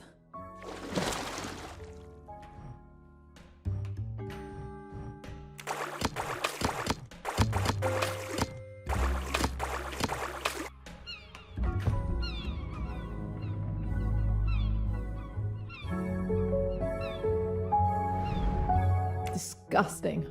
Digging through trash on a river bottom. I'm going to grit my teeth and just do it. Not my style. Not very interesting. Now this is more interesting. Looks like the fishing was good. And the stamp on the bag reads Karnak. This bag came from the boat. Now we need to find out where the bottles came from.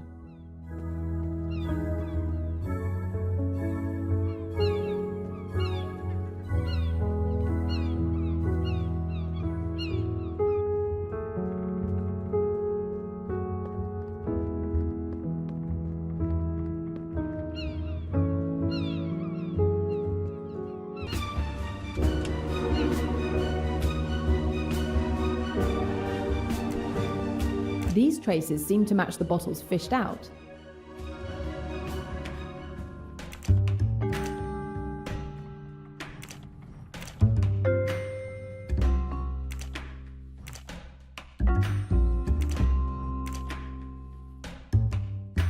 The bottles match the traces perfectly. It can't be a coincidence. The recovered bottles belong to either Salome or Rosalie Otterbourne.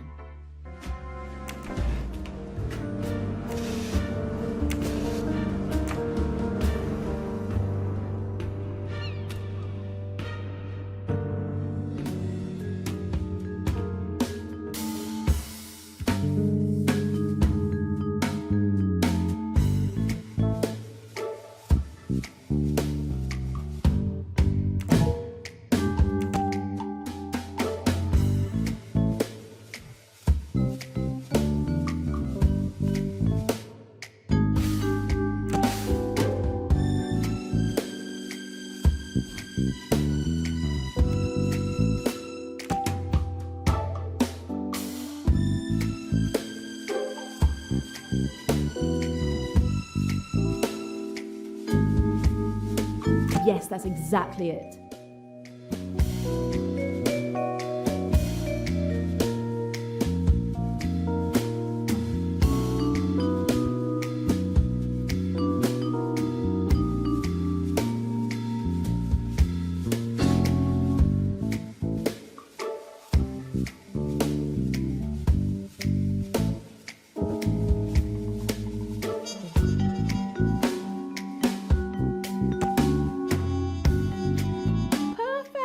Poirot was right.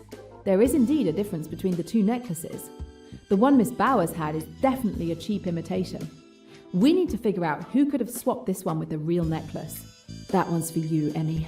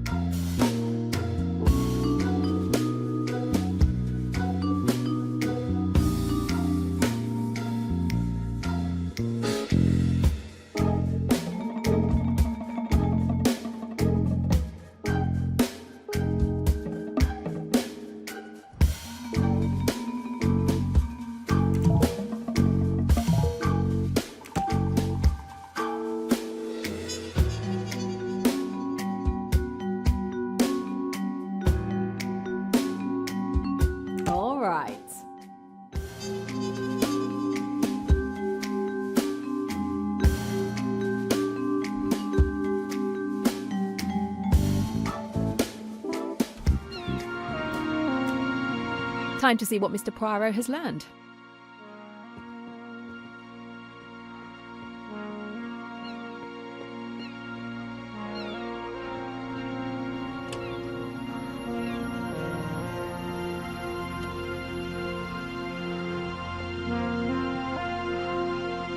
Good day, Samir. Might I disturb you for a moment? Of course, Mr. Poirot. What can I do for you? May I ask what your movements were last night? Of course. I tended the bar until 11:30 p.m. After that, I joined the chef and the captain for our role-playing game session. You look at me strangely, but the scenario is getting very intense. I've been thinking about it all day. My spell book is nearly depleted. We played until around 3 a.m., I think. Goodness, I haven't stayed up that late since I was 70. Did you happen to notice Mrs. Doyle's pearl necklace? How could I not? It is so beautiful. I think it's worth more than anything I could earn in my lifetime.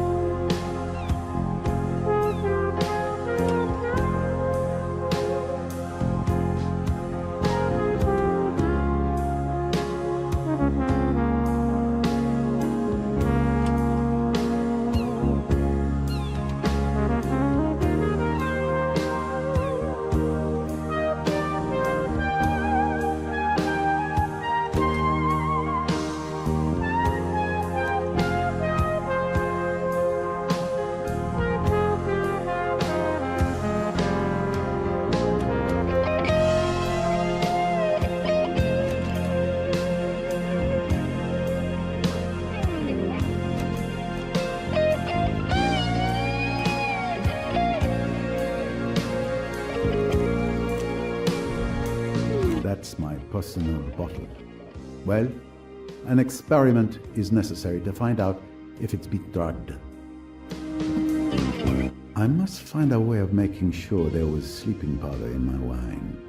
And I have only the equipment around me, so it's not going to be easy. But if it were easy, anyone could do it. Let's give it a go. Yes, that might work. I'm going to try to separate the elements that make up the wine with absorbent paper. But first, I need to reduce the pigments in the wine, which would get in the way.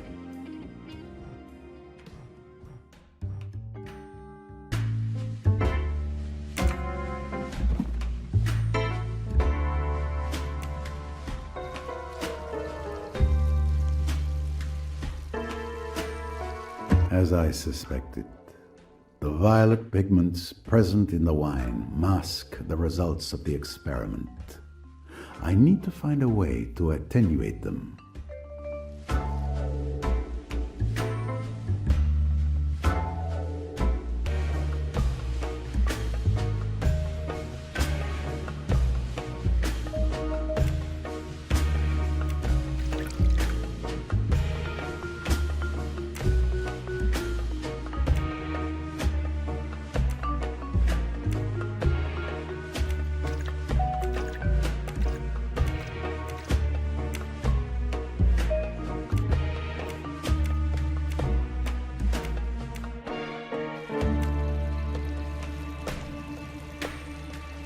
Yes, that's the right solution.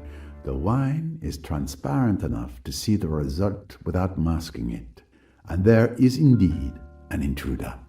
I count 4 spots instead of 3.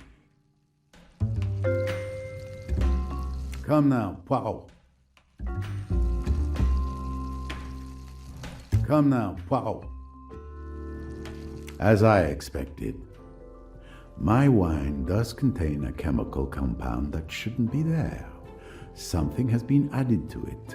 Given the strong reaction of the strip, it wasn't a small amount, and therefore it wasn't an accident.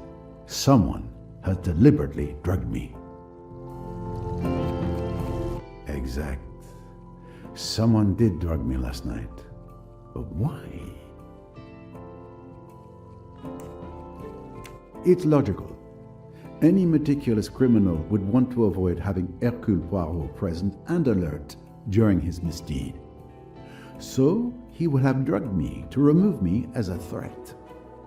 Which means...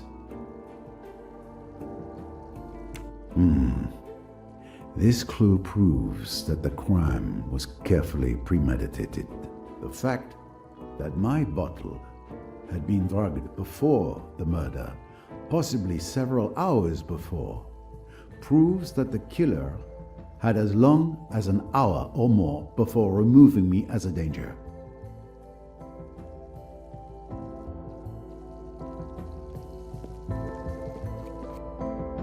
Good morning, sir. The captain has asked me to investigate last night's tragedy. I have a few questions for you. Of course, ask away. I want to help in any way I can. Can you tell me your movements yesterday evening? Let's see. I finished my shift and hurried to tidy up everything so I could join the captain and Samir for a role-playing game. It must have been around 10 p.m. We lost track of time and stopped playing around 3 a.m. Have you ever played our game? It's called Pyramids and Sphinx. I'm afraid not. You didn't see or hear anything unusual? In our bedroom down in the hold? No, not really. Only Samir when he fell in the river of lava. A river of lava?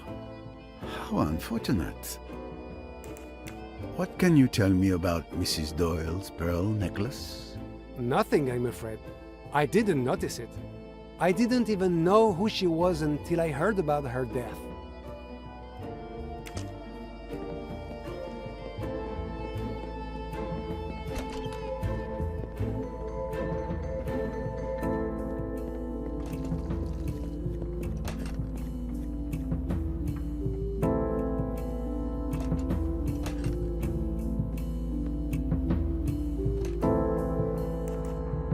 I imagine you had a rather quiet evening. Is this a joke? I'm completely cut off from the world, illegally detained and bored to death. Why'd you ask? I can at least relieve your boredom. What do you mean? Linnet Doyle was murdered last night. Oh, that's terrible. I expect with her looks and all that money, she managed to collect more than a few enemies. But murder? Hey, wait a minute. Light shines. I know what you're thinking. But as you can see, I'm still chained to a pipe in here. Passing the time, counting the canned goods. You know, I've had time to think about what I did the other day. I was in a bad place, drunk, furious, so yes, I acted impulsively. But I swear, I had nothing to do with killing Mrs. Doyle. I'm inclined to believe you, monsieur. I'm telling the truth. I'm sorry she's dead, okay? But I'm not shedding any tears for her. I understand. What can you tell me about Linnet Doyle's pearl necklace? Nothing. Why would I care what that rich kid was wearing? Why indeed?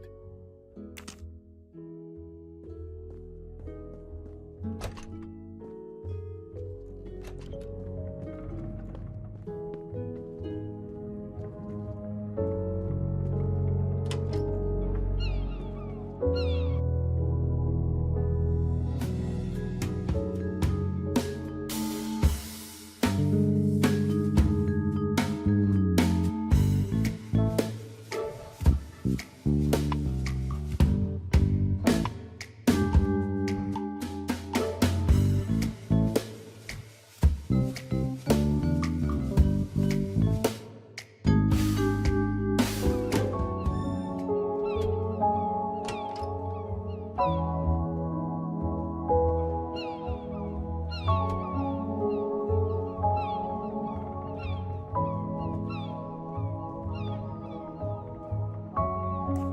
you tell me what you did last night?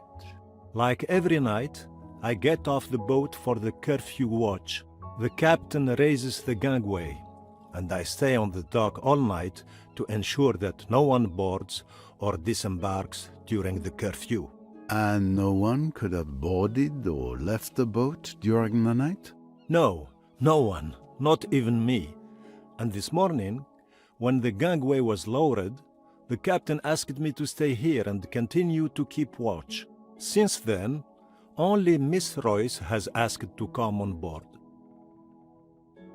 Do you have any information about Mrs. Doyle's pearl necklace? No, apart from the fact that it is very beautiful.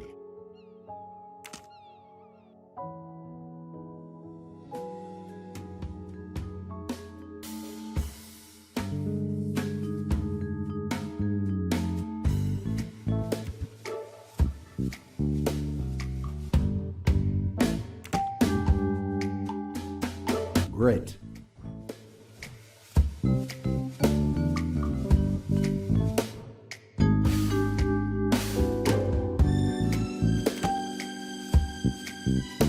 Wonderful.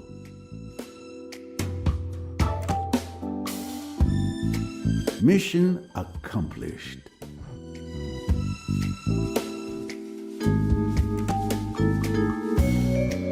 Mission accomplished. A good answer, of course.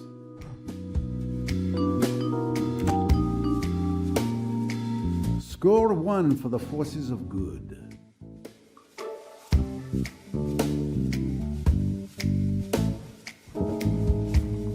Come on, you can do it. One less puzzle to solve.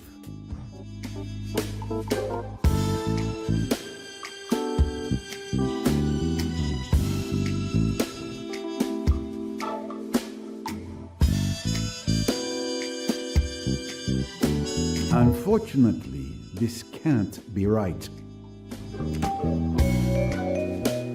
Correct.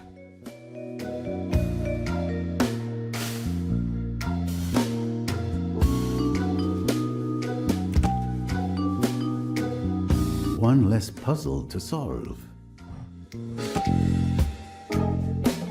Well done, that's correct. Despite an unhealthy interest in role-playing games, none of the crew aroused my suspicions, and each of them has a decent alibi.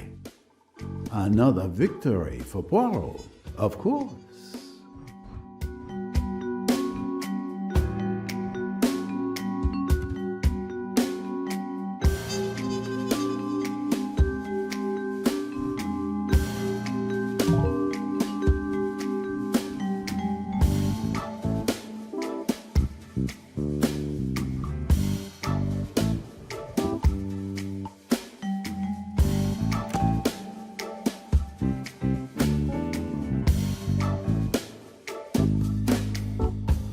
This must be the right solution.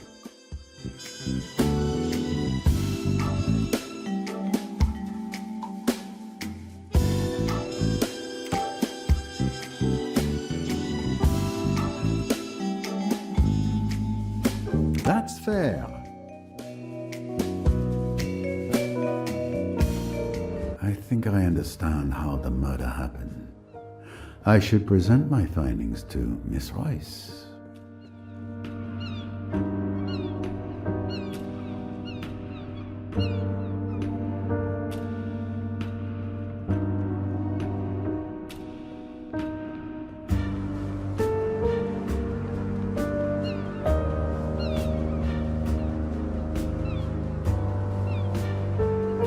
We have made progress in our investigation, but a significant problem remains. I think I know what you're referring to. Let's recap. I've discovered that the murderer intentionally drugged me at dinner, sometime before Linnet's murder. We can already draw a first conclusion from this.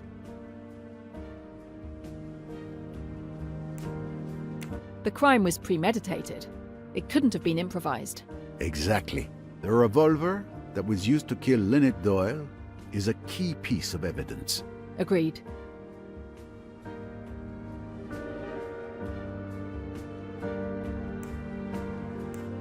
It's the same gun that wounded Simon Doyle. Indeed.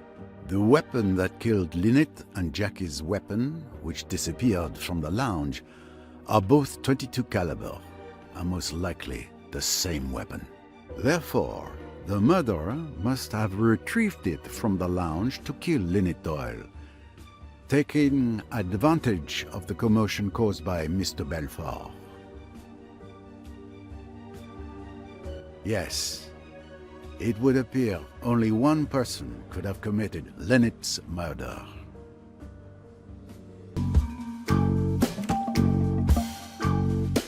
Well done. I found it. And it would seem that only Mr. Belfort could anticipate that the revolver would be there last night, available to kill Mrs. Doyle since she threw it down there, knowing that thanks to the excitement, a convenient weapon would end up by chance in the lounge, ready to be used again. So if I follow your reasoning, Mr. Belfort should be the murderer. So it would seem. What do you think? Do you believe she killed Mrs. Doyle? Everything we've just said certainly accuses her. But there's a problem. That's exactly right. We have other evidence that exonerates Jackie. Yes, you're right. She simply was never alone all evening. Yes. If we trace the sequence of events.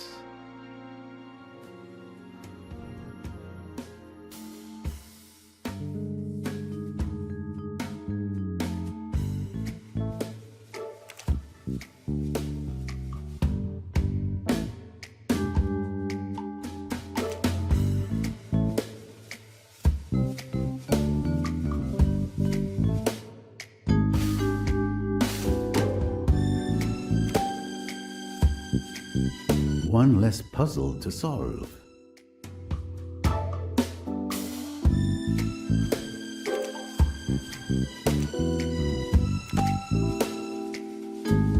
Exactly. I'm right.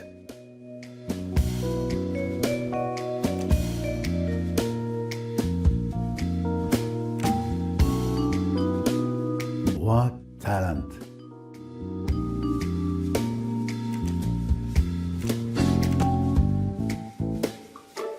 Chapeau.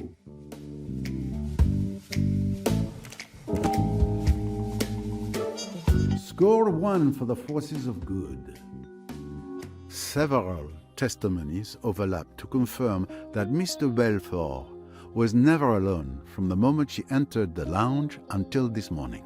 Gun or no gun, there was no moment when she could have slipped away to kill Mrs. Doyle. So Mr. Belfort is the only one who could have done it, but she couldn't have done it. Did I say that out loud? Mademoiselle, Poirot does not believe in flying guns with minds of their own. We are being led astray, but we will unravel this thick mystery. I'm convinced of it.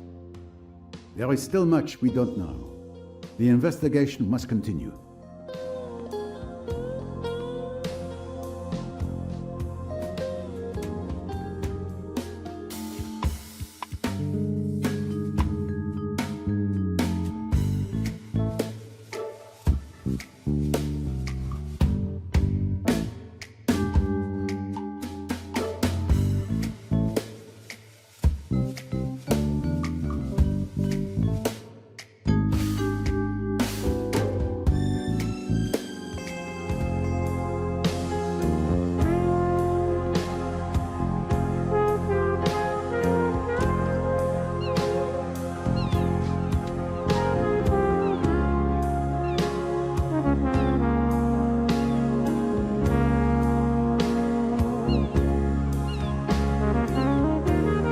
Mr. Doyle, I've managed to stabilize your wound.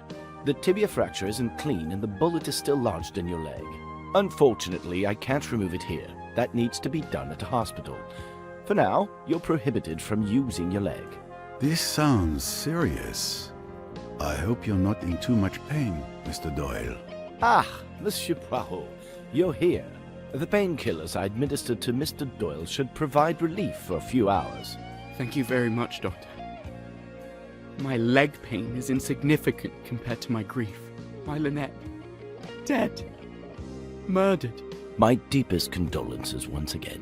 Mr. Doyle, I know this isn't the ideal time, but may I ask you a few questions? Please do. I'll leave you to it. If you need me, I'll be outside.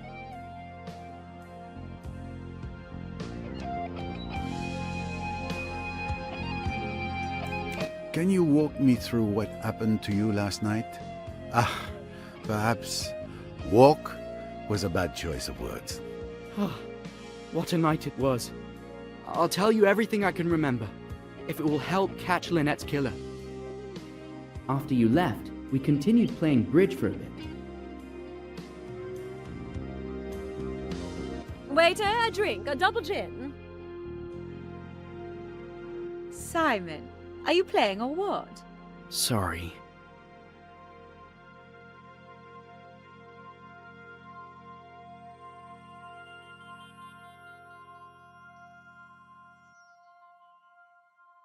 To revenge.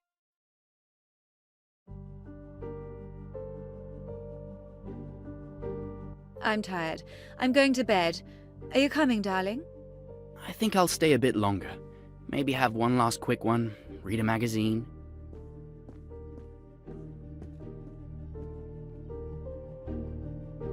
Well, I suppose that's it. I'm going to head out too. Have a good evening.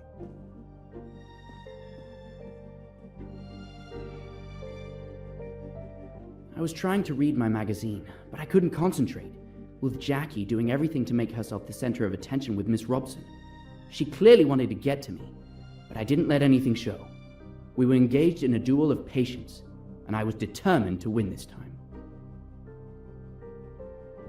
And we have excellent drawing classes. Simon, I want another drink. You've had quite enough drinks, Jackie. What damned business is it of yours? Go to bed, Jackie. You're drunk. If you're embarrassed, Simon dear, you'd better leave the room.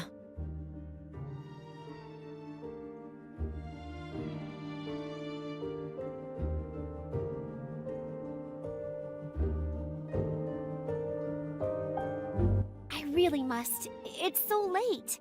You're not to go. You're to stay and hear what I've got to say. You're making a fool of yourself. For God's sake, go to bed. You're afraid of a scene, aren't you? That's because you're so English, so reticent. You want me to behave decently, don't you? You damned fool. Do you think you could treat me as you have done and get away with it? I told you that I'd kill you sooner than see you go to another woman. You're my man, do you hear? You belong to me. I'll shoot you like a dog, like the dirty dog you are.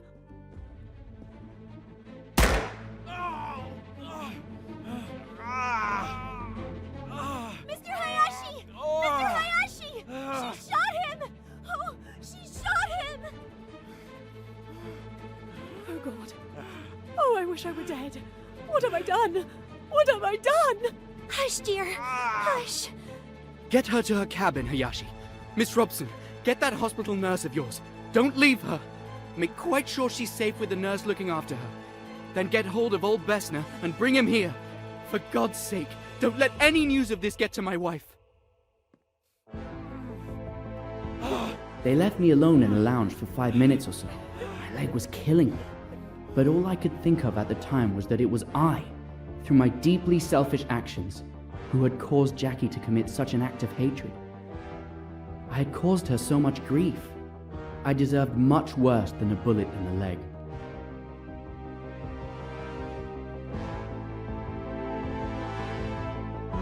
Let's see. It's not pretty, but it could be much worse. The bone is fractured, and there's considerable blood loss. Mr. Hayashi, help me carry him to my cabin.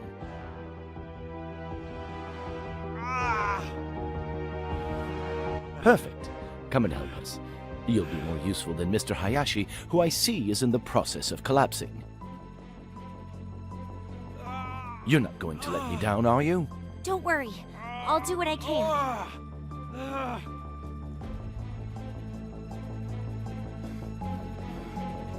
After what felt like an eternity, Mr. Hayashi, Dr. Bessner, and Miss Robson came to help me and carry me to the doctor's cabin. I must admit I don't remember much. I just know the doctor was working on my leg, and the pain was unbearable. I think I must have passed out. Well, this is the best I can do. You've been brave. I'm going to give you something to help you sleep. And your wife? What should we do about your wife? She needn't know till the morning. You mustn't blame Jackie. It's been all my fault. I treated her disgracefully. She didn't know what she was doing. Yes, I understand. My fault, Miss Robson. Someone ought to stay with her. She might hurt herself. It's all right, Mr. Doyle. Miss Bowers is going to stay with her all night. Mr. Hayashi, the gun. You mustn't leave it lying around. Quite right. I'll go and get hold of it now. While Mr. Hayashi was off searching for the revolver, the doctor finally gave me something. I struggled not to fall asleep because I wanted to make sure everything was okay. I'm bothered. I can't find that revolver. What? How is that possible? Did you look everywhere? I only heard a few snatches of conversation when Mr. Hayashi returned. I wanted to react, to say that we had to search the boat for that bloody gun. But the sedative was already taking effect. I fell asleep before he and Miss Robson left the room. Now you know everything. It is clear to me how you ended up in this state. Thank you. Oh, excuse me. I thought Monsieur Doyle would be alone. I'll come back later. Wait a moment, please. Your presence is actually timely. May I ask you a few questions? Oh, very well. I'm listening. Your movements last night, what were they? I helped Madame Doyle to bed around 11:30 p.m. Then I went to bed in my cabin around 11:45 p.m. Did you see or hear anything that could be useful to us? No. Naturally, if I had been unable to sleep, if I had mounted the stairs, then perhaps I might have seen this assassin, this monster, enter or leave Madame's cabin. But as it is... Monsieur, I implore you. You see how it is. What can I say? Don't be a fool. Nobody thinks you saw or heard anything. You'll be quite all right. I'll look after you. Nobody's accusing you of anything. Monsieur is very good. Do you know anything about your Madame's pearl necklace? Madame Doyle was wearing it last night. And I also saw Madame put the necklace back in its case last night before going to bed. Is that the last time you saw the necklace? Yes, monsieur. And what about this morning? My God, I didn't even look. When I entered her cabin, I saw Madame. I screamed and ran out. It was indeed missing this morning. It's a bit delicate to talk to her about this here. I'll wait until she is alone. We are done for the moment, mademoiselle. I am truly sorry for you, Monsieur Doyle. I know how you must feel. I hope everything will be all right for you. Monsieur Poirot, I'll be in the saloon if you need to question me.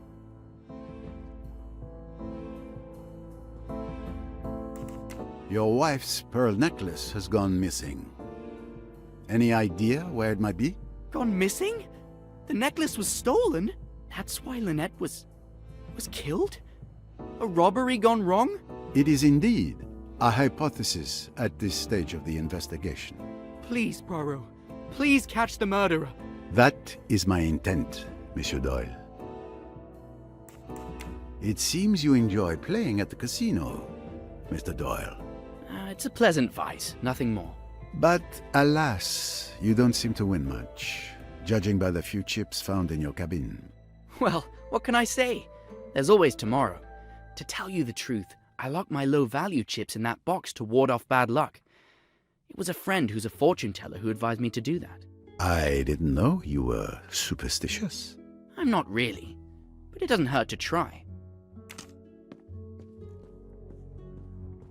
Excuse me, Mr. Poirot. I should like to see Jackie. Would you mind if I asked you to bring her here? I've thought a lot. I haven't treated her well, and I'd like to clear things up. I know Linnet would want me to. You wish to see Miss de Belfort? Very well, I will fetch her for you.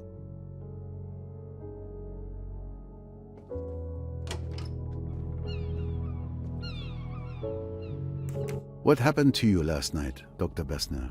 It all started when Mr. Hayashi woke me up in the middle of the night.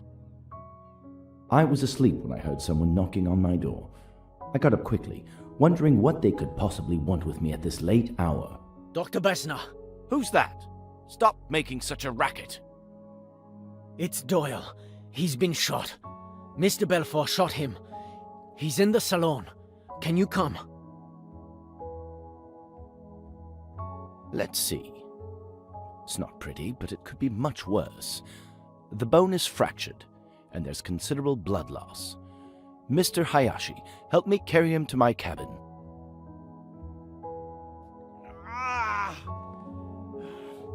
Perfect. Come and help us. You'll be more useful than Mr. Hayashi, who I see is in the process of collapsing. You're not going to let me down, are you? Don't worry. I'll do what I can.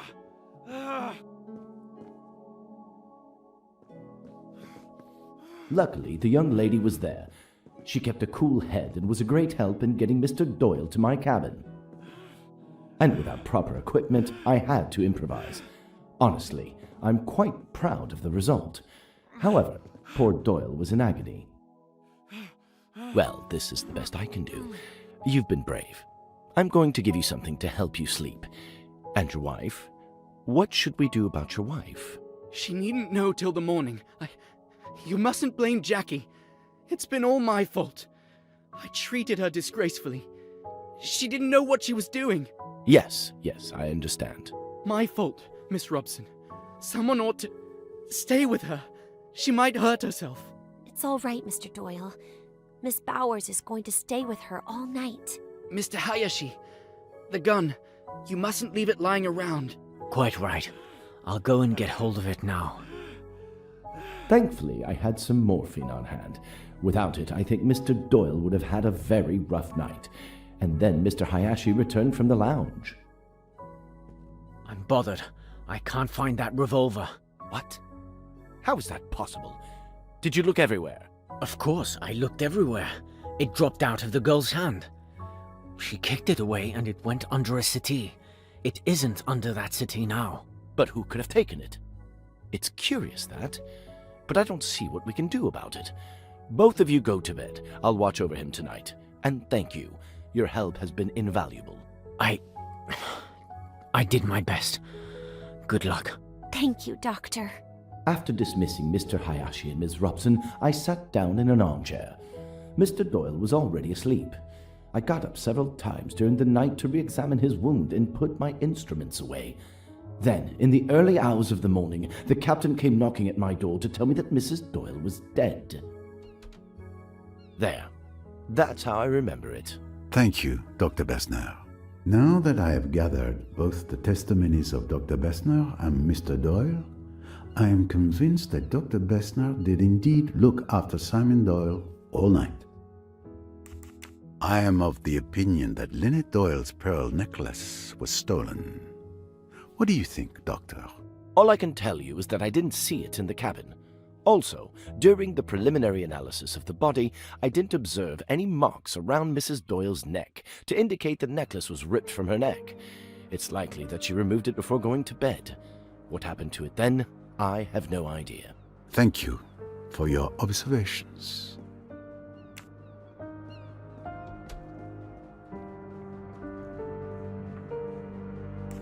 Would you like to come with me, miss?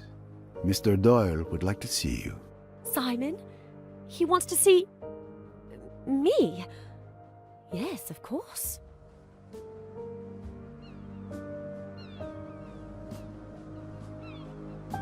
Hello, Jackie. It's kind of you to come. Simon, I didn't kill Linnet. You know I didn't. I was out of my mind last night. Oh, can you ever forgive me? Of course, it's all right. I thought you might be worried. Worried? A little? Oh, Simon! You were a bit upset last night. A bit drunk. But I could have killed you!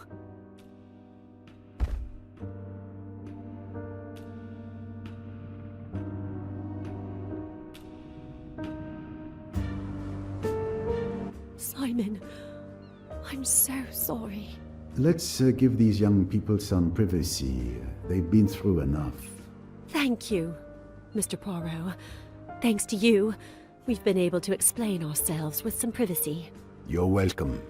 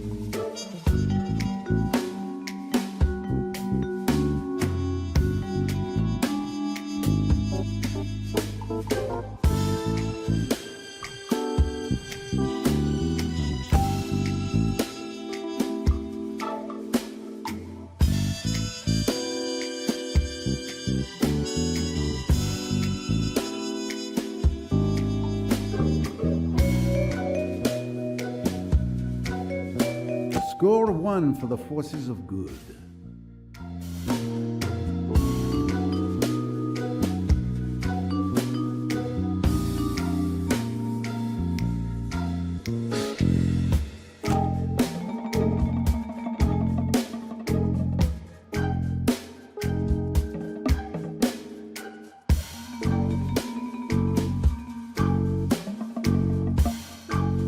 That's not quite it.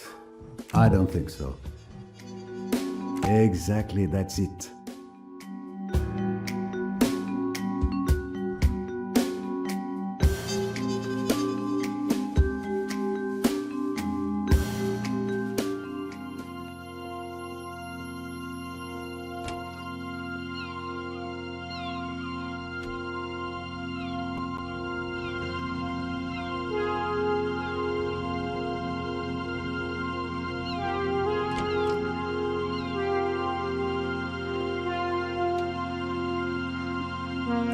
You are hiding a peculiar photograph in your sewing machine. A picture of Mrs. Doyle's necklace, accompanied by an estimate of its value on the back. Well, you are quite a little snooper. What conclusion do you make from this exciting discovery? That you intended to steal Linnet Doyle's necklace, perhaps. Unfortunately, the truth is not nearly so exciting. Who do you think gave me that photograph? Madame Doyle herself. She feared someone might indeed try to steal it. I was to take the photograph to the jeweler who crafted it to make a cheap duplicate when we returned to London. Your explanation begs more questions than it answers. I believe I will leave this matter unresolved. For now.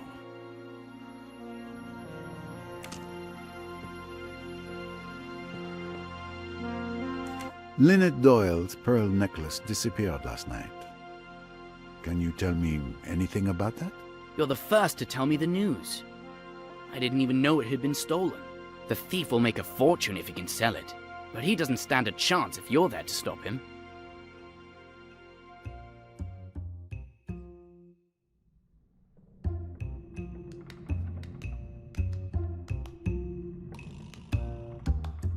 Oh, really? You didn't know it had been stolen? No? Why?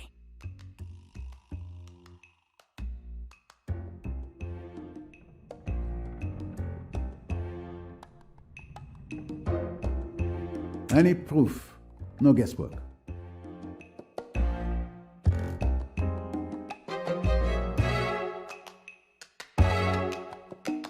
I know there was a fake necklace in the hollow book that was sent to you. You know, do you? Where's the proof? The message that talks about a defective shipment, which matches the fake necklace with a flawed copy. Not to mention, you were one of the 3 suspects in the theft of Mrs. Leach's bracelet in Mallorca. Shall I go on? Where is the real necklace if you think I'm the thief? Enough lies. Give me the missing piece of your record player. Tell me where you've hidden it, or I will advise Miss Royce to destroy your record player to open it. All right, no need to destroy everything. Here it is. But I fail to see how this helps you. We had missed this during the search. Thank you, young man. There is no need for you to understand. Time for me to check in with Miss Royce.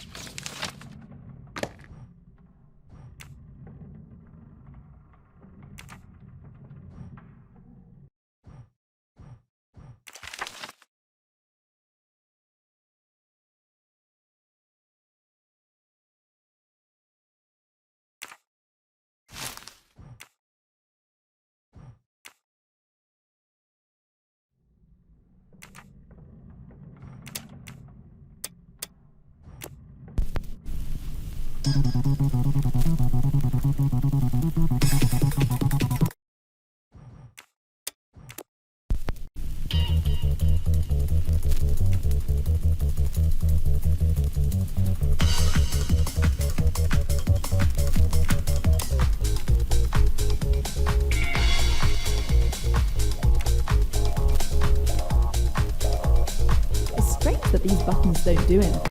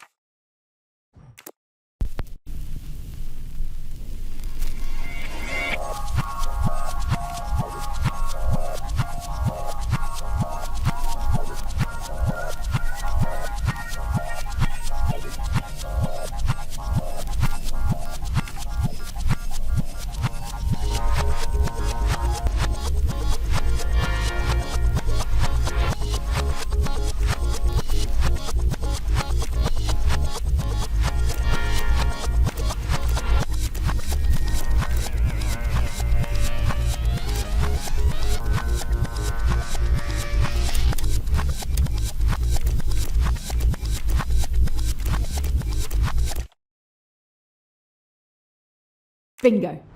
There it is at last. The pearl necklace. So Tim Allerton is the thief. But is he also the murderer?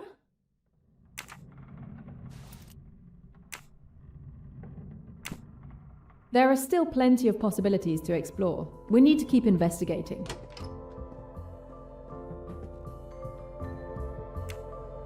I'd better see how Mr. Poirot is progressing.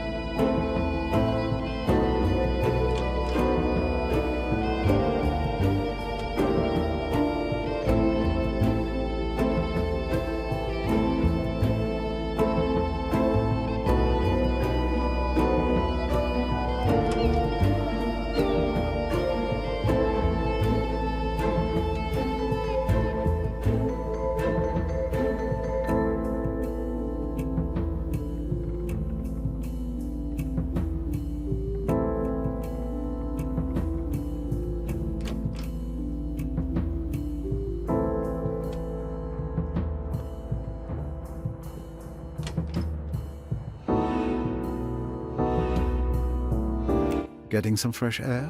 No, I'm meditating. I learned meditation at an ashram in India. It changed my life.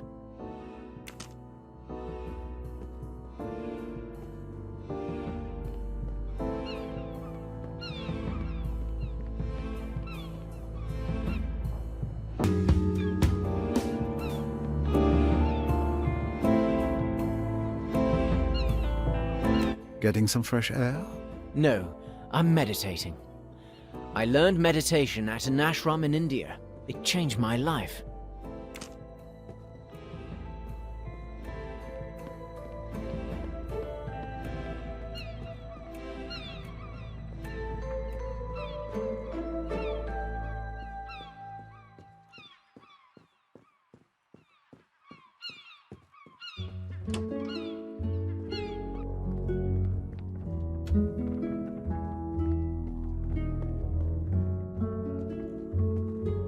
We recovered a bag with bottles of alcohol from where you saw Miss Otterbourne throw something into the water.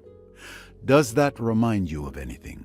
I wish I could confirm it for you, but my moral integrity compels me to tell you the truth. She did throw something, but what?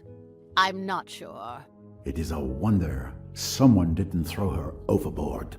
Thank you for your assistance, Madame.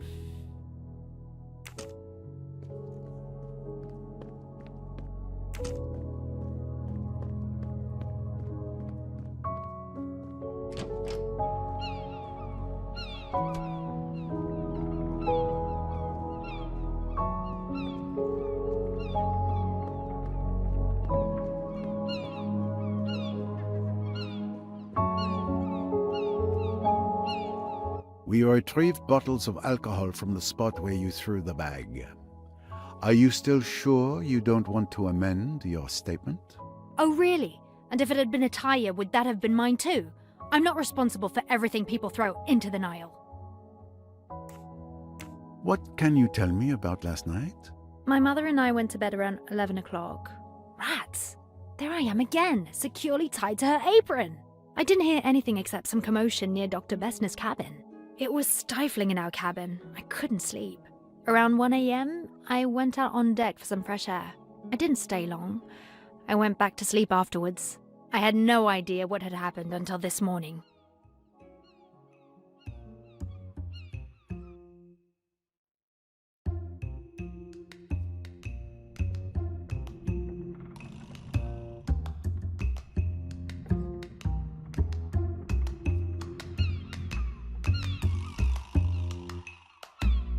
Please. I know what you've done. What do you mean?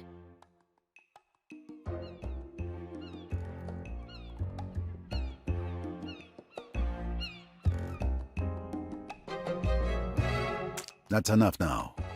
I know you threw your mother's liquor bottles into the water. Am I right? Yes, you're quite right. I was a fool not to say so, I suppose. But I didn't want everyone to know. It would go all over the boat, and it seemed so silly. I mean, that I... So silly that you should be suspected of committing a murder. I've tried so hard to keep everyone from knowing. It isn't really her fault. She got discouraged. Her books didn't sell anymore. People are tired of all that cheap sex stuff. It hurt her. It hurt her dreadfully. And so she began to drink. For a long time, I didn't know why she was so weird. Then, when I found out, I tried to stop it. She'd be all right for a bit. And then suddenly, she'd start and there would be dreadful quarrels and rows with people. It was awful. I had always to be on the watch, to get her away. And then she began to dislike me for it. She's turned right against me. I think she almost hates me sometimes. Pauvre petite. Don't be sorry for me. Don't be kind. It's easier if you're not. I'm so tired. I'm so deadly tired. I know. People think I'm awful. Stuck up and cross and bad-tempered. I can't help it. I've forgotten how to be nice.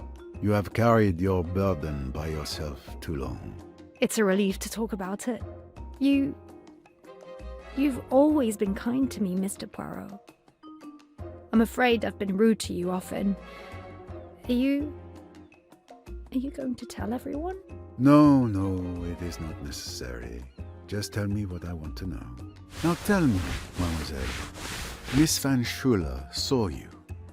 Did you see her? She says that she looked out of the door of her cabin. I don't think I should have seen her. I just looked along the deck and then out to the river. Did you see anyone at all when you looked down the deck? No. I saw nobody. I thought the splash heard by several witnesses was the murderer disposing of the revolver. But it was only Rosalie Otterborn throwing away evidence of her mother's alcoholism. It explains one mystery, but it is doubtful it helps identify the murderer.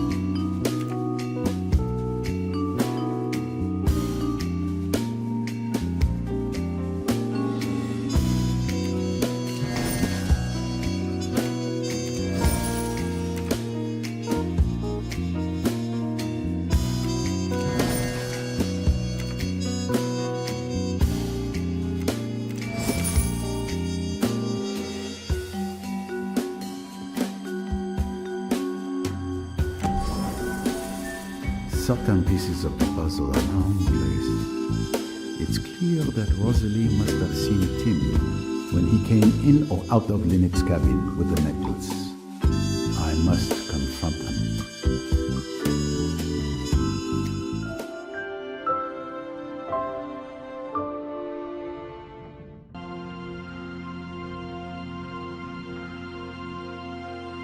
Thank you all for coming. Anything I can do? In a sense, perhaps, what I really require is for you to listen. Certainly. I'm the world's best listener. Can be relied on to say ooh at the right moments. That is very satisfactory. Ooh would be very expressive. Eh bien, let us begin. We found Linnet Doyle's real pearl necklace in your cabin. There's no doubt. You are the thief. I suspected you had found the necklace, seeing as you allowed everyone to return to their cabins. Let me continue. During my investigation with Mrs. Leach, the victim's bracelet was also stolen and replaced with a fake. You were one of my 3 suspects. So given the circumstances and the identical MO, it had to be you who stole Mrs. Leach's bracelet. But that's not all. You have an accomplice, your cousin, Joanna Southwood.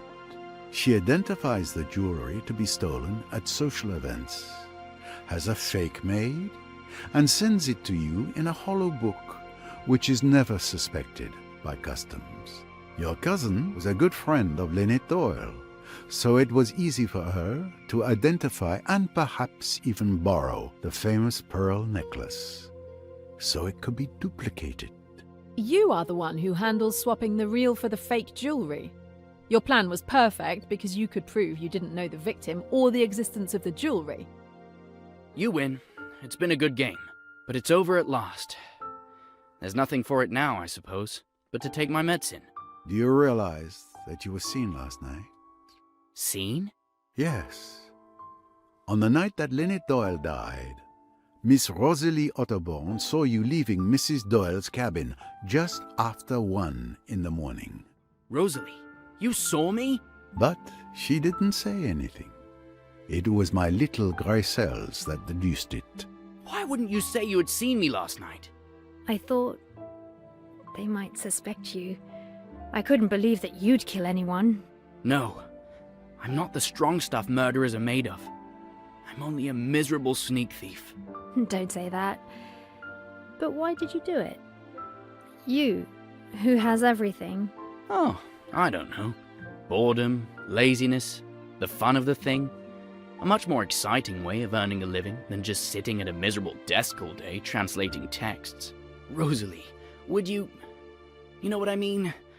Would you always despise me and throw it in my teeth? Well, there are things you could throw in my teeth, too. Rosalie, darling. That's very sweet. But there is a very good case against you, Mr. Allerton. I wanted you to realize that. It wasn't I who killed her, I swear! I've been in the most awful stew. To have chosen that night of all others... God, it's been awful. If there's something that could help your case, now's the time to say it. It might be insignificant, but when you asked if I heard anything, I lied. I did hear a splash. Yes, we already know. Rosalie was responsible for that noise at 1:10 a.m. No, it was much earlier. At 12:26 a.m. I was waiting in my cabin for the right moment to move, and I checked the time, and it was toward the bow, no doubt. What? But that changes everything. Not now. Sir, come quickly. There's been another death. The saloon. But no. It cannot be. Jane, come with me. You two stay here. I still have questions.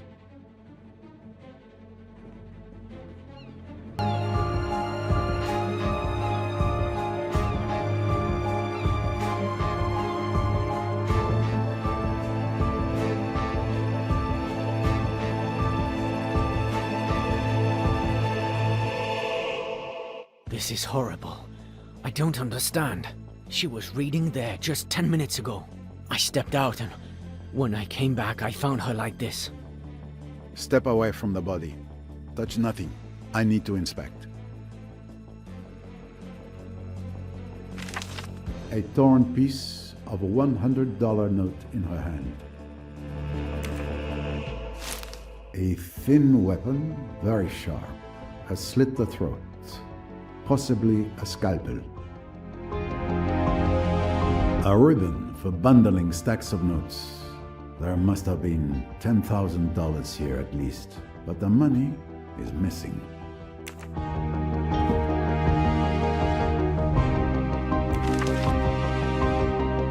A telegram used as a bookmark.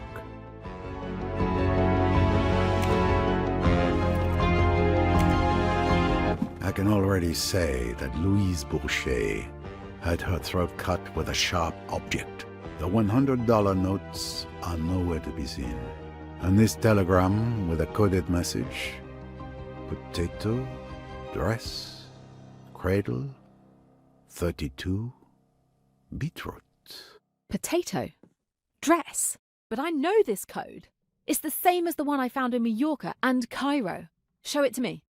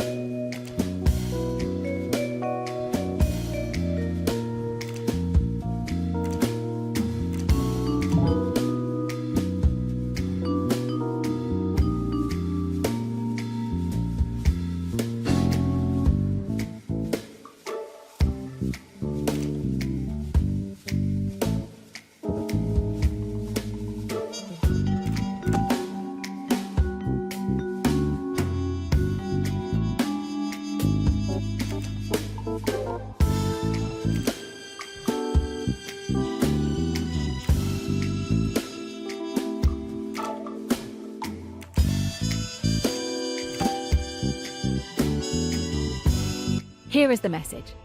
A prisoner escaped from Cairo on February 21st. Cairo has been busted. Cancel the transaction at Abu Simbel on February 22nd. Return to Cairo via Karnak, then to New York. Attention, surveillance should be increased. Should we send men? The prisoner is me, and the package is crates of smuggled weapons.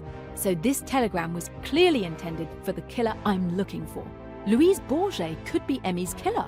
No, I understand how you could come to that conclusion.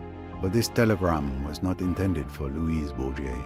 It was for someone else.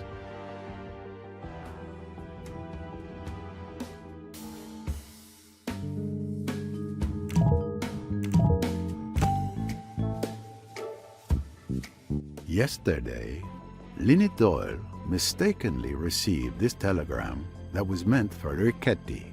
When she returned it to him, he was furious that she had read it by mistake. Now, I understand why. Riquetti is your man. Where's Riquetti? He was right there. He's gone.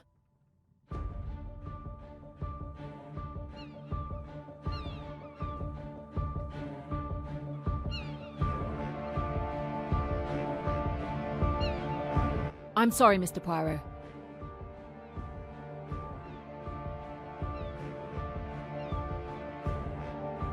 Of course. Miss Royce, good luck.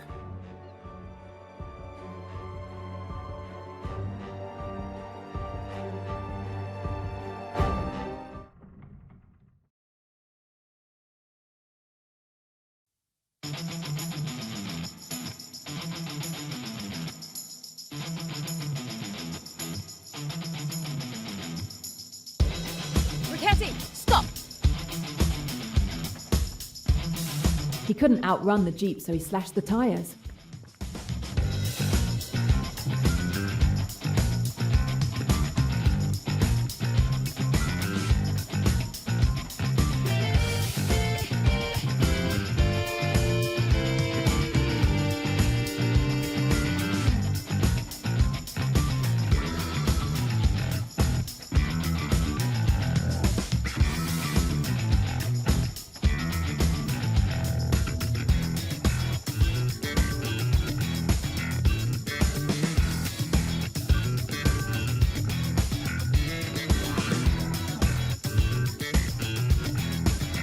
The village, of course. He'll be looking for transportation. He didn't have time to go far. He has to be hiding here. Someone has to have seen a stranger.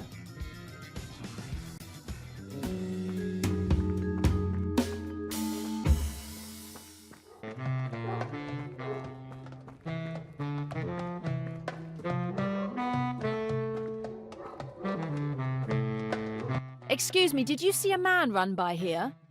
طبعا أنا شايفه، البرتقال بتاعي كان جاري بسرعة ورماه على الأرض. Which way did he go? من هناك لاقيه واديهولي بالشلوت. Oh, I don't know what he said, but I think he's rooting for me.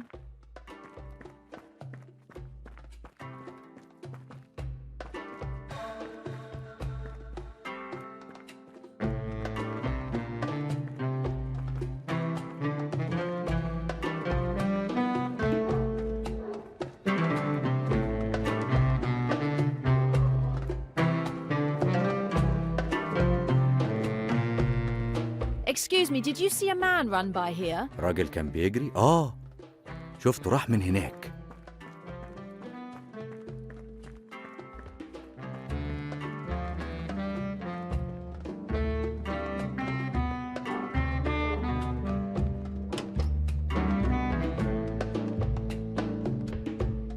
Hello, miss. May I help you? I hope so.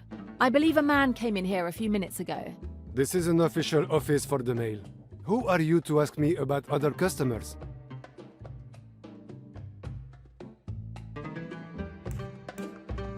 I'm a detective in pursuit of a dangerous criminal. I'm very sorry. The regulations, you see, they are very strict. He gave you a message, didn't he? I need to see it. I'm very sorry, but I have to close. Wait. I'm not through with you yet. Damn it!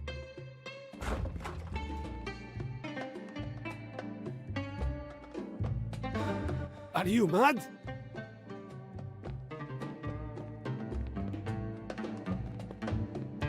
Aha! A trophy for my collection.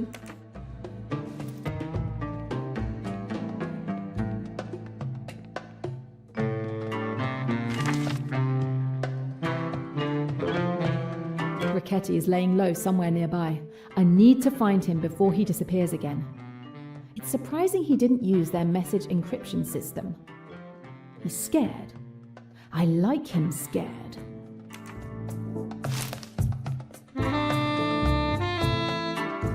What's this story about a red salamander? I don't know what you're talking about. Leave me alone.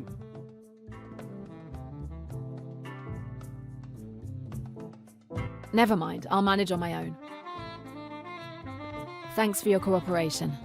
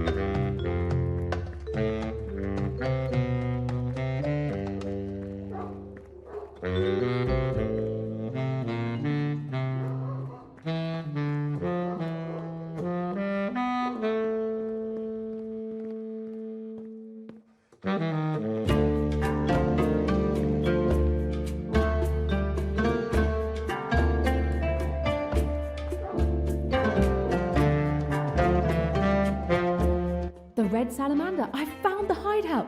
I'm sure Riquetti's there. At last, it's payback time.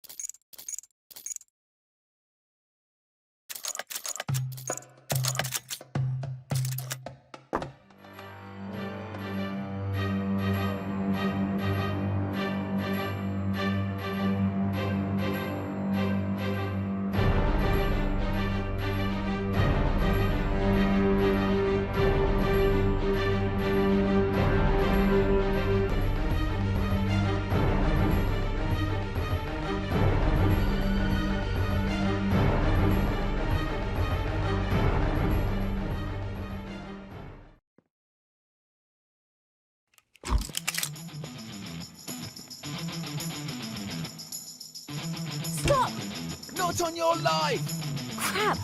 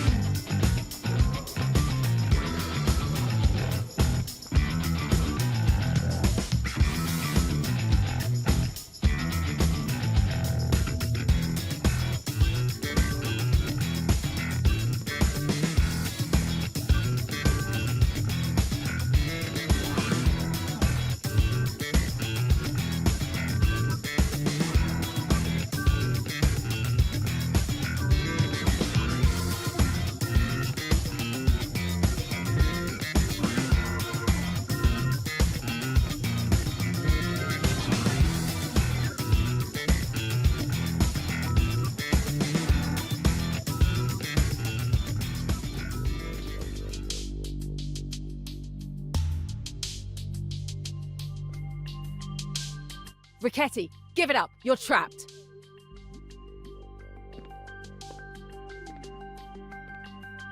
He is injured. He won't get far.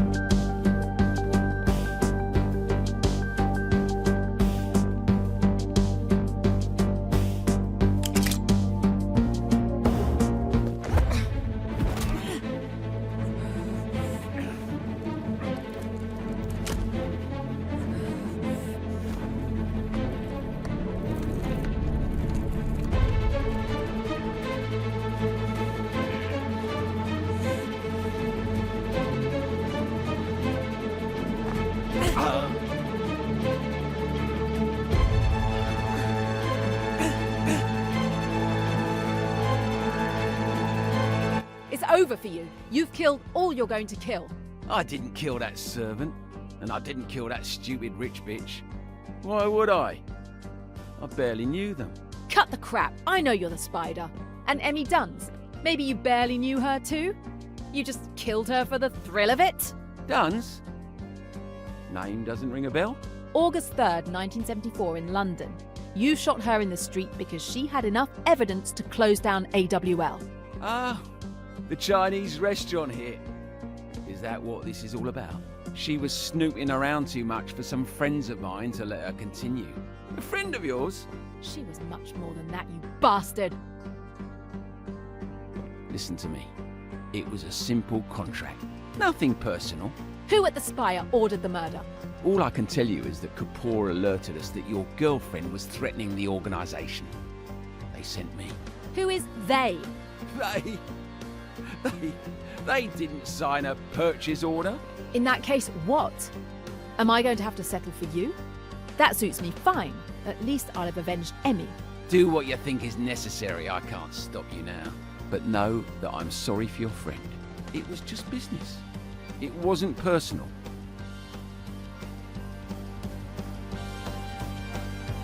Get up. I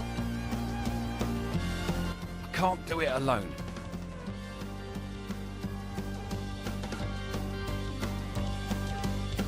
I said, Get up! I see. Tough as nails. Ow. All right, lead the way. And do me a favor. One false move. Give me one good reason to end your days right now.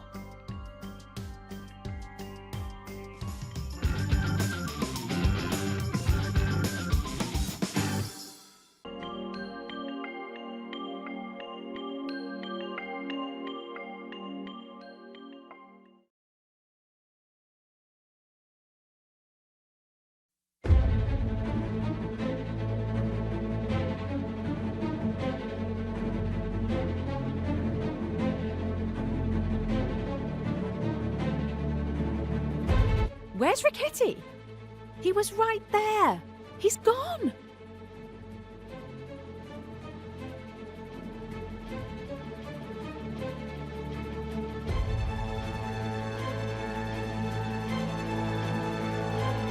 I'm sorry, Mr. Poirot.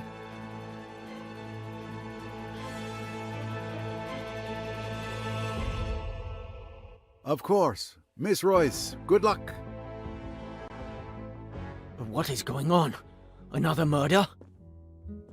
Oui, monsieur. Another murder. And for the second time, Poirot has arrived too late. Focus, Poirot. Summarize what you know. First, Mademoiselle Bourget was slashed by a thin, extremely sharp object. Possibly a scalpel. Then we have a torn piece of currency found clutched in her hand. Next, we have a ribbon from a bundle of $10,000 notes found on the floor. Finally, there is a telegram intended for Monsieur Rickety among the victim's belongings. A telegram that was very incriminating for him. These tell a story. Possibly more than one. Time to put the pieces together.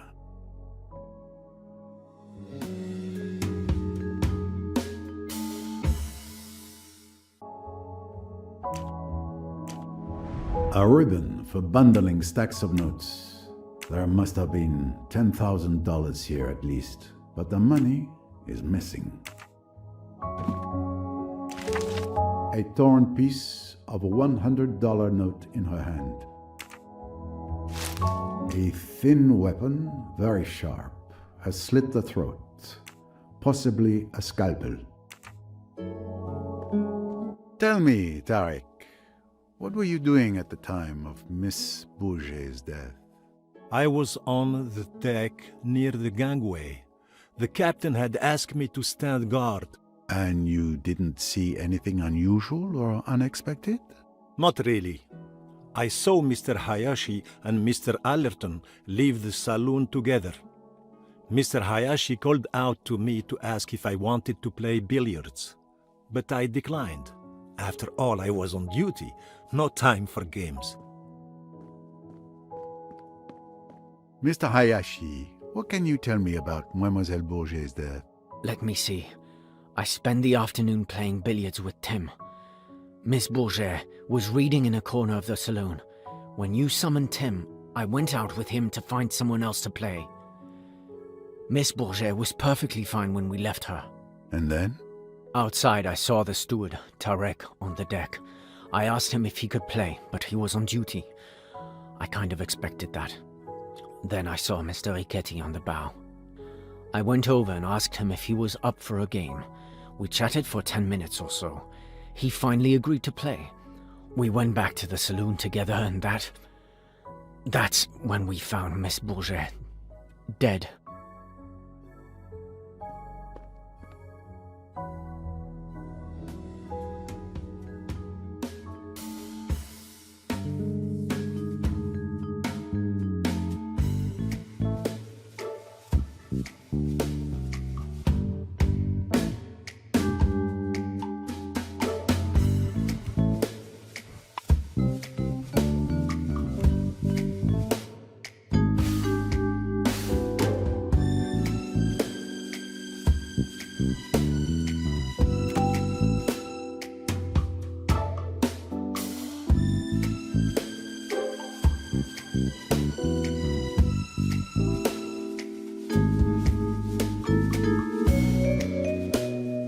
Yes.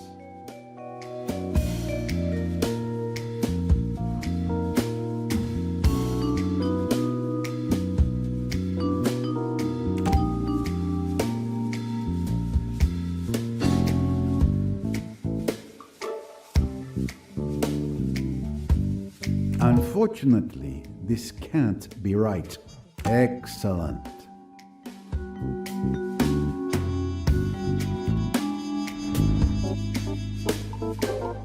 No, Poirot. Think as a nurse. She would know how to handle a scalpel. But we didn't find any when searching her cabin. That's it. A doctor's kit would undoubtedly contain a scalpel. Possibly more than one. And in fact, this was confirmed by Miss Royce, who searched his cabin. I'll need to question him. Precisely. Is that applause I hear?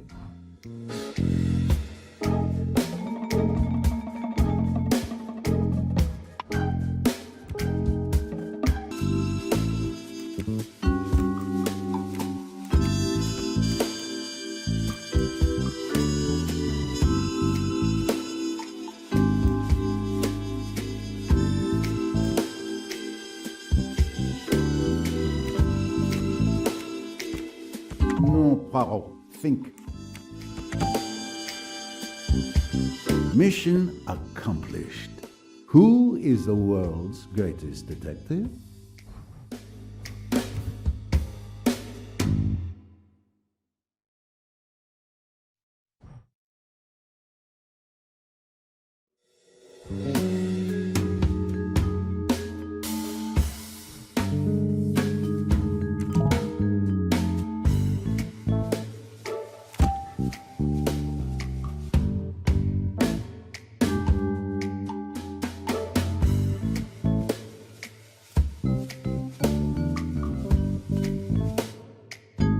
Oh, no, that's not correct.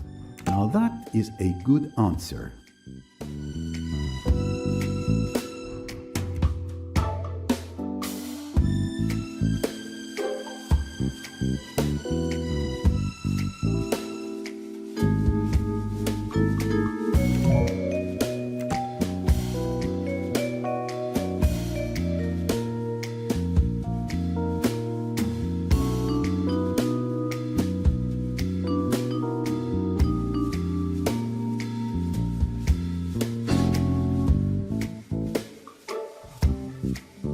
Well done. I found it.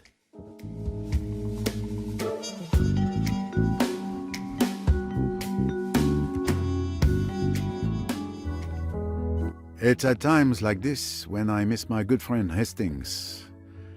Miss Royce would be a good choice, but alas, she pursues her own destiny just now. You will have to do. What? What do you mean?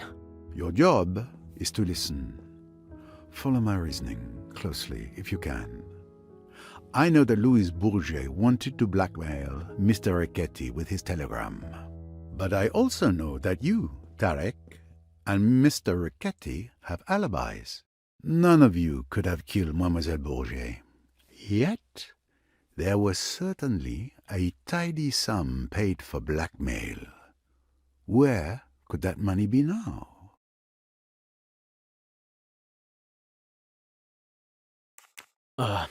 Very well. Let me think. Well, it seems obvious then that Louise was blackmailing someone else. Excellent. Indeed.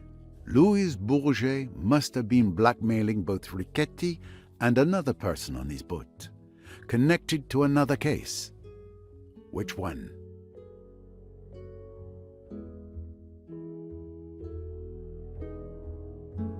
The murder of Mrs. Doyle? Exactly. The victim of the blackmail could have simply paid. But if their secret were ever revealed, they'd risk the death penalty. They couldn't take that chance. But what had Louise Bourget discovered? Louise had discovered the identity of the murderer. Precisely. Louise knew who murdered Mrs. Doyle. She wanted to blackmail that person instead of telling me. Instead of getting paid by the killer, she paid with her life. But what about Riquetti? I'm afraid Miss Bourget saw the rewards of blackmail, but not the danger. She must have planned to blackmail Riquetti as well. But she was killed before she could. Of course.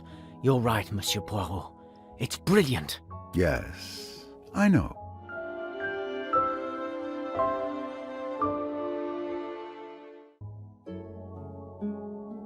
Clearly, the deaths of Mrs. Doyle and Miss Bourget are connected. It's possible that the same person murdered both women. Investigating Mrs. Doyle's death will surely lead me to Miss Bourget's killer. Mr. Tarek, could you move the body to the cold storage in the hold? Do what? Yes, sir. Forgive me. The usual request I expect to receive is more like, may I have another glass of wine? It's time for me to speak with Dr. Bessner.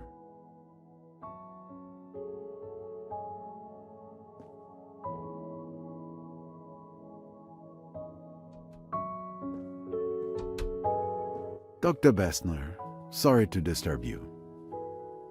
Mr. Doyle, how are you?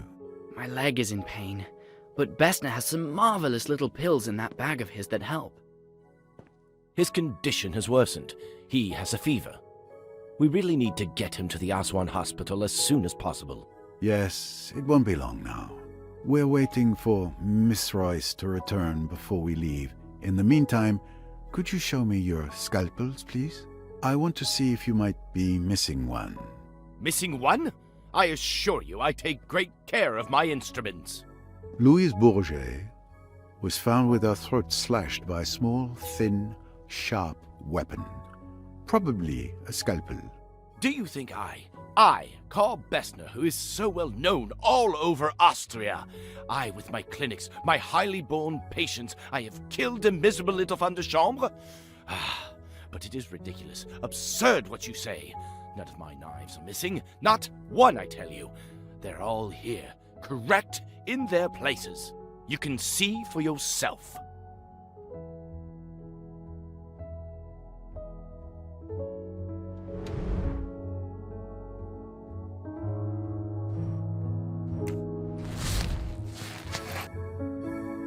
As expected, a scalpel is missing. Dr. Bessner, you are missing a scalpel. Was? This insult to my profession I will not forget.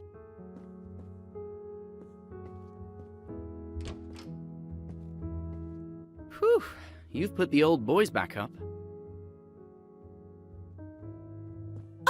There you are, Monsieur Poirot. It is most important. I have vital information. Mr. Doyle, I know who killed your wife. What? My theories are completely vindicated. The deep, primeval, primordial urges. It may appear impossible, fantastic, but it is the truth. Do I understand that you have evidence in your possession to show who killed Mrs. Doyle? Certainly I have. You will agree, will you not, that whoever killed Louise Bourget also killed Linnet Doyle? That the two crimes were committed by one and the same hand? You mean you have a theory as to who killed Louise Bourget? No, I have exact knowledge. I saw the person with my own eyes. For God's sake, start at the beginning. You know the person who killed Louise Bourget, you say? I will tell you exactly what occurred. I went to the rooftop bar to get, something to help me sleep. I did not wish my daughter to know of it. She tends to disapprove. As I was saying, I was on the terrace when I saw... I didn't think anything of it, of course. But when I learned that Louise had died in the saloon, I understood everything. Maybe you understood, but I can't understand anything. Calm down. Start over from the beginning. In detail. Yes, yes. As I was at the top of the terrace stairs, about to go down, I saw the murderer. It was...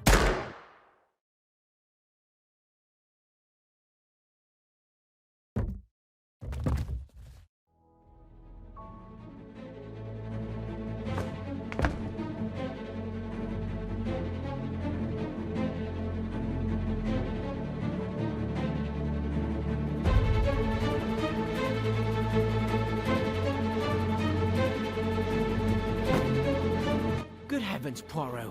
What's going on? Did you see anyone run past just now? No. Don't move from here.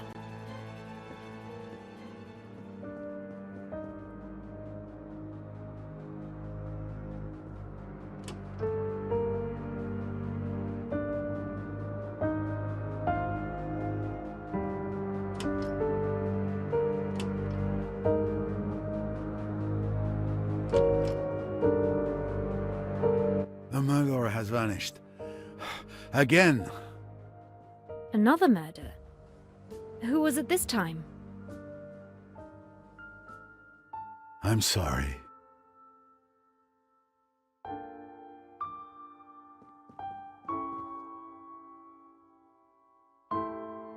My God. Mother!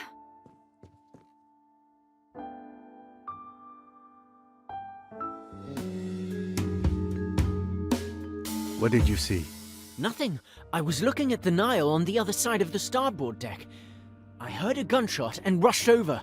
Probably not the smartest move. Did you run into anyone? No, no one. Why I was running towards someone firing a gun, I'll never know. If the instinct overcomes you again, I would resist it. And you, Mrs. Allerton? I was reading in my cabin. I heard the noise and peeped outside. I wish I could help, but I saw no one. Thank you, madame. Did you see anything? No. I was in your cabin with Rosalie, as you had requested. We were talking when we heard the gunshot. Rosalie went white as a ghost and rushed outside. I followed her. I heard the shot, shouting, and went out. But I didn't see anyone either. It's horrible. Poor Rosalie. Yes, this cruise feels less upon the Nile and more upon the river Styx.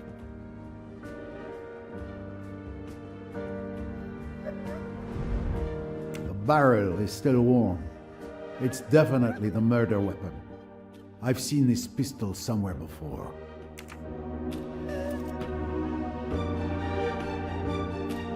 Did you witness anything that may help? You may not believe me, but after your outrageous accusations, I went to calm down on deck. I was at the stern, alone, when I heard the gunshot. I couldn't see anything from where I was. These ladies then arrived. Yes, we heard the shot. We came to see what was happening, and now there's another dead body. I have to get off this boat. Calm down, Cousin Marie, please. We were together, coming up from the lower deck. We didn't see anything at all.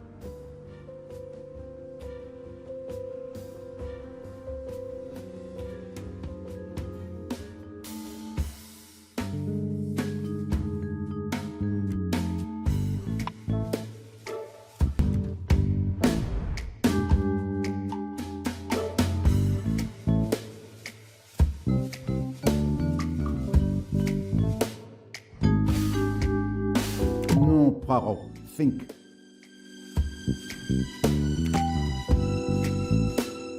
She was about to reveal who she saw enter the saloon to kill Louise.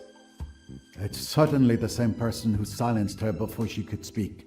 Excellent detective work. Naturally.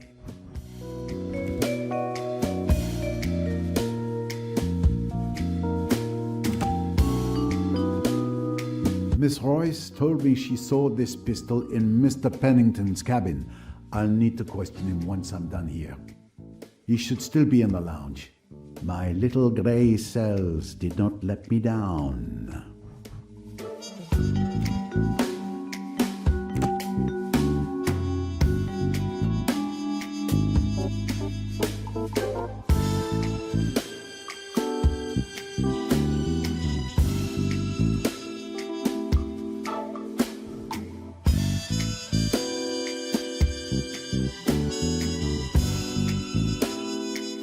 No, Poirot, think.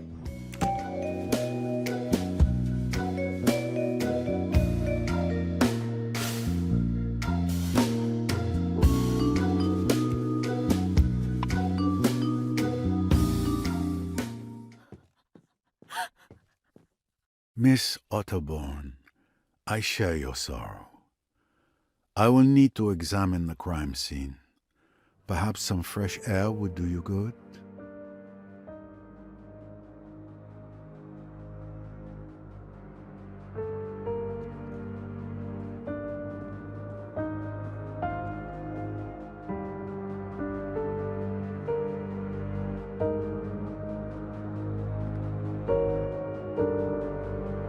A bullet to the head. Behind the left ear, a large caliber. She died instantly. Another life gone on this cursed boat. What a horror! You were close to the door, and you really didn't see anything? No, not even a shadow. Poirot, I beg you, do something! Another murder. The killer laughs at Poirot. It is a nightmare.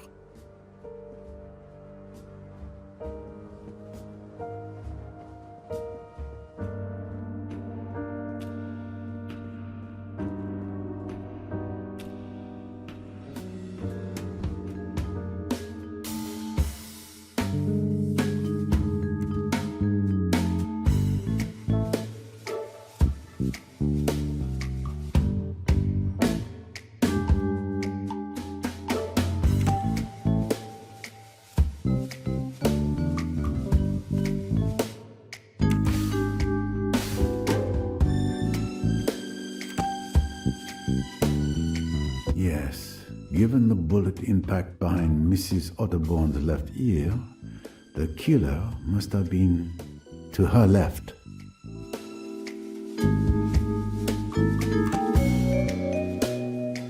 The killer must have fled towards the front of the boat. Otherwise, I would have seen them pass by the door. Who else could have succeeded?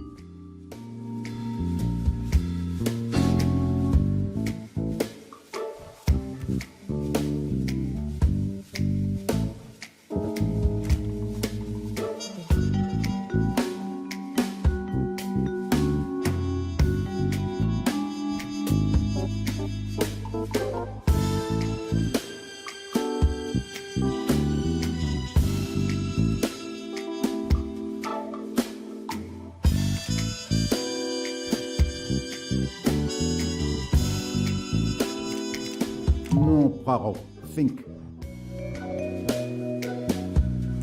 No, I must have missed something. The human animal never fails to surprise me. Other animals will run when they hear a shot. With humans, you can never depend on being so rational. The killer had few ways to escape. I can rule out the possibility that they jumped into the water. Everyone would have heard the splash.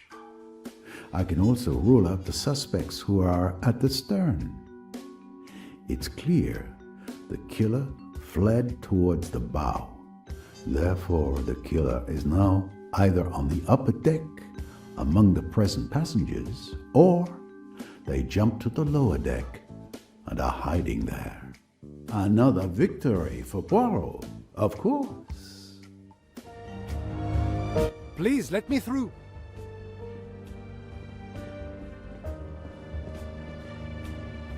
I was informed of what happened. It's terrible. My sincere condolences, miss. Thank you, Captain. This situation is completely beyond me. What can I do to help, Mr. Poirot? We need to place Mrs. Otterbourne's body in the cold storage with the others. But most importantly, we must ensure the safety of the other passengers. I'll see to Mrs. Otterbourne immediately. Tarek, Samir, come help me.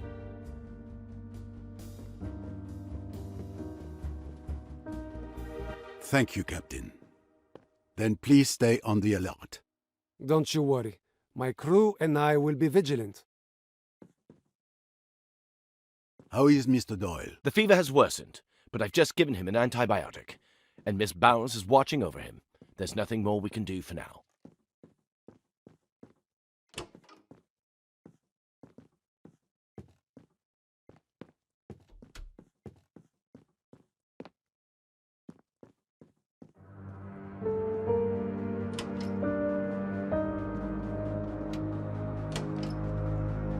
Miss Jacqueline de Belfort's stateroom.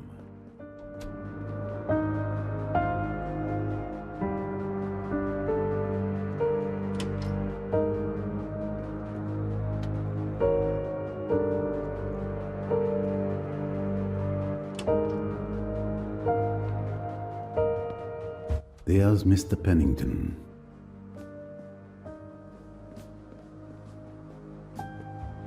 This record is perfect for my collection. I'm so very sorry, mademoiselle. She's completely in shock. Take good care of her, young man.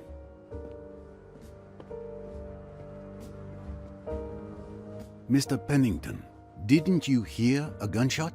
I've been thinking about it, yes. I may have. Someone was shot? Mrs. Otterbourne. She's dead. Mrs. Otterbourne? Who on earth would want to shoot that harmless old lady? Someone who brought a gun aboard. It's your pistol that killed Mrs. Otterbourne. My pistol? Really? Is that an accusation? I haven't moved since the last time we spoke. And anyway, everyone knew I kept a gun in my cabin. I mentioned it at dinner. It's true. He showed his gun to Mr. Hayashi last night at the restaurant. Everyone saw it and could have stolen it from his cabin, especially since it wasn't particularly well hidden. Besides, why would I want to kill her? There is an obvious motive, monsieur. Mrs. Otterbourne was killed because she knew who murdered Miss Bourget. She had to die just as she was about to reveal their identity. So you really think I'm the killer?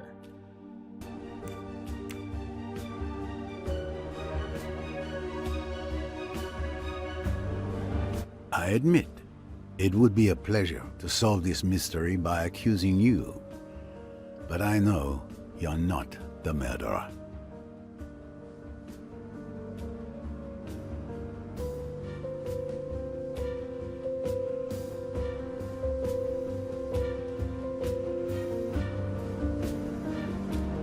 Mr. Ferguson was at the end of the deck, near the lounge. Either he saw no one or he's lying. And then he's our murderer, which logically means it's not you. And if he's telling the truth, it proves you didn't leave the lounge. Either way, his testimony clears you. At last, some sanity. Since you're not the police, would you kindly let me have my pistol back? I suggest you take better care of it. And do not be so very pleased with yourself, monsieur. You and I are not done yet.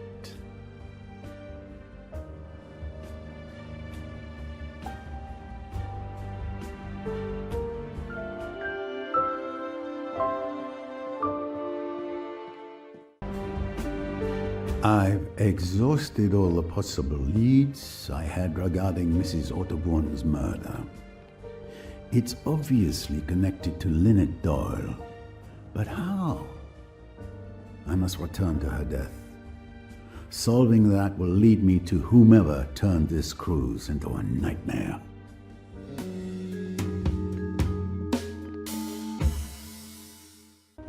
With all these tragedies, I have not had a single moment to reflect calmly.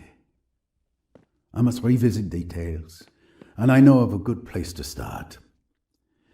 Tim Allerton gave me a piece of information that seemed trivial to him, but awakened my little grey cells. But before I could investigate, we were interrupted by the death of Miss Bourget.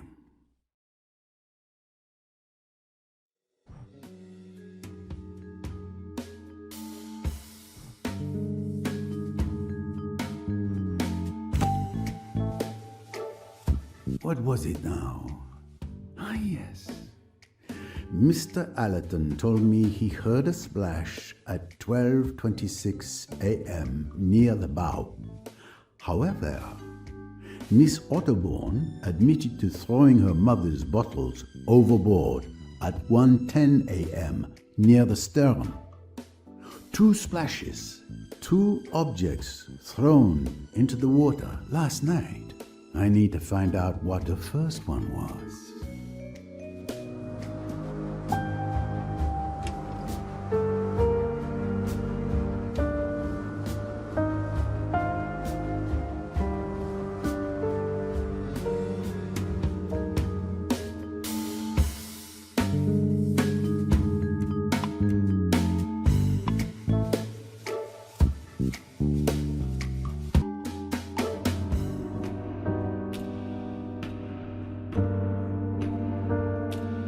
No, this isn't where Tim heard the splash.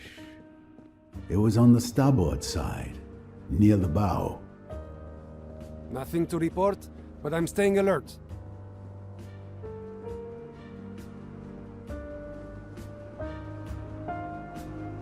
This is indeed where Tim heard the splash.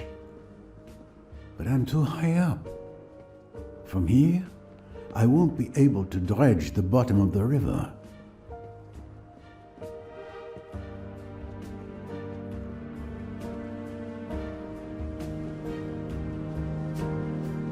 Perfect. From here, I should be able to dredge up whatever was thrown into the water. Here you go, sir. I've brought what's needed to dredge the bottom, as you requested. Thank you very much. Let's get to work. We shouldn't waste any time. I'll guide you.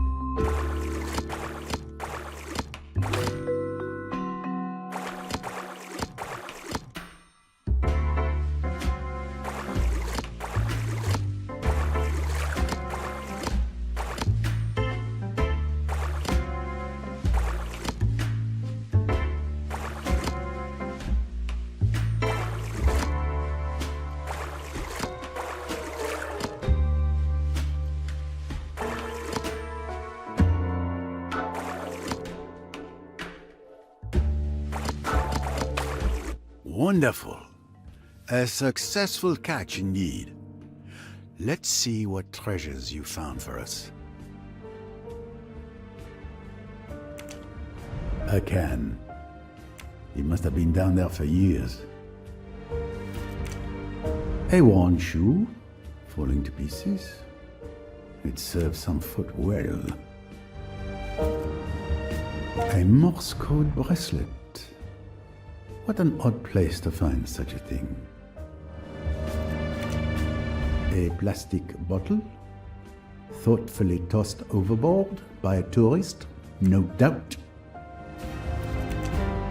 These colors, it has a hole with burn marks on the edges. This handkerchief is quite ordinary, not expensive. It's stained red. Blood? No. After a night at the bottom of the Nile, the color should have faded. But the stain is still bright red, as if it were just made. It looks more like red ink.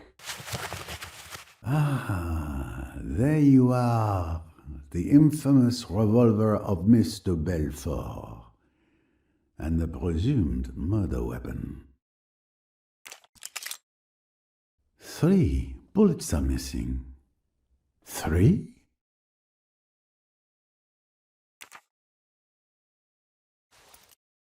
I finally know what was thrown at 12:26 a.m. A torn scarf, a stained handkerchief, and Mr. Belfort's revolver with 3 missing bullets. The pieces of the puzzle are coming together. So, do you know who the killer is, Mr. Poirot? Almost, Samir. Thanks to this fruitful catch, I can now draw some new conclusions. A certain scoundrel has been laughing at Poirot. But laughter dies swiftly in a hangman's noose.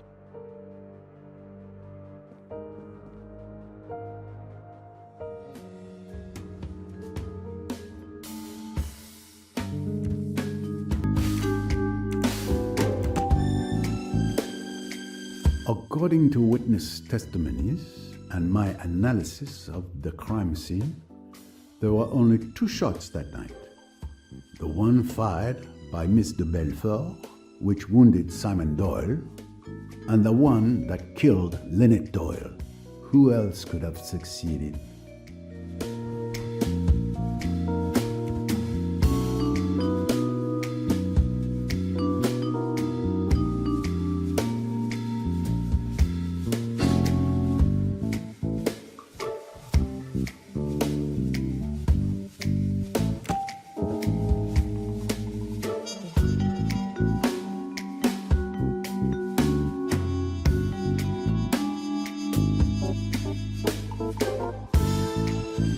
Nice one.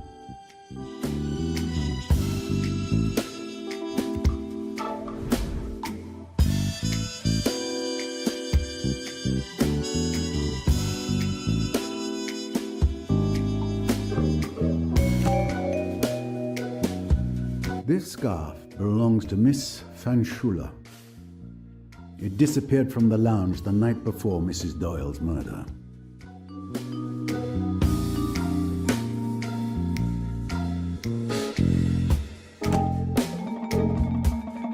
Given the size of the hole and the burn marks around it, it is clear someone fired a small caliber bullet at this scarf at close range. Who is the world's greatest detective?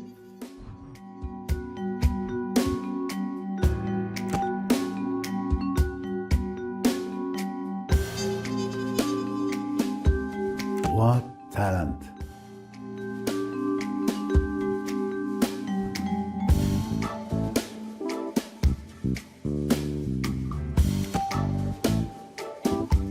When I inspected Mrs. Doyle's cabin, I remember seeing a nail polish bottle labeled pink, yet the liquid inside was clearly red. The contents of that bottle deserves a closer look. My little grey cells did not let me down. Et voilà! I now have all the facts I need to reconstruct the events of the night Linnet Doyle was murdered.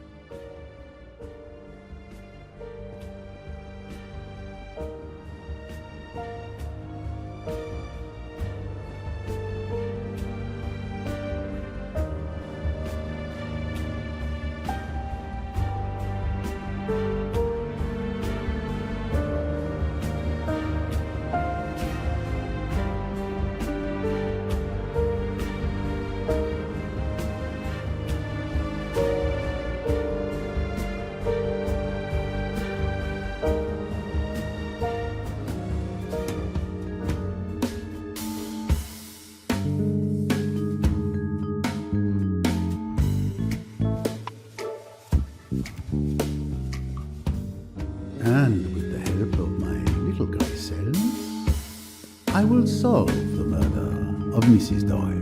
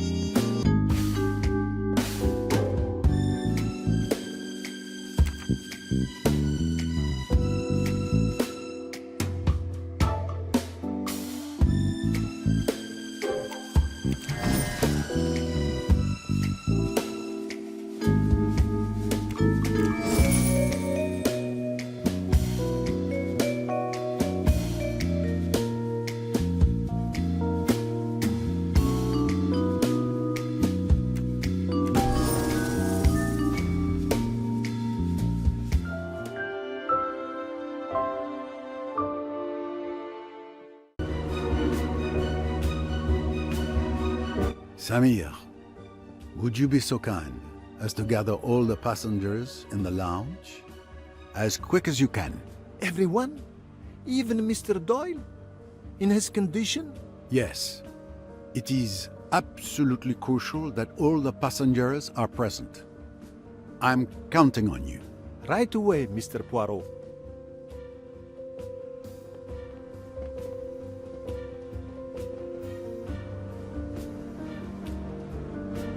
Miss Royce, finally here you are.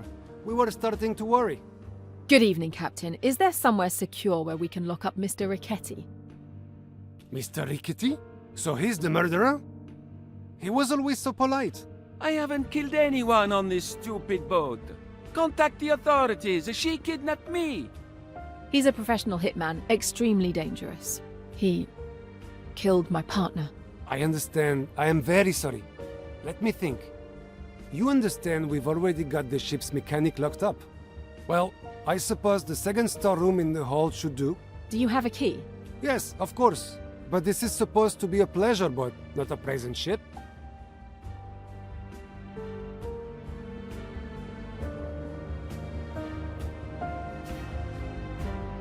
Then I brought him back to the boat. He's tied and locked up down below. I see. Congratulations, mademoiselle. You are to be commended for your tenacity as well as your bravery. Enough about me. What about you? Have you made progress on Louise's murder? Riquetti claims it wasn't him. For once, he's telling the truth. He may be a murderer, but he's not our murderer. The best proof is that there was another murder on the boat during your absence. Mrs. Otterbourne is dead. Oh no, that poor lady! Who did it? I was just about to answer that question. Everyone should be gathered in the lounge. If you wouldn't mind heading there, I'll join you shortly. All right, I'll go ahead.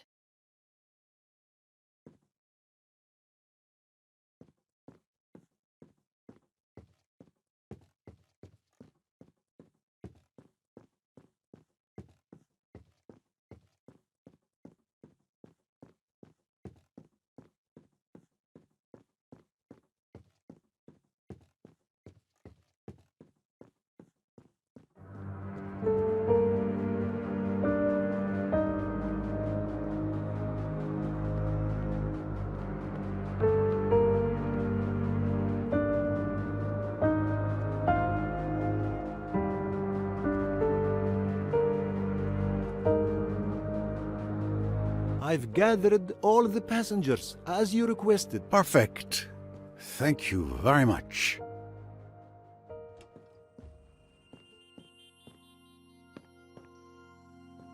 I see that everyone is here.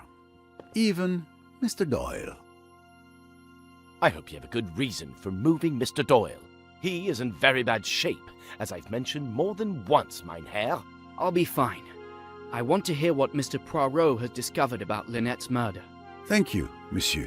Now then, when we first began our investigation, we had two hypotheses. The first was that the murder was not premeditated. The killer witnesses the scene between Miss de Belfort and Mr. Doyle, waits for everyone to leave the lounge, grabs the revolver that was under the chair, and shoots Linnet Doyle. The second hypothesis was that the murder had been meticulously premeditated. Correct, Miss Royce? Correct. Very quickly we were able to eliminate one of these two hypotheses. The murder was very carefully planned and accurately timed, with all the details meticulously worked out beforehand. Even to the drugging of my bottle of wine on the night in question. Let us explore the elements that support this hypothesis. Miss Robson had seen Miss de Belfort fire her revolver, had seen Simon Doyle collapse onto a chair, and had seen him clasp a handkerchief to his leg. That's exactly what I saw. What had Mr. Hayashi heard and seen? He heard a shot, and he found Doyle with a red-stained handkerchief pressed to his leg. I can confirm that. What had happened then? Mr. Doyle had been very insistent that Mr. Belfort should be got away, that she should not be left alone. After that, he suggested that Mr. Hayashi should get hold of the doctor. Accordingly, Miss Robson and Mr. Hayashi go out with Mr. Belfort, and for the next 5 minutes, they are busy on the port side of the deck. Miss Bowers, Dr. Bessner's, and Mr. Belfort's cabins are all on the port side. So someone had 5 minutes alone to go and kill Mrs. Doyle. But who? Simon Doyle. It is foolish, that. Do you think a man with a fractured bone and a splint on his leg could go walking about the boat and killing people? I tell you, it was impossible for Simon Doyle to leave my cabin. But yes, the thing seems impossible, but it's nonetheless true. During my investigation, I managed to retrieve Mr. Belfort's revolver, which had been thrown into the water. It was wrapped in a stained handkerchief. To an untrained eye, this stain could have been mistaken for blood. But Hercule Poirot's eyes are not untrained. The stain was in fact red ink contained in one of Mrs. Doyle's bottles of nail polish. So when Miss Robson and Mr. Hayashi saw Mr. Belfort shoot Mr. Doyle, and he writhed so piteously in pain from his injury, it was all a show.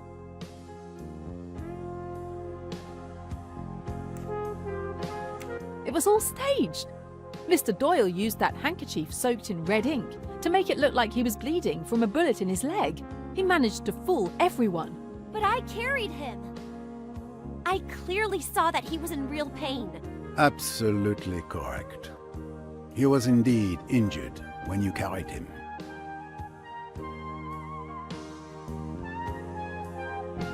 But you just said that... Patience, if you please. We're getting to the boldest part of this plan. As I mentioned earlier, after Mr. Belfort fired her shot, Mr. Doyle insisted that Miss Robson and Mr. Hayashi remove her from the lounge. Now he is alone. 2 minutes are all that Simon Doyle needs. He picks up the pistol from under the sofa, runs like a hare silently along the starboard deck, enters his wife's cabin, creeps up to her as she lies asleep, shoots her through the head, puts the bottle that has contained the red ink away, and runs back. But what does he do next? He sits back down in his chair and shoots himself in the leg. That is the moment when he's truly injured. But what about the gunshot? We should have heard it, just like the first one. I even heard a splash in the water, which makes far less noise. Well observed, my young friend. Mr. Doyle used an object to muffle the sound of the gunshot.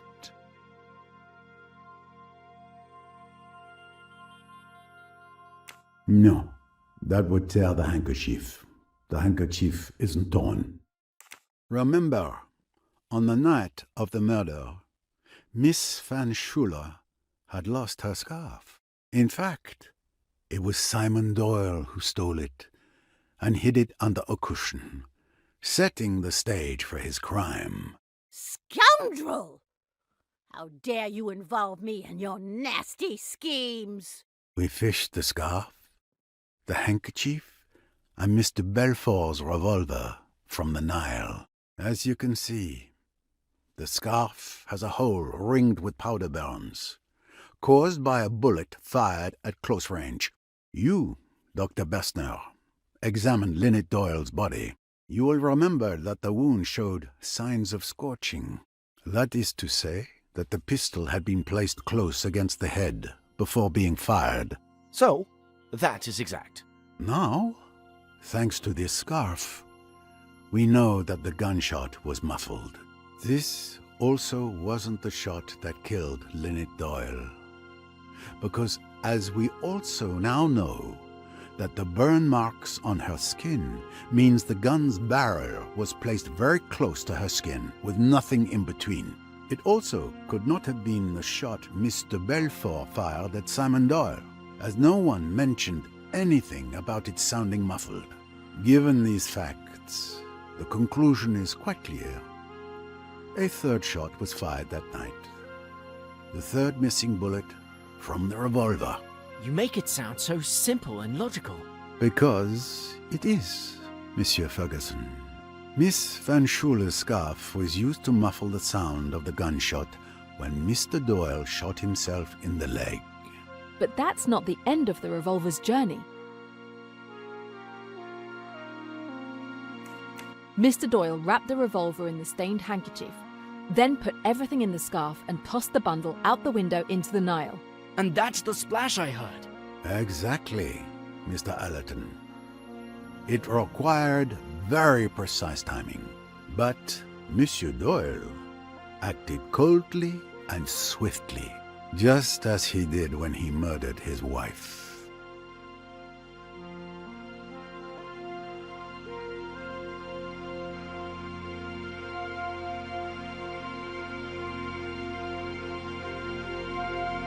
You certainly live up to your reputation, Mr. Poirot. Your theories are quite spectacular, but something is bothering me. If I am the villainous murderer who killed his wife, how do you explain the murders of Louise and Mrs. Otterbourne? What fantasies have you cooked up to explain how I could have managed those? And why? According to your theory, I was well and truly injured and bedridden in the care of Dr. Bessner all day. In fact, you're my alibi. I was even in the same room as you when poor Mrs. Otterbourne was killed. You're absolutely right, Mr. Doyle. I hope you didn't think I was done. Let us move on to the murders of those unfortunate women.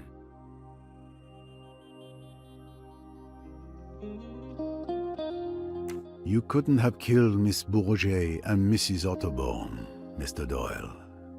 But you're not entirely innocent of their deaths either. Remember when Louise came to testify? When I asked her if she had seen anything the previous night, she gave this curious answer. Naturally, if I had been unable to sleep, if I had mounted the stairs, then perhaps I might have seen this assassin, this monster, enter or leave Madame's cabin. Now, what exactly did that tell us?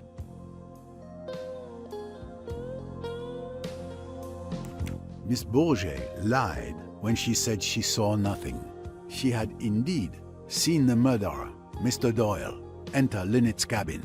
But instead of coming to me, she preferred to profit from her knowledge. She tried to blackmail Mr. Doyle.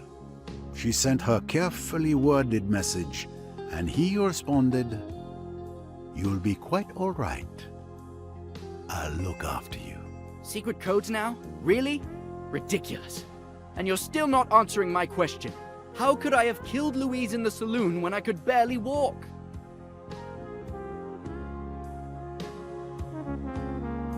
It's very simple. If you didn't kill Louise Bourget, then you must have had an accomplice.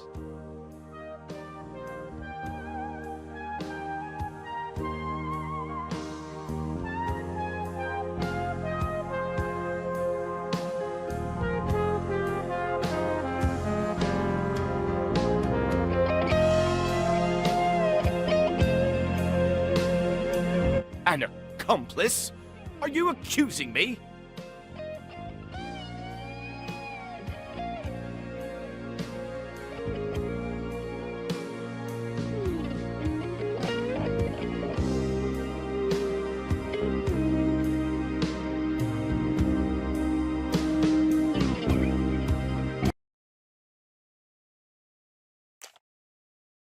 This accomplice can be none other than Jacqueline de Belfort. What?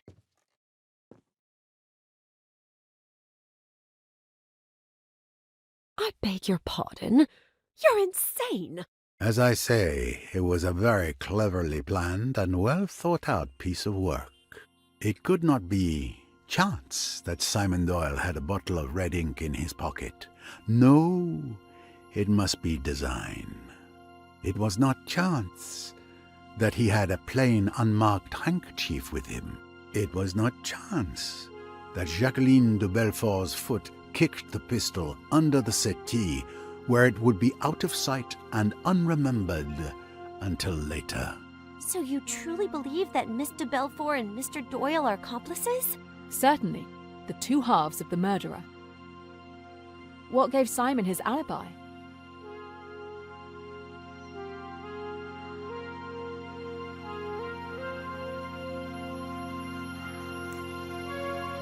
It's the bullet that Miss de Belfort fired into Mr. Doyle's leg that provided him with an alibi. Even if left alone, he wouldn't have been able to crawl to his wife's cabin to kill her. But Miss de Belfort didn't actually hit Mr. Doyle with that shot. He pretended to be injured, so crawling wasn't necessary. Now let's move on to the shooter. What gives Jacqueline de Belfort her alibi? Mr. Doyle was insistent that Miss de Belfort was never to be left alone from the moment of the gunshot until this morning. That gave her a rock-solid alibi for the murder of Mrs. Doyle. There, between the two of them, you get all the qualities you require. The cool, resourceful planning brain, Jacqueline de Belfort's brain, and the man of action to carry it out with incredible swiftness and timing. Look at it the right way, and it answers every question. Simon Doyle and Jacqueline had been lovers. Realize that they are still lovers, and it is all clear. Simon does away with his rich wife, inherits her money, and in due course will marry his old love. It was all very ingenious. The persecution of Mrs. Doyle by Jacqueline, all part of the plan. Simon's pretended rage. Then one night, on this boat, I thought I heard Simon and Linnet outside my cabin. He was saying, "We've got to go through with it now." It was Doyle, all right, but it was to Jacqueline he was speaking. The final drama was perfectly planned and timed. There was a sleeping draft for me, in case I might put an inconvenient finger in the pie. There was the selection of Miss Robson as a witness, the working up of the scene, Miss de Belfort's exaggerated remorse and frenzies. She made a good deal of noise in case the shot should be heard. In truth, it was an extraordinarily clever idea. Jacqueline says she shot Doyle. Miss Robson says so. Mr. Hayashi says so. And when Simon's leg is examined, he has indeed been shot. It looks unanswerable. For both of them, there is a perfect alibi. At the cost, it is true, of a certain amount of pain and risk to Simon Doyle. But it is necessary that his wound should definitely disable him. But then, the plan goes wrong. Someone sees Mr. Doyle enter his wife's cabin. Louise Bourget has been wakeful. She has come up the stairway, and she has seen Simon Doyle run along to his wife's cabin and come back. So she makes her greedy bid for hush money and, in so doing, signs her death warrant. But Mr. Doyle couldn't have killed her. No. The other partner did that murder. As soon as he could, Simon Doyle asks to see Jacqueline. He even asks me to leave them alone together. He tells her of the new danger. They must act at once. He knows where Bessner's scalpels are kept. And still, all is not well. For Mrs. Otterbourne has seen Jacqueline go to the saloon, and she comes hot-foot to tell Simon about it. Jacqueline is the murderess. Do you remember how Simon shouted at the poor woman?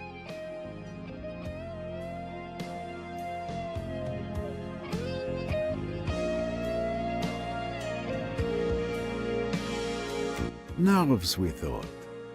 But the door was open, and he was trying to convey the danger to his accomplice. She heard, and she acted like lightning. She remembered Pennington had talked about a revolver.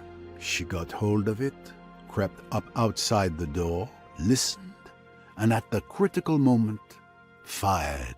She boasted once that she was a good shot, and her boast was not an idle one.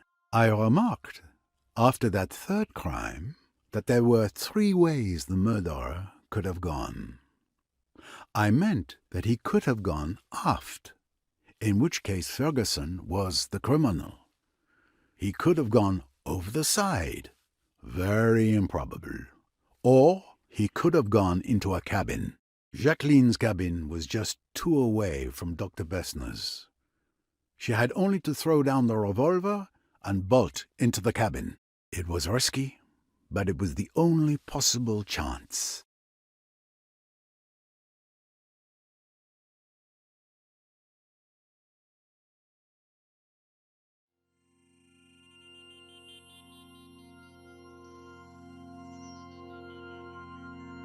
So you killed my mother, you filthy witch! Rosalie, no. I understand, but attacking her isn't the answer.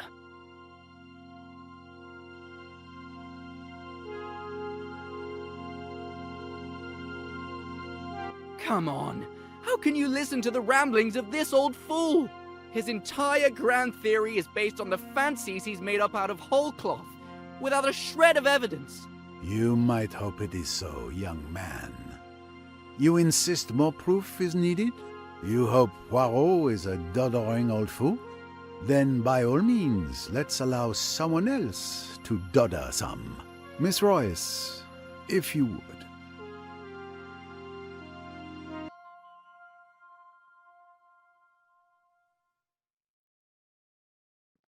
With pleasure. The irrefutable proof is tiny, but look here. You can see that the wood is damaged, and the bullet that caused it is still lodged in the hole. I'm sure forensics will prove that it's a .22 caliber cartridge fired from the murder weapon. This is the bullet Mr. Balfour shot at Simon Doyle. It ended up in the wall, not in his leg.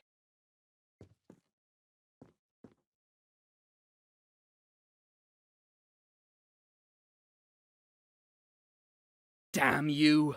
Damn you both! Our plan was perfect! It took 2 meddling detectives to work it out. Jackie and I were going to be rich and happy. We deserved it! And we derive the penalty for our failure. Simon, darling, let me speak. You were too clever for us, Mr. Poirot. That night, at Aswan, you told me not to open my heart to evil. Did you realize then what was in my mind? I only knew that what I said was true. It was true I could have stopped then, you know. I nearly did. I could have told Simon that I wouldn't go on with it. But then perhaps... Would you like to hear about it? From the beginning? If you care to tell me, mademoiselle. It was all very simple, really. You see, Simon and I loved each other. And for you, love would have been enough. But not for him. You might put it that way, perhaps. Simon always wanted money so dreadfully, and all the same, he never tried to marry anybody rich and horrid. He wasn't that sort. And then we met. Our love was obvious from the first glance. We were broke, but we wanted to get married. There we were, up against it. And then I thought of Linnet. It might make all the difference to me and Simon if she'd give him a job. It was about then that you saw us that night at Chez ma tante. You know, Mr. Poirot, I loved Linnet, really I did. She was my best friend, and I never dreamed that anything would ever come between us. But she went all out to get Simon away from me. I don't think she even hesitated for more than about a minute. I was her friend, but she didn't care. She just went bald-headed for Simon. That's why I'm not really sorry about her, even now. And Simon didn't care a damn about her. But he did like the thought of her money. Of course I saw that. And at last I suggested to him that it might be a good thing if he... got rid of me and married Linnet. But he scouted the idea. He said, money or no money, it would be hell to be married to her. He said his idea of having money was to have it himself. He talked about it a good deal one way and another, about how convenient it would be if Linnet died. I said it was an awful idea, and then he shut up about it. After a bit I saw that he'd made up his mind, and I was terrified. Simply terrified. Because you see, I realized that he'd never pull it off. He'd have no kind of subtlety about it. And he's got no imagination. So I had to come into it too, to look after him. I thought and I thought, trying to work out a plan. It seemed to me that the basis of the idea ought to be a kind of two-handed alibi. You know, Simon and I could somehow or other give evidence against each other, but actually that evidence would clear us of everything. It would be easy enough for me to pretend to hate Simon. It was quite a likely thing to happen under the circumstances. Then, if Linnet was killed, I should probably be suspected. So it would be better if I was suspected right away. We worked out details little by little. Even then, Simon went and wrote a J in blood, which was a silly, melodramatic thing to do. It's just the sort of thing he would think of. But it all went off fine. And then there was Louise. Yes. It was not your fault that Louise Bourget could not sleep that night. That miserable Frenchwoman tried to blackmail us. I pretended to grovel. I took her all the money we could get hold of. And then, when she was counting the money, I did it. It was quite easy. That's what's so horribly frightening about it. It's so terribly easy. And even then, we weren't safe. Mrs. Otterbourne had seen me. I'd no time to think. I just acted like a flash. It was almost exciting. Love can be a very frightening thing. That is why most great love stories are tragedies. Don't mind so much for me, Monsieur Poirot. After all, I've always lived hard, you know. Jackie, I ruined everything. I'm sorry for it all, my love. If I had known all this before,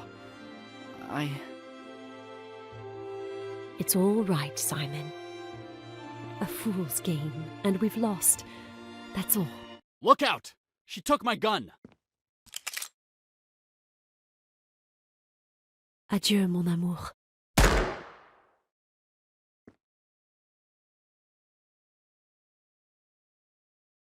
No!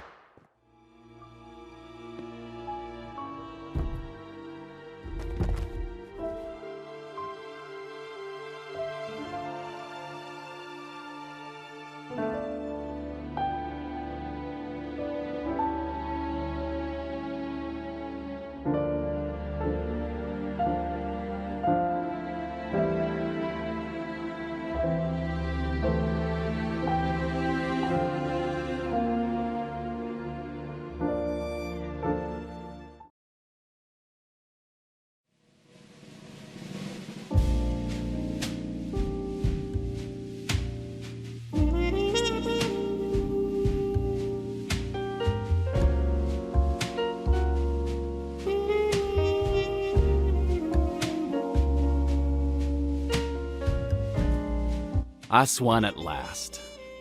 Still trying to absorb one shock after another. And how are we greeted upon our arrival? A day of police interrogation. We didn't reach the hotel until now. You there! I'm Mr. Pennington. Remember me? Is my room ready? Yes, sir. Everything is ready.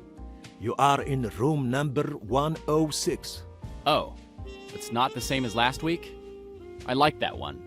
I assure you, sir, you won't notice the difference. Oh, my feet are killing me. My back. The police might as well have beaten me. What brutes. All those embarrassing personal questions, as if I were a criminal when we already know the truth. Yes, the police could have simply relied on Monsieur Poirot's explanations. It would have saved us from wasting our entire day at the police station. Fortunately, we're leaving tomorrow. They won't be seeing me in Egypt again anytime soon, I can tell you that. Thank you for assisting me with the official statement to the police today, Miss Royce. Repeating it all for the police requires great patience. I agree with you on that, Mr. Poirot. But I enjoyed the expressions on their faces as you explained the facts. It was my pleasure. At any rate, I understand we won't have to return there tomorrow. No, the Egyptian police can take over from here. The narrative I provided seems to satisfy them. The case will be officially closed. My God, I'm so hungry. Then let's eat. All this excitement has made me quite hungry as well, my boy. Ladies and gentlemen, your dinner is ready to be served. If you would kindly proceed to the terrace, everything has been arranged.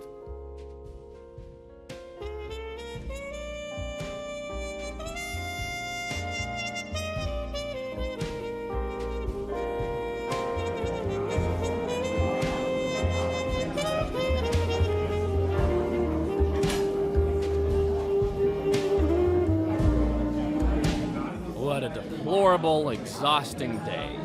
I'm going straight back to my room to take a bath.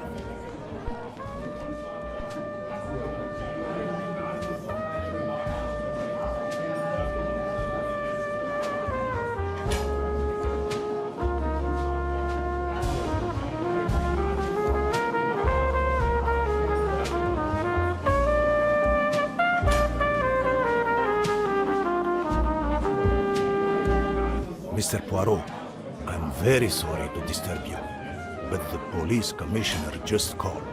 He would like to ask you a few more questions at the station. What can be so urgent it can't wait until tomorrow? It's late. The little grey cells must have their rest. I'm very sorry, sir, but the commissioner himself insisted. It sounded urgent. Even now, a police car awaits you. They'll take you there. It seems my decision has been made for me. Very well, let's go. Thank you. There are always a few more questions. Good luck. It is the dotting of the I and the crossing of the T only. Finally, a chance to swing by my room and go through that bag Riquetti kept so close.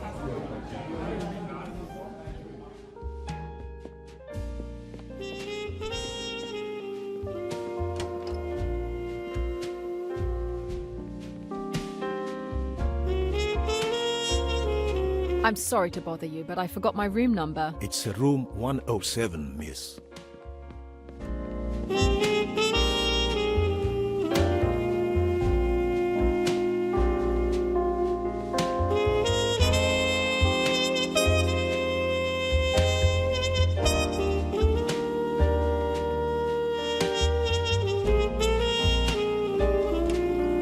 Home sweet home. Too bad it's only for one night. Okay, Riquetti, let's have a look at your little secrets. Interesting. It looks like an organizational chart for the Spire. And there seems to be plenty of other interesting information. I think it's time to create a clue wall.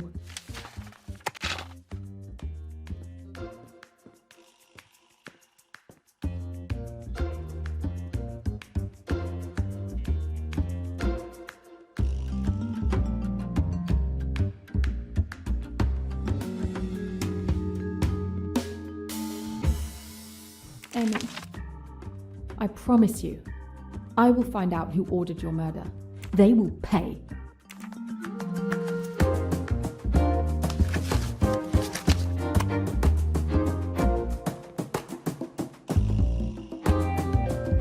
I never saw this man. Number 12.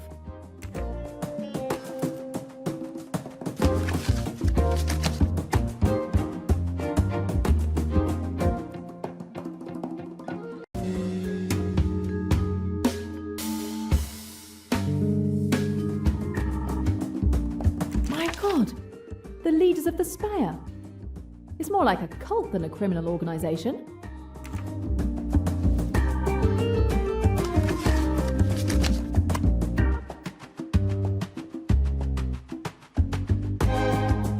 It's Linnet Doyle and her father.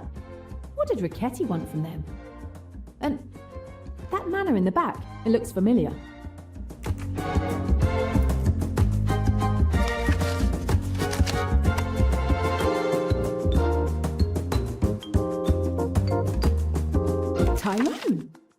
killed in New York trying to defend his neighborhood.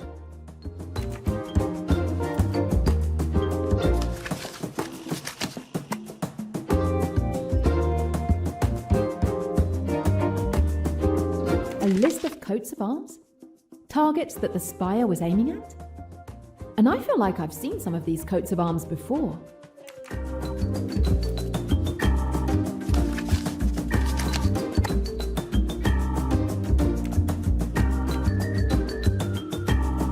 Emmy! My Emmy. Video surveillance cameras. AWL security was spying on her.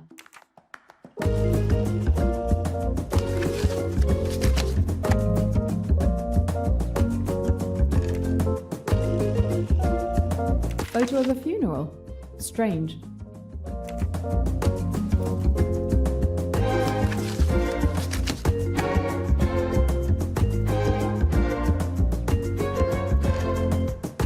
Seal? I'm going to take a photo for my clue wall.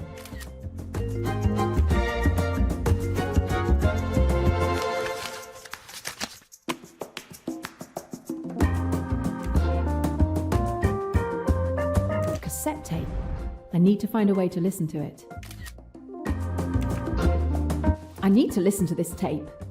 One of the passengers had a cassette player in their room on the boat. Who was it? Yes, Mr. Hayashi has a cassette player. I'll ask him.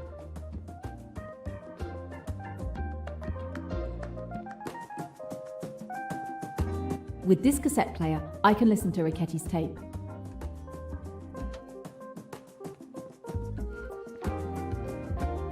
A second tape.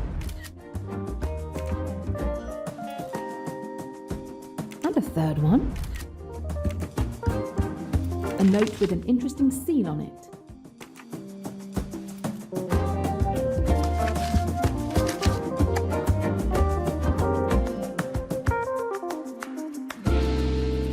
Another note with a seal.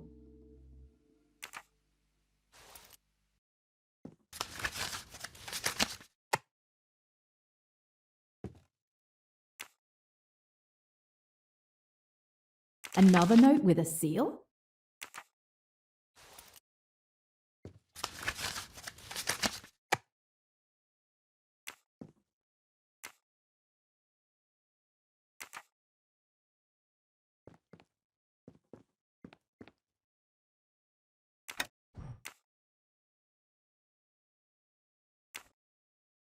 Memo number 13, December 9, 1971.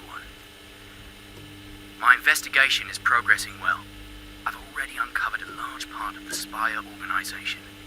Unfortunately, I can't put names to the positions yet, but I will eventually figure it out. One thing is certain. Whenever someone dies in the organization, it's the person below them in the hierarchy who takes their place. That should help me identify them all.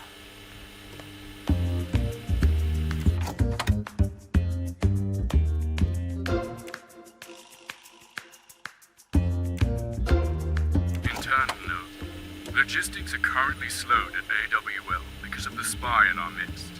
We need to do something. Deliveries are falling behind. Customers are growing impatient. They will start looking at the competition. As the logistics director, I am deciding to deliver Order H53 despite the risks.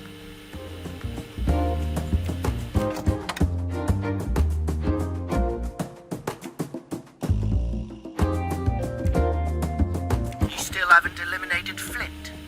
What are you waiting for? Where is the validated mission order? No need. That's not protocol. Protocol is I tell you what to do and you do it. You execute, and that's it. It needs to look like an accident. Get it? Done. Today. Okay, boss.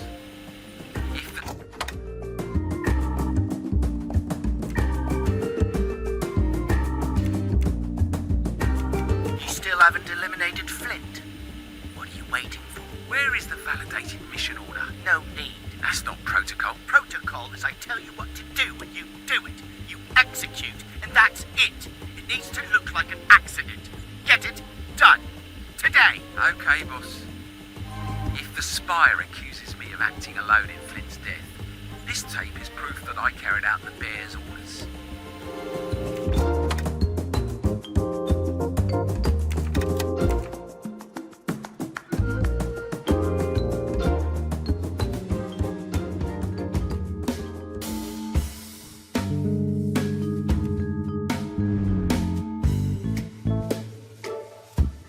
Do what you think is necessary. I can't stop you now.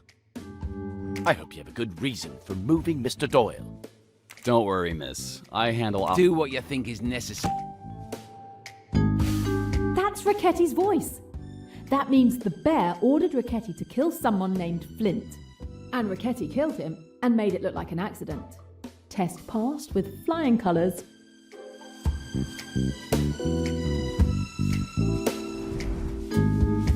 Well, okay. That's pretty much true, kid. I'll be there in a moment. Well, okay. No. Let me go and I'll tell you everything. I'll be there in a moment. That's Kapoor's voice. Kapoor is the one behind the Eagle, the logistics director of the Spire. I was born to be a detective.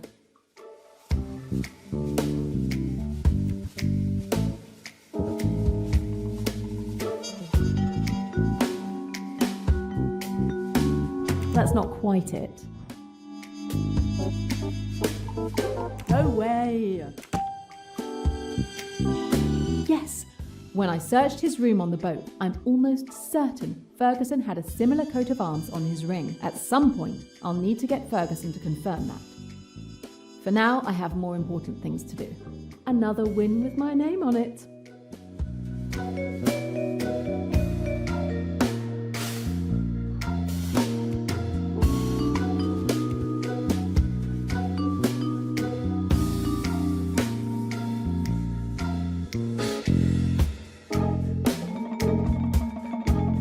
No, this isn't it. Think! Yes! When I searched her cabin on the boat, I saw that Cornelia had a picture of herself as a young girl with the same manor house in the background. At some point, I'll need to get Cornelia to confirm that. For now, I have more important things to do. Yes! Sometimes I even surprise myself.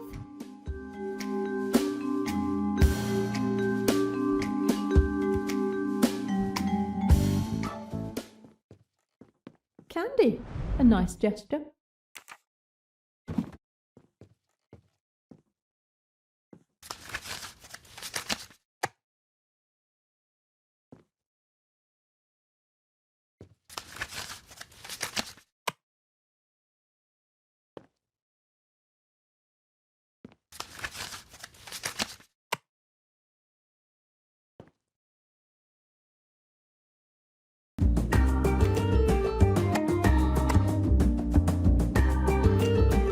The seal that Ricchetti had in his satchel matches the seal of the spider in the organisational chart. This confirms that Ricchetti was indeed an enforcer for the organisation, but more importantly, it shows that each position in the organisation has an assigned seal.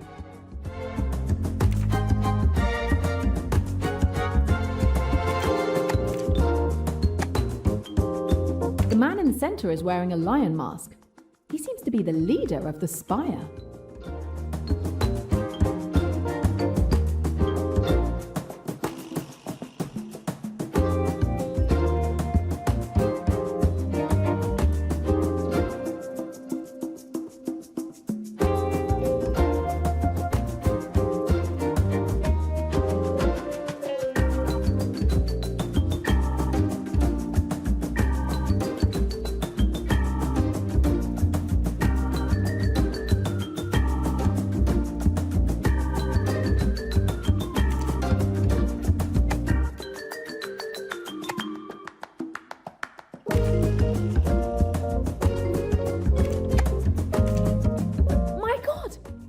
Represent mission orders for Ricchetti to kill targets. This guy was investigating the Spire. He seems to have started to uncover their organisational chart, which explains why he must have been executed.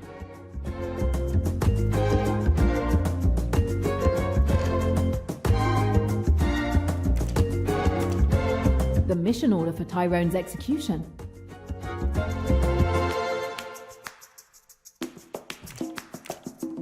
This damn piece of paper is the order for Emmy's murder.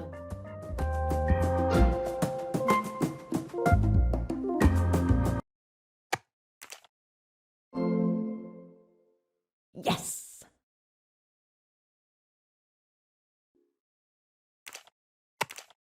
Vikram Kapoor. So this seal belongs to him.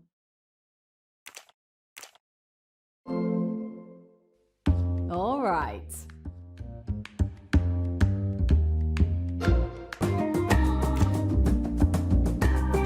This document was sent by the man behind this seal. The seal looks like the same one as the head of the organization. The order to kill Emmy came from the highest ranking person in the Spire, the king. All that's left is to discover his identity.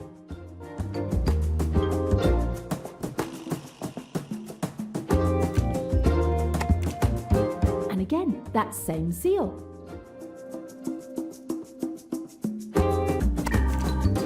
And again, that same seal.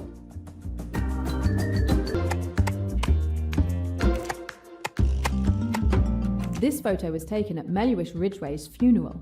He was Linnet's father, but more importantly, he was one of the wealthiest people in England.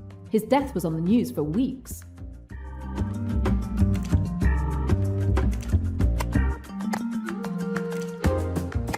It's the same walking cane. I can't be mistaken. Melhuish Ridgway is the man on that throne and behind that mask. Melhuish Ridgway had been the lion of the Spire for years, but today he is dead. According to the journalist's tape, it is always the person hierarchically below who takes the place of their superior when they die. The wolf has inherited the position of the new leader. Emmy was assassinated long after Melhuish Ridgway's funeral. So it's the wolf who is the mastermind behind Emmy's murder. But who is hiding behind that name?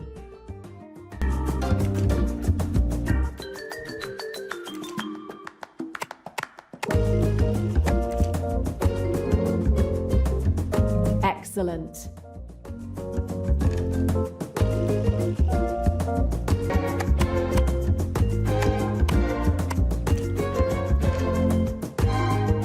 That's fair.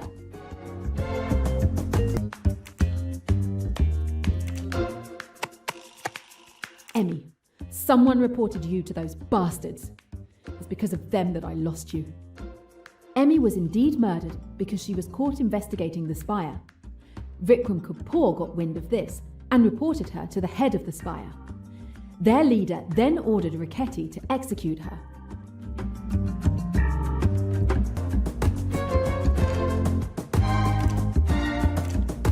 The man talking to Richetti is the bear, and he is his superior.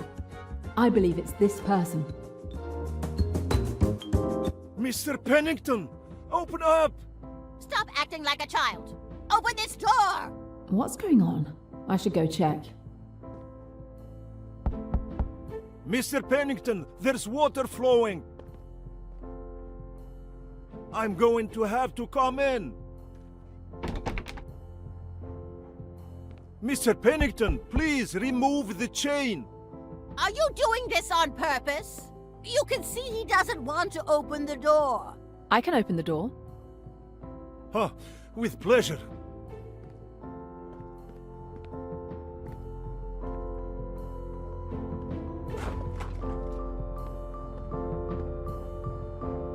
And there you go.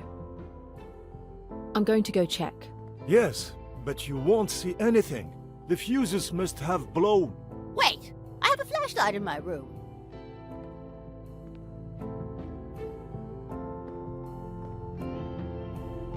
Here. Thank you. Stay here. I'm going to check.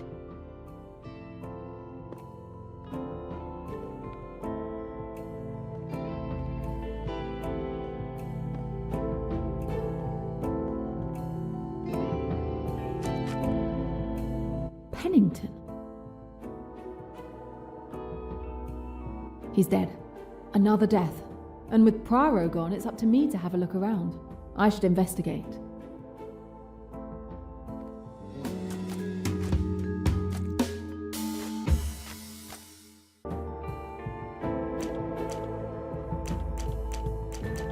A jaguar tattoo. That reminds me of something on my clue wall. We'll just take a photo of it.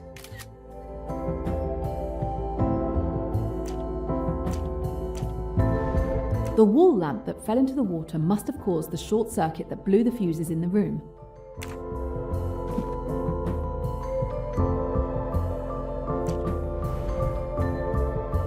The screw that held the lamp to the wall is unscrewed.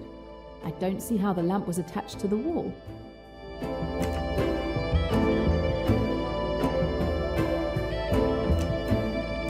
The murderer clearly couldn't have gone that way. The electrical wire unravelled when the lamp fell into the water.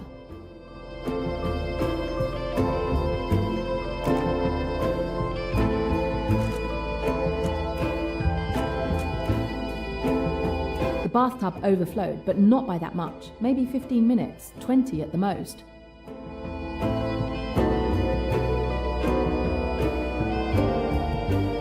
Okay, Jane, clues. Look for clues.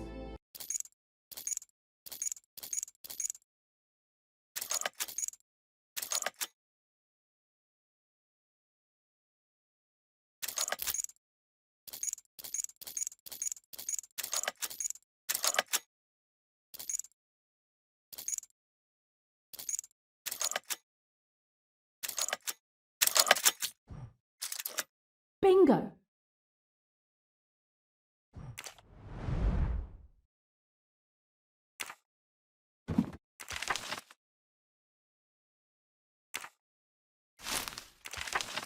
Wait! No way! It looks like a mission order from the Spire. What is it doing here?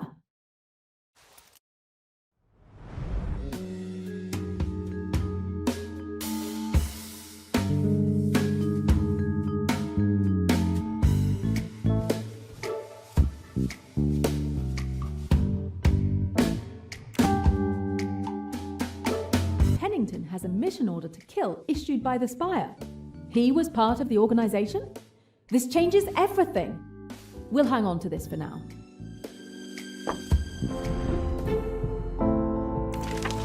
Report of a bad accident. Pennington must have been close to her to keep this article. March 3rd, 1972.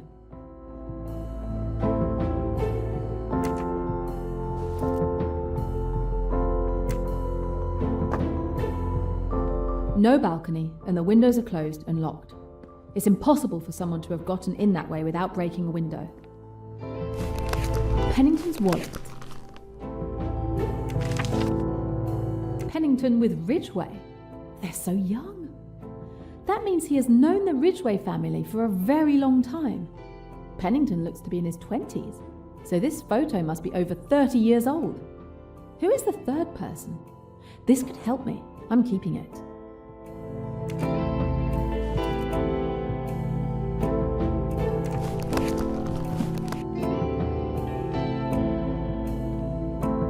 The hall door was locked from the inside. No one could have gotten in that way.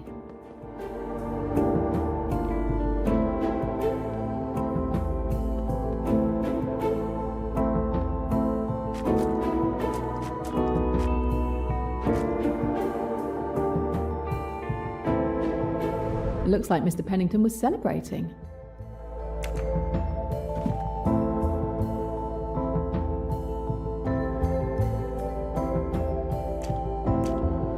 He didn't have time to shampoo his hair.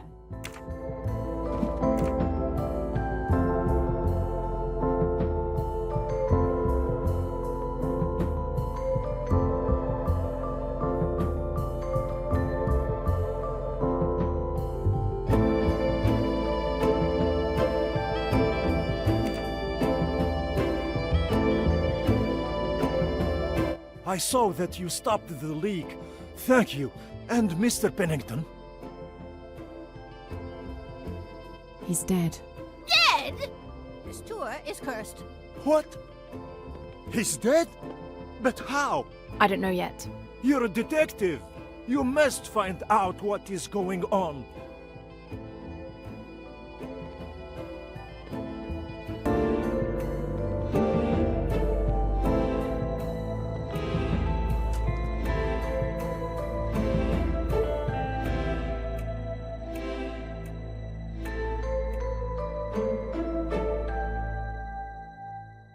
A fishing line with a knot.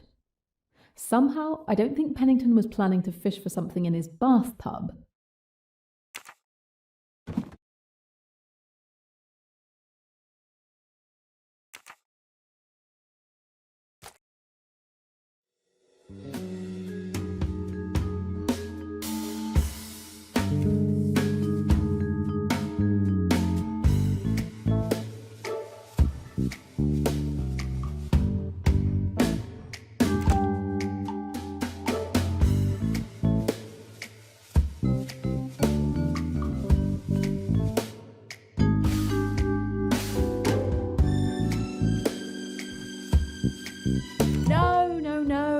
not correct.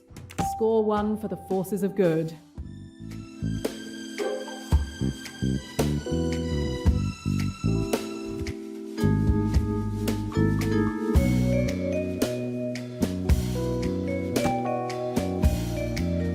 I can understand most of what I've discovered here, except for this fishing line with a knot. It must have been holding something. But what?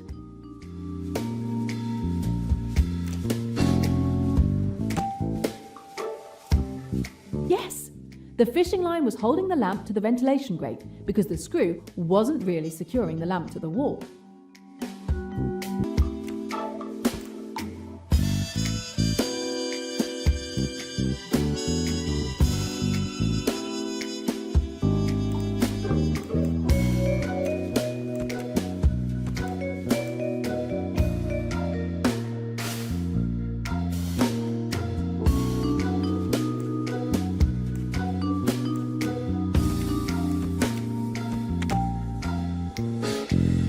It is bizarre, but clear. I'd better check in with the receptionist. That one's for you, Emmy.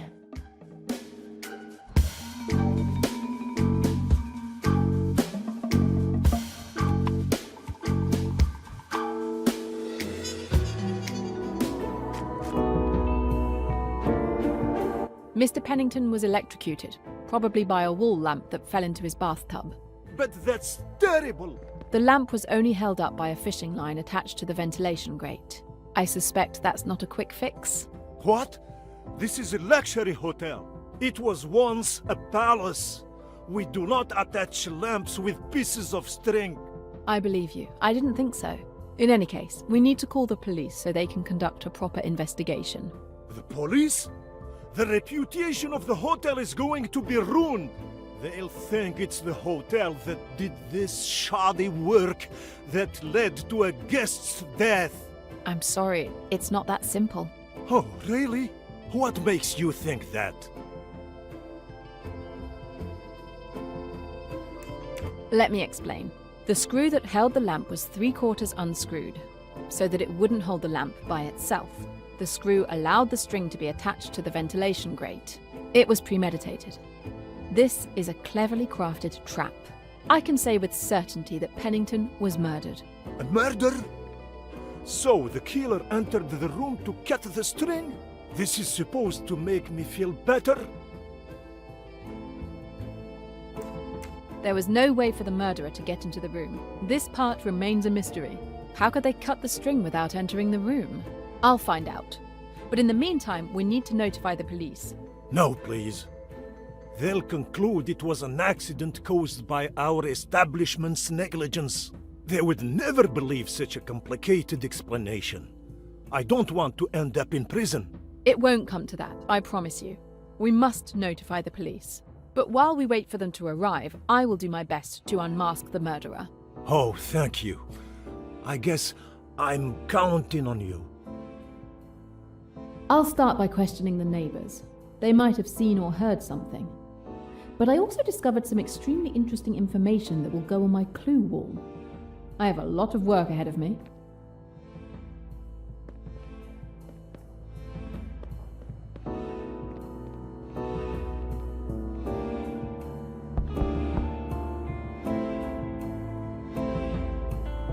Good evening, Mrs. Allerton.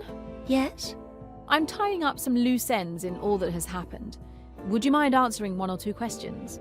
Oh, go ahead. Let's get it over with. I'm afraid Mr. Pennington is dead. Another death? I thought once we left the boat. How can this be happening? You didn't know he was dead? No, I haven't left my room since I came back from dinner. I didn't know anything about it. My goodness, his room is right next to mine. You didn't hear anything? I don't think... No. Wait. There was a fairly loud crash a few minutes ago. Yes, that was me breaking down a door. Oh, I see. Anything else? Besides the neighbours on the other side talking. Thanks. I'm sorry for bothering you.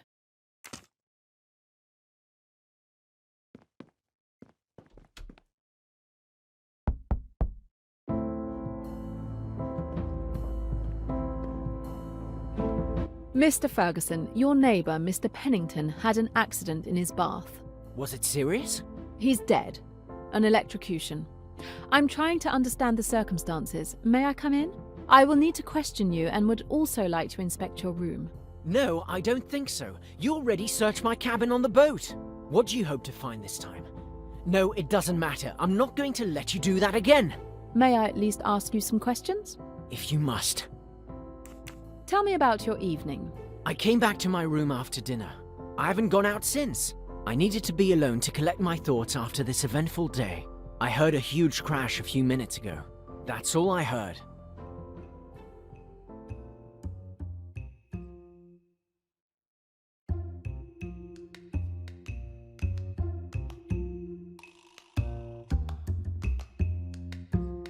I need some hard evidence to prove he's lying.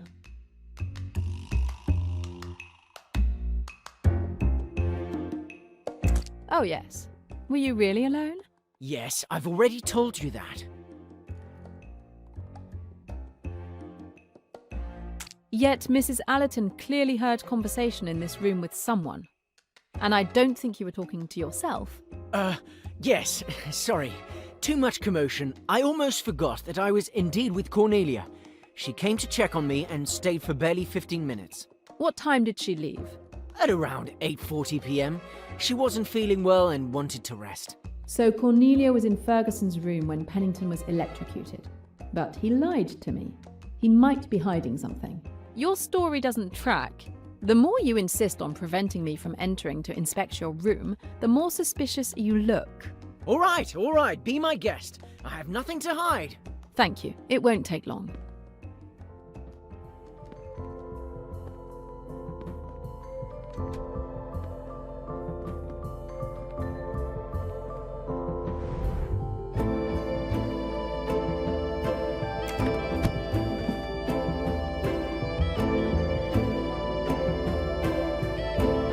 No balcony. I knew the murderer couldn't enter Pennington's room that way.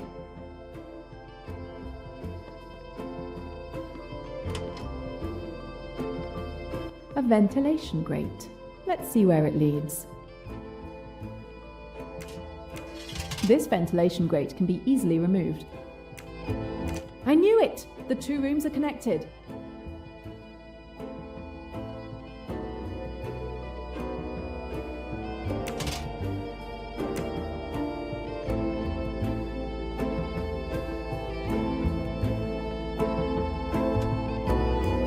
When we were on the boat, I saw your signet ring in your cabin. Could you show it to me again? Why would you want to? I don't see any connection to your investigation. No way! Your reaction is strange. One could almost say it's suspicious. Do you have something to hide? Nothing. This is ridiculous. Show me that ring. You've already lied to me once, so you can understand why I have doubts about your good faith. All right, fine. I'll go get it.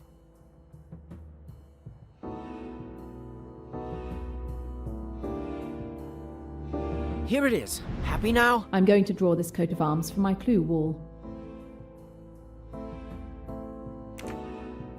So, is this the murder weapon? Are you going to put the handcuffs on me? Not yet, but you shouldn't take this situation so lightly.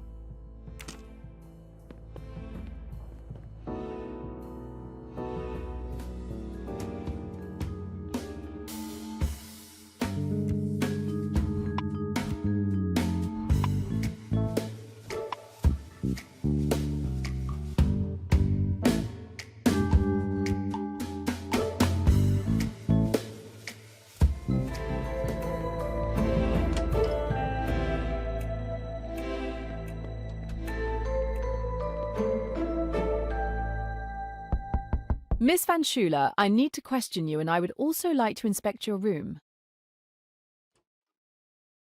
You want to rummage through my things again? No, I just need to check if there is access to Mr. Pennington's room. You think there's a secret passage to his room? What a ludicrous idea! Be my guest.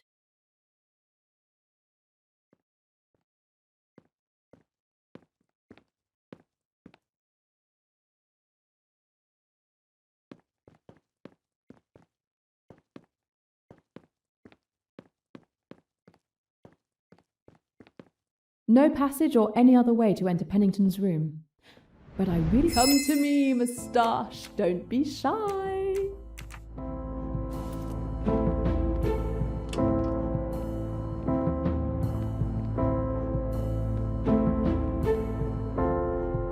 No balcony. As I suspected, the murderer couldn't have entered Pennington's room that way.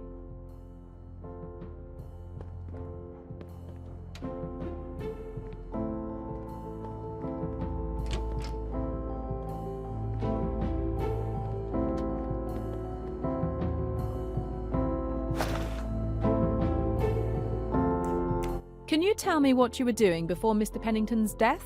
Yes. After dinner, I came back to my room at the same time as Mr. Ferguson. I didn't use a secret passage either.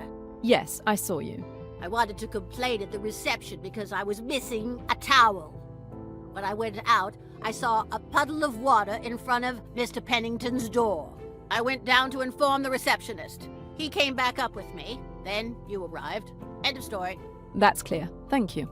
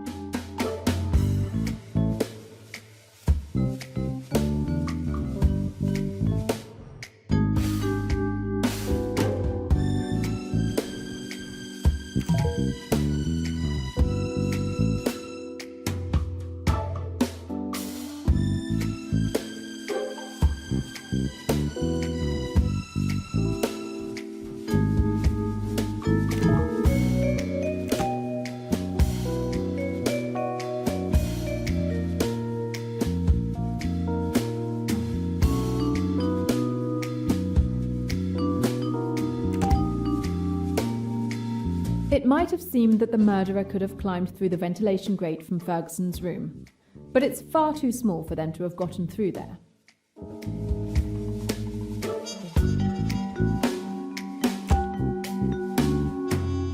The murderer must have used the ventilation duct in Ferguson's room to cut the string holding the wall lamp. Not really that complicated.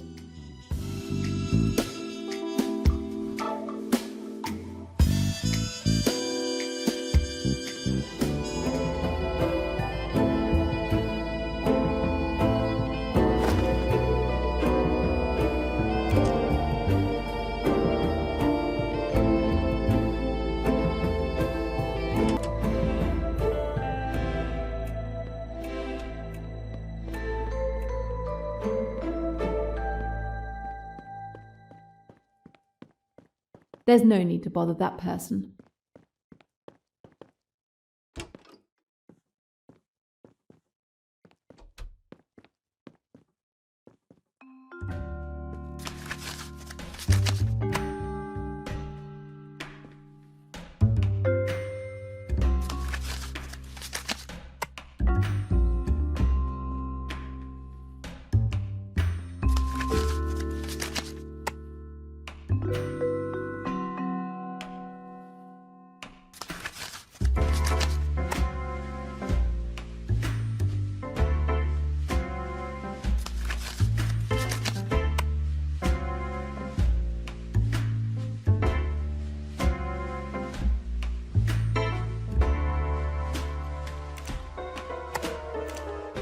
That jaguar tattoo is strikingly similar to the one from the spire. Pennington is the jaguar of the spire.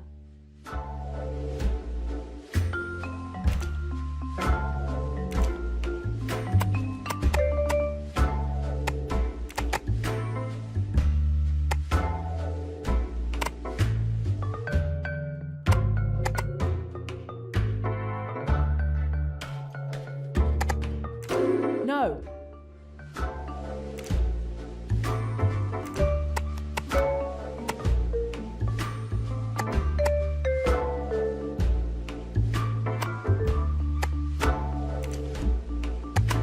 A stump.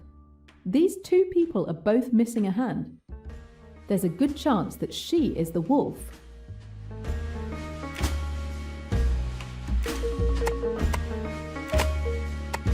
This woman who died in that car accident. She's the one Pennington is holding hands with when they were younger. Pennington seemed to care for her.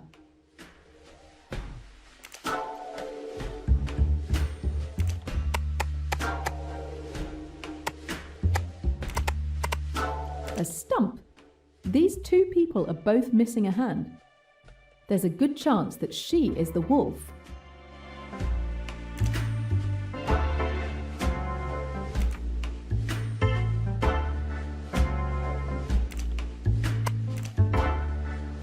Looks like Ferguson is actually part of the Dawlish family, one of the richest families in England. The spire seemed to be targeting his family.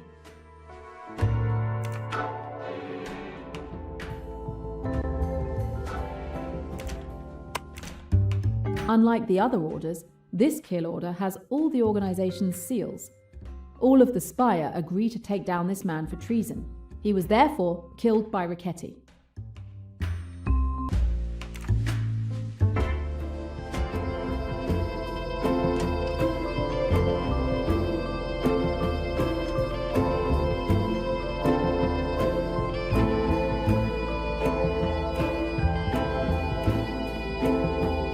Good evening, Cornelia. I hope I'm not bothering you. Not at all. I was just reading. I have bad news. Mr. Pennington is dead. Oh no! An accident? He was electrocuted. It clearly wasn't an accident. Since Mr. Poirot is not here, the hotel has asked me to look into it. What did you do after your meal this evening? I have a little secret. I don't know if I should tell you. Does that little secret involve Ferguson? Well, if you know, why ask? Yes, I was with him. But please don't tell anyone. Cousin Marie would strongly object to me dating someone beneath me, she'd say. Don't worry. I can keep a secret. So, you were with him and? Nothing special. I met him after dinner. We talked for about 15 minutes. But I was exhausted from all the drama. I went back to my room and haven't left it since. And when you were in Ferguson's room, did you hear anything? No, but I wasn't paying much attention to anything happening outside the room. When I searched your cabin on the boat, I remember a photo in your pocket watch. Could you show it to me again? If you like, but why? There's a detail I would like to check. Oh, really? How peculiar. Here it is.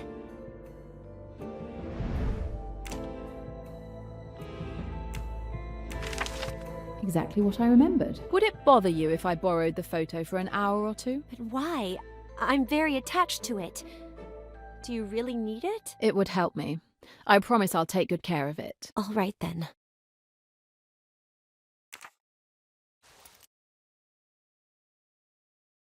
Thank you again for lending me the photo. Please be careful. It's the only photo I have left of my father.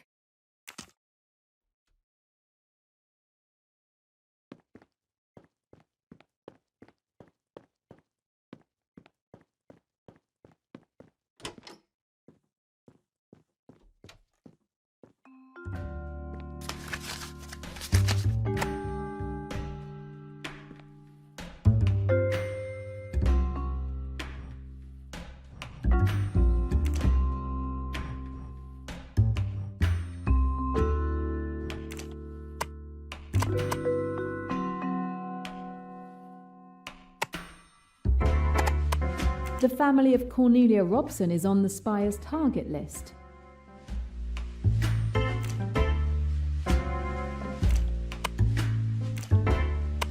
The photo of the Ridgway family looks more recent than the other one. While head of the spire, Meluish Ridgway stole all the assets of the Robson family, including their home.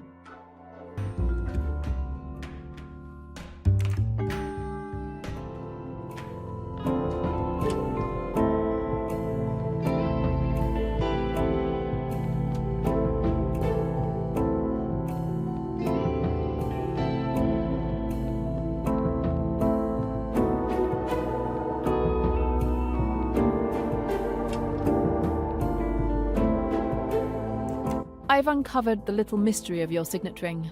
Again with my signet ring? Are you insane? It's just a perfectly ordinary signet ring. My father gave me that ring. I keep it safely in a secure box, because it holds a lot of sentimental value for me.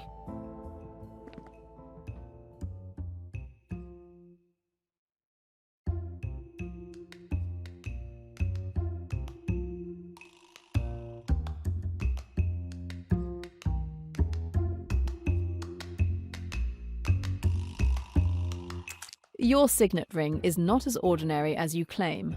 Really? What makes you say that?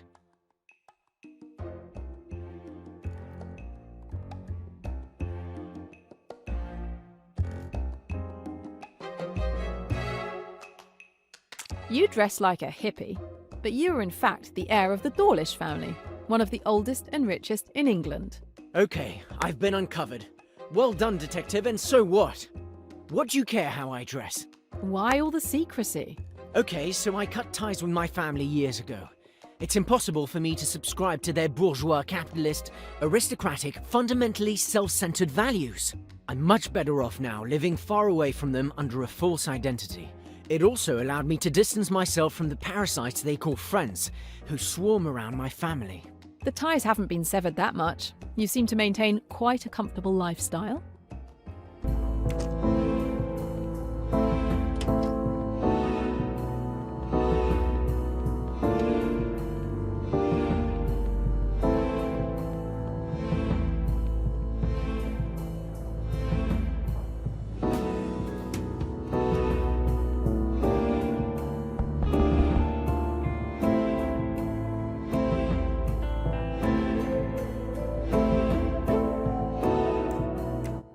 Back my photo? I need to keep it a little longer. You lived in a very beautiful house back then. You seemed to be well off. Today it's clear you depend financially on your cousin. What happened? It's no great secret. At the time that photo was taken, we wanted for nothing. Let me put it that way. My father made some bad investments. We lost everything. We were ruined. My father died shortly after. It's the only photo I have of me with my father. That's why I care about it so much.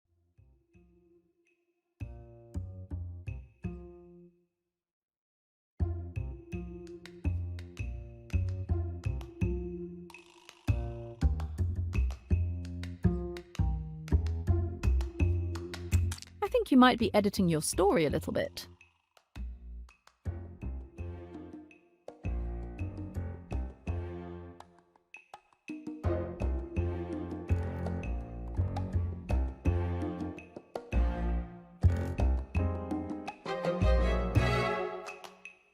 It's not your father who caused your family's ruin. It was Linnet's father who targeted your family and ruined them. Oh, really? Wherever you got your information, they're wrong. They must be. You don't believe me? You didn't know? My mother always told me that it was my father who caused our misfortune. I don't see why she would have lied to me. Well, I can tell you for sure that it was Meluish Ridgway who ruined your family. If you don't believe me, ask your mother. I will, but it's nonsense. It must be.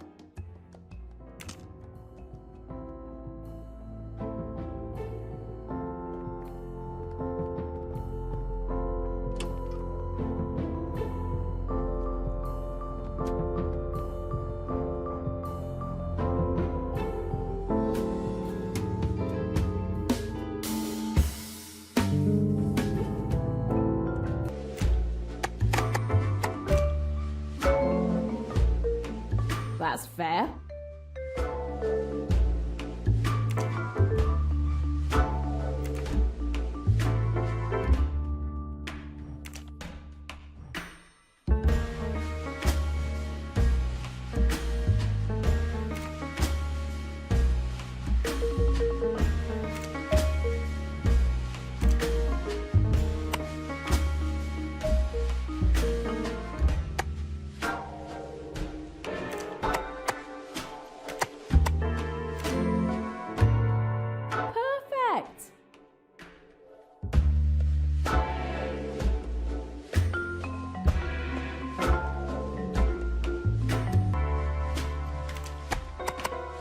Flint, like Isabel Flint.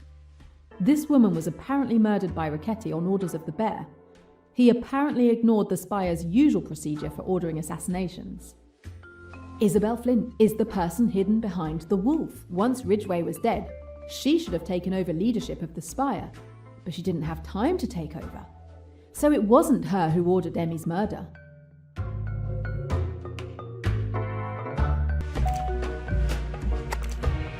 This kill order bears the seals of all the leaders of the spire, except for the bear. It makes sense, considering he betrayed the organisation by killing Flint behind his colleagues' backs. So this man is the bear. I finally have all the pieces of this deadly little puzzle. Isabel Flint was the wolf. She was set to succeed Melhuish Ridgway after his death, but the bear saw an opportunity. He hatched a scheme to kill the wolf and take her place. Unfortunately, the spire discovered the bear's plan and arranged his execution. After the plotting and treachery was over, all of the highest-ranking leaders of the spire were dead, except one, Pennington.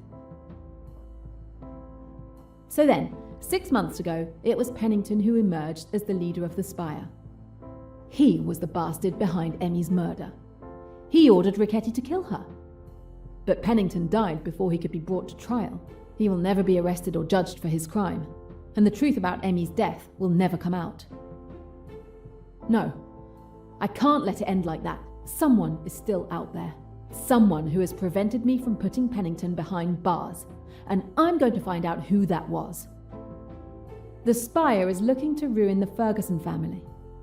If he's aware that Pennington is the head of the organisation, he knows that by killing Pennington, he distances the spire from him and his family. That would be a good motive to kill him. The spire ruined Cornelia's family. If she knew about it, and if she's aware that Pennington is the head of the organisation, that would give her a strong motive for killing him.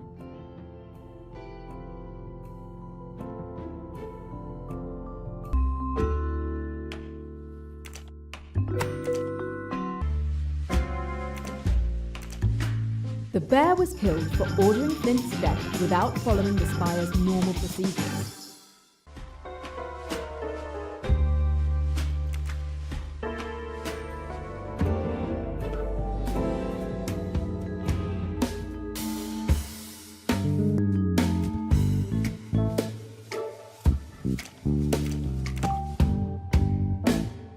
Only Cornelia and Ferguson had motives to kill Pennington. And they are also the only ones who had access to the ventilation duct to cut the string at the time of the murder. One of them must be the murderer. I'm going to confront them. That one's for you, Emmy.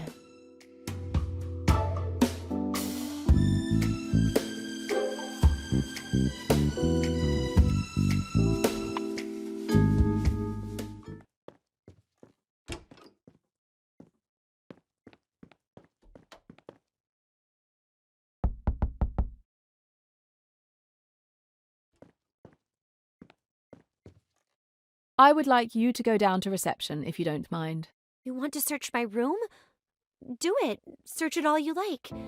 I'll go. Could you please come down to the reception? It's time for me to share what this new investigation has revealed. If it can exonerate me, I'll come down.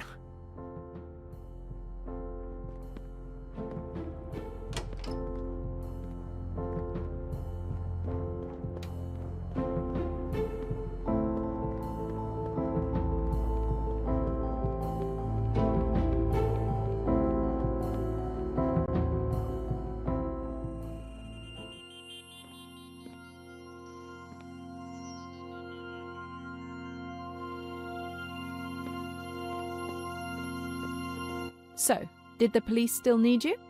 I'm sparing you the details, but the case is definitely closed this time.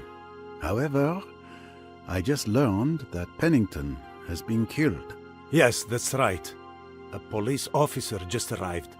I've made him wait. I've been told that you're investigating. Do you need help? No, I think I've solved Pennington's murder. Oh, really? So soon? I'm impressed. Please continue. For once, I only need to observe. If you don't mind. As you know, Mr. Pennington was found dead, electrocuted in his bathtub. The wall lamp had come loose from the wall. It was clear to me that the lamp had been rigged with a string connected through a ventilation grate. But no one could have entered the room to trigger the trap. A murder. The trap could only have been triggered from the ventilation grate in Ferguson's room. Only 2 people were present in the room at the time of the murder, Ferguson and Cornelia. One of them killed Pennington. I've had it with your accusations. I don't understand anything about your story. I'm just getting started. We first need to talk about Mr. Pennington. Thanks to documents I retrieved at the time of Ricchetti's arrest, I discovered the true identity of Andrew Pennington. He is more than just the manager of the Ridgway family finances. He is also the head of a criminal organisation called The Spire. They are involved in arms trafficking on an international level. Want to start a revolution? They'll supply every bullet. Ricchetti worked as a hitman for them. Pennington was a crime lord? I knew he was corrupt, but to that extent. I also discovered that Pennington was connected to my 2 suspects. Let's start with Cornelia. You were born into wealth, but your family was ruined by Pennington and Linnet's father, who was also part of the Spire. You knew this, and you decided to take your revenge. You're wrong. My father caused his own ruin. Let's next have a look at Mr. Ferguson. Beneath his hippie facade, he comes from one of the richest families in England. You might say, but he lives in poverty, away from his family. In this case, clothes don't make the man, and his family was targeted by the Spire to be stripped of their fortune. He takes luxurious trips with the family's money and enjoys a lavish life. Killing Pennington would ensure he could maintain that lifestyle. What is this Spire? I've never heard of it. It sounds like the villains in a James Bond movie. The Spire is real enough. I can prove it. So, both suspects have a motive to kill Pennington. Here's how the murder happened.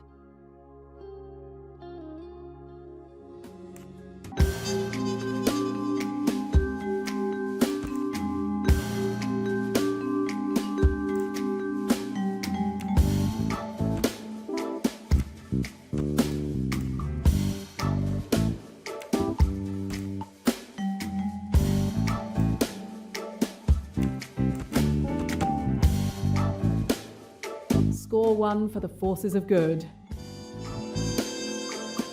The plan is clever. Clever yet simple. The murderer waits for Pennington to take his bath. The killer locks himself in the bathroom next to Pennington's bathroom, opens the ventilation grate, and cuts the invisible fishing line holding the wall lamp. The lamp falls into the bath, electrocuting Pennington and blowing the fuses. Miss Van Schuler alerts the receptionist when she sees the bath water spilling into the hallway. A little genius, this murderer. Very little fuss or bother. Your explanations are very clear, Miss Royce. But there's a small problem. I see where you're going with this.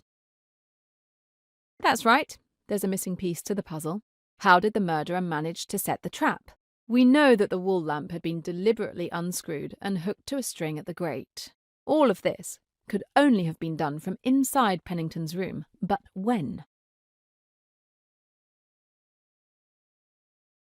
The simple solution would be that the murderer took advantage of dinner to go into Pennington's room and rig the lamp. But we were all at the table. No one was absent except for Mr. Poirot. Mademoiselle, you forget yourself. You think I, Poirot, am an accomplice? Of course not. If you had been the murderer, I would never have been able to figure it out. You are too kind. No one could have entered Pennington's room from the time we arrived tonight until his death, because we all dined together. And then he went up to his room. The trap must have been set up well in advance. But when? We just arrived. Today is your second visit to this hotel. You were all in the hotel a few days ago, before the boat departure for Abu Simbel, Cornelia too. The room could have been entered then, and the trap rigged. So the trap was set, and only waiting to be triggered after the return from the cruise. But I had the same room as last time. If I may, we always give the same room to a guest if we know they will be returning to the hotel. You all had the same room as before the cruise. Since there were no complaints, the hotel arranged for everyone to return to the same rooms. There's a way to be sure. I'll show you how.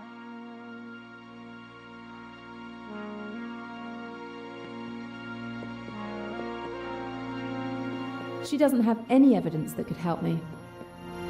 Checkmate in 3 moves, but that's not the evidence I'm looking for.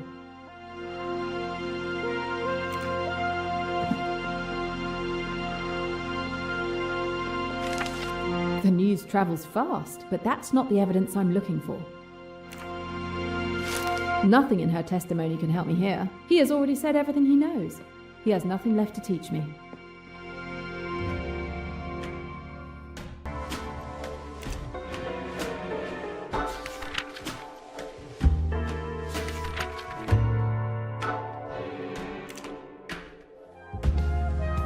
Here is the evidence that condemns the guilty party.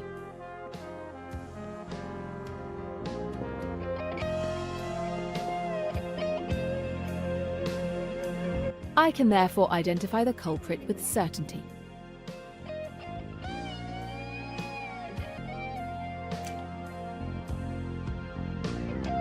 Cornelia, you killed Pennington.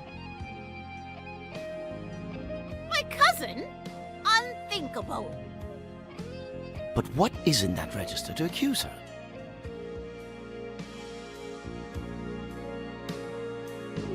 Cornelia had Pennington's room before the cruise. She had checked the hotel logbook and found out that her room would be Pennington's. I'm sure she was prepared to complain about her room if it was another one. But no, I would never change a guest's room. If Mr. Pennington had room 106 before the cruise, he should have had room 106 after. I don't understand why he got room 111. Exactly. As I was able to confirm by reading the register, all the other guests had the same room as before the cruise. It is certain that Pennington's and Cornelia's rooms were intentionally switched in the logbook. The receptionist reiterated that he always assigns the same room. But what happened with this logbook? It's simple. It was Cornelia who swapped the rooms in the logbook. The night before the cruise departure, she set the trap in her room, then took advantage of the receptionist's sleep to falsify the logbook.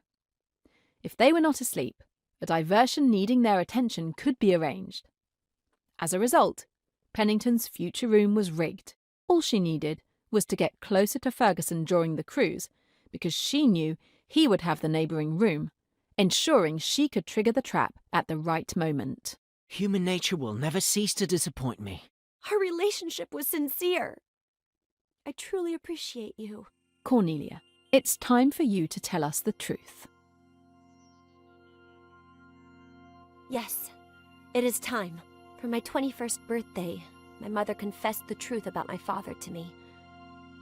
I had always believed he had caused our family's ruin with his bad investments. In reality, it was Linnet's father, aided by Pennington, who stole all of our family's fortune. My father was swindled by them and couldn't bear the humiliation. I started to hate those 2 men. But I never held anything against Linnet. She was innocent and a good person. When we arrived at the hotel, I discovered that Pennington was there. I saw it as a sign. I was finally going to be able to fulfill the vengeance I had wished for years. I understand your thirst for vengeance better than anyone, but it won't ease your pain.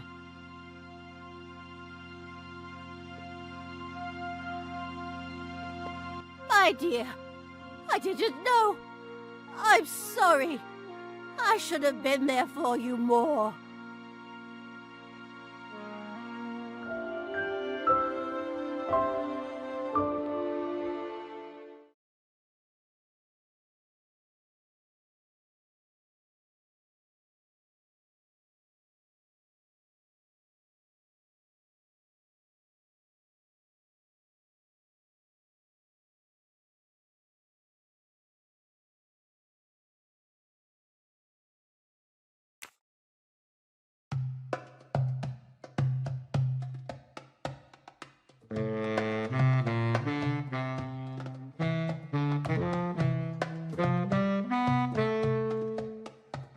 I wish I could stay a little longer, but I have to go back to London.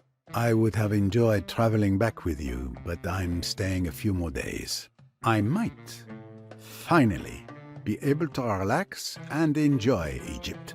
If it is not impolite to ask, what are you going to do when you return to England, Miss Royce?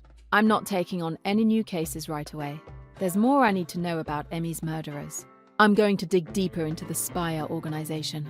It is a big case you're tackling, Miss Royce. A dangerous one. I wish you the best of luck. Please, keep me informed. And if there is anything Poirot can do, please just ask. It's been a pleasure, Mr. Poirot. For me as well, mademoiselle. Of course, there were 1 or 2 points in your summation of the crime where you erred. What? When? Why didn't you speak up during my explanation? But you were doing so well, and I knew you were doing it. You needed to do it. For your dear Emmy. Let it never be said Poirot does not recognize when love speaks. It is better just to listen.